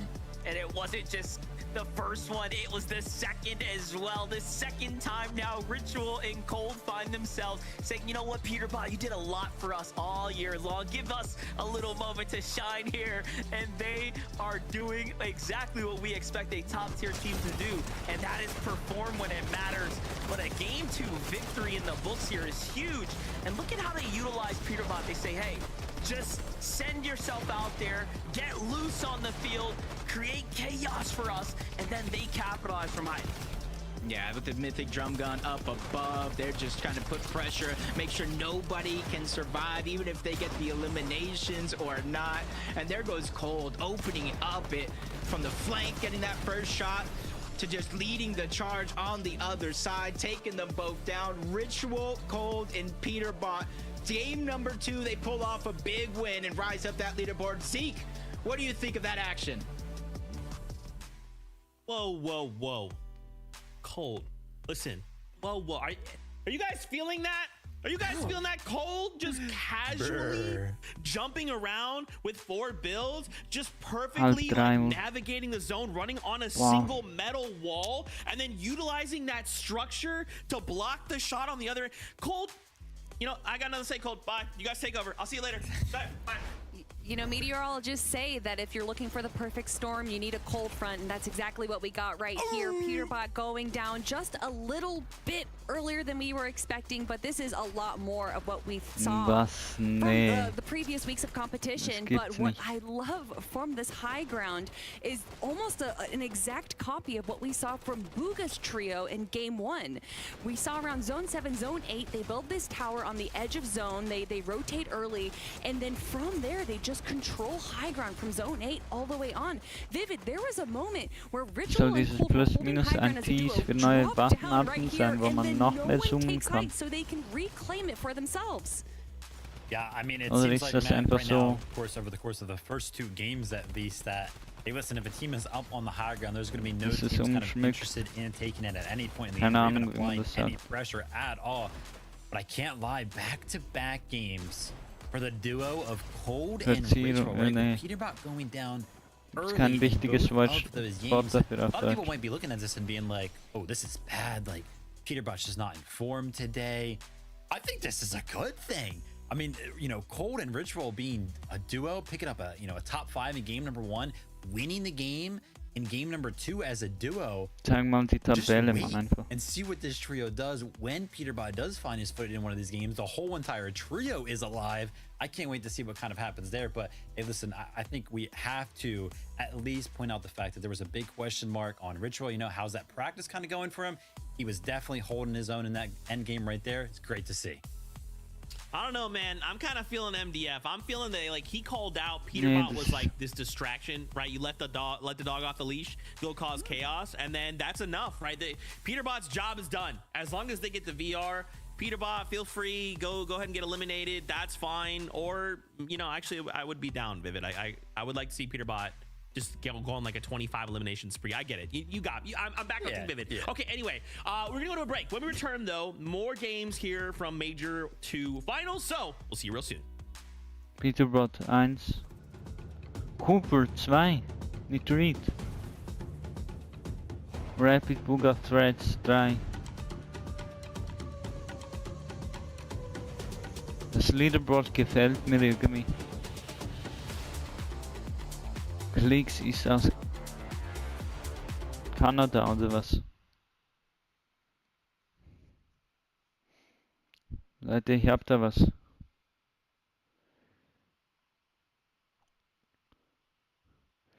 How does Storm Surge work in Fortnite?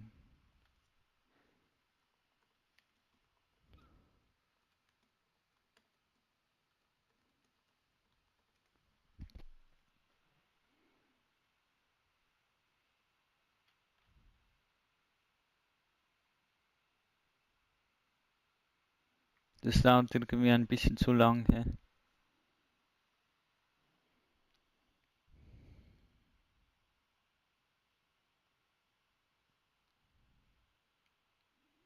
Sieht aus wegen Copyright und so.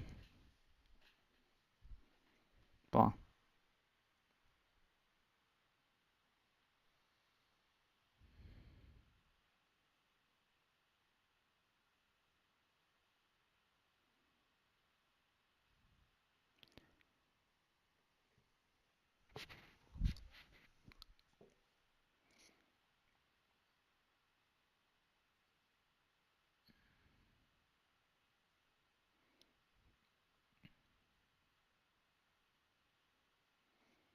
Es kann doch nicht sein, dass wieder Peterbot und so gewinnen.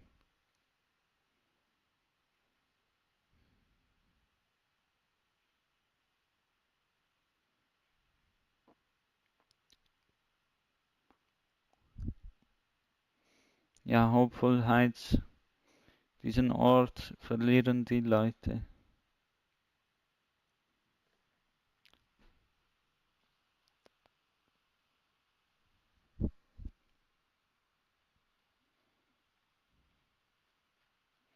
Immer noch nichts.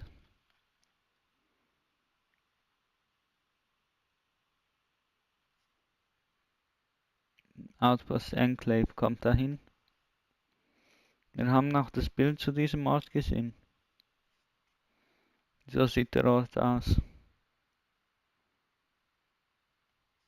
Spannend. Die Löcher in der Wand. Das ist interessant, was das ist. So ein verrostetes oder abgestürztes Raumschiff. Oder rund. Okay, es geht weiter gleich. Welcome back, everyone, to the FNCS. We just wrapped up game number 2, where Peterbot Cold and Ritual got a victory royale, minus the Peterbot. He was eliminated, but it's okay. A VR is a VR. What else happened in that game, though? Coop Curly, or Booga Rapid Threats, rather, are showing up massively here in Major 2 Finals, really trying to lock down one of those spots going to the Global Championships later this year. I have never been more excited to see Booga going crazy in these games. I mean, you love to see it, and you also love to see Threats with that drum gun. I was wondering who gave Cole the mythic drum gun, and I guess it inevitably came down to Threats. That was the one to drop it right there.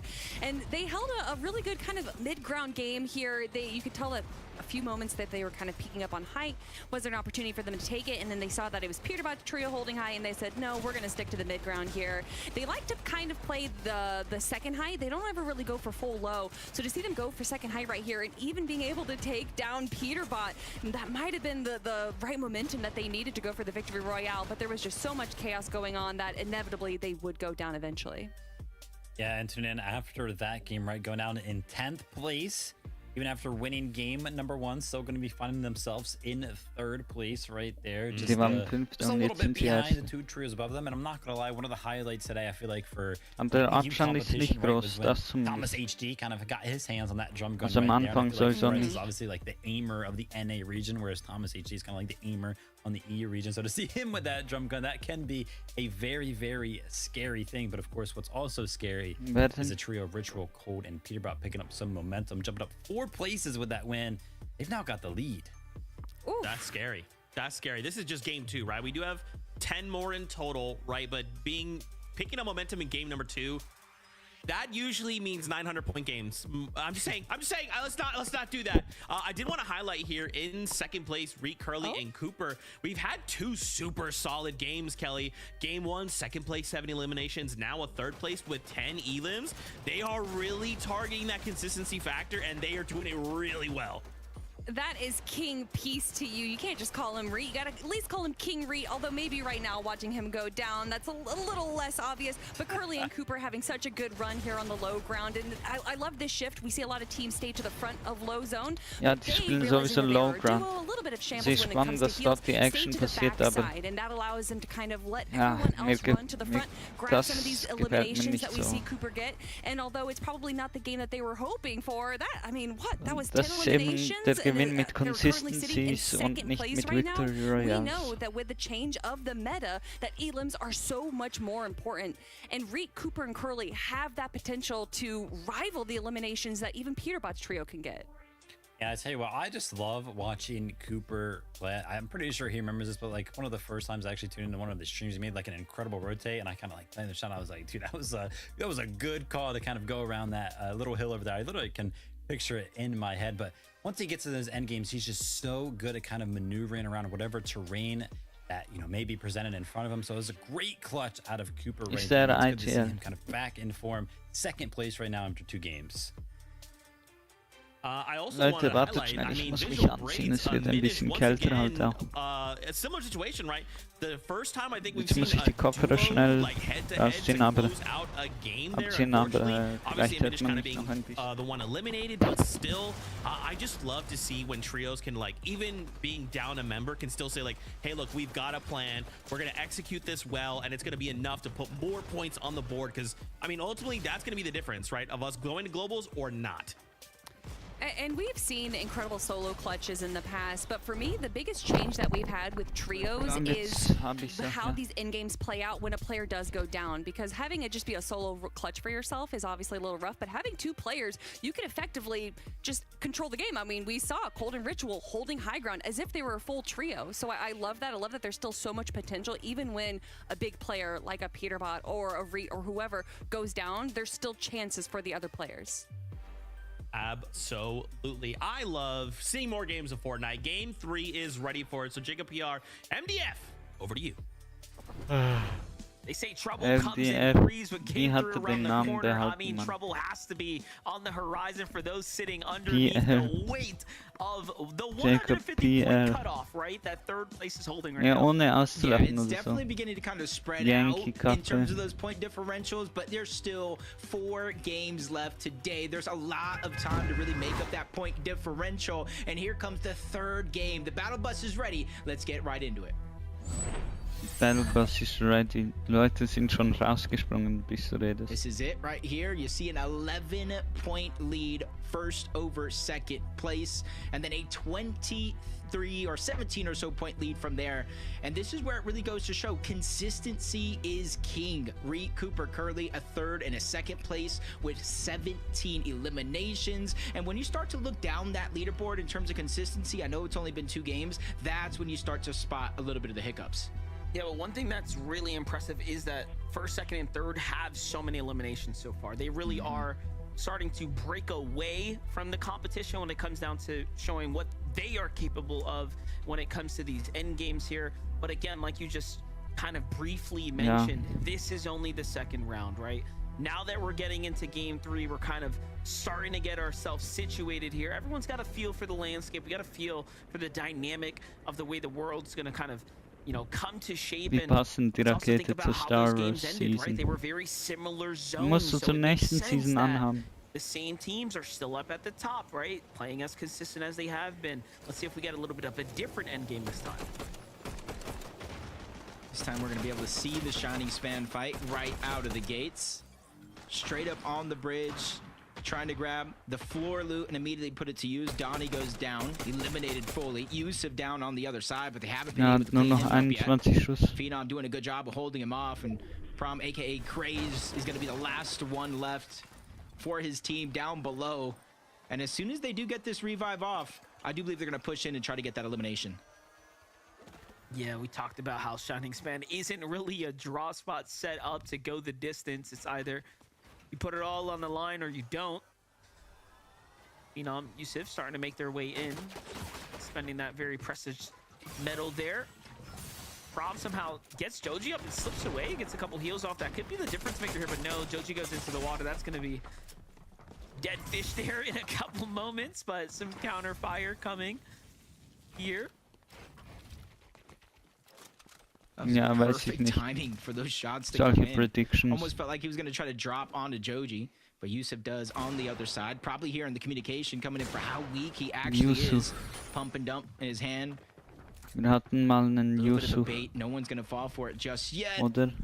As in der Joji just Schule. peeking over the top. Ja, Bro, jede Schule hat If das you noch. land here as long as they do, you gotta know how long Gefühlt the als zipline actually Junior takes, so you know when somebody jumps off it early. Zentralen Phenom gets the Nordeuropa, elimination on the keine Ahnung. craze up above the bridge, and now a 2v1 is going to be solidified here. There it is. EU Central. Recognizes that there isn't much that he can do. Kock, Spaß. This fight comes to a close here. Ich hab gesagt, ich bin nicht familienfreundlich. Meanwhile, plenty of other teams officially getting eliminated in the game. Aha. As all of this is unfolding here.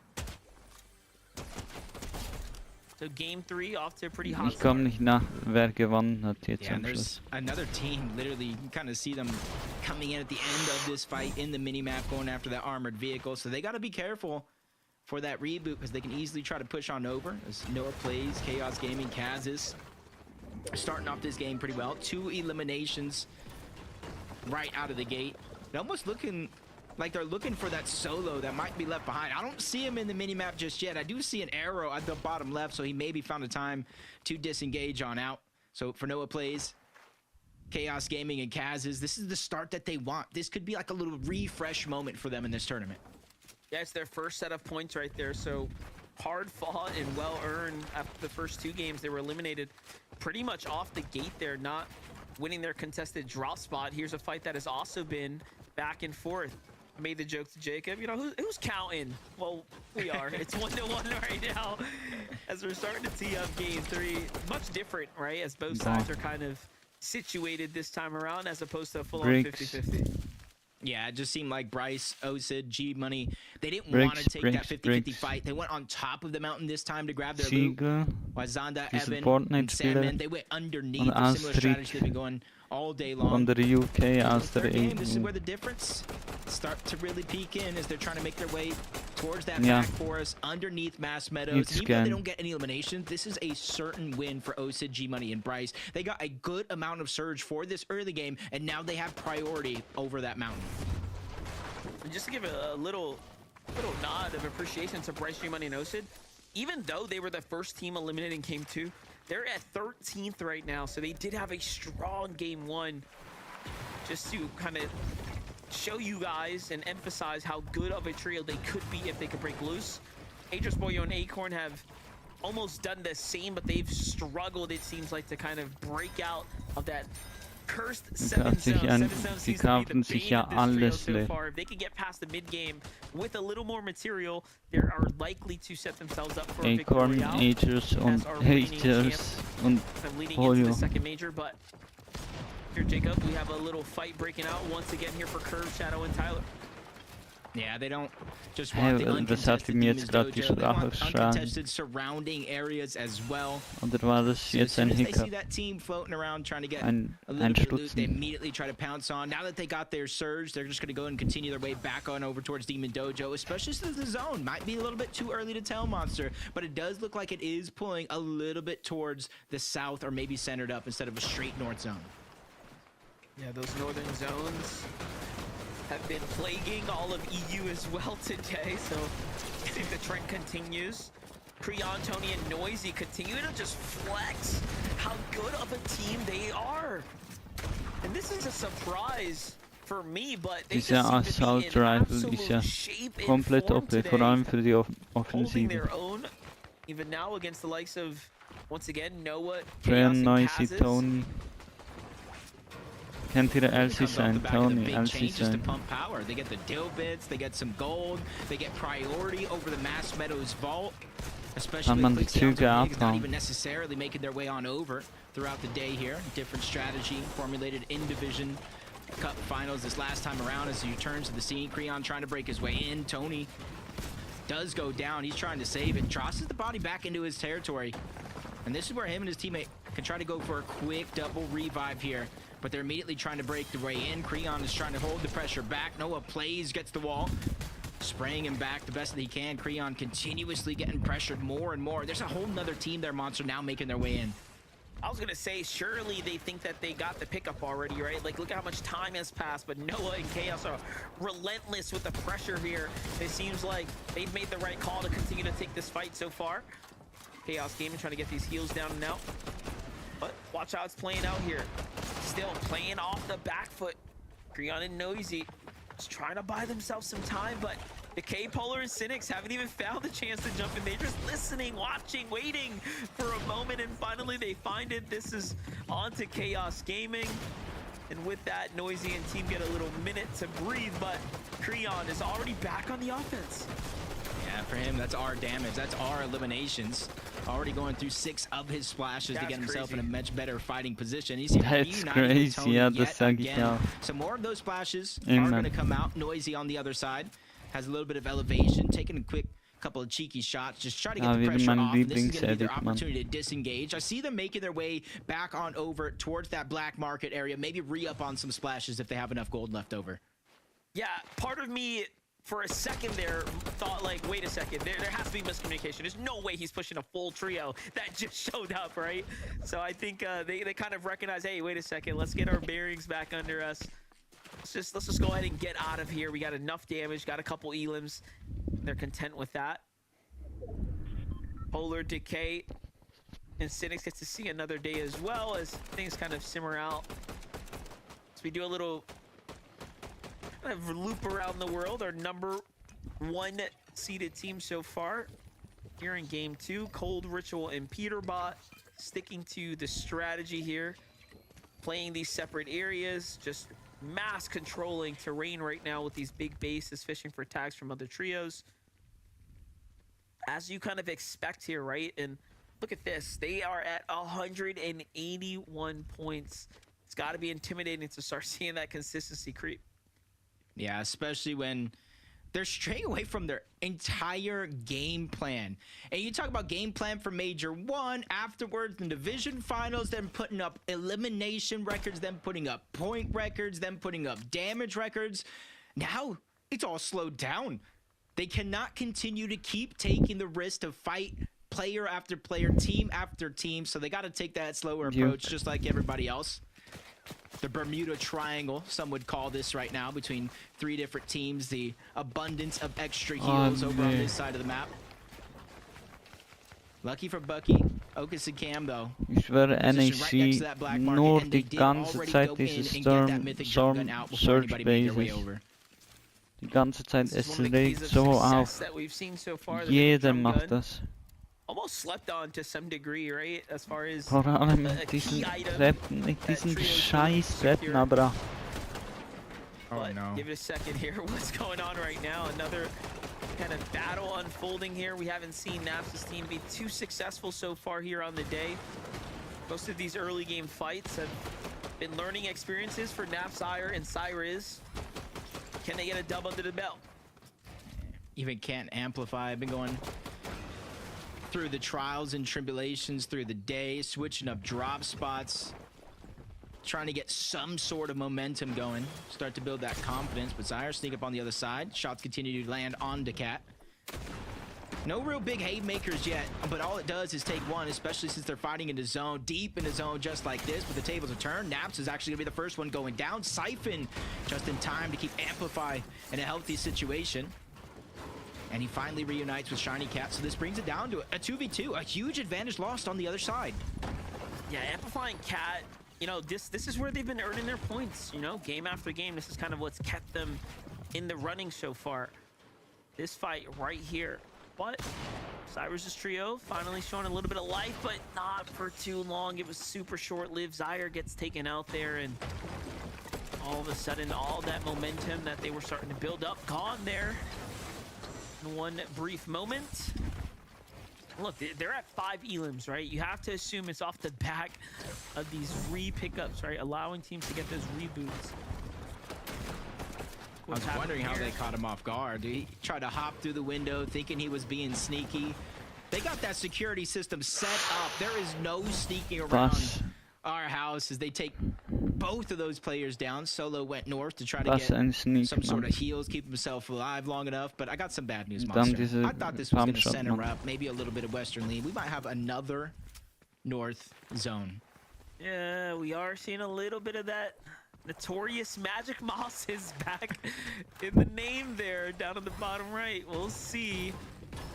recouping Curly. I mean, if you're these trios, you are extremely happy about Okay, sie kommen this. jetzt auf den... Again, there's a direct correlation between where the zone ends and how these teams, in general, right, perform against the zone. And so far, it has been in Reed's favor. And if it continues to stay like this, hey, well, we're gonna see them at the top. Okay, das ist crazy, ja. What? G-Money Auch landed some Glück shots. haben mit der Zone. Zonda going down due to the zone. Now it's all about just trying to figure out where he actually went down at. Shots coming in. G-Money slowing down, reapproaching the situation. Even with the cleanup coming in, it's Bryce that's going to go down, clean up that elimination, keep them going. And a very different look to their game. Instead of contesting the 50-50 right out of the gates, they took a slow approach, went to the overall top of the mountain and the backside on the south end. They got their loot, early storm surge, and now look at them. Even though they are deep in zone, when it comes to damage, I think they got themselves a lot of flexibility because of their early game. And again, clearly, this is a team that can perform very well. This is a team that, after game 1, they found themselves just inside that top 10, and then they were the first trio to get eliminated in game 2, just to get you caught up. So right now, they're showing us the signs of their strategy that clearly is successful if they can make it past the drop. I don't anticipate them to take any more 50-50s. I'll tell you that, if they make another top 10 this game. Mit diesem violetten Filtermann von diesem Regen sieht alles irgendwie viel realistischer aus, sag ich ehrlich, so jetzt gerade wie es ist. This trio does tend to stay there for quite some time, especially when the zone is right on top of them. Oof. Bryce in that early game damage, he goes down to the storm. You see him looking up.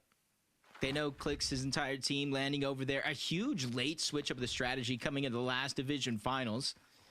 They no longer kind of make their way over towards the black market, especially when it is in zone. You see it there towards the north, just outside of Brutal Boxcars. That's going to make it a little bit harder for Clix, Higgs, and Yamzo to make their way on over safely and see if there is any splashes or resources left on by. So they're going to be hoping for a south pull, so that way every team has to rotate away from it, and then that gives them a little bit safer access to it.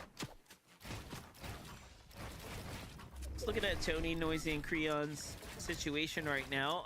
Oh yeah, look at this zone. This is almost a mirror game back to back to back as things are starting to position up here towards the north. So is very clearly going to favor these north teams once again here.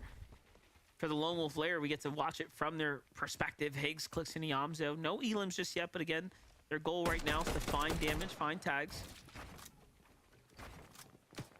Like that they've stacked there too. Yeah. Giving them the one of the most consistent trios Einfach basically Clix und on the Higgs. region. Yep, top 5s Crazy. 57% of their games. I think I get top 5s in maybe about like 10% of my ranked games. A whole different beast, but it just shows the skill level is just above Ja, ich habe schon 100-mal gesagt, ja. for a lot of the players in this Ich lobby. glaube, jeder hat so langsam all the way on gecheckt. over towards the eastern side. That might be a blessing for Clix, Yamzo, and Higgs if it continues to pull away from the black market. They do have that gold that they haven't been able to spend, so this could be a chance, a small one, but a chance for them to access that black market and get whatever splashes are left behind, because Noisy, Creon, and Tony, they also access that vault for those splashes.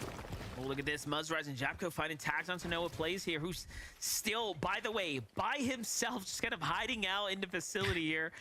For how much longer can this go down? I don't know, because the surge is active. Surely, if we jump over to Noah's perspective, he has to be one of the lowest, right, of anyone in the lobby.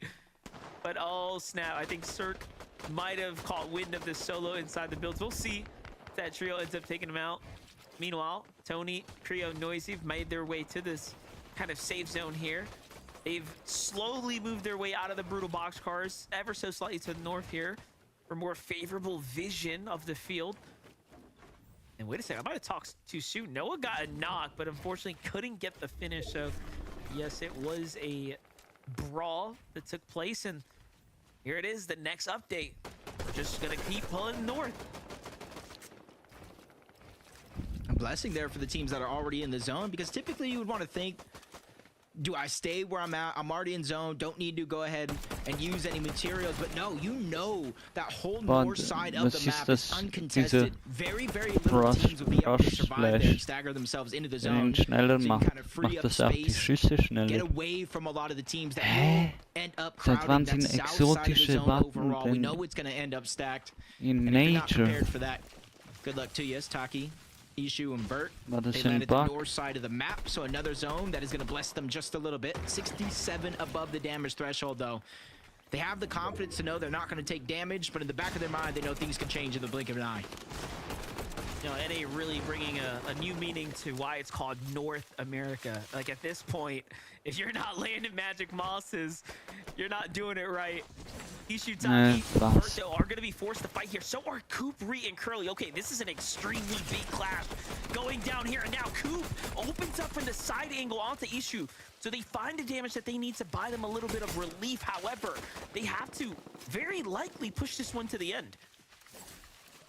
Just a little bit too risky for their liking right now, especially since they do got themselves a safe spot in towards the zone. And you're seeing them every 7 seconds now, going to be taking 25 damage due to Storm Surge. Only 16 below. One shot from any one of their ARs will put them above that threshold. Bryce even goes down. He's been having a few struggles trying to make it throughout the course of this game. And you're seeing from 16 below to 167. Like I said, things can change in the blink of an eye, and if you're not prepared, it's going to get tough in order to survive. All that means is the competition is immer bei Storm Surge verschwendet man seine ganzen Heals gefühlt. Up and give his team a little moment, a little chance at success here. The damage was good, but his teammates already down. They might as well go for the finish here, but they lose track of the trio. Maniac and company get away there, and now the zone reveals another northern pop for them here. This is going to continue to push further and further away. Maniac. The teams that are looking to position up early there. All the big boys, all the big names are here. Peterbot is as well. Das heißt einfach Maniac. Here, waiting for his team. This is the confidence that exudes out of this trio right here is incredible. And look at this, Jacob. They're already at 3 elims as well this game. Yeah, 400 damage above the threshold, all the way from Crime City. And this is the scary part of the game. Hier sieht man auch Peterbot, Coles und Ritios Trio. Only one more team to the right, slowly trying to make their way forward, and that's where it's going to get dangerous because they have to rotate too. Polio, How the fight even started and broke out. They're only 146 damage above the threshold at this time. Aviv, Skittles, and Chimp likely below, forced to take a fight. And there goes Cold, making all the right moves at the right time to get all 3 eliminations. Such a big moment for them, and that is really the difference maker. Cold macht ihre ganzen Eliminations. It's those eliminations they Schaut euch das mal an. So clearly, even though they're playing a different ist auch halt einfach der Solo- und Klatschkönig. Peterbot auch Klatschkönig, aber... The rotate right here, Peterbot is trying to get ahead right now. Focus starting to come in. They're saying, hey, we got enough mats to do something big here. This, oh man. Oh. They know they still got to rotate towards the zone, and it's just Peterbot, the constant target throughout each and every one of these rotations. They took what you said serious in that last game. He's a little bit of the bait. Kind of freeze up Cold and Ritual. Nee, warum sollen die auch wissen, wissen, make their way over towards the zone. The majority of the lobby here having a pull. A lot of them already going to be stacked up on the front side. 381 for some. And you're seeing how Iyamzo, Higgs, and Clicks were able to find a couple of eliminations here, but most importantly, the damage. Look who's playing for height. Curly, Coop, Ree here on the low ground, but you got Tyler on the high ground potentially looking to play for the win right now. Oh, der Hit, der war hart. Team well inside the top 3 right now, continue to maintain the pace here. Now they haven't picked up any elims, but they are starting to approach the point where these placement points are going to start being given out. Meanwhile, finally, Angel, Spoyo, and Acorn have some a break right in the end game. Every time we jumped in with them, things have been kind of rough, kind of crazy for them. However, now they seem to slow down the pace and say, hey, let's not go for high ground. Let's just play for some mid-ground positioning here and just make it all the way through to the end where they're shining the best. Shadow Curve and Tyler, since that last zone, you called it that they took that high ground, and now they're just kind of trying to hold on to it, pressuring teams down below. You see the proactivity formulate from Tyler. If it pulls that way, we got to quickly run, connect to the zone, being very, very careful not to get chopped down. That's going to be Curve holding their backside position in the zone as Peterbot, Cold, Ritual looking to get aggressive yet again. They don't find the opportunity to get that elimination, so they slowly back off. But only 55 damage above the threshold monster. Not where you'd expect them to be. Reed goes down. There's a lot of pressure now onto Curly, even with elimination onto Phenom. This is his only opportunity. As they go for a revive, he has to match it and drop that Med Mist smoke. Yeah, I was going to say, this is a very important pickup right now for Curly. But no, he just gets distracted there in the final moments. He's going to end up playing the Med Mist, but that means the team could play it too if they want to and go for the fight here. But they get the Siphon, heals there, and then turn tail, looking for the escape. Meanwhile, Higgs clicks in Yamzo, front side of zone, sticking true to the strategy. This is probably the most consistent we've seen from any of the trios in the game so far. Now as game 3 starting to heat up, Acorn though, Boyo, Agers are on the front side as well. They die haben noch keine Munition mehr. Meanwhile, on the ultimate low, we haven't seen Booga Threats and Rapid down here, but everyone seems to be adjusting here coming into this third round. Yeah, even Curly in the backside of the zone taking a cheeky attempt and trying to get damage. Misses that one. And a new team is going to be on high ground. That's Rise. That's Yapko. That's Muzz. 9th zone. It might have been too early for their opposition, but now it's theirs for the taking. Looking down all around the front side of the zone, even the back, trying to pressure teams into an altercation. As Peterbot down below finds a quick elimination, getting him the Siphon, and what's most important, the materials to keep himself going.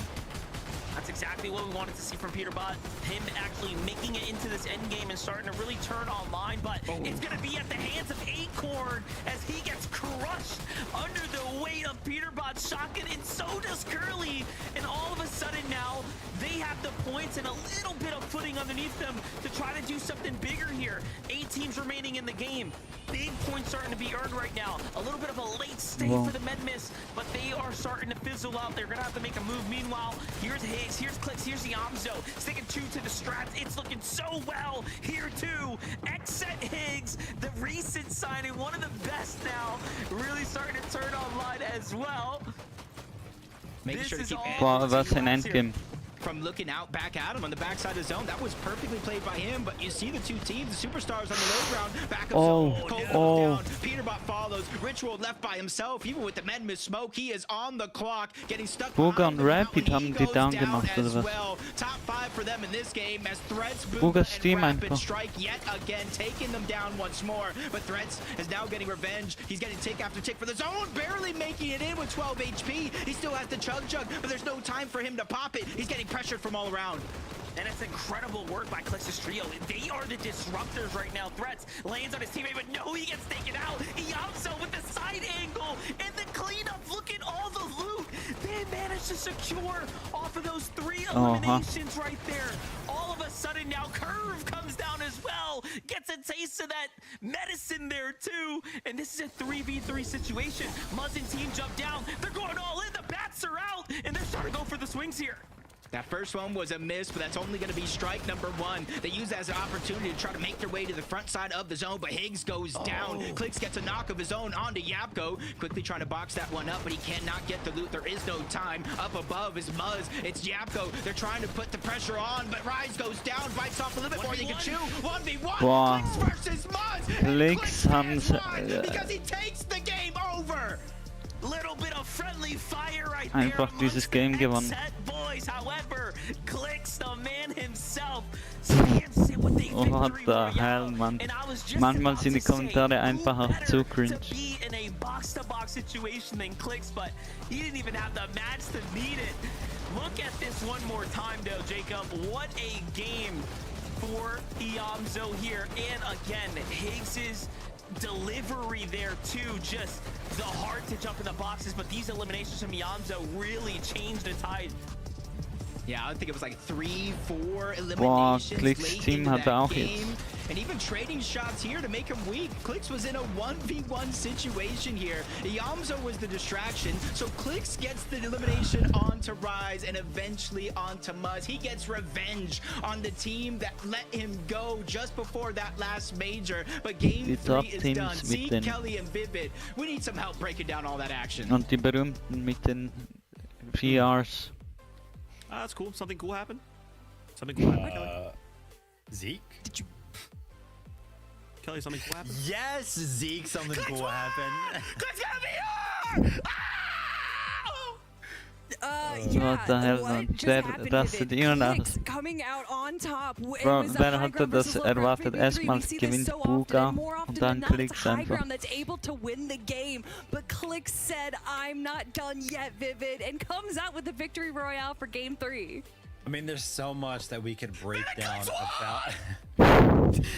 We could break it all down, Kelly. Zeke would just be over there screaming the whole time. There's so much we could talk about with that trio actually winning that end game so clean. And the part that I really like the most, the one that I want to hit home the most on right here, is that, you know, Kelly was kind of hyping up this, hey, you know, they keep playing for that front side of the moving zone, but this game, the adaptation was made, right? For whatever reason, they didn't actually play towards that side. They were kind of playing off to the side, right? Letting people kind of take that space from them, getting shots in from the side, picking up the eliminations, and it worked so well. Also wer hätte gedacht, dass so, sowas in Major 2 Finals Tag 1 passiert. In a competitive 3v3 situation to Ich win muss the game, immer ganz genau sagen, oder? You know, we got the Kinch stats, so I asked him if I could see the damage numbers Also echt from Zone überraschend. 9 on in our most recent Eval Cup. And it was actually Iamzo and Higgs that were in first and third place respectively out of all the people competing for damage from Zones 9 and 12. And I think this game was a perfect example as why. Yeah. I mean, also, hey, we got to mention, you know, Jacob screaming, Clicks fans rise. Clicks also being the one to pick up every single one of those eliminations on the final trio right there. Played to perfection. 14 elims is crazy. That is just game number 3. We've had 3 unbelievable games on NA. It is so crazy to think we have another 3 to go today and then 6 tomorrow. It is shaping up to be a fantastic evening of Fortnite. Congratulations again, Clicks, Iamzo, and Higgs. 14 elim victory royale. I love to see that. For now, though, we are going to go to a break. When we return, we'll discuss a few more things that happened last game and then prepare ourselves for the second half of the competition. So, we'll see you real soon. Hey Leute, falls ich nicht so viel kommentiere, ja, ich bin müde, ja. Und es ist auch spät jetzt so in unserer Zeitzone, also muss ich ruhiger sein, ja. Wie gesagt, ich bin nicht alleine in dieser Wohnung. Habe ich schon mal gesagt, ja. Ah ja, stimmt.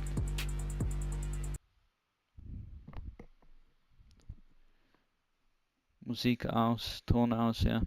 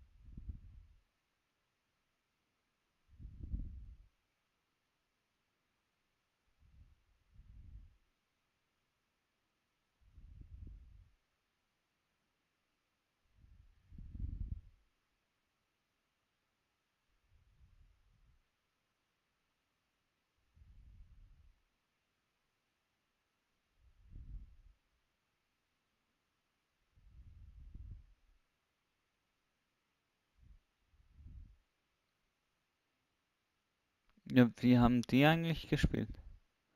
Na, da und so. die haben jetzt heute leider sehr enttäuscht, oder?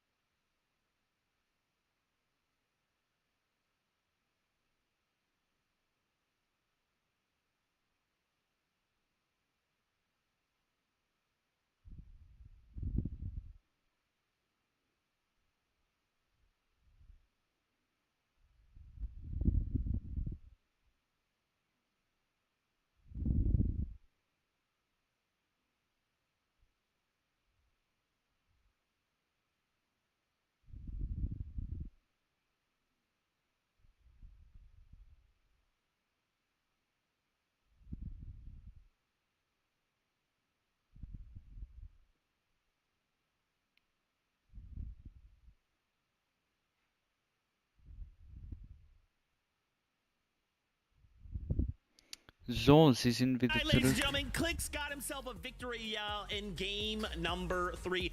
He's actually streaming as well with a delay, so if you missed it, go check out his perspective from that last game because it was crazy.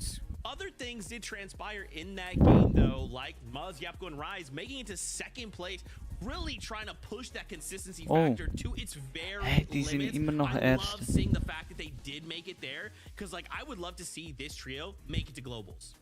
Oh, 100%. I think a lot of us Wow, would feel das the ist ein same way. enges Rennen. And, you know, finally we see height being stolen after Zone 9 there by Rise, Muzz, and Yapko. And just having such a good job controlling height from there, going all the way to the final moments in that 3v3. It easily could have gone to the way of Muzz, Rise, and Yapko, but obviously Clix was just on something. And I feel like Rise, Muzz, and Yapko, they're just getting started. Yeah, and I like the fact that you kind of mentioned that right at the end there, right? They're just getting started because their first 2 games are kind of, as Levin would say, they're a bit of stinkers, you know, like 17th, 23rd. But the highlight for me there, you know, and Kelly kind of mentioned it right there, is that this was kind of the first end game that they've kind of made, right? Taking into account how those first 2 games went. And they were the first trio to actually take high ground. So, in my opinion, right, if they've been the only trio to kind of do it, and that was the first game that they've actually Nee, made also die waren nicht die Erste, die High Ground genommen haben. pattern, right? Maybe it'll be easy for them in these following games where they do make it to end game. Hopefully, Ey, wie kann they'll es sort sein, it out, dass kind of continuously make the end game, make that hideaway. And yeah, I mean, wirklich so hoch stehen, Mann. Diese toxischen Teams sollen runter, so Mann. I think this is good news for this trio. I will say that there was a moment there where we saw Muzz's, Peterbots, and Acorn's trio all in the same little edge of zone together, and we actually saw Muzz's trio make the fastest rotate I've ever seen. And so I'm wondering if maybe that's the reason why we're not seeing them in in-game, and they've kind of learned their lesson a little bit, and so now we're going to be seeing kind of some different rotates from them. But speaking, Zeke, these zones, what did we say about North zones? Gosh. My apologies, guys. I'll check the supercomputer. I don't know what's going on myself. I'll go check it over there. Speaking of checking things, let's check the standings right now. At the top, Peterbot, Cold, and Ritual. Supercomputer. Guys, we have not had a game that we've dropped Vielleicht out hatten of es eine fifth place. Game 1, 50-90 drin, fifth aber place, 6 elims. Supercomputer. Game 2 was in Mann, VR also, with 13 eliminations, and now once ich hab so again, das fifth Gefühl, place also with 7 eliminations. I mean, this is starting to get really, really scary. Supercomputer sind And ein the anderes fact, Kelly, Thema. now they're at AI oder 249 points. They are andere starting to Berechnung pull als, away. Someone als nur needs to stop grafisch. them. It's so surreal because Es in gibt ja my auch mind, I'm like, physikalische. wow, they're really doing bad at the start of Major 1, but they've already won a game and they're in first place. It's such a weird conditioning of our leider brains that schon. if they aren't just winning every single game, we're wondering, oh, what's wrong with them? But they're doing so well. They understand that if they're not able to go for high Leider ground, which schon. we've seen them do over the last few weeks, that they need to stick to the low ground, they Kommentatoren need to go for those wissen vielleicht eliminations. And Ritual once sowieso, again also sticking it die out as a Amerikaner, solo in the die final wissen moments vielleicht right gar nicht, there. was sie And kommentieren. I really just want to give Ritual all the für wen flowers die that he sind. deserves. Yeah, doing very, very well. Of course, being, you know, if not a part of the last duo that's kind of alive, being the last Ja, aber player. schon that is, erstaunlich, of dass course, alive right jetzt there. So they're still Buga, holding on to the lead Freds right und Red wieder there. auf Platz 3 sind. Trio that's kind of Obwohl sticking Buga towards the top 22 right now, ist. still being very, very competitive. Recoup and Curly, they start performing pretty well, 201 points. That game for them, 9th place, 1 elimination. So, I mean, the 2 before that being a 2nd and a 3rd makes this one, you know, hurt probably a little bit. But Ja, regardless, still mindestens sticking Top towards the top of 10 the oder leaderboard. Yeah, and I think a bit of that was due to the fact that they kind of were sticking in Flooded Frogs for a long time. I'm guessing that there was some kind of early game engagement that I potentially would have missed for them to go back and farm back for Flooded Frogs. And I think that's just part of the reason why their loadout wasn't exactly where they wanted to in the end game. But regardless of the situation that they're in, they're still sitting pretty up in our leaderboard right now, Zeke. So I'm excited to see what they do in the remaining half of the games we have today. I know, it's scary, right? Because you kind of want to keep putting the pedal to the metal. With 3 games left to go obwohl mir das Spielstil nicht so gefällt, am Schluss hat man ja auch schon eine moralische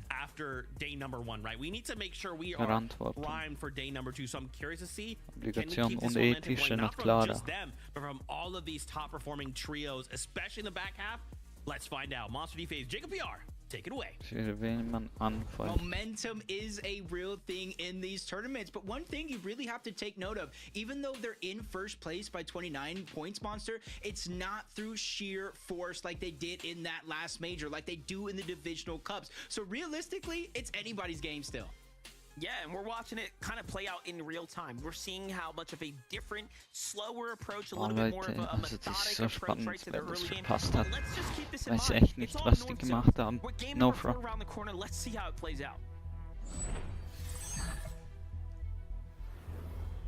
And like we just wanted to emphasize, Major 2 Finals has the most amount of qualification spots. This is the most important finals of the year. Some might say you want to get your ticket to the Globals here and now.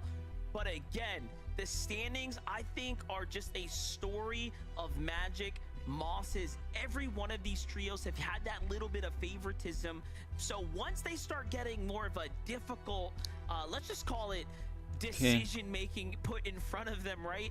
Things might start to turn, but for now, if it's going to continue to play out this way, I mean, the story seems to be written in stone here. Also für Buga glaube ich schon, dass es gut ist für die Teams dort, aber für die meisten eben nicht so. This is written all over Ja, and aber die gewinnen sich contested. They go dran. for floor loot almost right out of the gates and immediately start teeing off on one another. But it does look like Craze from underneath is trying to sneak around. You mentioned yourself the closeness of the entirety of the bridge, especially underneath, and now he's getting free shield. So if anybody's going to be the one to make a play, it is going to be him up against Yusuf. He gets the elimination, and I do believe that was the wipe.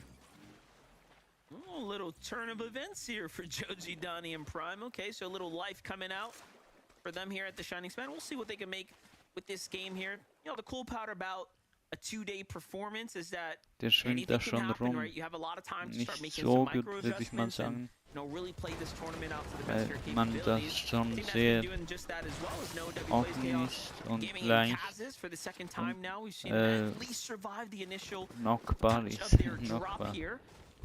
It's not all teams, you know, that land kind of in this northern area that are walking away with, you know, free placements to the top of the Ja, stands. aber At die the end haben of the den day, nicht you have to bemerkt, prove also that you can ganz stand okay. amongst the best here and win some of these engagements.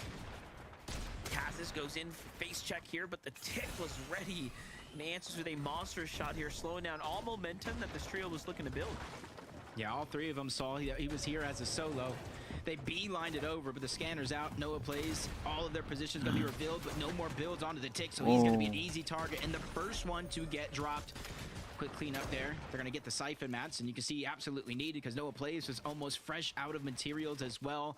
And now they're forced to try to disengage. Maniac trying to go ahead and move on over to help his teammates, but that same distance that he closes is going to be the same thorn in the side because now he has nowhere to run. Front, ja. Wir lachen nicht aus. Noah's barely got anything to work with here. Just a couple shots. Ich finde den Namen einfach lustig und interessant. But it is going to be a nice quick elimination. Sagt ja jeder. With every tag they get, more confidence starts to increase. Oder denkt sich, ja, nein. What? 2 quick elims. Ihr check. Kind of get to reset here. Gonna be happy with Visuals. that. Seeing more and more action going down just the north side of Flooded Frogs. Visuals, Braids, and a Minish. Foxy Floodgates, excuse me there. They land at this spot. We have seen them contest the server room, but Visuals out of Braids and just gets taken down. I do believe that was Peter Pot landing at the train, the top side of the mountain, got that loot from the server room. And there's so much distance between Braids and the rest of his teammate. I'm not sure how much help he's going to be up close. Yeah, I was gonna say, I had to look at the standings for a second. Visual Braids and Diminish are in 5th place. Do not let this early game fight fool you.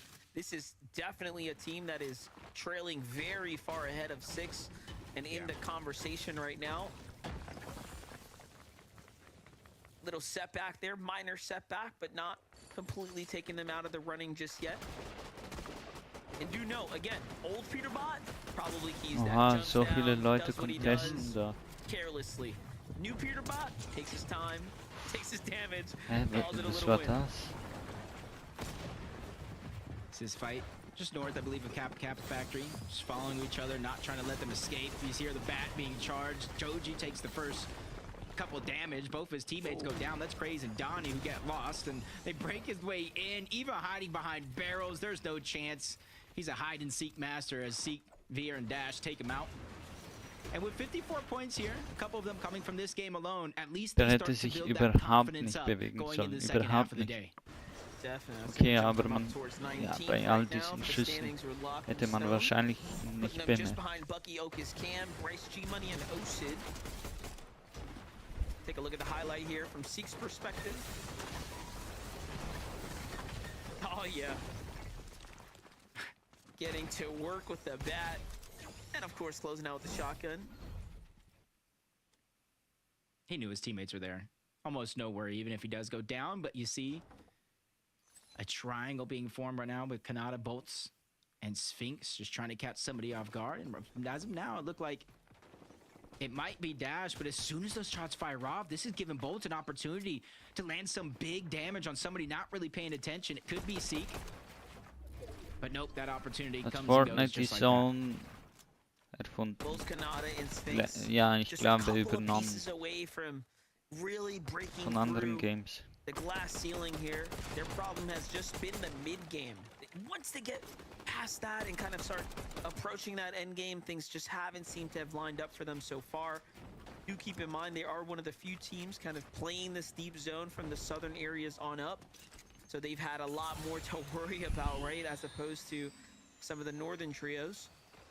And fun fact about that, they actually have the most distance traveled out of everybody in this lobby, Monster, because of those zones. And they're still in 13th, right? So again, all the more just impressive how they've at least managed to kind of stay in the conversation. But oh, here's a fight I didn't expect to go down this soon. Boyo, Aegis, and Acorn. Name Masked Meadows. Have a little bit of a contestation happening here at the Masked Meadows. Yeah, it almost makes you wonder what's that going to do to the game plan, because G-Money, Osa, and Bryce, they're kind of used to not getting a lot of surge, not fighting teams up on top of the mountain, having to rotate north. But Agers, Acorn, and Pollo, the whole strategy relies getting extra heals, going just towards that black market, building your surge bases, and taking advantage of teams just like this. And now they've been sidetracked off of that game plan. And so it starts to put things in your mind. Obviously, we're all looking at Acorn. Do you start to rotate the zone? Is this a team that now you must try and fight because now you're below the Storm Surge threshold of games past? It's a lot of questions that I know are going to be answered shortly, but it just goes to show the impact of one team's decision and how it affects everything else around them. Yeah, He just mit der Drum Gun. Bryce is the one with that ultimate high ground here. The cards kind of in his hands here to be dealt.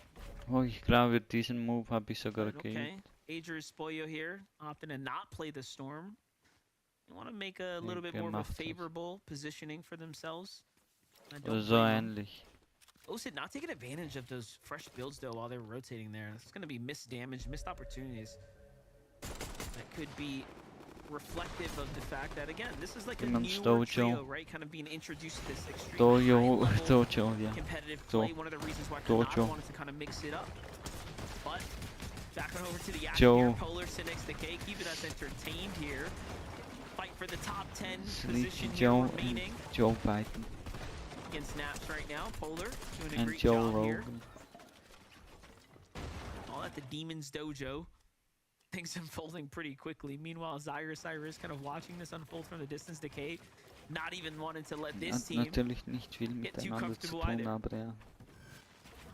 Yeah, he spotted out Wortspiele. the builds, kind of finished building. He knows Zyr's there. And it does look like Zyr's just going to be a big distraction. He doesn't have a shield. He has half HP. He's just trying to buy his teammate time so that way he can make that rotation off the side of Demon's Dojo, potentially try to get the reboot card for his teammate, or if they potentially have it already, get his teammate back into the game.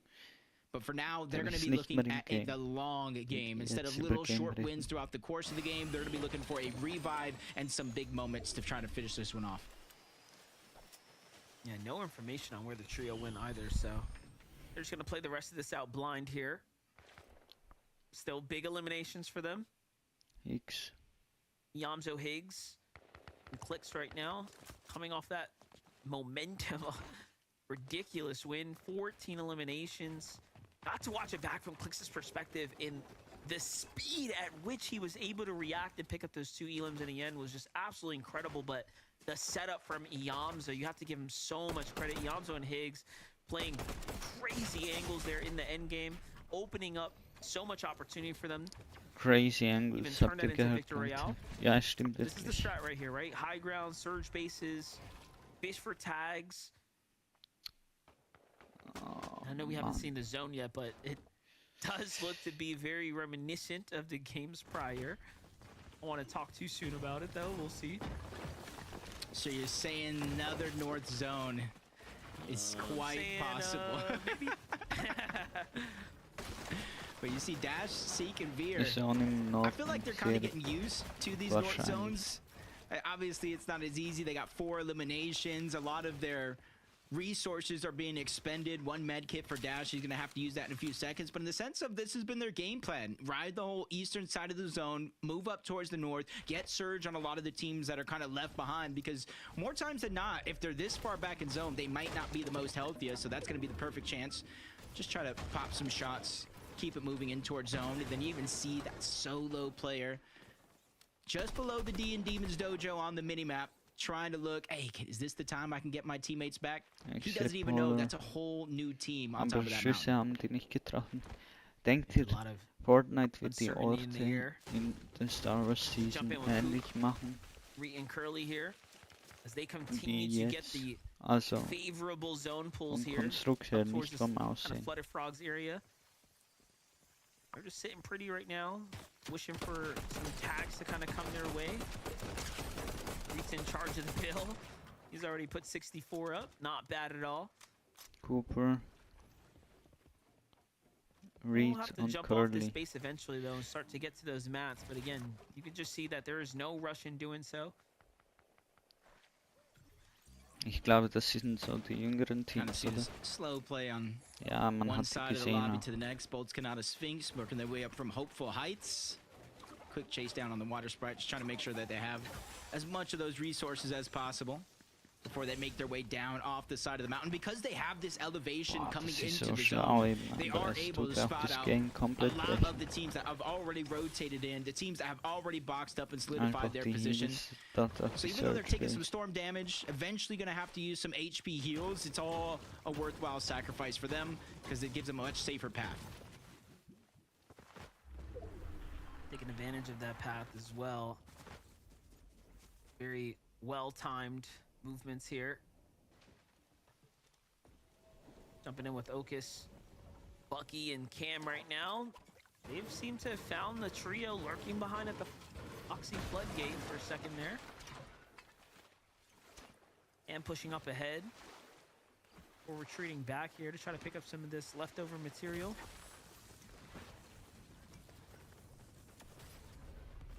Almost a much different position than we've seen him in some of the games before. I think a lot of teams are kind of catching on to how drastic some of these north poles have actually been and are now trying to rotate just a tad bit earlier than they have in some of the previous games. But Cam is the one that gets caught off guard by Agers, rotating deeper into zone. It does look like Cam is going for a little bit of a revive while Bucky's just trying to hold them back the best that he can. Make them think twice about continuing to rotate on over here for elimination that might not even be that easy. Medmiss has to come out here. This is probably what I was gonna say Acorn and Agers Spoyo was thinking about. Like, hey, stop down right there. Yes, stay in the zone. Let us fight you. We need this damage here. But they're gonna be content with a little bit of damage that they managed to pick up there. That Medmiss saving Bucky's trio. Boya was in full W key mode for a second there. You Agers saw mit how der Drum Gun. aggressive he was pushing up. My only question about this entire situation is, we saw Pollo, Acorn, and Agers fighting at Mass Meadows. How did Agers get the mythic drum gun? That's going to be a big question as Kanata breaks into the box, taking down King. First elimination of this fight. You see Sphinx, the IGL, the trio quickly reuniting. He took a lot of that early damage along with Bolts, knowing that Kanata's the one that has his position set. They all regroup, heal up, kind of reassess the situation. Do they want to continue to fight the team that they know is a duo, or rotate to zone because they know it's now moving further and further away? Yeah, but here's the thing. Kanata's team has done well with these storm fights, and they beat these teams over and over again when the fights have kind of gone down in these early situations. That didn't happen so much last game, but this is looking like kind of like the game one storm fights that set them up for success early on. So I think they're feeling really confident about these battles here. Jargu, all that's left on the trio. Sphinx is going to end up finding them, box them up, and put them down. Nice little med kit fished up right there. Actually, 3 med kits for the trio. Oh yeah, they're going to be super excited about that. Just the material count that I'm really going to have questions over. Did the team they fight drop enough materials to kind of replenish what they had lost up to that point? Because I saw Kanata was rather low in his situation as we jump on board Shogun's Arena, the Island, Cold, Ritual, Peterbach returning to their clouds, and now they already got the boss taken down. They have the medallion, the extra Chug Jug, and the height advantage. Blessings for the lobby that it is going to pull a little bit more north, so they're going to have to leave that island eventually. But until then, they have the luxury to be able to look back in zone just like this and try to spot out any players, whether they're a full team or not, rotating in. I was saying, let's not forget they just get to glide too, right? So like, they're not gonna have a problem right now so long as they condition a lobby and or move sooner rather than later. We'll see what the decision ends up being here in just a moment. For the team that's trying to maintain the pace right now, Braids diminish and visuals. Starting to get just past the mid game right now here. No surge warning, so the activity in the lobby keeping relatively at pace here for a pretty fast game for game 4. But let's see how long that's going to last. Wow.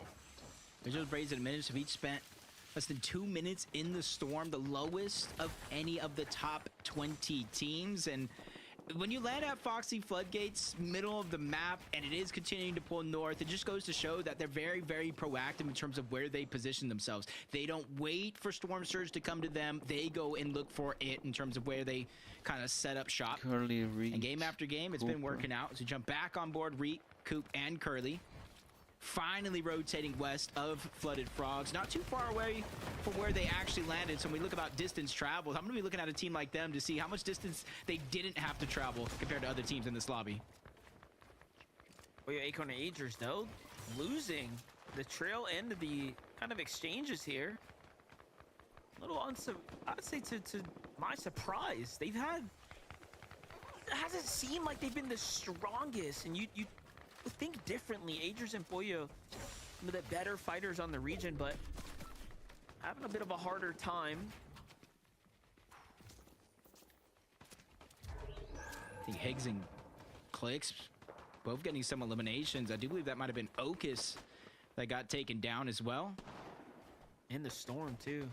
Yeah, that's just one of those tough situations. They weren't even the original ones fighting both Clicks and Cold. They were already in zone, looking back at this fight, seeing a team end up in a scuffle and just immediately focus in that direction. Luckily for Evan, Zanda, and Sandman right now, they're able to get the revive back up. They have the Chug Jug bandages if needed, and then the splashes on top of that without too much distance to cover before they're safely inside of the zone. Take a look how it went down. Evan here. Pushing in from the side, gets right on in. It was a full-on surge fight. That's going to put them 400 above. How long will it last, though, is the real question. Heard about Cold and Ritual. Already set up 1,000 above themselves here.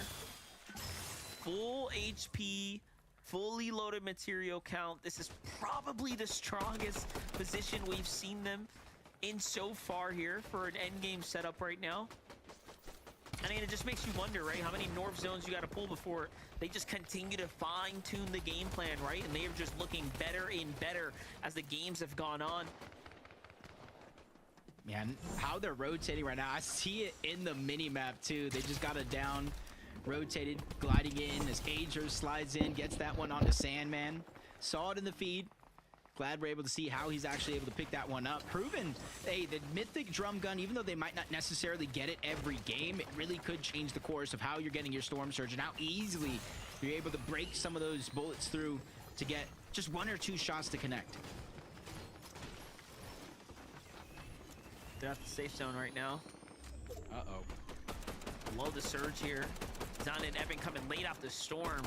Talk about a gift being handed to them, but still below. They gotta get that damage. There it is. Okay, gives them a little bit of time. The question is, do you go for that loot, play for the heals, and kind of wait this one out? Try to force another battle is gonna be the real question. What's unfortunate about that whole situation, as they do run over, pick up the loot, is those players were weak. It was active surge, so they didn't get a ton of damage to accumulate in terms of that Storm Surge leaderboard, but they're making their way back on over. They were able to kind of see the ground before. Not too many teams were rotating through the south side of this pool. Most of them through the middle. The rest is going to be towards the north, so it's going to be a rather easy rotation for them, especially since they can go underneath the bridge. But a farther pull for Bugha, Rapid, and Threats. And if you look at their material count, if you look at the empty weapon item slots, Monster, this game has not been too good for them.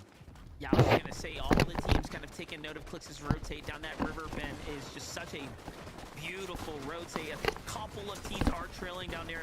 Bugha, Rapid, and Threats taking the high road, and you can see the difference here. They're met with the resistance all the way through. It really just shows you the little differences in how you approach your endgame strategy and how things are going to set up. Yamzo, Higgs, and Clix.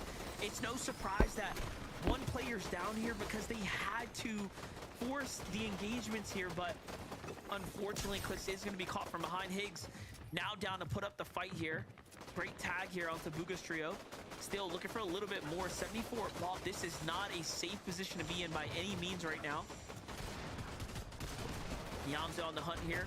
They're playing 2 different angles. Bugha under pressure from the lobby. Rapid falls probably to the storm there, so Higgs is going to be excited about that. They're going to know, hey, the team to our right could be a potential pickup, but first, gotta get to the new zone here. Oh, and it does cut back on over towards the north. You see the whole edge of that zone right now overcrowded. Bugha's feeling the pressure of it, runs out of builds, tries to go right back on over towards Threats. Creon gets cleaned up. You see the very little bit of mass being spread out between Threats and Bugha. And now they don't really have the luxury to be one of the first teams to rotate. They have to let all these teams rotate out first before they can even move a step. But over on that left side, Muzz, Rise, Yapko, they already made their way on over. Agers, Acorn, Pollo, Peterbot, Cold, Ritual, a lot of our top teams on that leaderboard being very, very proactive for these next couple of zones. Yeah, Agers, Pollo, and Acorn continue to do these late rotates. This is like an after game 1 adjustment to their strategy. Peterbot somehow a little lagging behind as well here on the move, but I'm most interested in the high ground. Ree is on high. Let's not forget, Ree came into this game in 2nd place, so Peterbot, Cold, and Ritual can't find themselves some prime position to make this end game go all the way through to the end. It's going to be all but over for that lead they've managed to build themselves. Look at this setup right here. They have fully connected this space now. They are matted up to the gills here, and it is looking like a coup win here potentially. Yeah, what a transformation of this trio. Reed starting off as the IGL, then the global champion, takes the driver's seat a little bit. Dual forces here is underneath Pollo, Acorn, Agers. Just trying to make sure everybody stays off of their low ground. If they cross their path, it is going to come at a risk, but now moving up over the mountain. They find an opportunity. Bugha goes down. That was what they were looking at. Since they no longer could solidify it, they see Threats as well. They're assessing the situation right now, seeing if any of that loot can be theirs to grab, but the zone is going to pull back over towards the south, so no max pulls for anybody in this lobby.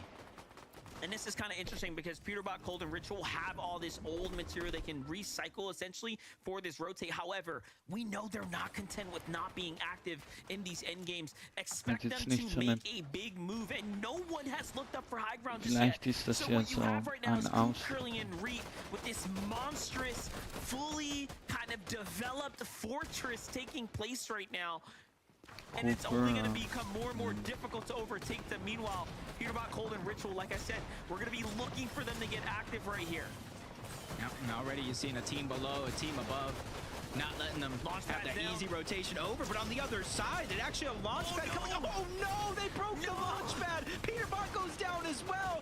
Everybody right now is just running off script, trying to make something happen with the blunders that are right in front of them. Cold and Ritual, yet again, down as a duo. How did all of these plans just get spoiled? Everything went south at the same time, and we caught it on broadcast. That is just crazy. I'm wondering what's going through the minds of these players right now, but Aminish and Braids have a chance now. Kind of as they control this second height layer. They're looking up, they're looking down. Still not content with exactly what they're going to do just yet. They're going to play for the front side of zone. Meanwhile, Iamzo and Higgs are still alive. Now officially inside the top 10. Acorn, Aegis, and Boyo had been taken out to the hands of Taki's trio there. And this is just really starting to go downhill for everyone else in the lobby. But if you're recouping Curly, you are absolutely thrilled at the opportunity here to start dropping your way up to the top of the standings. And this is the very first time throughout these past couple of zones the team has even had a chance to try to look up, and they're being persistent on top of that. So they're going to have to really start thinking of a plan B if things do go sideways. And Reed's already being the lead charge. He's going to try to reconnect, but down below, it's Cold and Ritual running wild yet again. Even with Peter Bot going down, they deserve all the credit in the world for making something of these games, particularly Ritual, because once again, in another game, he's a solo. And Muzz and Japco still up too. This is insane. All the teams that have continued to make these endgame placement points are still in the running. Muzz, Rise, and Japco, arguably the only healthy trio that can actually challenge for height. Did Reed's team expend too much material? We're going to find out here and now as the pressure finally starts to come up. But he breaks the build there. Can he get some damage? No. They end up using the kneecappers to get off here. But look at how they've already started preemptively editing these floors now. They're thinking about making the break here. Players are starting to come down, though. You get to see it from Reed's perspective. 28 builds still, plenty to work with. Kneecapper in hand as he jumps up, just really taking advantage of the high ground hold here. Near miss, no, even takes a little bit of fall damage. Curly goes down to Muzz. That's a big blunder, but Reed's still battling for it. Muzz, Rise, they're trying to make their way up. Yapko's still alive. The trio's taking everything they got and putting it to the test as Cooper goes down as well. And now we have another team on the high ground. And Monster, this is redemption. Remember last game, they lost a crucial 1v1 to Clicks to lose the game overall, and now it's their time to shine. How's the Iamzo still standing, by the way, inside the top 5, clutching up points right now. Aviv, Chip and Skittles, though. Pressure's on them, conversations on them right now. What can they do? But hold up, don't count down Higgs. He's still going. 6 eliminations now, trying to find another. Reed jumps down to low ground, desperate, and he gets swallowed up by Iamzo, ich missgönn's echt nicht Flex, wenn er dieses FNCS Global gewinnt. Und ja. Wollte das doch so lange. Is unfolding as Higgs is the last man standing there behind the wall, but Muzz wins the game there in a reverse fashion. Yeah, they got their revenge, and they got it on the team that took them down in that last game. Muzz, Rise, and Yapko are finally catching that form. They land at Shining Shafts. The zone moved in their favor, and they played that one to perfection. All the way down, Monster, to picking up that high ground play at the perfect moment to take down Curly, Rise, and Cooper. I'd love to see the story kind of go back and forth right now, but it's all eyes on Muzz, Rise, and Japco here to talk about having the heart to go for high ground here. We thought it was all but over as Coop and Ritual or Reed there had the high ground kind of safe and sound, but look at Japco cook here, picking up Elam after Elam, and then closes the deal onto Higgs, and Higgs nearly clutched that one out. What a game 4 that was for us there, Zeke. Let's go, Muzz! Let's go, Muzz! Yeah, Rise! We now have had 2 games back-to-back super solid from the duo. We don't talk about those first 2 games, Vivid. Don't worry about those games. They don't exist. But to see this trio come out strong, we're starting to hit the ground running. We're starting to build that momentum. Has got to feel so good for the trio. That was a crazy game. Height swapping hands, trios looking to fight other trios in different situations, just saying like, hey, I ain't got nothing, you ain't got nothing. Let's just fight. Let's see how it goes. You know, I feel like not looking at their first 2 games is a disservice to them. I think by showing that the first 2 games were really rough for them, and then in game 3, we saw this just tiny little adjustments being made, and then we see what can happen when you're able to kind of self-reflect and look at what changes you need. And this is what happened. Muzz, Yapko, and Rise now able to get the first victory royale of the day for them, and they did it in a fashion that we hadn't really seen yet for North America, which is taking high ground around Zone 11. So many times, Vivid, we've seen these teams just kind of let whoever has high ground control high ground, and Muzz said, we saw what happened to us last game, we're now going to take it. I gotta say, Zone 11, even into Zone 12 here, one of the hardest moments to actually take high ground, I feel like, in Fortnite competitive. I mean, super impressive for them to kind of pull it off, but I mean, there was just no, like, pressure kind of being returned from the high ground team from Reed, Cooper, and Curly, right? Like, they were kind of just up there kind of shooting for free. No pressure being returned. They finally get the builds knocked down. One of the trios, or one of the members of the trio on height, goes down to the fall damage. Is super well played. They kind of applied that pressure throughout the entirety of the end game, and finally, when that pressure ended up paying off, of course, went for the take, the 3v2, and cleaning it up. Again, we have like the head-to-head trio, Clix's trio versus Muzz's trio at the end. Of course, this time flip-flopping around. Muzz's trio comes out on top. Flip-flopping around, super great Fortnite from this trio for the past 2 games. Absolutely, bro. We are again trying to play for consistency. We've got 3 spots on the line. Going to global. Consistency. Pressure is on. With 2 games left to go, we can't wait to show you guys this. Das ist, ich glaube, in Chapter 4 hängen geblieben, aber vielleicht irre ich mich da. Mit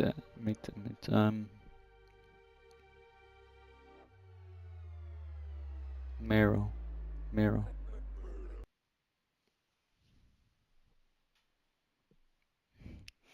TG.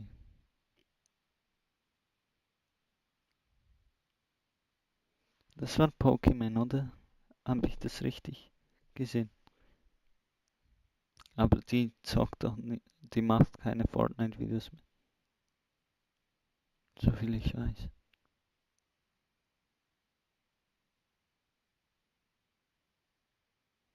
Reload, jetzt haben wir nur eine Reload-Map.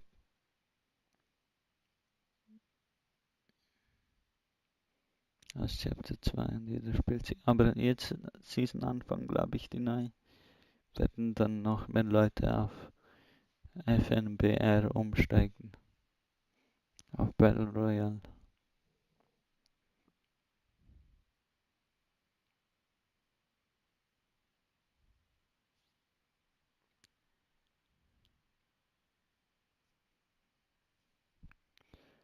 Ja, mindestens haben jetzt Klicks und so aufgeholt, aber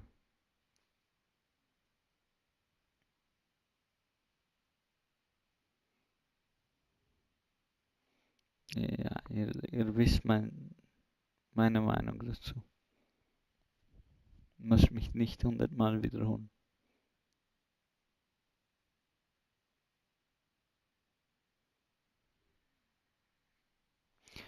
Sind eigentlich Day, Night und so live?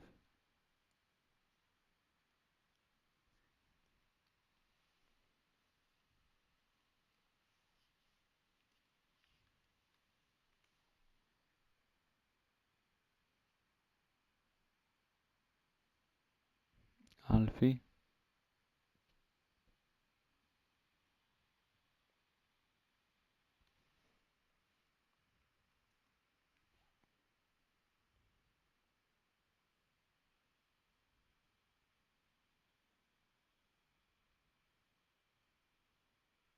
Es fehlen nur noch 39, 38. Er listet nicht seine Lives, wie ich sehe.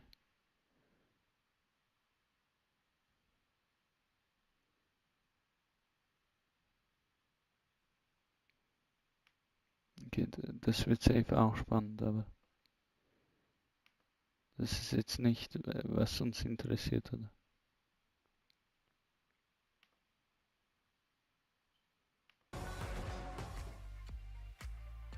All right, welcome back to the FNCS. Time to blow your mind, okay? Are you ready for this? because we're going to look at these standings. And when you see who's at the top of these standings, prepare to have your mind blown. It's a tie, 310 to 310 right now. Clicks is going head to head with Peterbot, Higgs, Iamzo, Ritual, Cold. It's a battle. I mean, David, quick math, the points hit me. Was? Oh, Noch what ein points? Ealing. 310 minus 310 is 0. Zeke, they're tied, man. Mit dem Unterschied. Oh, the third place. 57. Boom. Oh, Good job. good. That was fast math. That's My great. Dude, he's goodness. so good at math. I cannot believe after just 4 games here in Major number 2 finals, we are already seeing 2 trios stand above the rest, and they're tied. And again, Kelly, when trios like this start to pull away from everybody else, it gets that much more difficult to try and rein them in. I mean, I want to see this because I want to see clicks at globals, but someone stop Peterbot, please. It's so hard to stop Peterbot. Actually, I should change that. It's so hard to stop Cold and Ritual right now because they have just been doing such a good job when they go down into a duo. And obviously, Peterbot is grabbing a ton of eliminations in the early and mid game so that when he does go down, he's still bringing value to his trio here. But truly, it is definitely Cold and Ritual that have been carrying these end games, Vivid. Yeah, I can't believe we're in like game 4 and we haven't had Peterbot kind of alive in the final moments for the trio, right? Like crazy stuff. Haven't had a Peterbot-esque game. I was for sure thinking, you know, first 3 games, you know, whatever. We'll start the same in game 4, game 5. Nah, has not shown up yet, but that just means that Ritual and Cold, they're showing up for sure. And another trio that, of course, is showing up. Heck, I say trio. Why don't we go ahead and keep talking on duos right now? Higgs and Iamzo being the duo, kind of the pop-off this game, clutching up from 19th, 18th place when Clicks went down all the way to 2nd place as a duo. Eventually Higgs being the solo. That's crazy. He literally every time we would turn back to Higgs, he would now have 2 more eliminations. Just every time we went to look at him, he's just going back, and he's doing such a good job right now, especially when we saw Clicks have such an incredible end to game number 3 there. To carry that momentum on after Clicks goes down just a little bit early is exactly what they need right now. They're an emotional team. They definitely like fly off of those vibes, and so I think Higgs being able to make it into the final 2 teams is definitely keeping those vibes up right now. And we said it at the start of the show, the only way a team is going to be able to rival Ritual, Cold, and Peterbot is if they can bring the elims like they can. And look at that, Zeke. It is just a 1 elim difference between those 2 trios. It's so crazy, isn't it, Kelly? The way they're mirroring each other, right? Like, look at the placement points, look at the elims, look at the VRs. They are taking steps at the same time.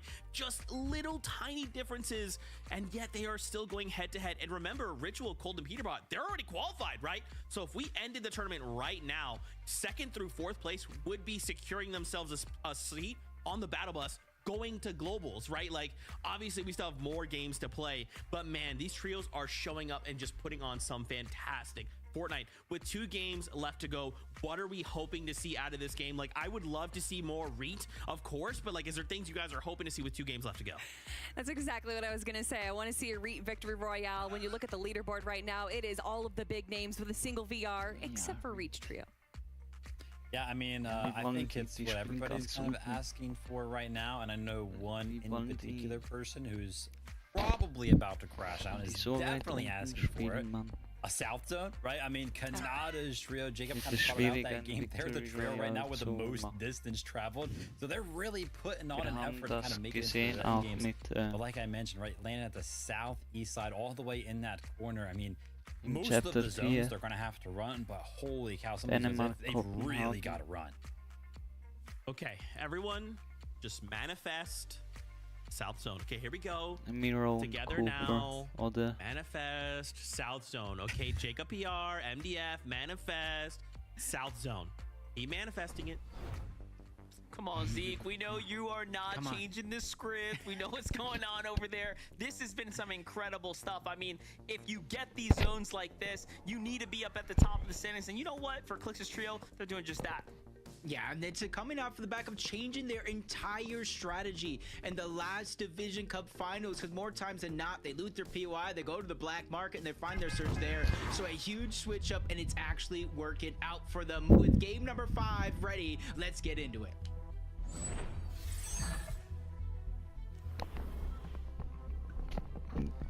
this is it right now, Monster. Okay, Leute, wir sind bereit. Tie at Okay. 310 points.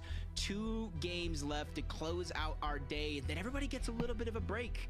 A little bit of break to hit the VOD reviews, make what little adjustments you can, because then tomorrow we crown a new FNCS champion for Major 2. Yeah, and the truth is, I mean, how do you adjust after the first 4 games play out almost identically back to back to back? Like I said, the teams that started performing well just look to be refining their strategy ever so slightly game after game, and this is exactly why the leaderboard looks the way it does right now. Johnny And Freund Zeke macht called it Chris aber best. jetzt If you draußen. just ended the tournament right now, I mean, it is going to come down to the teams that, of course, are well within that top so 5 geil right aus, now, die and they're starting to Animation. break away with a monstrous Die lead. Physik And Jacob, what dahinter. I'm thinking about, what does that do to the mental, fatigue, In right? der Game Game-Menschen. after game, getting diesem eliminated, maybe Game. short of where you want to be. Like, a lot of this does come down to mentality. Yeah, and I do think tomorrow, some of those teams, we might see a switch get flipped, a little bit more aggression, especially in some of these contested fights where you want to try to get, a victory or a disengage. Obviously, you want to win as fast as possible, and already double knocks going down for both of these teams, but only one of them is instantly going to be revived, and it's actually 3 teams overall at Brutal Boxcars, and these are the type of Nee, things dreh dich doch I zum expect Chugs to Play. continue on for day 2, depending on where you're at on the leaderboard. If you want to make Bin some ich in money, mit if you want to go to Style the global championship, or you want to win the FNCS, you're going to have to make up the pace with eliminations. Oh, yes. I mean, and you know what? Some teams do well on day 2. Let's go back to history, right? With Acorn and what he's been able to kind of restructure and bounce back. But there's other trios that have never done that, right? They just don't have it in them. And or it's even harder to go ahead and kind of dig deep Diese and find that moment for Maschinengewehre yourself. in But diesen again, so many new in dieser trios are Season here, a haben lot of gefühlt new keinen opportunity. Recall. Let's just go ahead and lock Gefühlt in for keinen this little Recall, battle oder? right now. Polis Jackson, Zach. Hört man mich gut? Here onto Cyrus, Zyre, Ich and Nap. glaube schon.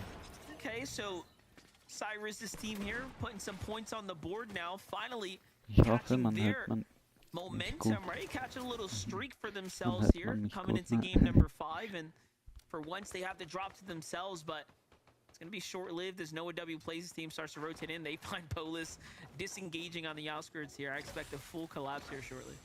Especially since he is going to be a solo. I for a second thought his teammates were on top Wow. of the Boxcars mountain, but nope, he's just by himself.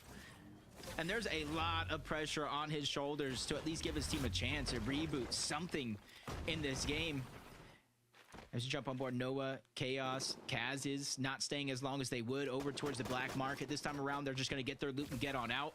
Muzz, Rise, Yapko, quick to get their early elimination onto 1 and push the team out. And this is where I'm saying everything kind of speed up here in the 5th game of the day. Sind die auch vorher beim Fußballfeld Flying by gelandet? as well. As these rounds are Ich hatte nicht so das Gefühl. already starting to come to a close. Muzz, Japco, and Rise, though, look at their points right now. Just jumping back up into the conversation after somehow finding themselves trailing out 2 games. Basically, the first and second not going in their favor, falling somewhat in the middle of the pack, and then a second and first place back-to-back against the likes of Clix's Trio. So love to see these stories just start to come full circle, but it also shows you that you can come back from a bad position on the standings with 2 big games. So do not count these trios out for games 5 and 6. Anything can still occur here. I think there's still the chance up for when you get into day 2, how many drop spots will change up overall. I've already seen some throughout the day on NA, as it does look like Bolts, Kanata, and Sphinx did get that armored vehicle, extra heals, and just rotating right towards the Kappa Kappa factory. Very, very similar strategy they did in that last game to get some early surge. Gotta appreciate these early surge strategies. However, this one right here, ooh. I was gonna say, it's like playing chicken. Like, who's gonna jump first? King jumps first there. I'm not even sure Kanata saw him, but after the rock broke, clearly, Kanata's looking to dive in now. It's just straight jokes when you really think about it. Feel sorry for him, but it's only gonna be a knock. His teammate, solo player, Bam. still down low at the POI. They dropped at. He's trying to pickaxe. doesn't necessarily, I don't think it works the same with the med mist. I think it's just the water sprites for the most part. But you're seeing everybody just trying to get as many tricks underneath their sleeve. Storm Surge. This is the drum It gun. frees up your game plan. You can continue to stay in your surge tower. You can rotate early while every other team has to stagger themselves back. It gives you a lot of options as they look across. Phenom trying to dodge the initial fight at the bridge, but legs. the fight comes to him. He goes down regardless. Yeah, unfortunately taken out right there, and Eulogy, Yusuf left to contemplate their decisions, and no, Yusuf taken out as well. So Eulogy just completely doubling back now here, kind of giving up the positioning. Player along the outskirts. Probably not even going to have an opportunity to play for those cards either. It's given the way the zone's going to be, but it seems like he's just going to go ahead and chance it here. Jacob is just going to hang out, see if he can pick up those cards in a couple minutes. Yeah. Luckily for him, we might have another north zone. You already see it on the edge, pulling up towards the north, pulling towards the west just a little Jetzt bit. mit dieser blöden Taktik, And die so for him, he's just hoping a lot of those teams that, particularly the one that got the eliminations, carried diese blöde Taktik sie zum Sieg. Also ich hoffe, die hören einfach auf damit und es ist nicht der Fall. His teammate will be able to get a little bit of a chance to let up. Syra is taking down Polis. We saw Polis was a solo, so that team is out of the game here in game number 5. They got one more last chance on the day, and hopefully they can make some minor adjustments with the time that they have at their hands. You can see while we're chilling in the early game, go check out that shop. Ist das die letzte Runde? They're starting to approach the FNCS Pro-Am coming up. There's so much exciting stuff happening here. It's definitely feeling like such a finals weekend so far. Got to respect the competitors, giving us an amazing set of first 4 games. And things are just heating up. Things are just getting interesting now, Jacob, because we have a tie, right? 3-10 between Peterbot, Ritual, and Cold, Clixie, Yamzo, and Higgs. See, they've averaged 11.7 eliminations per finals this season. And you can see that's on a kind of a downward trend, because game 1 they have 6, game 3 they have 7, last game they have 7. The only game they have at that average or more is game 2, where they actually were able to pull off that victory royale, and you're seeing how the change of pace is really affecting a team like this, rightfully so. The most aggressive team, I feel like, in the history of the game, particularly the FNCS, and when you kind of force them to slow things down, really think about their moves, sometimes it just gives your opponents a little bit more time to work with and kind of formulate a strategy to fight back. Just to go down history lane, I think the most aggressive team in all history, MMB. Ah, you got you know. All right, I'm just gonna put it out there. Peterbot is the GOAT, but the trio GOATs, MMB all day. But Tony, Noisy, Creon right here, getting active right now. A little bit of a kind of messy fight here for the teams here, but Brutal Boxcars has just been this all day long. You know, starting off, Tony's team was doing so well, maintaining kind of their top 5 position, and it just seems like that strategy not sustainable for them. Wir haben schon gesehen, was kind of like digested its way down into just, again, dieser alte blöde Fischkin gemacht hat, weil ich das versucht the buff, so to say, to pump power, where they're landing at, the extra gold, the dill bits, you can see the extra splashes, and the mythic AR that they no longer have because they just lost it in Creon.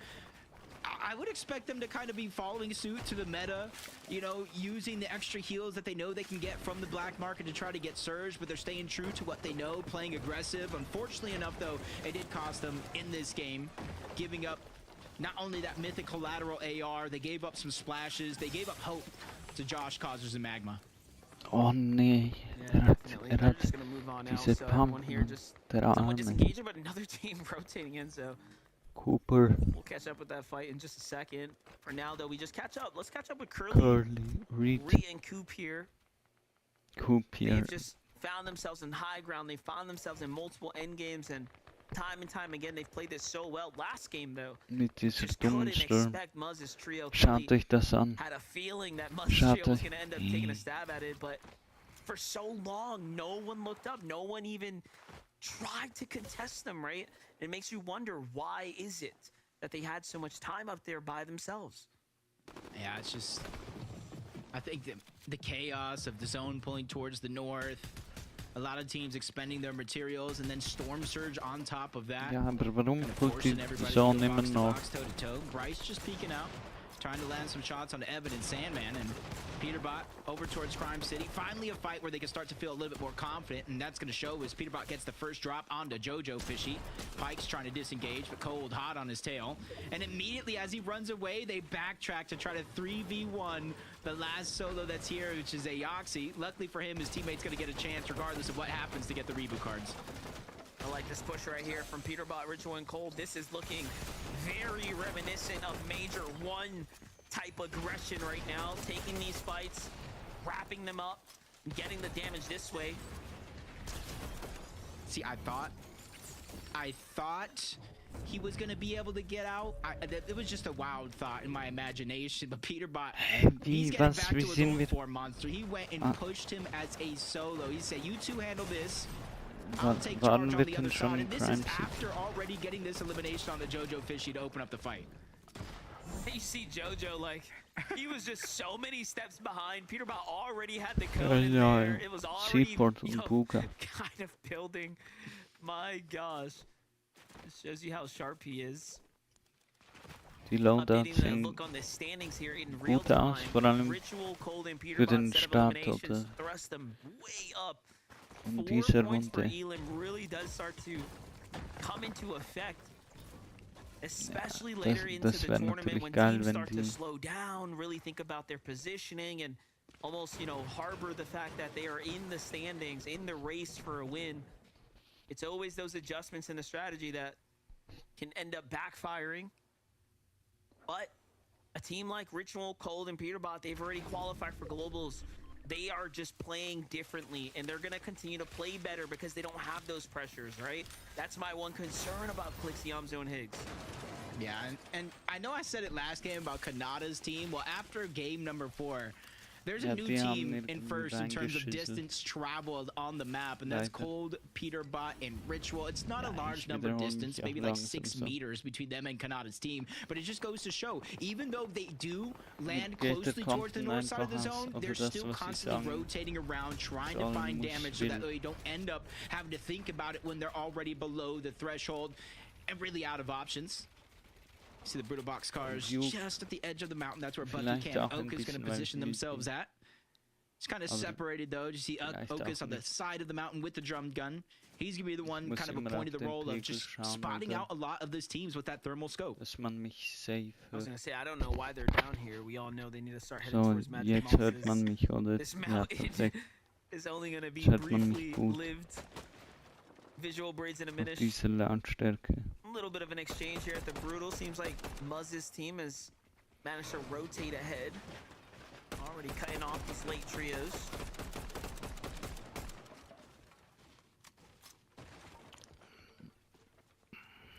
This is where really starts to make you think, because there's that trio right in front of them, just outside of Brutal. Remember, we saw Bucky, Okus, and Cam. Just south of Brutal, a team Visual Braids and a Minish could potentially run into. And so they got to start assessing the situation. They look at all these structures built from small boxes to surge bases, and they're just trying to formulate a strategy of how are we going to rotate into this mess. Going towards the mountain might not be our best play, so I can see a team like them rotating to the north and then going to the east to try to find their comfort. Here's a team that hasn't moved from their drop. Still Peterbot, Ritual, and Cold. Oh, for a second I thought we jumped in with Clixus. I'm tripping. Peterbot, Ritual, and Cold at the low of layer. Darf like, nicht einschlafen, ich muss wach bleiben, bis es fertig ist. Noch 2 Runden, komm schon. Wow. Ridiculous stat. Peterbot has had the most damage dealt in his last 4 FNCS finals across everyone, essentially on the region, really showing you just how much of a force, how much of a juggernaut he is.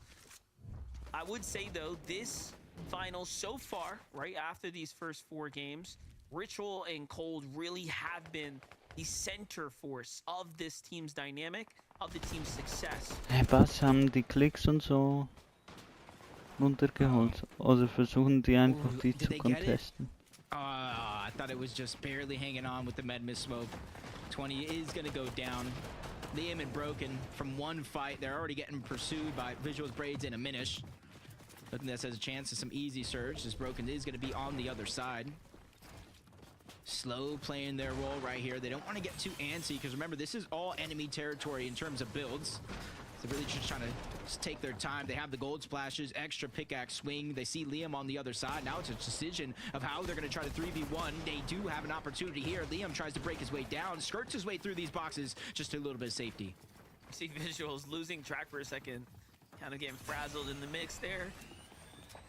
I gotta say, the pacing, this game has been honestly very much consistent. Ja, We das haven't had Grüne a tut dull sich moment manchmal yet. auch nicht So mit many dem, aber teams die looking to Vorteile engage on one sind, another. glaube ich, eher auf Peterball deiner mixing with the Seite. strategy here, really bringing us a Im whole new Grünen. dynamic right to their playstyle right now. And Es ist so doppelt. this zone is still playing to the north, so very, very interesting to watch how, Leute, again, das teams andere are meinte ich refining nicht. their Na plays klar. round after round, especially when the zones have been very much similar every single Oh, game. But Storm Surge. Liam re-engaging now onto the team. Die kenne ich tatsächlich nicht, wer die sind. Knowing that they punished each other though, the confidence is there. It's going to come down to one huge shot. Braves though gets tagged in the exchange, and a beautiful piece right there onto Broken. Going to put them in the lead now. 700 damage above from 200 to 7. They're very much comfortable now. And they can focus primarily on those rotations. You saw the battle that they're going to have to go through. It literally goes over Magic Mosses again. No, this is not deja vu or a rerun. It's just where we like to see our competitors try to frantically find their way in. 681 for Reek, Cooper, and Curly. Not much distance for them to cover from Flooded Fogs to where they're at now, but instead of going deep into the zone, they're going to find themselves onto the edge and kind of box up and make space, seeing if they can spot out some other teams in the distance, but they get spotted out first by Taki, Ishao, and Vert. Just some cheeky shots being traded back and forth, nothing to connect and nothing to build the confidence to go in. Fortnite servers could be working on its own personal record for the amount of Magic Moss's endgames in consecutive order on a finals day. Leute, kann ich das Audio irgendwie auch verschieben, dass ich nicht über USB haben muss? Tyler Curve and Shadows, they're gonna have to continue to make this trek across the field. Hardware out. Past the pump power. Love the double splash here to make sure they're capped off, but someone's lurking behind and finds a couple cheeky tags there before they get on the move. Meanwhile, Phenom below the surge here. Bryce is barely handing on as well. G-Monster falls there. And they just get themselves above the threshold here. Talk about an unfortunate turn of events here just outside the pump power, and they're also left to play the Storm, so they really don't have much to work with. Yeah, they're going to take a long rotation around. Is pulling. A lot of those teams will end up stacked on the south side, so they're kind of relying on the fact that they're hoping the north side, rather slow approach, is going to have less congestion and an easier spot for them to position themselves in as Peterbot Ritual cold. I wouldn't say they're the highest team up because you look across, you see the only other team threatening that position, but they have their eyes on them. That's a team they're going to be looking at from zone to zone, depending on where it pulls, to make sure that they're the ones that have the best chance to solidify high ground. Yeah, the team I would be most concerned with is definitely that Muzz, Jack Corner Rise trio right there. We've already saw that they have the ability to retake high ground even from some of the best on the region. Meanwhile, look at this high ground hold right here. Clicks, Higgs, and Iamzo. No surprise to see them once again very, very well here. And not only that, they're kind of away from the congested southern area, right? They've already read this playbook here, and they're doing it very, very perfectly as far as their position is concerned. Causer's kicking things off with a kneecapper, opening up a nice little elimination for himself there. Beautiful shots by Causers.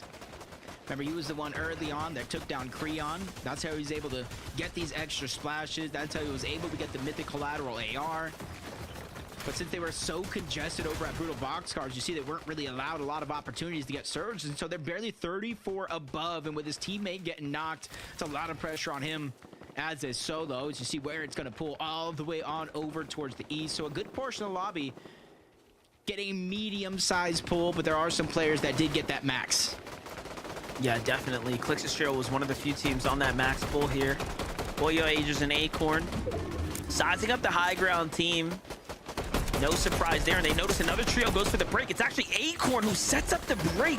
So they had the information downloaded because Acorn was under the base. And now we're going to be looking to rotate across here. Splash comes time to commit here now. And there they go. High ground is there. Shout out to Acorn with the information play right there. That was perfect for them. And now they're the team just at the edge of the zone on high ground, but they look across, immediately set their eyes on Bolt Sphinx and Kanata and go to work yet again. Ager's precision is his specialty, and he took no damage while at it. And for a lot of these teams that are already positioned on the high ground, it's just a waiting game, see where the zone pulls. But for down below, you're seeing a lot of the chaos erupt. They become the focus, shots breaking through, but they're able to get the double revive off. Quick med miss smoke going down. But eventually they're going to have to turn this situation around because they're only 3 damage above the threshold. They have to figure out a way to work, and they have to figure it out now because they've just fallen below. The metal being the big difference for them right there, keeping them in the game here. But 28 above, barely holding on here. A slither of hope in a dream right now. This is the worst we've seen Curly, Ree, and Coop right now as we're approaching into this final rotating zones here. And they're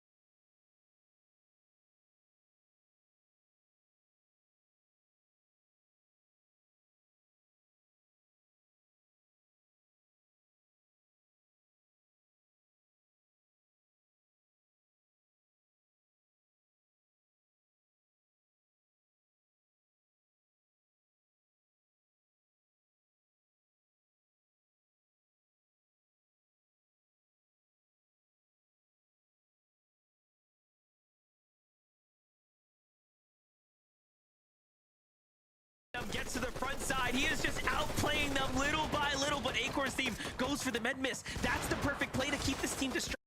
Them on their toes. Peterbot, Ritual, and Cold can't really get situated here, and they're starting to run out of material. There goes the little mad split count. Peterbot steps into the zone, but no! Ritual falls there from another team that seemed to have focused them.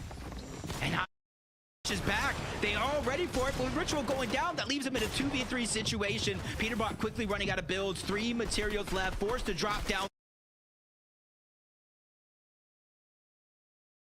And Acorn have waited for this moment. They have 9 eliminations. More.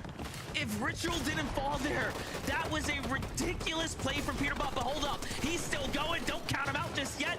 This is what we've been waiting for. Now he's the last man standing here. Rapid barely switched the lane, and he misses the chance, the opportunity for the Siphon.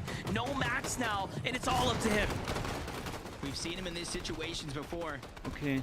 Starting the game off Kann ich a jetzt little bit reden? older than we'd expect, but he's still hunting a predator in the Leute, es jungle tut right mir now, leid. trying to figure out where Es ist they're ein at. bisschen There goes schwierig almost a im one Bett und pump. so alles. That's Ich hoffe, Kaz who es goes verständlich. down, and a pick-me-up opportunities. He gets the Chug Jug and the Siphon Mats.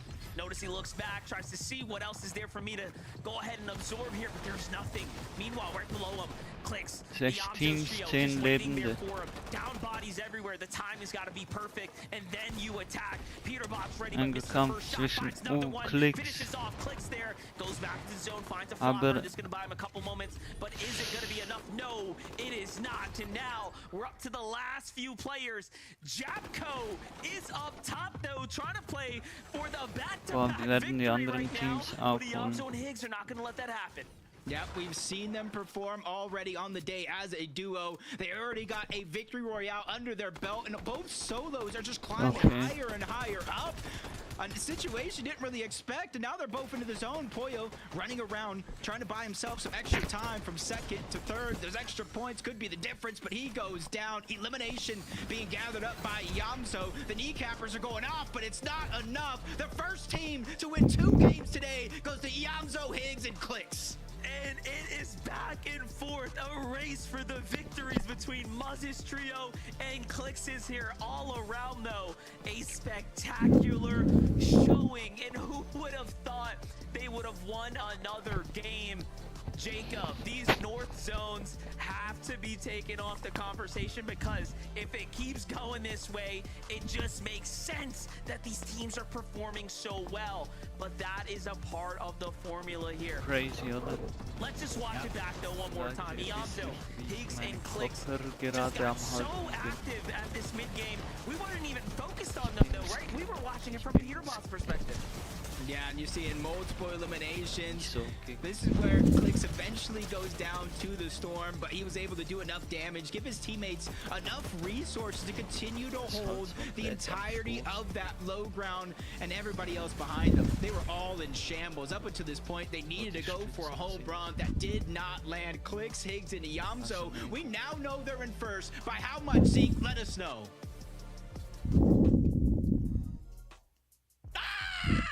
Oh my god! Ey, was ist Are you los mit dem kidding Mann? me? Are Ehrlich. you kidding me? This is the craziest FNCS we've ever seen.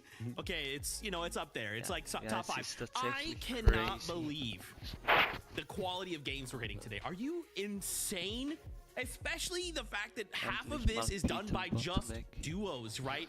Oh my gosh, congratulations to Clicks, Yamzo, and Higgs. You guys are putting on a crazy run. I just cannot believe how far ahead. 411 points. And to set that into perspective, Peterbot is at 374 right now.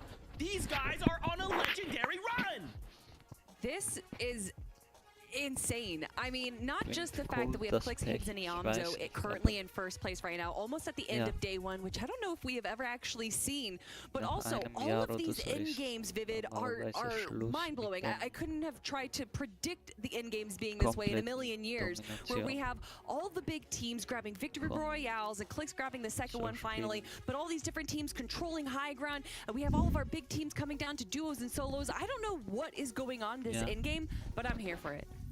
I mean, it's just insane to me that consistently the 2 teams that are getting top 2 over the past 3 games are the same ones. Clicks, Higgs, Yamzo, Muzzrise, and Yabco on the other side of it, right? They are just trading second place, first place, back and forth right now. Another incredibly well-played game from Clicks, Higgs, and Yamzo, and they went into this endgame with 0 eliminations. They ended up finding 9 total. incredible stuff, right? They're playing their end game so very, very well. And I'm not gonna lie, those Noch first 2 games 19 that Views, happened on Team the day, I Views was like, haben oh yeah, maybe, gestoppt. they kind of So showed us was. what we could kind of expect. Maybe the Ja, group es stage wäre was kind of geil, giving us a wenn little wir bit in of diesem insight of how Live it's gonna kind of go for them. 20 Minuten We can go ahead and während laugh dem at Live that group stage erreichen performance right now können, because they are mindestens. absolutely playing so well right now. And I love the little Das ist adjustments that schon we're seeing seit from ein this paar trio. A Stunden so, trio glaube that ich, schon stays so in the bei front 19 side of geblieben, zone, aber but es ist from auch this spät, point ich on, you verstehe can es. see, or not this point on, it's zone front. But Trotzdem. earlier on in that game, they stay kind of in the middle of zone right there, and I really do appreciate that the elevation and the ground was kind of weird, and I think that they avoided the front side of low ground because of that, and that allowed them to kind of recuperate themselves when clicks did go down. So again, love just these micro adjustments that are coming from these trios. 7th, 8th, 1st, 2nd, 1st. My goodness. Clicks breaks the 4th place curse, and we get a day 1 performance like this. The day's not done. A single game left to go, and of course 6 games tomorrow. But if Clicks keeps this up, wow. With that being said, we have to prepare ourselves for that last game before we say goodbye. So for now, a break. When we return, we'll break down a few more things and set up for game number 6 from finals. So we'll see you real soon.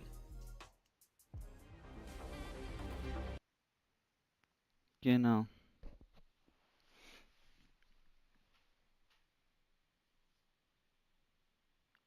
Hä? Warum ist der Bildschirm...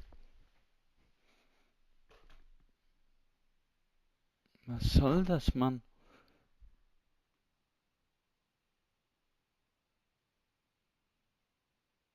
Ich hatte mal kurz einen Blackscreen, einige Minuten oder keine Ahnung was. Ich hab's wieder angetan, aber das ist ja wirklich unglaublich. Man muss das immer wieder überprüfen.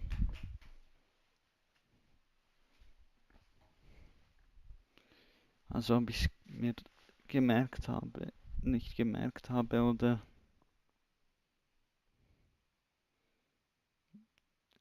ob irgendwas passiert ist.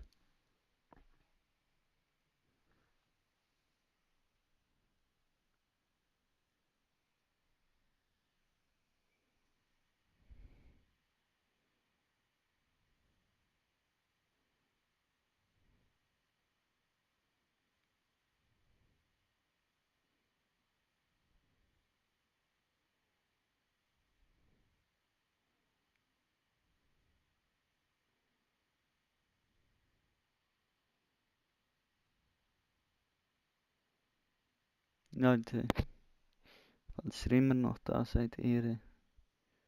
Morgen machen wir weiter mit dem 4:30.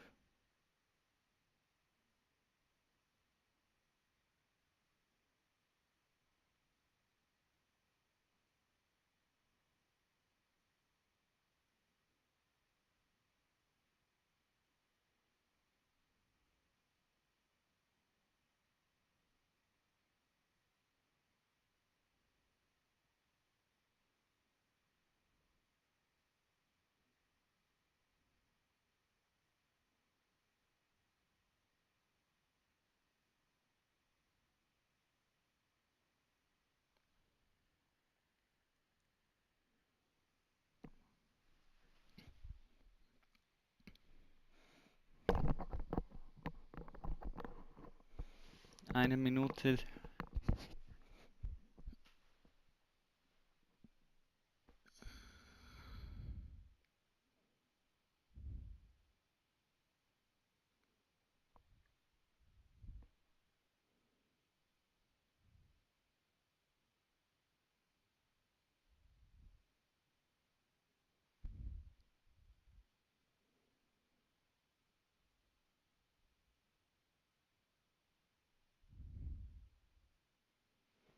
So, weiter. He's on his last game. Day 1 is about laying the foundation. So day number 2, we can come back stronger and look to claim one of 3 spots going to globals later this year. This last game, Clicks Iamzo Higgs got themselves yet another victory royale. They are almost 100 points ahead of 3rd place. Now, obviously, we talked about Clicks, Higgs, and Iamzo before we went to breaks. We wanted to kind of go ahead and head down the standings, right? Let's go ahead and focus in on Peterbot, who is not letting go. So, just to remind everyone of Major 1, we actually saw at the end of day 1, Ritual Cold and Peterbot 90 points below first place, Agers, Acorn, and Poyo. And so, mathematically speaking, if we see another similar game from Peterbot, Ritual, and Cold, they'll be in a better position than where they were in Major 1 after the end of day 1. Now, this is something that we've talked about for the last 2 years about Peterbot especially, is that he is a day 2 player. Historically speaking, throughout all the majors, they have performed exponentially, or not exponentially, but they perform better in day 2. And now with there not being a 1.5x multiplier for the points like what we saw for Major 1, that's no longer going to have as big of an impact as we've seen last year. However, this is the first game we've seen Peterbot have that solo clutch, Vivid, that we know he can pull out. Yeah, I don't know what happened with that flopper right there. Right before the flopper went off, looks like he picked up the Chug Jug, which ended up replacing the flopper in his inventory, so that one didn't go off. Could have maybe potentially even got more from that one right there.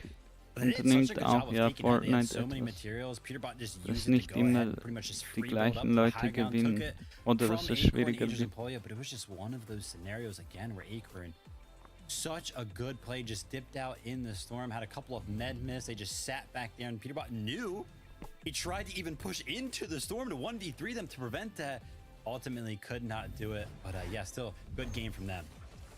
Yeah, another great game, obviously, from Poyo, Agers, and Acorn. We saw, once again, Zone 8, a little bit of a tower, which eventually turned into this incredible tarp that they had throughout the entirety of that game until Peterbot did try and steal. But the recovery that we had from this trio, just like you were saying, Vivid, them, once they lost height, pulling back a little bit, healing up, and then going once again for the high ground take.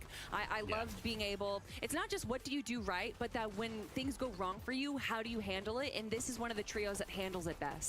Yeah, and we got to give a quick shout out to Muzzy Advocate on Rise, right? Because while that was all going on between those two trios, they looked up and they were like, hey, listen, we can go ahead and take height again. After games 1 and 2, they were in 19th place. They're now in 5th. What a rise from that trio. I want to talk about so many more trios, but unfortunately, time is out, which means we've got to go back aboard that battle bus for the last time tonight. Yes, I know we are already at game number 6. So buckle up, get your popcorn, because this is it. After today, we call it quits. We come back tomorrow and hope we've VOD reviewed, learned, or done whatever we've needed to do to secure one of 3 spots going to the Global Championship. With that being said, for the last time today, MDF Jacob PR, take it away. Thank you, Zeke, and that's right. 6 games of Fortnite on the first day, 6 more tomorrow, and we're already in the final moments here. Jacob, who would have thought it'd play out in this way? And now, Clicks having 40 points ahead of Peterbot's trio is definitely making it interesting. Yeah, and I saw on social media after that game that prophecy is what they're calling it, and will that be fulfilled here? It's the last game of the day, Monster. Let's jump right into it. Und ob wir 20 Abos kriegen. I was talking about the prophecy because if you look at the EU leaderboards of who's on first place, if you look at the match history of Clicks, Higgs, and Yamzo, it is almost identical. They just need to go through this one last game of the day. But what you've also seen, Monster, is a lot of jumps up to the top spots on that leaderboard. We will not crown an FNCS champion today, but the goal is to get as close to the top as possible to give yourself an easier day tomorrow. It's crazy because we're basically 1 day away from one of the most iconic FNCSs that we may ever have, especially for this year. This is going to be one for the books here, but again, still many games of Fortnite left in front of us. Was ist denn los? Coop, he's already situated, jumping over to spot. He's kind of mixing things up. Leaning back towards the Magic Mosses. This has been his bread and butter. The Tick Fuse and Maniac also, of course, contesting them here. So, it's final game. They're looking to kind of play this one out, opting to disengage just ever so slightly. Yeah, I think ever since that first couple of games where they are actually fighting it out off of spawn, both teams taking a little bit of a slower approach, get some loot, don't necessarily engage right out of the gates, and give yourself, honestly, a fighting chance. But it does look like one team has priority over that black market than the other. So it's going to get a little bit of extra loot there, but back on over the bridge fight. 6 out of 6 games so far. These two teams have been going at it with just floor loot right out of the gates. Yeah, this is one that is basically, there are no winners here other than the short-lived victories of your points you're farming up off the gate. This time around, seems like Prom Donnie and Joji are getting their clap back. I think it's just Yusef by himself across too. Last one left. I do think there's at least another knock. I do think I see an X in the minimap, so 3v1 situation here. Really wouldn't wish it on everybody, especially it is the last game of the day, and it's really going to set the tone and the pace going into tomorrow, depending on how you approach the situation. But Yusef going all in, and he gets sent all the way back down to the lobby. Things are going to come to a close for Phenom's trio here and now. They're just going to have to reevaluate tomorrow, right? Like, what do you do when you have a drop spot that's kind of not going in your favor? It's one of your first FNCS appearances, right? You really do want to hit the drawing board. Business as usual over on this side of things, though. Crime City. They land over towards that server room. They get the train, and then they get all of this black market. And through most of these games, except for maybe one of them, it's been Cold kind of basing up on top of this Crime City black market, getting a lot of their surge at the top. This time switching a little bit of the roles. Ritual is going to be the leader of that one this time around. And you're seeing everybody sticking to the game plan. Or at least everybody that we know inside of the top 5 just sticking to the early Storm Surge strategy. Just got to work on maxing out these materials here and then get straight back to fishing for tags, of course. Warum? Click Sionzo and Higgs. Even with, again, how great of a day they've had, those Victory Royales have not come for free by any means. They've all been battled from the low ground, right? These are very impressive wins.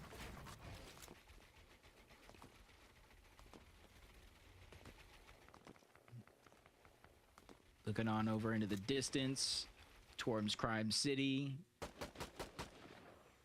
Oh, Peterbot actually sneaking up. This is second place on first place, Monster. Something I didn't expect, and they're both solos as of now. It is going to be Higgs versus Peterbot, but obviously Higgs' help is going to come a heck of a lot quicker than anybody would expect because they're already there. But Peterbot with the high ground, trying to take the upward approach, jumping on top of Clicks, just doesn't land the shot though. Where is his help? Where is his reinforcements? They're too close behind, and there's nobody that's really taking advantage of it. And this is what happens when you get too comfortable. Peterbot here trying to really take this game, this tournament, and put it into his own hands. And you can see Cold putting shots in from the side as well. So the reinforcements are starting to arrive. Clicks is on the run here. No HP left for him. And let's not forget those other trios that have been also looking around for tags here are going to start focusing backwards now. A little heal goes off for Clicks there, but he is off. And Peterbot is hot on the heels right now. Yeah, everybody talks about contesting in Game 12. Wow, we wanted it at Queasy and Thomas at the Global Championship. We got it out of Queasy and Venno at the Invitational, and now we're getting it to end Day 1. Frankie was right on EU. Are we not watching Day 2 already as Clicks goes down, and they're letting him know it was us. It was second place. It was the ones that are on your heels. And Iamzo is still alive on the outskirts, but my gosh, talk about a turn of events right now. He's all that is left standing here. Jacob, how can he claw back from this one? I mean, there's only a couple of options. Do you think Cold, Peterbot, and Ritual have thought it all out? I think this is a bold Peterbot call. I think they did think this one out. I think maybe they were saving it for Day 2. But with all the confidence that's being built right now, they say, why not take it under our own control? And Kelly said it, or Vivid, in Major 1, they were down 90 points going into Day 2. Now with them taking down 2/3 of the first place team, this is the best shot that they have to get the lead going into Day 2 themselves. You know what's the best part about this? The difference between Peterbot, Ritual, and Cole's team and Clix's trio is that this team's already going to Global Championship. They can just focus on being the champions of this major right now. It's just a confidence move. That's a move I feel like die haben schon ein bisschen players talk about, but only 5% even have the confidence, if that, to do it. But they reboot into Peterbot, Cold, and Ritual territory over towards Crime City. There's a lot of scraps left behind because you got to think, Monster, how fast they actually made that rotation on over to Lone Wolf to take this fight. So in theory, there should be a lot of loot left behind. Man sieht auch, die hatten die schlechteren Waffen irgendwie, habe ich das Gefühl. Mit dieser lila. Bam. Look at this, Cold is sitting there though. Also sie ist lila, They're thinking about camping the card because, you know, you never know, right? Just in case he comes back, they're just waiting there. But he's picked up the information. I think they figured it out. And they're looking to key right back into it, probably going right back to the crime city just to go ahead and investigate, see what's going on here. Yeah, I'm not sure the likelihood of them actually hearing the reboots this far away. But there's only so many places, if you're a Yamzo, you could run and actually try to backtrack in order to go ahead and try to get that reboot. And an uncontested POI, because you know exactly who took you down, that would be one of the first guesses here. But ja, das war ein bisschen auch wegen Druckern vielleicht. Wussten sie nicht, was tun. Und er hatte voll Angst, dachte, er hätte gegen Peterbot reingehen sollen. And that happens. So Yapko is going to have an extra angle, building space towards the other side of that box. And make sure that when they do eventually fight or disengage out of this situation, they're healthy enough Oder vielleicht haben sie es auch gut gemacht. Es gab sicher was man besser hätte machen können. Game 6 now on day number 1. So far it's looking great for the Major 2 finals performance here for Japco, Rise, and Muzz. And Jacob, they have really been turning online after those first 2 games didn't go their way. They have never looked back. It almost makes you wonder why they even broke up as a team to begin with, because this is almost like the same pace in Major 1 that they were at. Obviously, the first couple games may have been a little bit smoother for them, but they picked it back up and keeping themselves in that global championship spot qualification conversation. And I think they have finally found them. Peterbot's been on the chase ever since that reboot, and now they sees Higgs, probably knows this outfits, and they're just making sure that this team has no chance at keeping that first place spot intact. No way they just box up Higgs and like, yeah, you're not going anywhere, son. You're staying right here with us. And then they're letting Cold and Ritual come back. Peterbot puts down Higgs before the backup even arrives. What is going on right now? We are watching a clash of the biggest titans in the Fortnite community right here and now, in much different stakes on the line, right? Peterbot is going to globals. This trio's going to globals already. Clix's trio has to keep fighting for it. They need to earn it this time. Clix, Higgs, Yamzo started this game 36 points ahead of Peterbot, Cold, and Ritual. And I feel like they're just saying, hey, we're going to close that point gap, just farming eliminations onto you guys alone. That's 12 points straight off eliminations, closing the gap. It's only a 24-point difference going into the rest of this game as Cooper, Curly, and Reet, they notice the zone has a different trajectory this time around, pulling towards the south finally, what could be the first time today in FNCS in general. And so they're going to use that armor truck that they're able to get early on, along with those extra heals, to rotate as quick as possible and beat every single one of these teams on that rotation. I was just about to say, for Clix, Yamzo, and Higgs, you know, it's almost like Peterbot is taunting them too, right? Because they could keep following them. They could take them down, but it's almost like, hey, how badly you want to go to globals, bro? Right? Like, it's crazy. Because there could be a little bit of that extra intentional, like, yeah, let them get away. Let's keep it interesting. It's almost what it feels like here in Game 6. But you got to think about it. Every time they get taken down like that and set back, they're not earning surge. They're losing damage. Things are getting reset. Ultimately, they are definitely falling behind right now. This is going to be an extremely rough game in a couple of moments. But on the flip side, if they figure out a way to make it work, keep their first place position intact, almost begs to ask the question going into day 2, what do you do to stop Clix, Higgs, and Yamzo after what just happened to kind of close out the last game of the day? As they're trying to turn it back. They know Crime City, relatively unlooted. Let's just try to get whatever scraps that we want left behind, kind of fill out the loadout eigentlich auch gefühlt nur länger überleben. For them, and a bunch of the other teams on the south side of the zone. This is a much different ball game because now they actually have a chance to set up, a chance to kind of position themselves the way they want to. Already on the move right now. This is a team that's on the hunt. It's happening over here.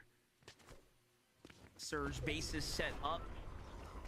Almost business as usual for Acorn, Agers and Boyer right now.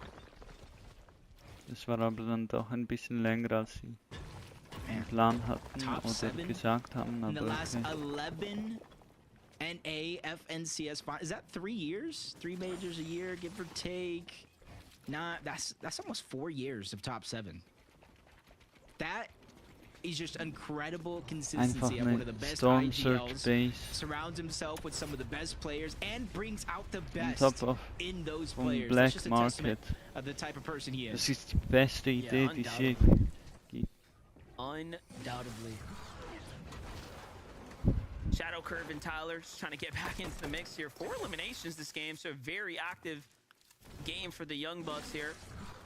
And they're at 215 points. You gotta give any team that has broken that 200 threshold tons of credit, but this is what we knew would happen. This is what we expected. Clicks, Higgs, and Iamzo being set back so much is gonna force them into just, again, situations that they haven't put themselves in today, given how the zones have kind of played out in their favor. And somehow they luckily get a full reset here, and he managed to actually save Higgs. Or Iamzo here, who was down right now. Like, I didn't even think that was going to be possible. It was looking like it was about to be all over. Like another reboot was coming in store. That was my thoughts. But there's a second team. G-Money, Bryce, and Osid trying to sneak up towards that mountain. Seeing what all this noise is about. Golden Void and Ozone have to be very, very careful. They've been kind of separated, put into a shambles situation. And there's another team on top of that mountain as well. So I think Clicks, Iamzo, Higgs getting some Storm Surge that they need, damage for what's happened in the early portion of the game, and then just to disengage altogether, especially since where the zone is kind of ending up. It does look like it is going to pull in their favor. Looking at the heals here, so we're starting to assess this end game right now. Booga. Threats, Booga, Rapid, Seaport City, getting a little bit of love right now for the first time, coming into the mid game right now. So no rush for this trio to make a move just yet. I like that. Threats leads all players for damage dealt. Almost 6,800 damage. Even with a lot of those north pulls, I feel like that's been the key to their success in being able to accumulate that Storm Surge. When teams have to rotate time and time again, zone after zone, game after game, they're crossing through their paths. And they've conditioned a lot of the teams just south of Seaport City to either rotate through us, you're going to get Surge tags, or go somewhere else all together. Already on the move right now. This is their final kind of stretch here to start getting situated before they have to move out of the Seaport City. Hellhound had that mountain before. He's just hiding out right now. Not trying to get caught out by Peterbot, Cold, and Ritual, who are likely on the hunt for him right now. Peterbot's game sense letting him know, hey, there's only so many places you could be. However, it's kind of like a rhino, you know? You just don't move, you can't be seen. Hellhound manages to kind of escape here. Oh, no. But the teammate, he ain't looking too good. He's still a little too close to the fire. His teammates probably tell him, it's okay if you get eliminated. Just buy me time. Just take him far away. I'll get our other duos reboot. We'll get back in the game, and we'll come back for your card. As Peterbot quickly shuts him down in a 1v1 situation, replenishes the materials, and he's back on the run yet again. Die machen so viele Kills. This is just an incredible situation. This is where Peterbot really starts to gain his confidence, right? When you see him start to have fun in the game. You know, the first couple games he was falling early. He was almost out of his zone, right? Out of the element. But come game 6, puts it all on the line. Starts to really make a case for the evening here. And now we're just seeing a different type of stride coming out of him. I was going to say, I wouldn't put it past him to have a Game 6 victory to kind of close out strong here this evening, but we'll just see. So plenty of zones ahead of us. Sphinx, Bolts, and Kanata, though, sitting 800 damage above the Surge right here. No pressure in sight for this trio right now. I honestly think it's very, very important for both Sphinx and Kanata to have at least a top 3, if not a win, in this last game of the day. They got the zones after traveling one of the most far distances out of every team in the lobby. It begins to kind of hinder your mental game. So they have to try to figure out a way to make it work as Higgs, Clicks, and Yams are in a very similar and dire situation. You see the low amount of materials onto Higgs overall. That's Shadow, that's wenn sie den ersten Platz behalten wollen. Ja, das machen sie jetzt. Everybody dispersing into different directions, trying to figure out a way to survive. Unfortunately enough for Clicks, Yamso, and Higgs, they have not been able to pick up a knock or elimination just yet. I was going to say, those other third-party teams are starting to shoot in, so that is so unfortunate that they didn't get to finish it. They absolutely needed a refresh right there, and now Clicks is the only one with a little bit of extra material here. They're going to have to go ahead and play this building to go ahead and refarm as much materials as possible off the structure here. And just a huge, huge setback. Again, this is all off of the fact that they were pushed by Peterbot out of their drop spot early on. And in a best-case scenario right now is this team falls here and now. But again, unlikely as they're sitting at the front side of Storm right now, front side of Zone, looking to thin out the lobby. Uh-oh. Disaster strikes yet again. Really unable to get themselves in a comfortable situation because of the start that you were talking about. But now they find themselves in a 3v2. Clicks is down. They don't really have any loot, no heals, no materials. And now Yamso's going to fall right on top of that. 462 damage above the threshold is the only real blessing that they do have on their side for Higgs. Having no HP to regain, he's going to need a miracle as he spots threats running out. He's trying to follow suit and goes down. No eliminations, no placement points, 0-point game to end the day. And on the flip side, Ritual, Cold, and Peterbot, Monster, they need 9 eliminations before placement to tie it up. They're at 7. Jetzt hoffen wir einfach mal, nee. Jetzt wollen wir doch das Bugas Team. Oh. Not looking back at this point in time. This is a pretty interesting end game as well. This is ending on these mountains right here. So a complete turn of events right now. The entire script just getting tossed out the window. I mean, they did say they didn't want a North Zone anymore. And well, now we don't have a North Zone, so it's one of those situations you gotta be careful what you wish for, because now we're on the mountain edges, hard to make your way up. Rapid goes down. At least he was able to bring some of the loot on over to Threads, but not a single HP heal. And even if there's some just a little bit further down the mountain, Threads cannot get to them. Threads at 4 HP and no heals is just absolutely shambles. I haven't had a real need to use that word today on broadcast, but this is it right here. This is the definition by Fortnite terms here. He's got nothing to work with. He can't even go into the zone to pick up the heals. Agers ends up diving down on him. Acorn ultimately gets the elimination there.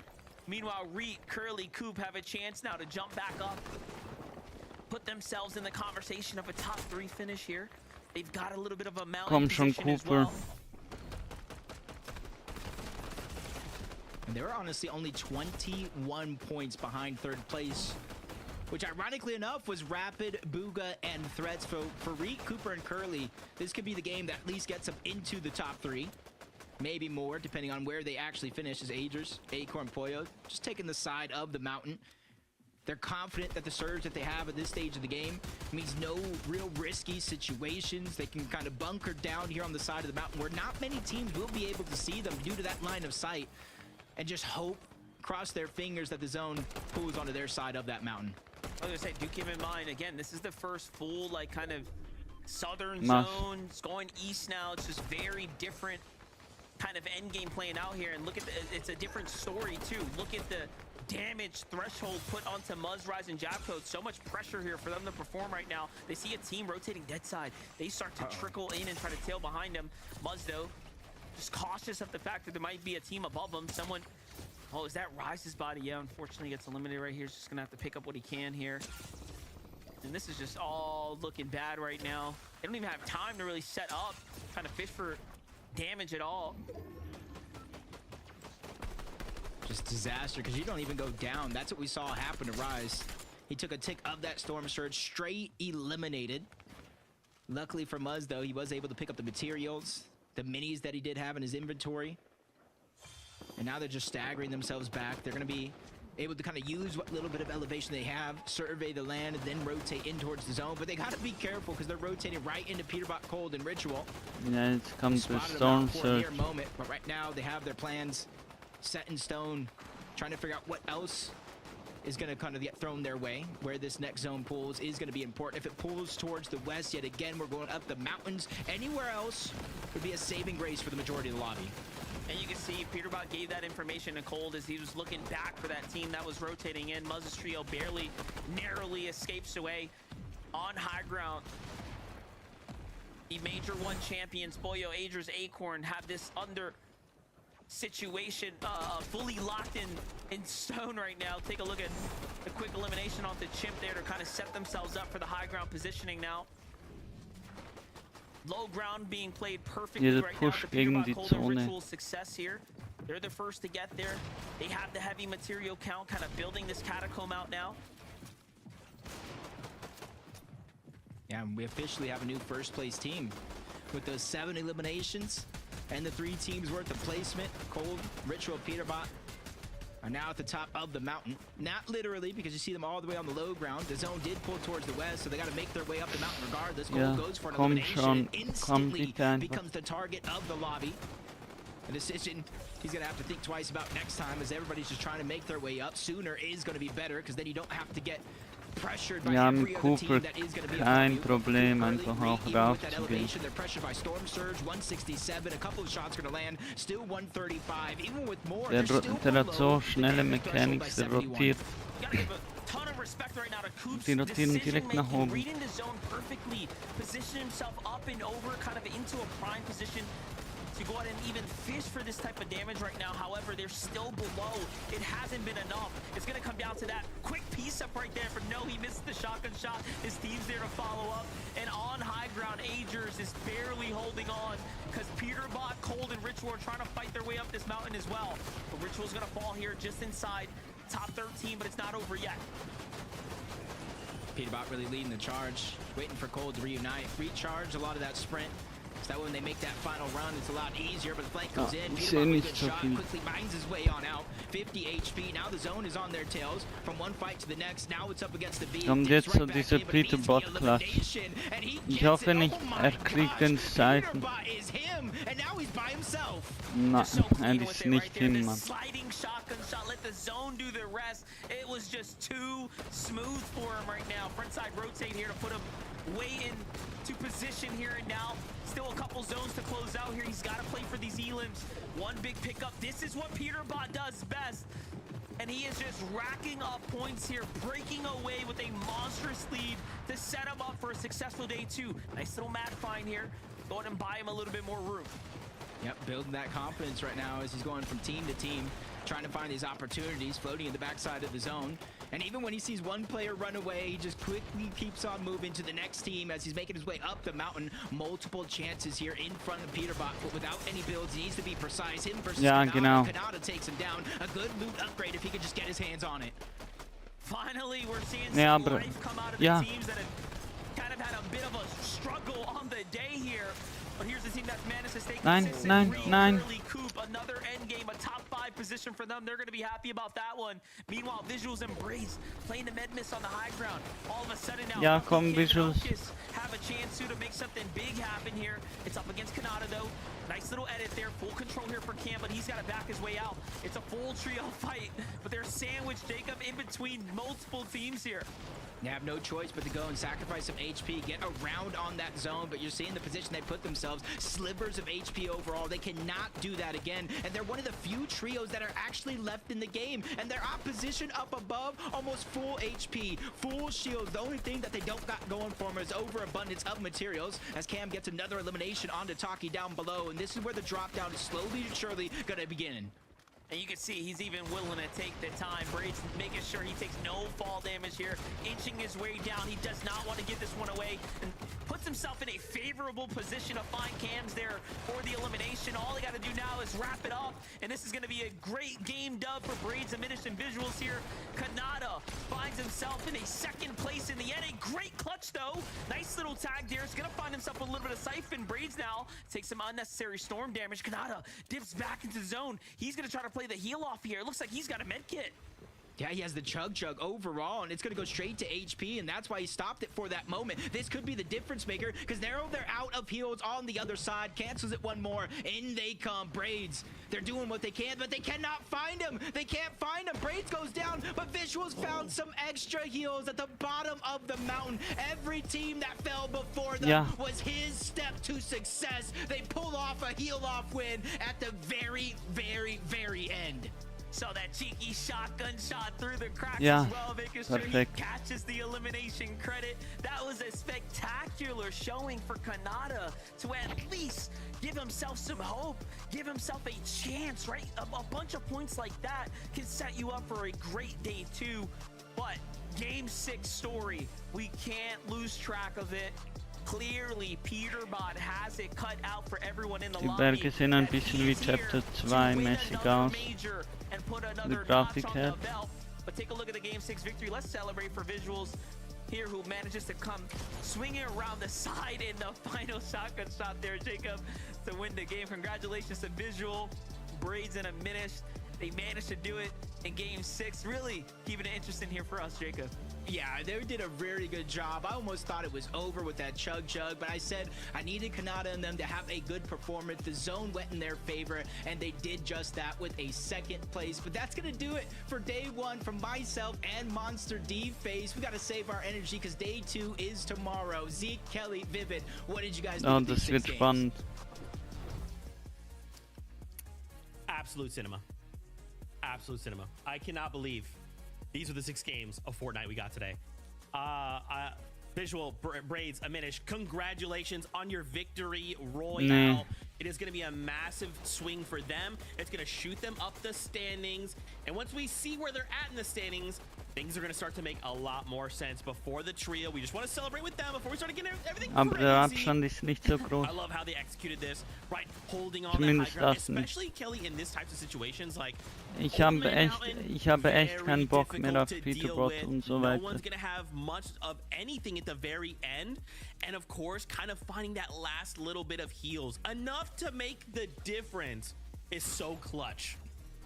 Especially when they were able to take away height from Acorn's trio there, because if I'm not mistaken, Acorn's trio had height from 8th zone, but obviously when you pull up a mountain, there's only so much you can do to be able to control height. Leute, ich glaube, ich würde sagen, das war's für diesen They've honestly Stream. actually had a pretty good run so far this year. I think they got vielen Dank fürs Dabeisein. Wir hatten 19 Views. Absolut krank, absolute Eskalation. Hey, hört man noch? Das im Hintergrund überhaupt noch? Keine Ahnung. Auf jeden Fall, ja, das war absolut crazy. Leider nicht 20 Views während dem Stream erreicht, aber ich bin mir sicher, das kommt noch. Also vielen Dank. Ja, vergesst nicht, das Video zu liken, mit Interessenten zu teilen und zu kommentieren. Eben jetzt ist der Live vorbei, also nachher, wo das Stream vorbei ist, einfach so normal kommentieren, wie man es unter dem Video tut. Wen ihr wollt, dass sie gewinnen und wieso, und ja, falls es kontroverse Leute sind, warum ihr ihnen das verzeiht oder so.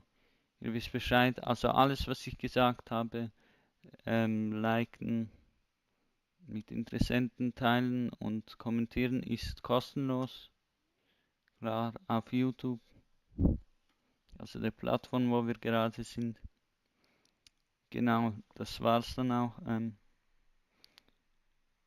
Macht's gut, gute Nacht. Ciao, euer YouTuber des Vertrauens.